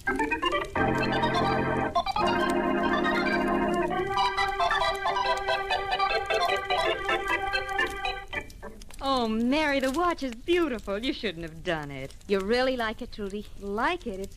It's the most beautiful watch I've ever seen. But you've certainly spent a lot of money on just an ordinary cousin. I haven't spent it yet. Blackie got it, and I haven't paid him for it. And besides, you're not just an ordinary cousin. Oh, it's lovely, Mary. Oh, I told Blackie not to have it engraved for you. Until after you'd seen it, that is. Now, be honest with me, Trudy. Is it really the kind of watch you like? Oh, who wouldn't like a watch like this? Well, all right, then. You can have it engraved this evening. Blackie said he got it at Brandon's. That's not far from here. We can run right over. Oh, I'd like to, Mary, but my train leaves at midnight, and there are some things I have to do downtown before train time. Oh, I see. I'll have it engraved when I get back. Well, all right. I guess that... Wait a minute. I can take it over to Brandon's for you. I can have it engraved and send it to you. Oh, Mary, would you take it over to the jeweler's for me? That'd be wonderful. Well, sure. Let's see. It's 8 o'clock now. I can take the watch to Brandon's right away, call for it tomorrow, and send it to you then. You're sure it won't be too much trouble? Trouble? This, Trudy, promises to be the least troublesome night of my life. Knock on wood.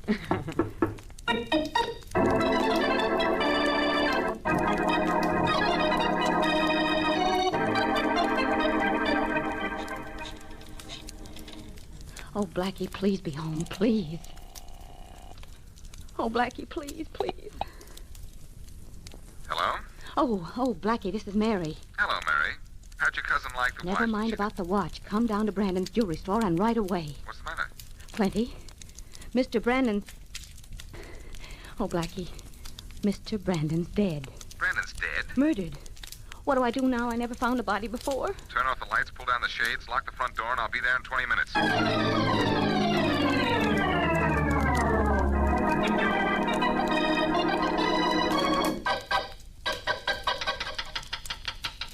Open up, Mary. It's Blackie. Coming. Are you all right? I don't know. I think I've aged. Sure, 20 whole minutes. Where's the bunny? It's over there behind the counter. You want me to turn on a light? No, raise the shade a little bit, will you, at the window? The street lamp will be light enough. That high enough? Yeah. I can see the body now. It's Mr. Brandon. He waited on me a little over an hour ago. And sold you the watch? Yep. Funny thing, too. He insisted that my name was Peterkin. I had to force him to take money for the watch. Oh, Blackie, you're joking. I think he was. I wonder if it was some gag of his, and the next customer he pulled it on didn't like it. What are you talking about? I wish I knew. Uh-oh. Somebody's opening the front door. Oh, my gosh, it's a special policeman. I'll do the talking, Mary. Good evening, officer. We were just about to send for one of your gang. Whoever locked this door a few minutes ago sent for me. I forgot to throw the alarm switch, and we got a signal at our headquarters. What's the matter down here? Do you know the owner of the store? Sure, Sam Brandon. Would you know him if you saw him dead? Huh? Dead? Where? Turn your flashlight over there, at the aisle between the two counters. Where? Like this? I don't see. Is that Sam Brandon? It sure is. Don't move, either of you. You're both taking a little ride to police headquarters.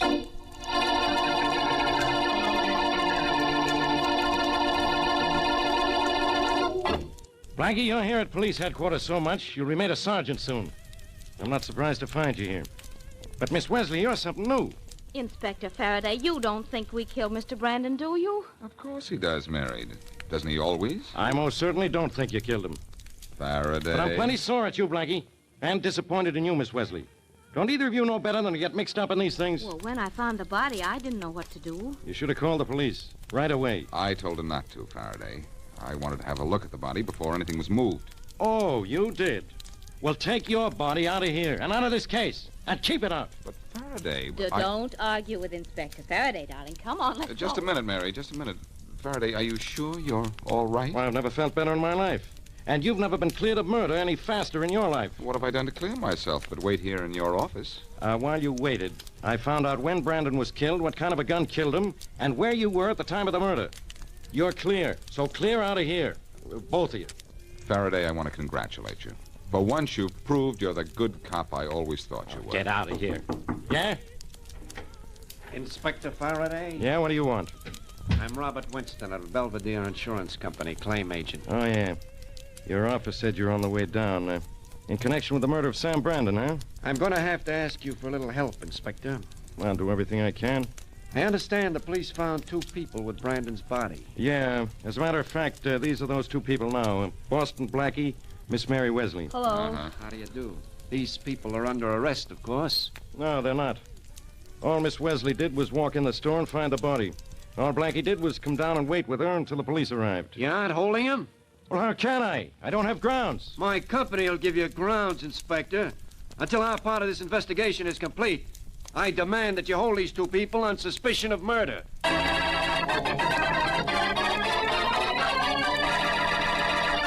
And now back to Boston Blackie.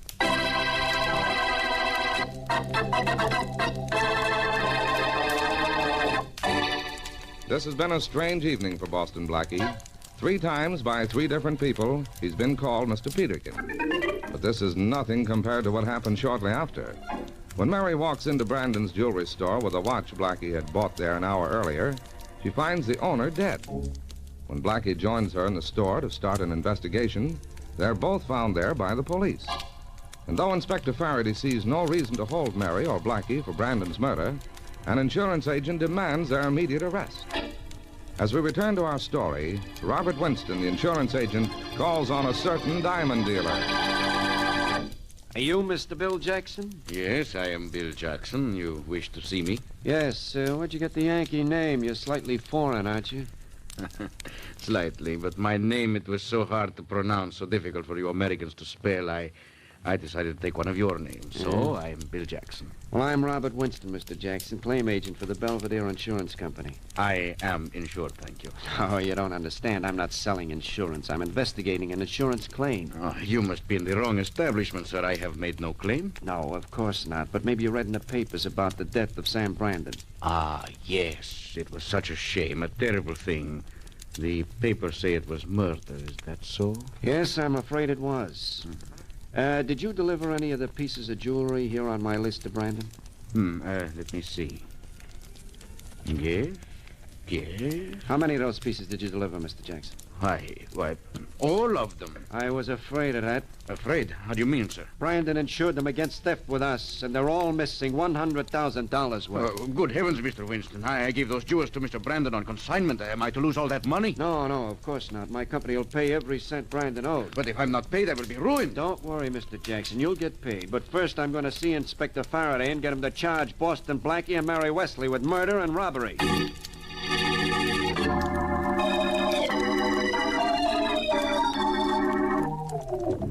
Look, Inspector Faraday, here's the list of the stuff that's missing from Brandon's store. Look at the size of it. I see the size of it, Winston. Then why did you let Blackie and the Wesley girl go?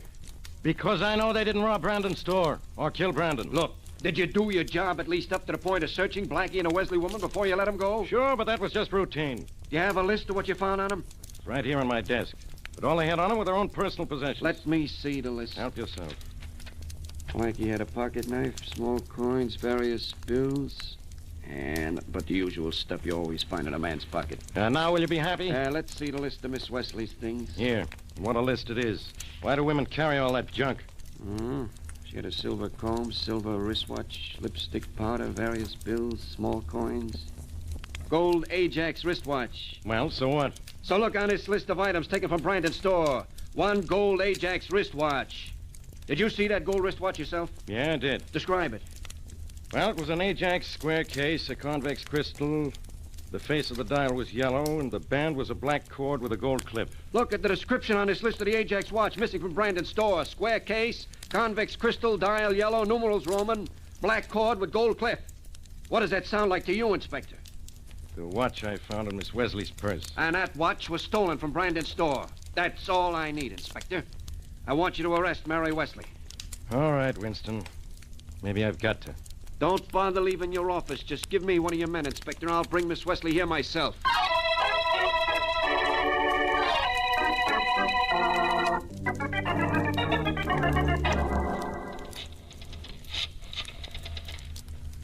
Hello? Hello, Blackie. Mary. Anything the matter? Oh, nothing particularly. I was just reading in the paper about the Brandon murder.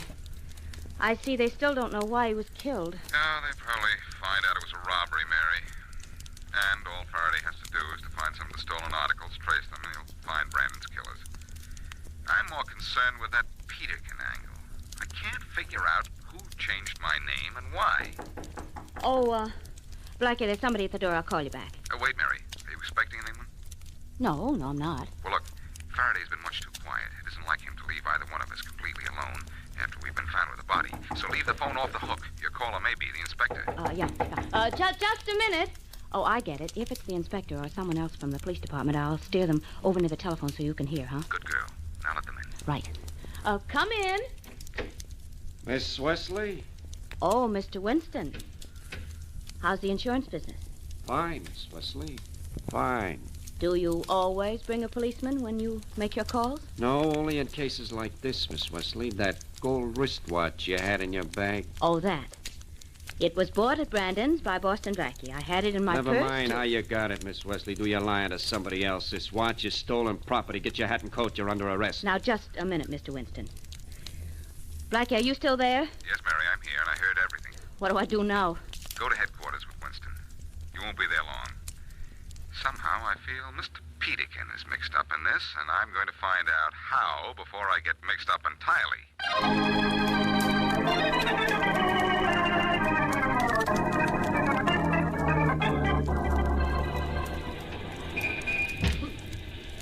Closing my favorite restaurant rather early tonight, aren't you? Hmm? Oh, you. Yes, Mr. Peterkin, remember? What's the idea of the gun? What was the idea of calling me Mr. Peterkin? Well, that's your name, isn't it? You know very well it isn't. Well, maybe I had you confused with somebody else. I have to go home now. I'll take you home in this cab here. Convenient, isn't it? I've had it waiting here just as it was waiting here last night when you called me Mr. Peterkin. I don't know what you're talking about. Okay, cabby. We're ready. Sure thing. You first, my friend. Of course. Where to, buddy? Don't you mean where to, Mr. Peterkin? Huh? Oh, it's you, huh? Well, where to? Drive to the edge of town and then keep on going. That'll be some fare. I get extra for going outside the city limits. Don't you remember? I'm Mr. Peterkin. I don't pay for anything. Oh, no? Look, both of you. We're going to play a little game. What kind of a game? A game called Peterkin. Your name is not Peterkin? Yeah. Ain't it Peterkin? No, it isn't. And I'll tell you a funny little story. Only one other person in this world called me Mr. Peterkin. And do you know where he is now? No. In a morgue. Dead? He doesn't work there. All right, we made a mistake. We thought you were Mr. Peterkin. Who told you to think that? Nobody. Say nobody to me once more, my friend, and you'll be a body. Or have you forgotten this gun in my hand? Look, if we tell you, then what? Shut up, you. Shut up, you. Go ahead, driver. I don't know anything except it was a joke. Well, make me laugh, and maybe I'll let you live. But as for you... The driver's telling the truth. It was just a joke. Who told you to call me Peterkin? Brandon, the jeweler, but we didn't know who Brandon was until we saw his picture in the paper today. Yeah, he gave us dough to call you Peterkin. He said it was a gag. Certainly was. On him. Take me to police headquarters, cabby. You want to turn us in, are you? No, I'm not turning you in.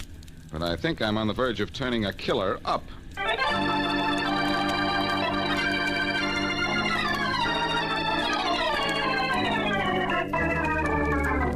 Hello, Faraday speaking. Inspector, this is Bob Winston. Now what do you want? Boston Blackie. I tell you I'm looking for him. But I can't find him. Well, you'd better find him. I've questioned Miss Wesley, and she insists Boston Blackie gave it a watch. Now, you get me Blackie. I'm trying to. Well, stop trying and get him. Look, Winston, when I can't find Blackie, he can't be found. Hello? Hello? He hung up. That's good. Come in. Hello, Faraday. Blackie, I've been looking everywhere for you. Well, I haven't been everywhere, Faraday. Maybe that's why you didn't find me. Look, Winston made me put Miss Wesley in jail, and he wants you. I know that. Well, I hope you know something else. I'm going to arrest you, but I don't want to. Oh, go ahead and arrest me, Faraday. I won't mind. If you book me under the name of Peterkin. Peterkin? What are you talking about? A little plot to make it look as if I robbed Brandon's jewelry store. It's a crazy story, Faraday. Yeah. Brandon paid a restaurant cashier and a cab driver to call me Mr. Peterkin and refused to take money from me. Why? So that when I walked into his store an hour later, and he called me Mr. Peterkin and refused to take money for his watch, I'd walk out without a sales slip. That's all he needed to make it appear that the watch was stolen, which he was going to claim later. When you said that was a crazy story, you were making an understatement. I can't believe a thing like that, Blackie. Look, Faraday, of all the stuff stolen from Brandon, what's turned up? Only the watch found on Miss Wesley. That backs up my story, because all Brandon needed to establish the fact that his store had been robbed was to have the police find one missing article. He wanted to establish the fact that his store had been robbed. Blackie, that sounds as if Brandon robbed his own place. I think he was in on the deal, Faraday. And the merchandise, supposedly stolen, is just hidden somewhere. Do you have a complete list of the missing property? Sure, right here. Look at the length of it. Some haul. But, Blackie, if Brandon robbed his own store, why was he killed? And who killed him? His accomplice, probably. The motive? To keep from splitting with Brandon. Say, according to this list, everything stolen from Brandon was delivered by the same wholesale jeweler. Bill Jackson. Yeah, on consignment, too. But Brandon was insured, and Jackson is going to get his money just the same. Doesn't it seem rather odd to you that, with the exception of the watch, Brandon was robbed of only the jewels he'd bought from Jackson? Say, that is funny, isn't it? It's funny enough to make Jackson laugh himself sick. Suppose Jackson never delivered these diamonds, and Brandon then reported them stolen. Jackson still has his diamonds, plus a cut of Brandon's insurance money. Then Jackson was Brandon's accomplice. Maybe, unless Winston was. Winston? You mean he was in for a split of the insurance payoff? Winston's been trying awfully hard to prove that Mary and I robbed Brandon's store. All he needs is proof of robbery to get his company to pay the claim. You see what you can get out, find out about him. I'm going to call on Jackson. Can you tell me anything about him? Sure. Well, he talks with an accent, for one thing. What kind? I just talked to him on the phone. It's hard to tell. Central European, maybe.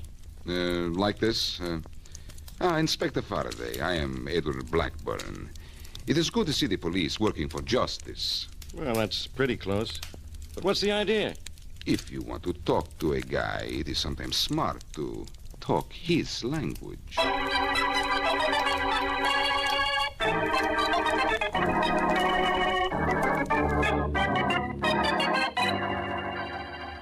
Mr. Blackburn, it is good to talk to someone from the old country. You would do business with someone from the old country, Mr. Jackson, of course? Of course. I am a bit embarrassed. The duty on jewelry is high, as you know. I intend to... Forget to declare it? Yes, forget. I think we can do business, Mr. Blackburn. How much do you want to spend? I can put my hands on $50,000. I can let you have twice that amount in jewelry, Mr. Blackburn. I am afraid I do not have that much money. Just let me show you what I have in my safe. Here, I will open it. Fine. Magnificent, Mr. Jackson. Never have I seen such jewels. Yes, and everything in my safe is for sale, and at a special price. Why a special price? I do not ask you questions. You do not ask me questions. Do you mind if I use your phone? I do not have this much money on me. I shall have to send for it. Yes, go ahead. You will select for me $50,000 worth of the jewelry from your safe. Gladly. You are indeed the man to do business with, Mr. Jackson. I can see that. Faraday speaking. This is Blackburn. Blackburn? I have found... Yeah, Blackie. Yes. I have found the jewels I want. You will bring the $50,000? Jackson has everything? Mr. Jackson is everything, my friend. Hurry. We'll be waiting for you.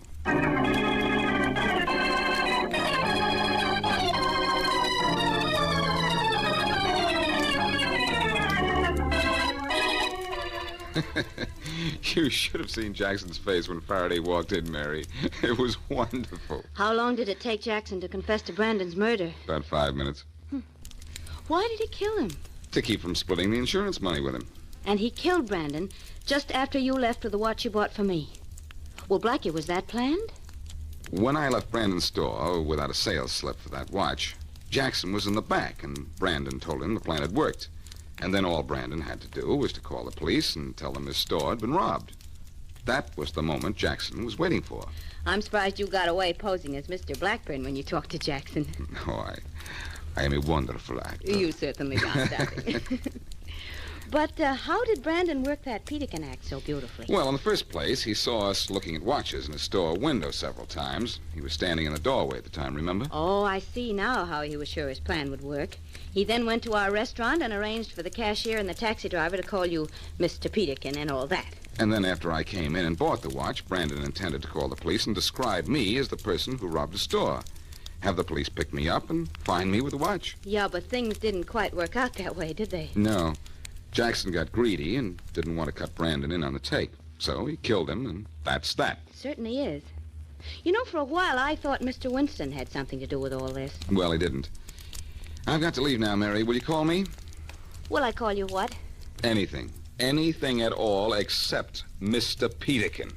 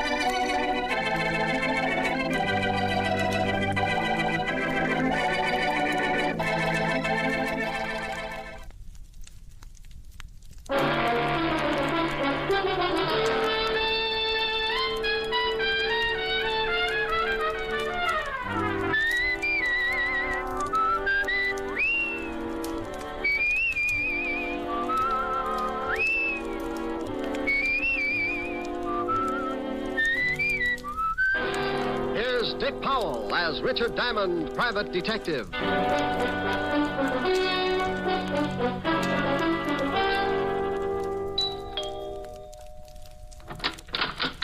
Oh, good evening, Mr. Diamond. Evening, Francis. You look like you're going out. Yes, sir.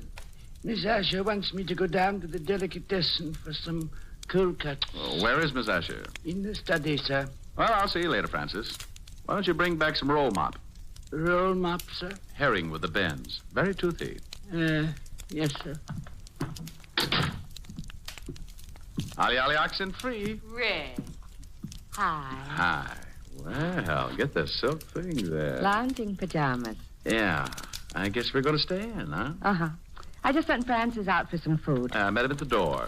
Look, I've got to do a few things in the kitchen. Why don't you stretch out on the couch and take it easy until dinner's ready? Okay, I'm pretty tired. Might rock out. No, a little sleep might do you some good. Here, read a magazine if you want to stay awake. Oh, swell. Gory detective. Who sends you these things? The corpse of the month? Pretty bad. I won't be long. Okay. Oh, no. The case of the bloody... Oh. It was going on 11 o'clock, and the fog encircled the old house like a thin, wet blanket. Oh, swell. The figure of a man crept stealthily across the gravel of the garden path. These riders really dream it up. Mr. Diamond? What? How did you get in here? I followed you from your office. Shh. You left the door unlocked when you came in. Well, now, look. I know I shouldn't have come into someone else's house, but this is a matter of life and death.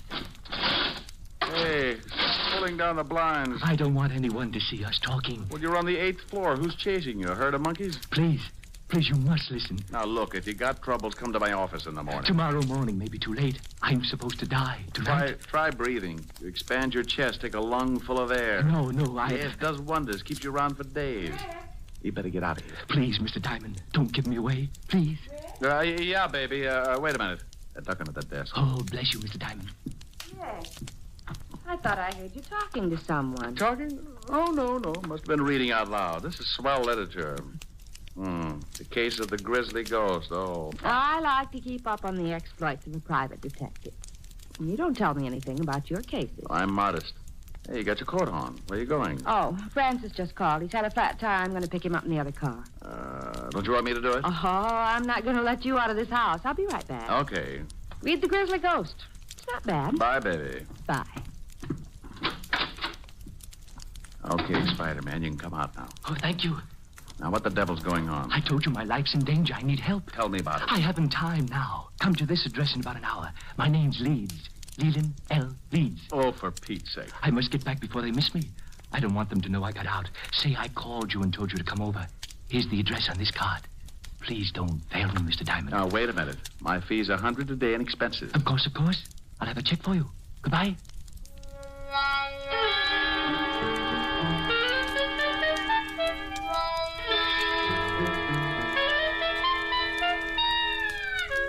He went out like an undertaker stealing a can of embalming fluid, and I poured myself something just about as strong. Helen would scalp me for leaving, but for some reason, nutty little guys like that interest me. I left Helen a note saying I'd be back later and took off for the address Leland L. Leeds had given me. It was out of town about 10 miles, but after hunting around for a while and running up a good-sized taxi fare, I finally found the house.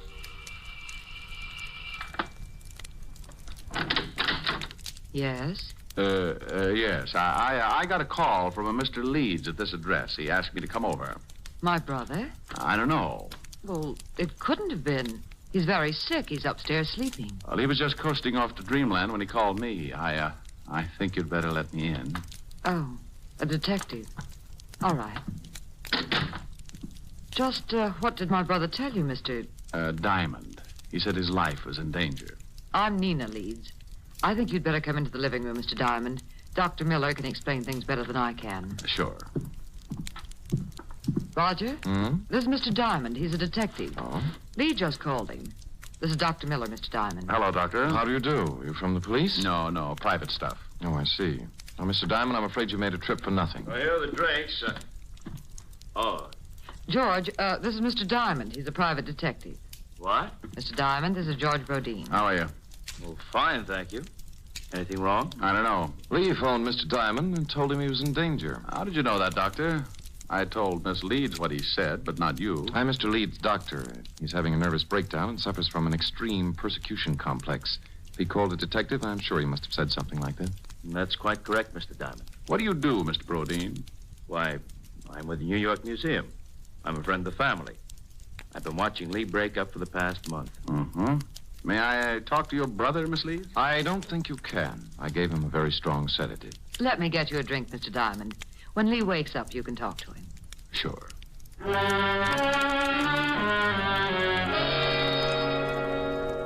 We went into the bar, and she got out a big bottle and 2 glasses.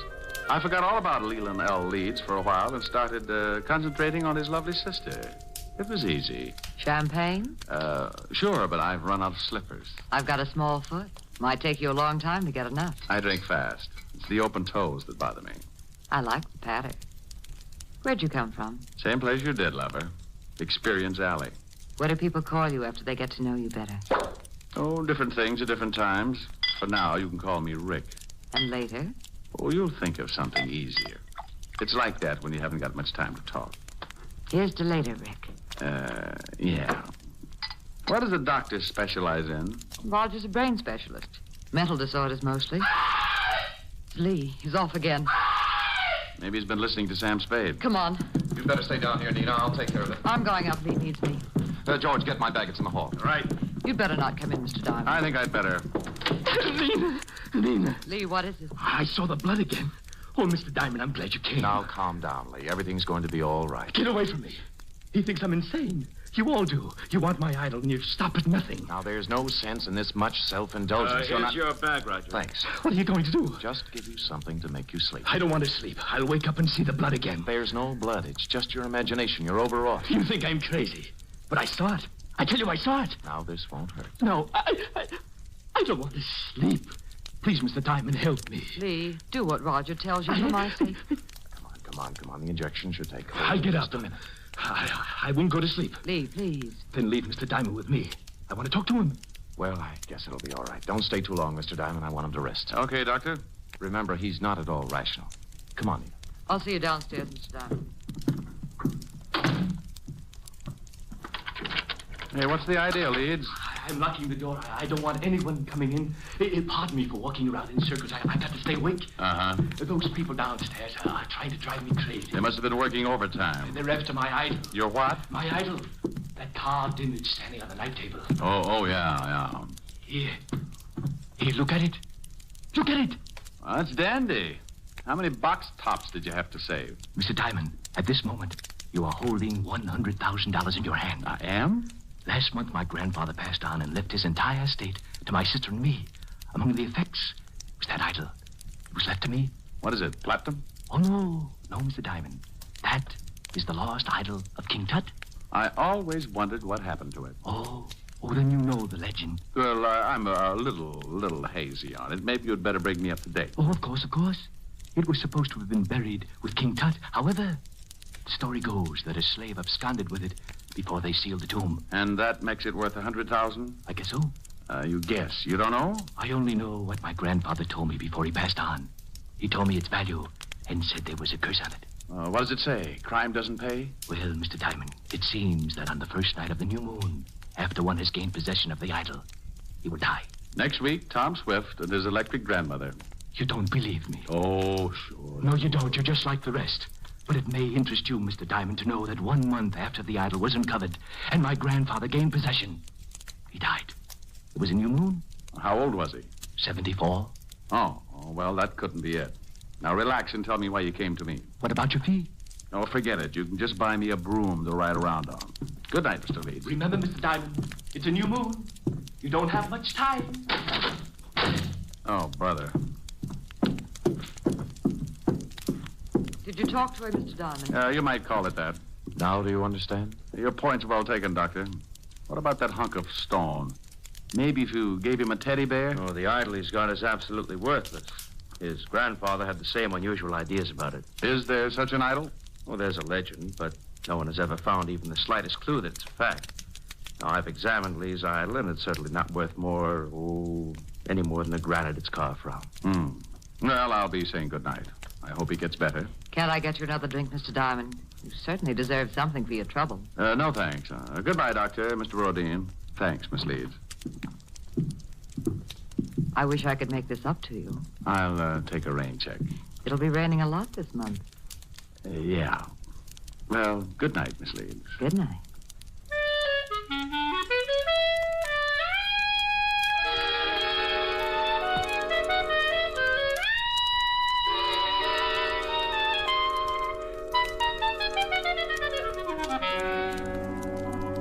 I went out and got a cab. As far as I was concerned, the frightened little man in the nightshirt was going to end up modeling straitjackets, and the private detective would only add to the confusion. It was 8 o'clock, and I told the cabbie to take me to 975 Park Avenue. Helen would be angry, but it was worth going back to. A couple of hours with her could make a guy as contented as a bear that had just cornered the honey market. We pulled up in front of Helen's apartment, and I paid the cabbie. I was just going in when a small convertible skidded to a stop in front of the building. Mr. Diamond! Mr. Diamond! It was Leland L. Leeds again, and you could still see part of the nightshirt under his topcoat. He leaned out of the car window and called. Over here, Mr. Diamond. Please, I must talk with you again. I'd had enough of the jumpy little man with the idol, so I started into the apartment without answering. He called again, climbed out of the car, and started to cross the street toward me. I looked back just in time to see the other car swing in toward me.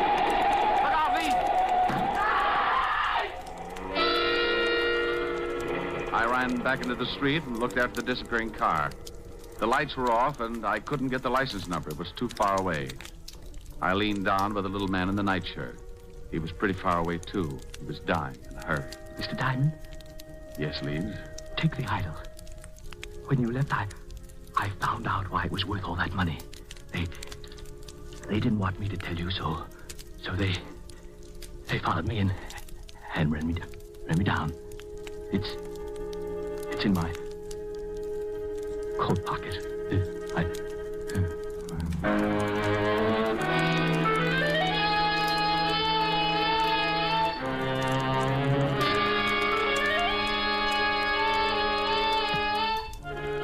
He died lying on his back in the street. Several people were coming out of the building, so I reached into his pocket and pulled out a chamois bag. I guess the idol was inside, so I put it in my coat and went in to call the police. Oh, Mr. Diamond. Miss Asher's been worried. Hello, Francis. Tell her I'm back and let me use the phone. Certainly, sir. She's upstairs. Is something wrong, sir? You look worried. The man got hit by a car. I've got to call the police. Oh, my goodness. Is he hurt badly? Bad enough to get buried. Oh, my goodness. Homicide, Sergeant Otis. Otis, let me talk to the lieutenant. Is this Diamond? No, it's the Beaver boys. Now put the lieutenant on the phone. And what do you do with all those tired jokes? You can't keep using them. I give them away to idiots. Want to start a collection? Oh. Lieutenant Levinson. Walt, this is Diamond. I got a body for you. I go off duty in 20 minutes. Call back then. Lying out in front of Helen's apartment, 975 Park. Rick, my stomach is bothering me. Why can't you be a good boy and stay out of trouble? Take some soda and get over here. Take some soda? Every time you call, I end up taking enough to give an elephant the hiccups. Well, you're a fine one. Oh, I'm sorry, Rick. I didn't know you were on the phone. Wait a minute, Walt. Hello, baby. I'm talking to the lieutenant. Aren't you afraid you'll catch cold in that thing? I'm mad at you. Oh, you're cute. Hey, what's going on? Just Helen. If you could see her, your ulcers would start popping like chestnuts. Say hello. The law sends you his greetings. Hello to the law. She says... I know, I heard it. Now, what about the stiff? His name's Leland L. Leeds. He got belted by a car. It was too far away to get the number. What makes you think it's a job for homicide? Get over here and Helen will give you the story. I've got some work to do. But wait a minute, Rick. Oh, you're getting lazy. What's the matter? Don't you want to find out things for yourself? Rick, what happened? Francis told me some man got hit by a car. Right on your doorstep. Oh. Let's go into the other room, baby. I'll tell you all about it.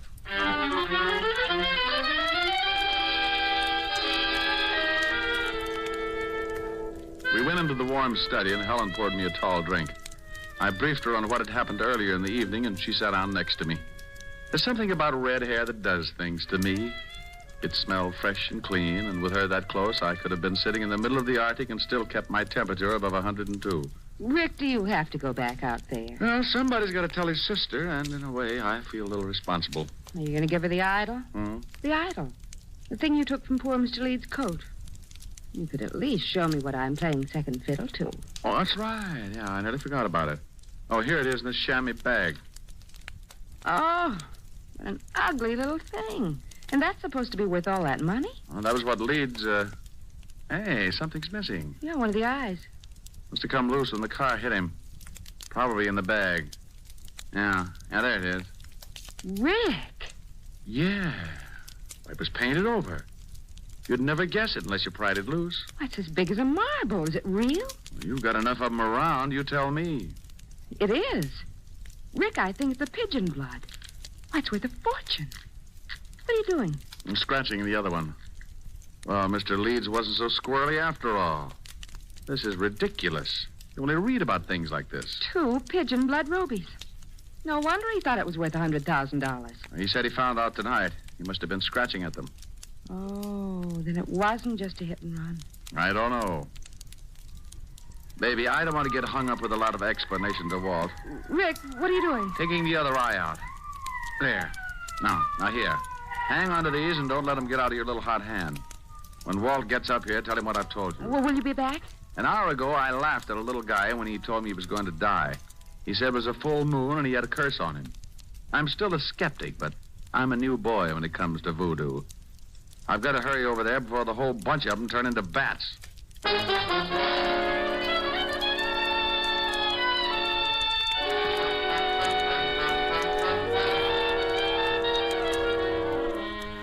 I went down in the service elevator and out on the street. The wagon was driving off with Leeds, and Walt and Otis were going into the building when I slipped up to the convertible and got in. Leeds had left the keys in the ignition like I figured, so I took off and headed across town. 20 minutes later, on a lonely stretch of road, I started counting suspects. All three of them could be in on it. Dr. Miller, who said Leeds was insane, George Brodeen, a man from the museum who said the idol was worthless, and that lovely sister. I didn't notice the car pulling up behind me until it was too late. It was doing a good 70, and as it swung around to pass me, the guy at the wheel cut in sharp and hit me broadside. Hey, look out!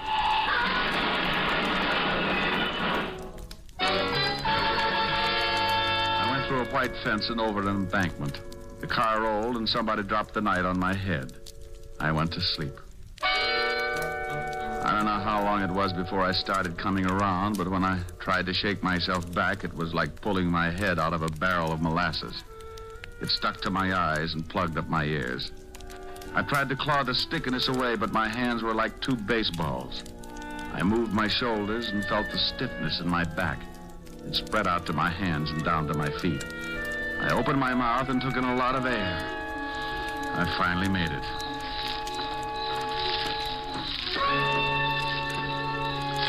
Someone was trying to get me from the highway, so I pulled myself clear of the wreck and started moving in a circle, keeping whoever it was at a good distance. I was too pushed around to put up a fight, so I made it back to the highway and walked along until I found a little gas station on the road. The joint ain't open. And then your lock's busted. No, it ain't. Then I floated through the wall. Where's your phone? It ain't for public use. Try isn't. Okay, wise guy, the joint isn't open. The phone isn't for public use, and you isn't so big you can't get tossed out on your face. And you isn't so wealthy, $5 won't make a difference. Oh, why didn't you say so? Phone's on the wall. Thanks. You know the Leeds family? Yeah, they get gas here sometimes. Hello. Evergreen 34369, operator. How far is the house from here? I'm a little turned around. About a half a mile. Hello, Francis? Is Lieutenant Levinson still there? No?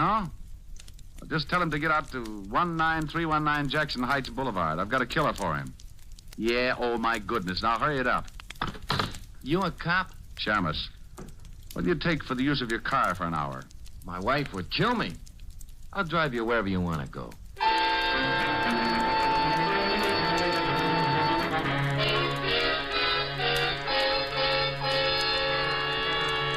He gave me a lift in his old sedan, and 10 minutes later I was ringing the doorbell to the Leeds house. I was glad the girl answered. She made me feel better right away. Oh, Mr. Diamond, come in. Thank you. Where are your friends? Raj and George? They went out to look for my brother. He disappeared right after you left. I'm terribly worried. Oh, have you got that drink? I could use it now. Certainly. I don't know why Lee ran off like that. He shouldn't have been driving in his condition. Were Roger and George together when they left to look for Lee? No, they took separate cars. Why? Has something happened, Mr. Diamond? Have you heard from my brother? I guess I'd better give it to you straight. Your brother's dead, Miss Leeds. I'm sorry. Dead? Oh, no. He was hit by a car. It's all because of that horrible idol. That stupid, horrible idol. If my grandfather hadn't told Lee it was worth that much money, this never would have happened. Did you think it was worth anything? No, of course not. But we couldn't convince Lee. Now he's dead. Would you please answer that, Mr. Diamond? Sure. You take it easy. Nina, Oh, what are you doing here, Diamond? Did you find Lee? Why, no, I didn't. I've gone to every place I thought he could possibly be. I even looked up your address, went over there, but the building was closed. You better go in and see Miss Leeds, Doc. She's pretty upset. Upset? Nina, what's wrong? Oh, Raj, it's Lee. He's been killed. What? That's right. But how did it happen?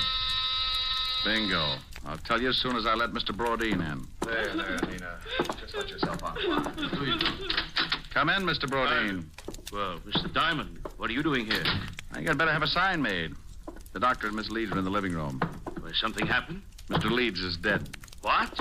This is the most surprised household I've ever run into. Roger, is this true? I guess so.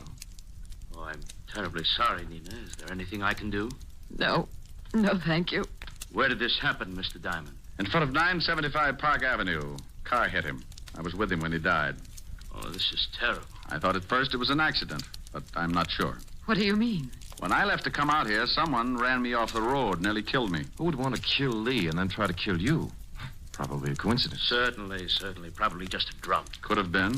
Lee gave me this before he died. A chamois bag. What's in it? The idol. Oh, that awful thing. What do you want done with it, Miss Leeds? I don't care. Just get it out of this house. What are you going to do? I don't know.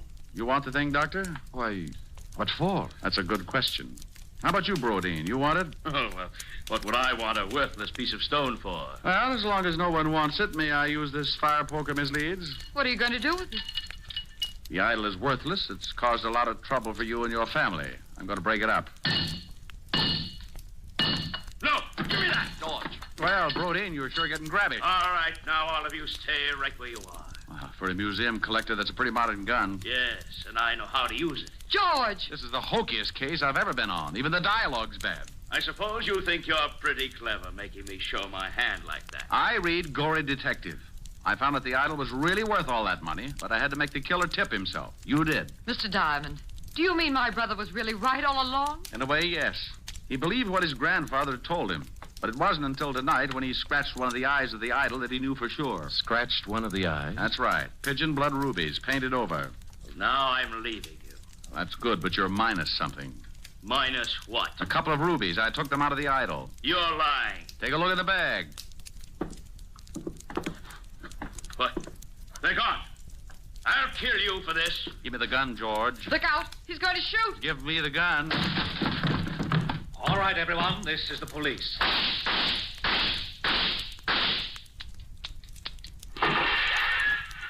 Oh. You killed Mr. Diamond. He shot Diamond, all right, Lieutenant. Put the bracelets on him, Otis. Sure. Come here, you. Not him. Put him on Diamond for disturbing the peace. Pin the medal on the other guy. No. Sure thing. How do you like that, wise guy? Oh, no. Rick? I'm dying. Ricky? Oh. Rick, wake up. All right, George. Drop the gun. Rick, you've been dreaming. Oh, Helen. Oh, you were having a big, fat nightmare. Oh. I came down from upstairs and you were asleep on the couch with Gory Detective. Oh, well, I started reading some story and I got mixed up with Egyptian idols and the rubies. I got shot. That's the case of the ruby eyes. That was the craziest dream. I solved the crime and got shot 6 times for my trouble. Oh, Lieutenant Levinson and Otis came in and arrested me for disturbing the peace. After you were shot 6 times? Yeah. Otis loved it. That wasn't in the magazine. I worked out my own ending. Move in. That's pretty. What are the lyrics? Well, an awful lot of them. I'll sing them. Okay. I'm sitting high on a hilltop. Oh, I remember that. Tossing all my troubles to the moon. It's from Thanks a Million. Where the breeze seems to say, don't you worry. With Alice Faye. Things are bound to pick up pretty soon. Here, 'neath the sky on the hilltop, seems to me the world is all in tune. I forget all the bustle and hurry, tossing all my troubles to the moon. I know someone will love me, and everything will be just grand. Just so the stars up above me continue doing business at the same old stand. It's mighty sweet in the evening when I've had a busy afternoon, sitting high on a hilltop, tossing all my troubles to the moon. Sing it again, Rick. I'm sitting high on the hill. Oh, Rick, the grouse. Yeah, listen to that. Where the breeze seems to say, don't you worry. Hey. How you like that, wise guy? Oh, that's really awful. Yeah, well, maybe you know how I feel when you open that big bazoo of yours. You mean I sound like you do? Look, Diamond, what do you think the rats keep jumping out of my window for? Well, maybe if you had some plastic surgery. And your crummy jokes are as bad as your crummy singing. So please, save the world from a horrible fate and cut your throat or something. Oh, yeah? Well, let me tell you, old boy. I'm sitting high on a hilltop, tossing all my troubles.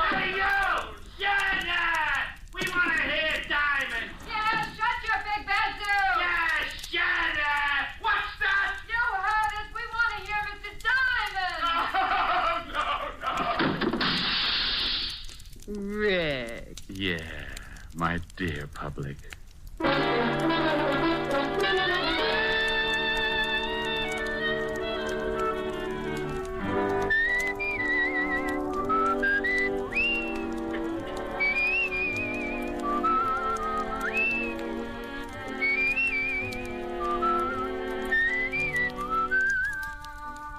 You have just heard Richard Diamond, Private Detective, starring Dick Powell. Helen was played by Virginia Gregg, Lieutenant Levinson by Ed Begley. Also in our cast were Wilms Herbert, Peter Leeds, Yvonne Patey, Stephen Dunn, and Jack Crucian. Music was under the direction of Frank Worth. Richard Diamond is written and directed by Blake Edwards. Portions were transcribed. Dick Powell soon will be seen in the screen version of the best-selling novel, Mrs. Mike. Now, this is Eddie King inviting you to be with us again at the same time next week when we will again bring you Dick Powell as Richard Diamond, Private Detective.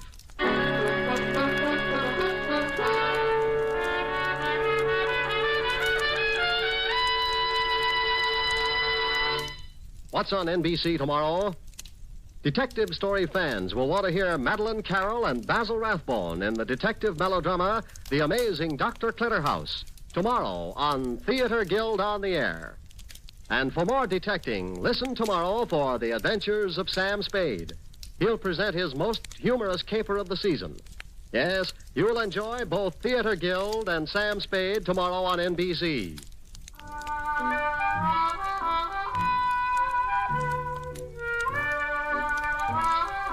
Next, it's Free Ride to Danger with Dorothy McGuire on NBC.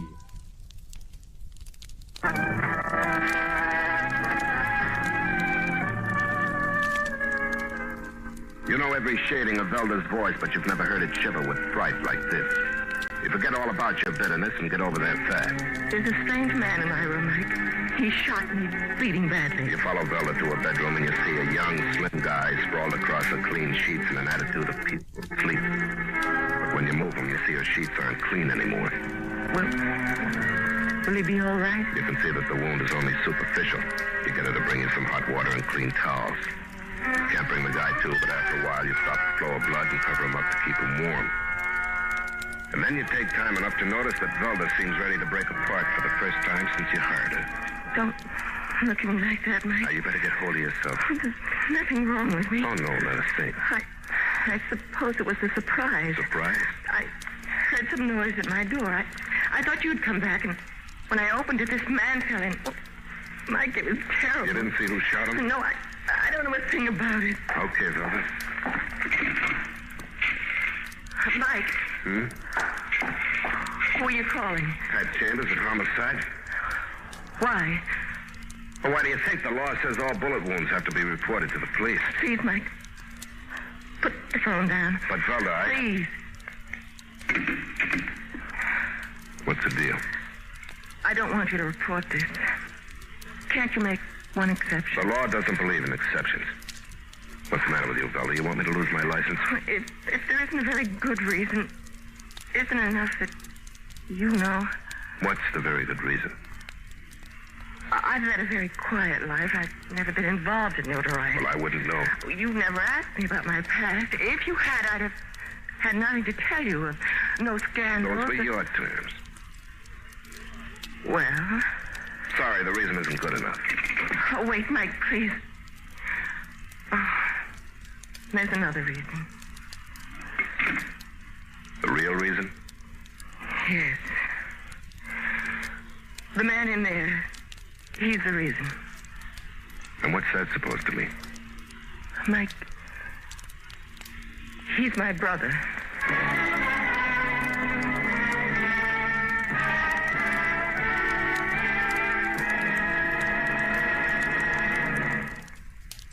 In just a moment, we'll return to the Mickey Spillane mystery, That Hammer Guy.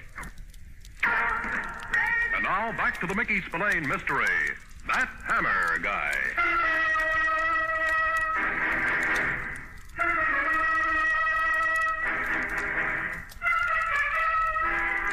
When Velda tells you the wounded guy in the other room is a brother, the shock is so great you stare at her like a dead herring on a gourmet's plate. Now you know why she's so rattled. I never told you before that I had a brother. She wanted to be your secretary on her terms. And part of them was that you never asked her about her past. You didn't even know anybody in her family was alive. You don't know what it's been like. I even changed my name when I came here. You think you're entitled to an explanation, and she's willing to give it to you. Because of Bill. I was ashamed of him. I didn't want to be identified with him. He was in with the wrong people, doing the wrong things. Before tonight, I hadn't seen him for 4 years. Zelda, what do you mean wrong people, wrong things? He was mixed up with the Communist Party. Oh. Before we stopped speaking, I tried to reason with him, but it was useless. Mm-hmm. How did he happen to come to you? I don't know. No explanations, huh? He only said that as he got out of his car downstairs, somebody took a shot at him. From where? From across the street. That's the reason I didn't want you to report it, Mike. He told me you wanted to get away and hide. He said that the next time they'd kill him, the next time they wouldn't miss. Zelda. He's still my brother. I can't let that happen. Zelda, I don't think you have to worry about that happening. But they've already tried one. That's what he told you, but I'm sure they didn't. How can you say a thing like that? Your brother told you someone shot at him from across the street, right? Yes. Well, the flesh around the wound was singed, and there were traces of powder marks on his clothes. Mike, that means it was fired at close range. Yeah. Also means another thing.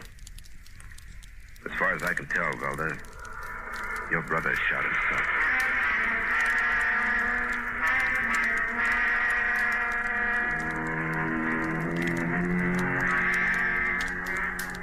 Zelda makes you some coffee and you sit around and smoke a deck of cigarettes until the brother comes to. I don't want to talk about it. I just want to die. The way you're feeling, you wish he would. But all you do is convince him he'd rather stick around here than be called for by the FBI. The only way he can do that is to level with you. You're certainly not very sympathetic about a guy who's been shot. I'd hate to tell you how unsympathetic I can be. Suppose you're referring to my political connections? If you can call it that. We all make mistakes. Well, sometimes a guy tries to correct them. They wouldn't let me out. Yeah, you must have tried real hard. No, I really didn't. At least you get an A for honesty. I can't afford to be otherwise now. Your sister tried to talk some sense into you 4 years ago. 4 years ago, I was younger. You know what it is to be a young guy and broke? Is that why you belonged? My only reason. I was a paid courier. I wasn't interested in politics or party dogma, just money. I was paid for my work and I didn't ask questions. Why'd you shoot yourself? Shoot myself? Where'd you get that idea? I told Zelda what happened. You just lost your A for honesty. He won't believe me now. Try again, maybe you'll be luckier. What I'm going to tell you is the truth. Keep trying. With that attitude... What do you expect? The truth was never taken too seriously by your comrades, was it? I told you I wasn't concerned with dogma, didn't I? Yeah, you did. Now convince me. I was in it only for the money. I never asked questions. Well, this afternoon I had to ask myself a question. $64. Why? I was to deliver an envelope at 4 this morning to a man who'd be waiting for it at the corner of 24th and Lake Street. What was in the envelope? I don't know. They never told me what I carried. Go on. Well, this morning, just as I was getting into my car in front of my hotel, someone fired a shot at me. I thought I told you I proved you shot yourself. No, you don't understand. That shot missed me. It got away. I needed help, a place to hide, so I came here to my sister. But you did shoot yourself. Yes. I had to. Why? I knew Felder wouldn't help me unless I could get through sympathy, prove I was in serious trouble. If I told her the truth, she wouldn't believe. You think I believe you now? I suppose not. What's the difference? Okay. What kind of envelope are you supposed to deliver? 9 by 12 plain brown manila envelope. You don't know what's in it? I told you I didn't. Where is it now? I wanted to get rid of it, so I checked at the parcel room in the bus station. Have the receipt? In my wallet. On the night table over here. Okay, Bill, you stay here with Zelda. I'll be back in a few hours. Where you going? To take up where you left off. You mean deliver that envelope? I mean to find the guy you were supposed to deliver it to. Crazy? You can't do that alone. 3:30 now. I've only got a half an hour. Listen, they'll stop at nothing. Believe me, you may get killed. Now, believe me, Buster, I love my life, but for stakes like these, the risk is worth taking.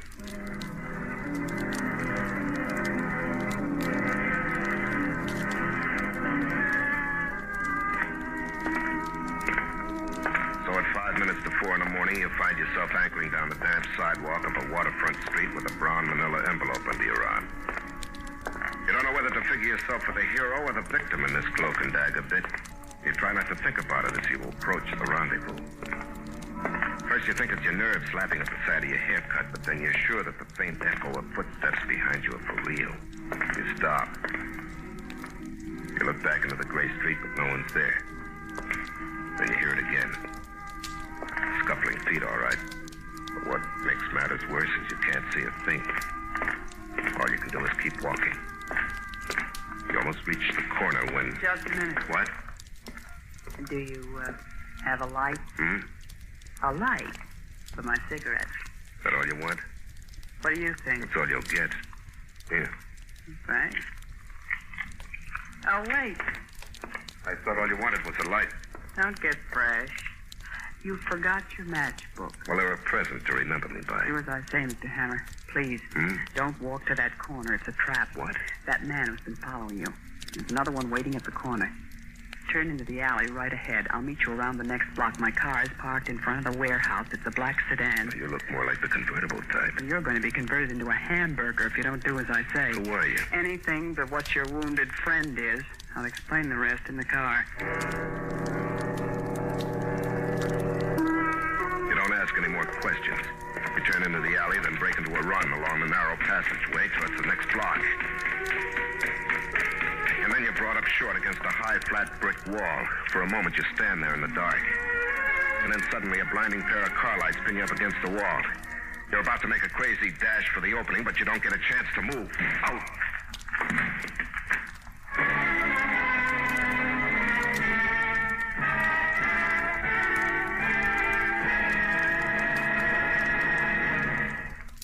In just a moment, we'll return to the Mickey Spillane mystery. That Hammer Guy.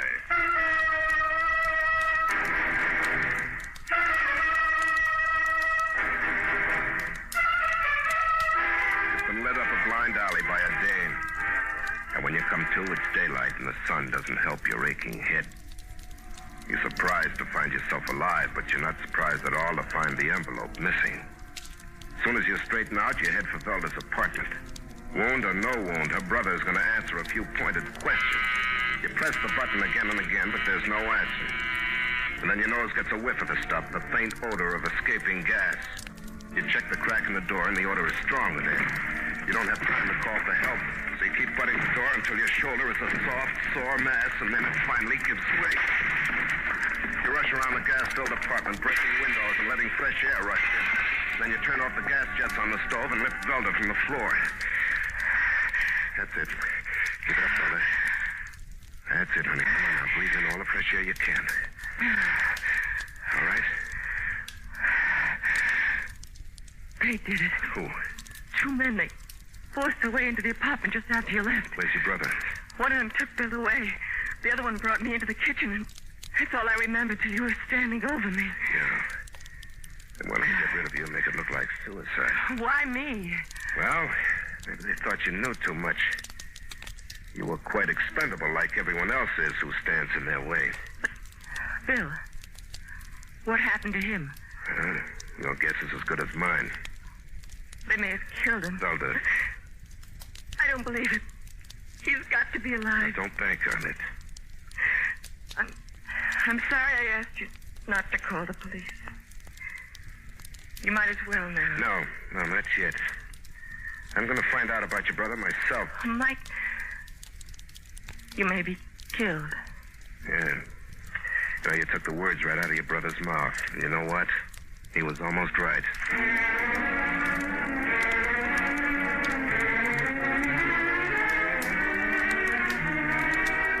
You make Velda think you've got something up your sleeve, but all that's there is a dirty shirt cuff. That and one other thing. When you went through her brother's clothes, you found a hotel key, and that's where you go now. That's the only place where you can begin. I'm sorry, sir. No rooms available. I don't want a room. I want a guy in a room. Sure he lives here? Sure, room 712. You must be mistaken. That room is occupied by a lady. Oh, now, you wouldn't want to bet on that. I don't want to take your money. She's a Marion Reed. Yeah, a tall, blonde dame, about 30. What's this to you? Well, that's the woman I'm looking for. Hey, what is this? When did you see her last? Get out of here. Answer my question. I'll call the police. Here I am. Start calling. Oh, I'm sorry, sir. Didn't know you were the law. Forget the apology. Just answer the question. Well, I saw her about 20 minutes ago. She went up to her suite with a man.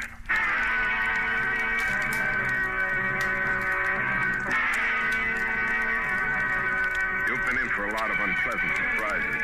When you get to the door, you hope that you can turn one over to the occupant of the apartment. When she opens the door, you're ready for it. What do you want? My matchbook.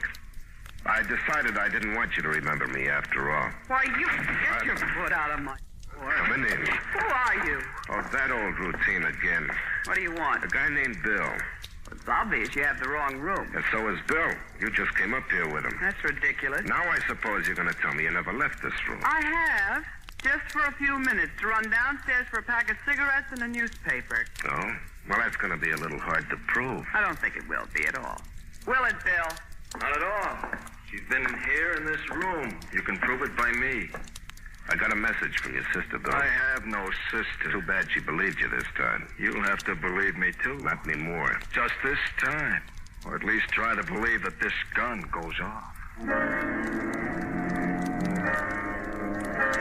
They close the door in your face and you leave. On your way home, you stop off to tell Velda her brother's alive. I suppose I should say that he's better off dead. You don't have to say anything. It was all a trick. Yeah, we were both used as goats. He didn't say anything when you told him they tried to kill me? Velda. Anything for money. Even my life. Now look, it's not over yet. What do you mean? They're going to have to come to me. And they won't lose any time.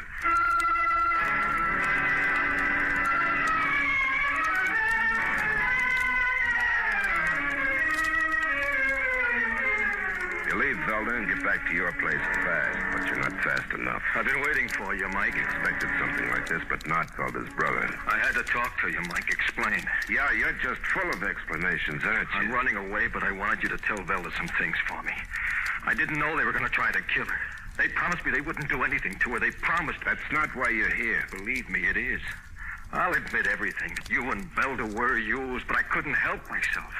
I had to do things the way they wanted me to. Yeah, they needed someone to deliver that envelope, someone who would be above suspicion, so they used me, through you. Yes, that's right. And I had to go along with it. It was the only way. The easy way for you. There was no other. There is no easy way in this kind of fight. A lot of good guys found that out in Korea. I don't have much time, Mike. You don't have any. Time ran out for you and your friend. Just wanted to tell you how sorry I am about the whole thing. You're going to be even sorry. Stay right where you are, Mr. Hammer. Or I fire. Mike, I had no idea that she followed me here. Oh, of course not. Well, you can believe him now. For all the good it'll do either of you. All right, Mr. Hammer. The envelope. Envelope? You're just wasting time. I found out a little while ago that the envelope we had you deliver for us had blank papers in it. Oh, really? You switched envelopes, didn't you? Well, you got the idea. Oh, that was very foolish. I had nothing to lose. Just your life. You know, the list of names in that envelope made very interesting reading. Particularly all the espionage drops. Where's the envelope, Mr. Hammer? Well, it's somewhere in this room. Mm-hmm. Get it. You know, it's funny. My mind just went blank. I can't remember where I put it. You've got 3 seconds. Such a lousy memory. In exactly 3 seconds, I'll fire. No, you're not going to...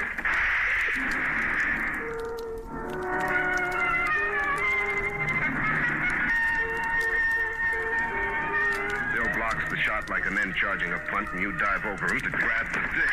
You grab her gun hand and bend it back the way it doesn't move. Oh! She gets the teeth into your free hand, and when you tear it away, her head almost comes along with it. She flies back and bounces against the wall. Then she slides down on a heap of messed up cloths. You get over to Velda's brother as fast as you can. Mike, it's no flesh wound this time, is it? He wants to say one more thing, and you don't try to stop him. You were right, Mike. No easy way. But this is the best, isn't it? You never get a chance to answer that question. But you can tell by the fixed smile on his face that he really found the answer himself.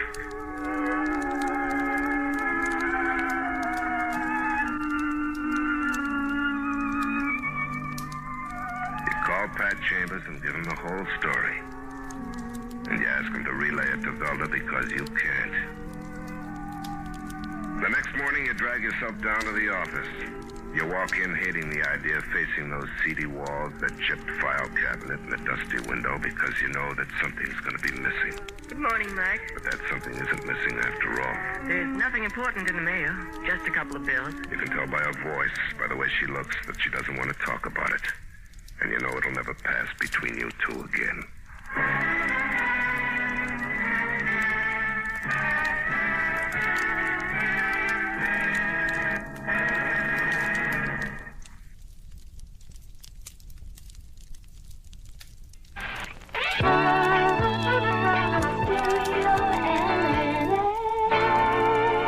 CBS Radio Mystery Theater presents...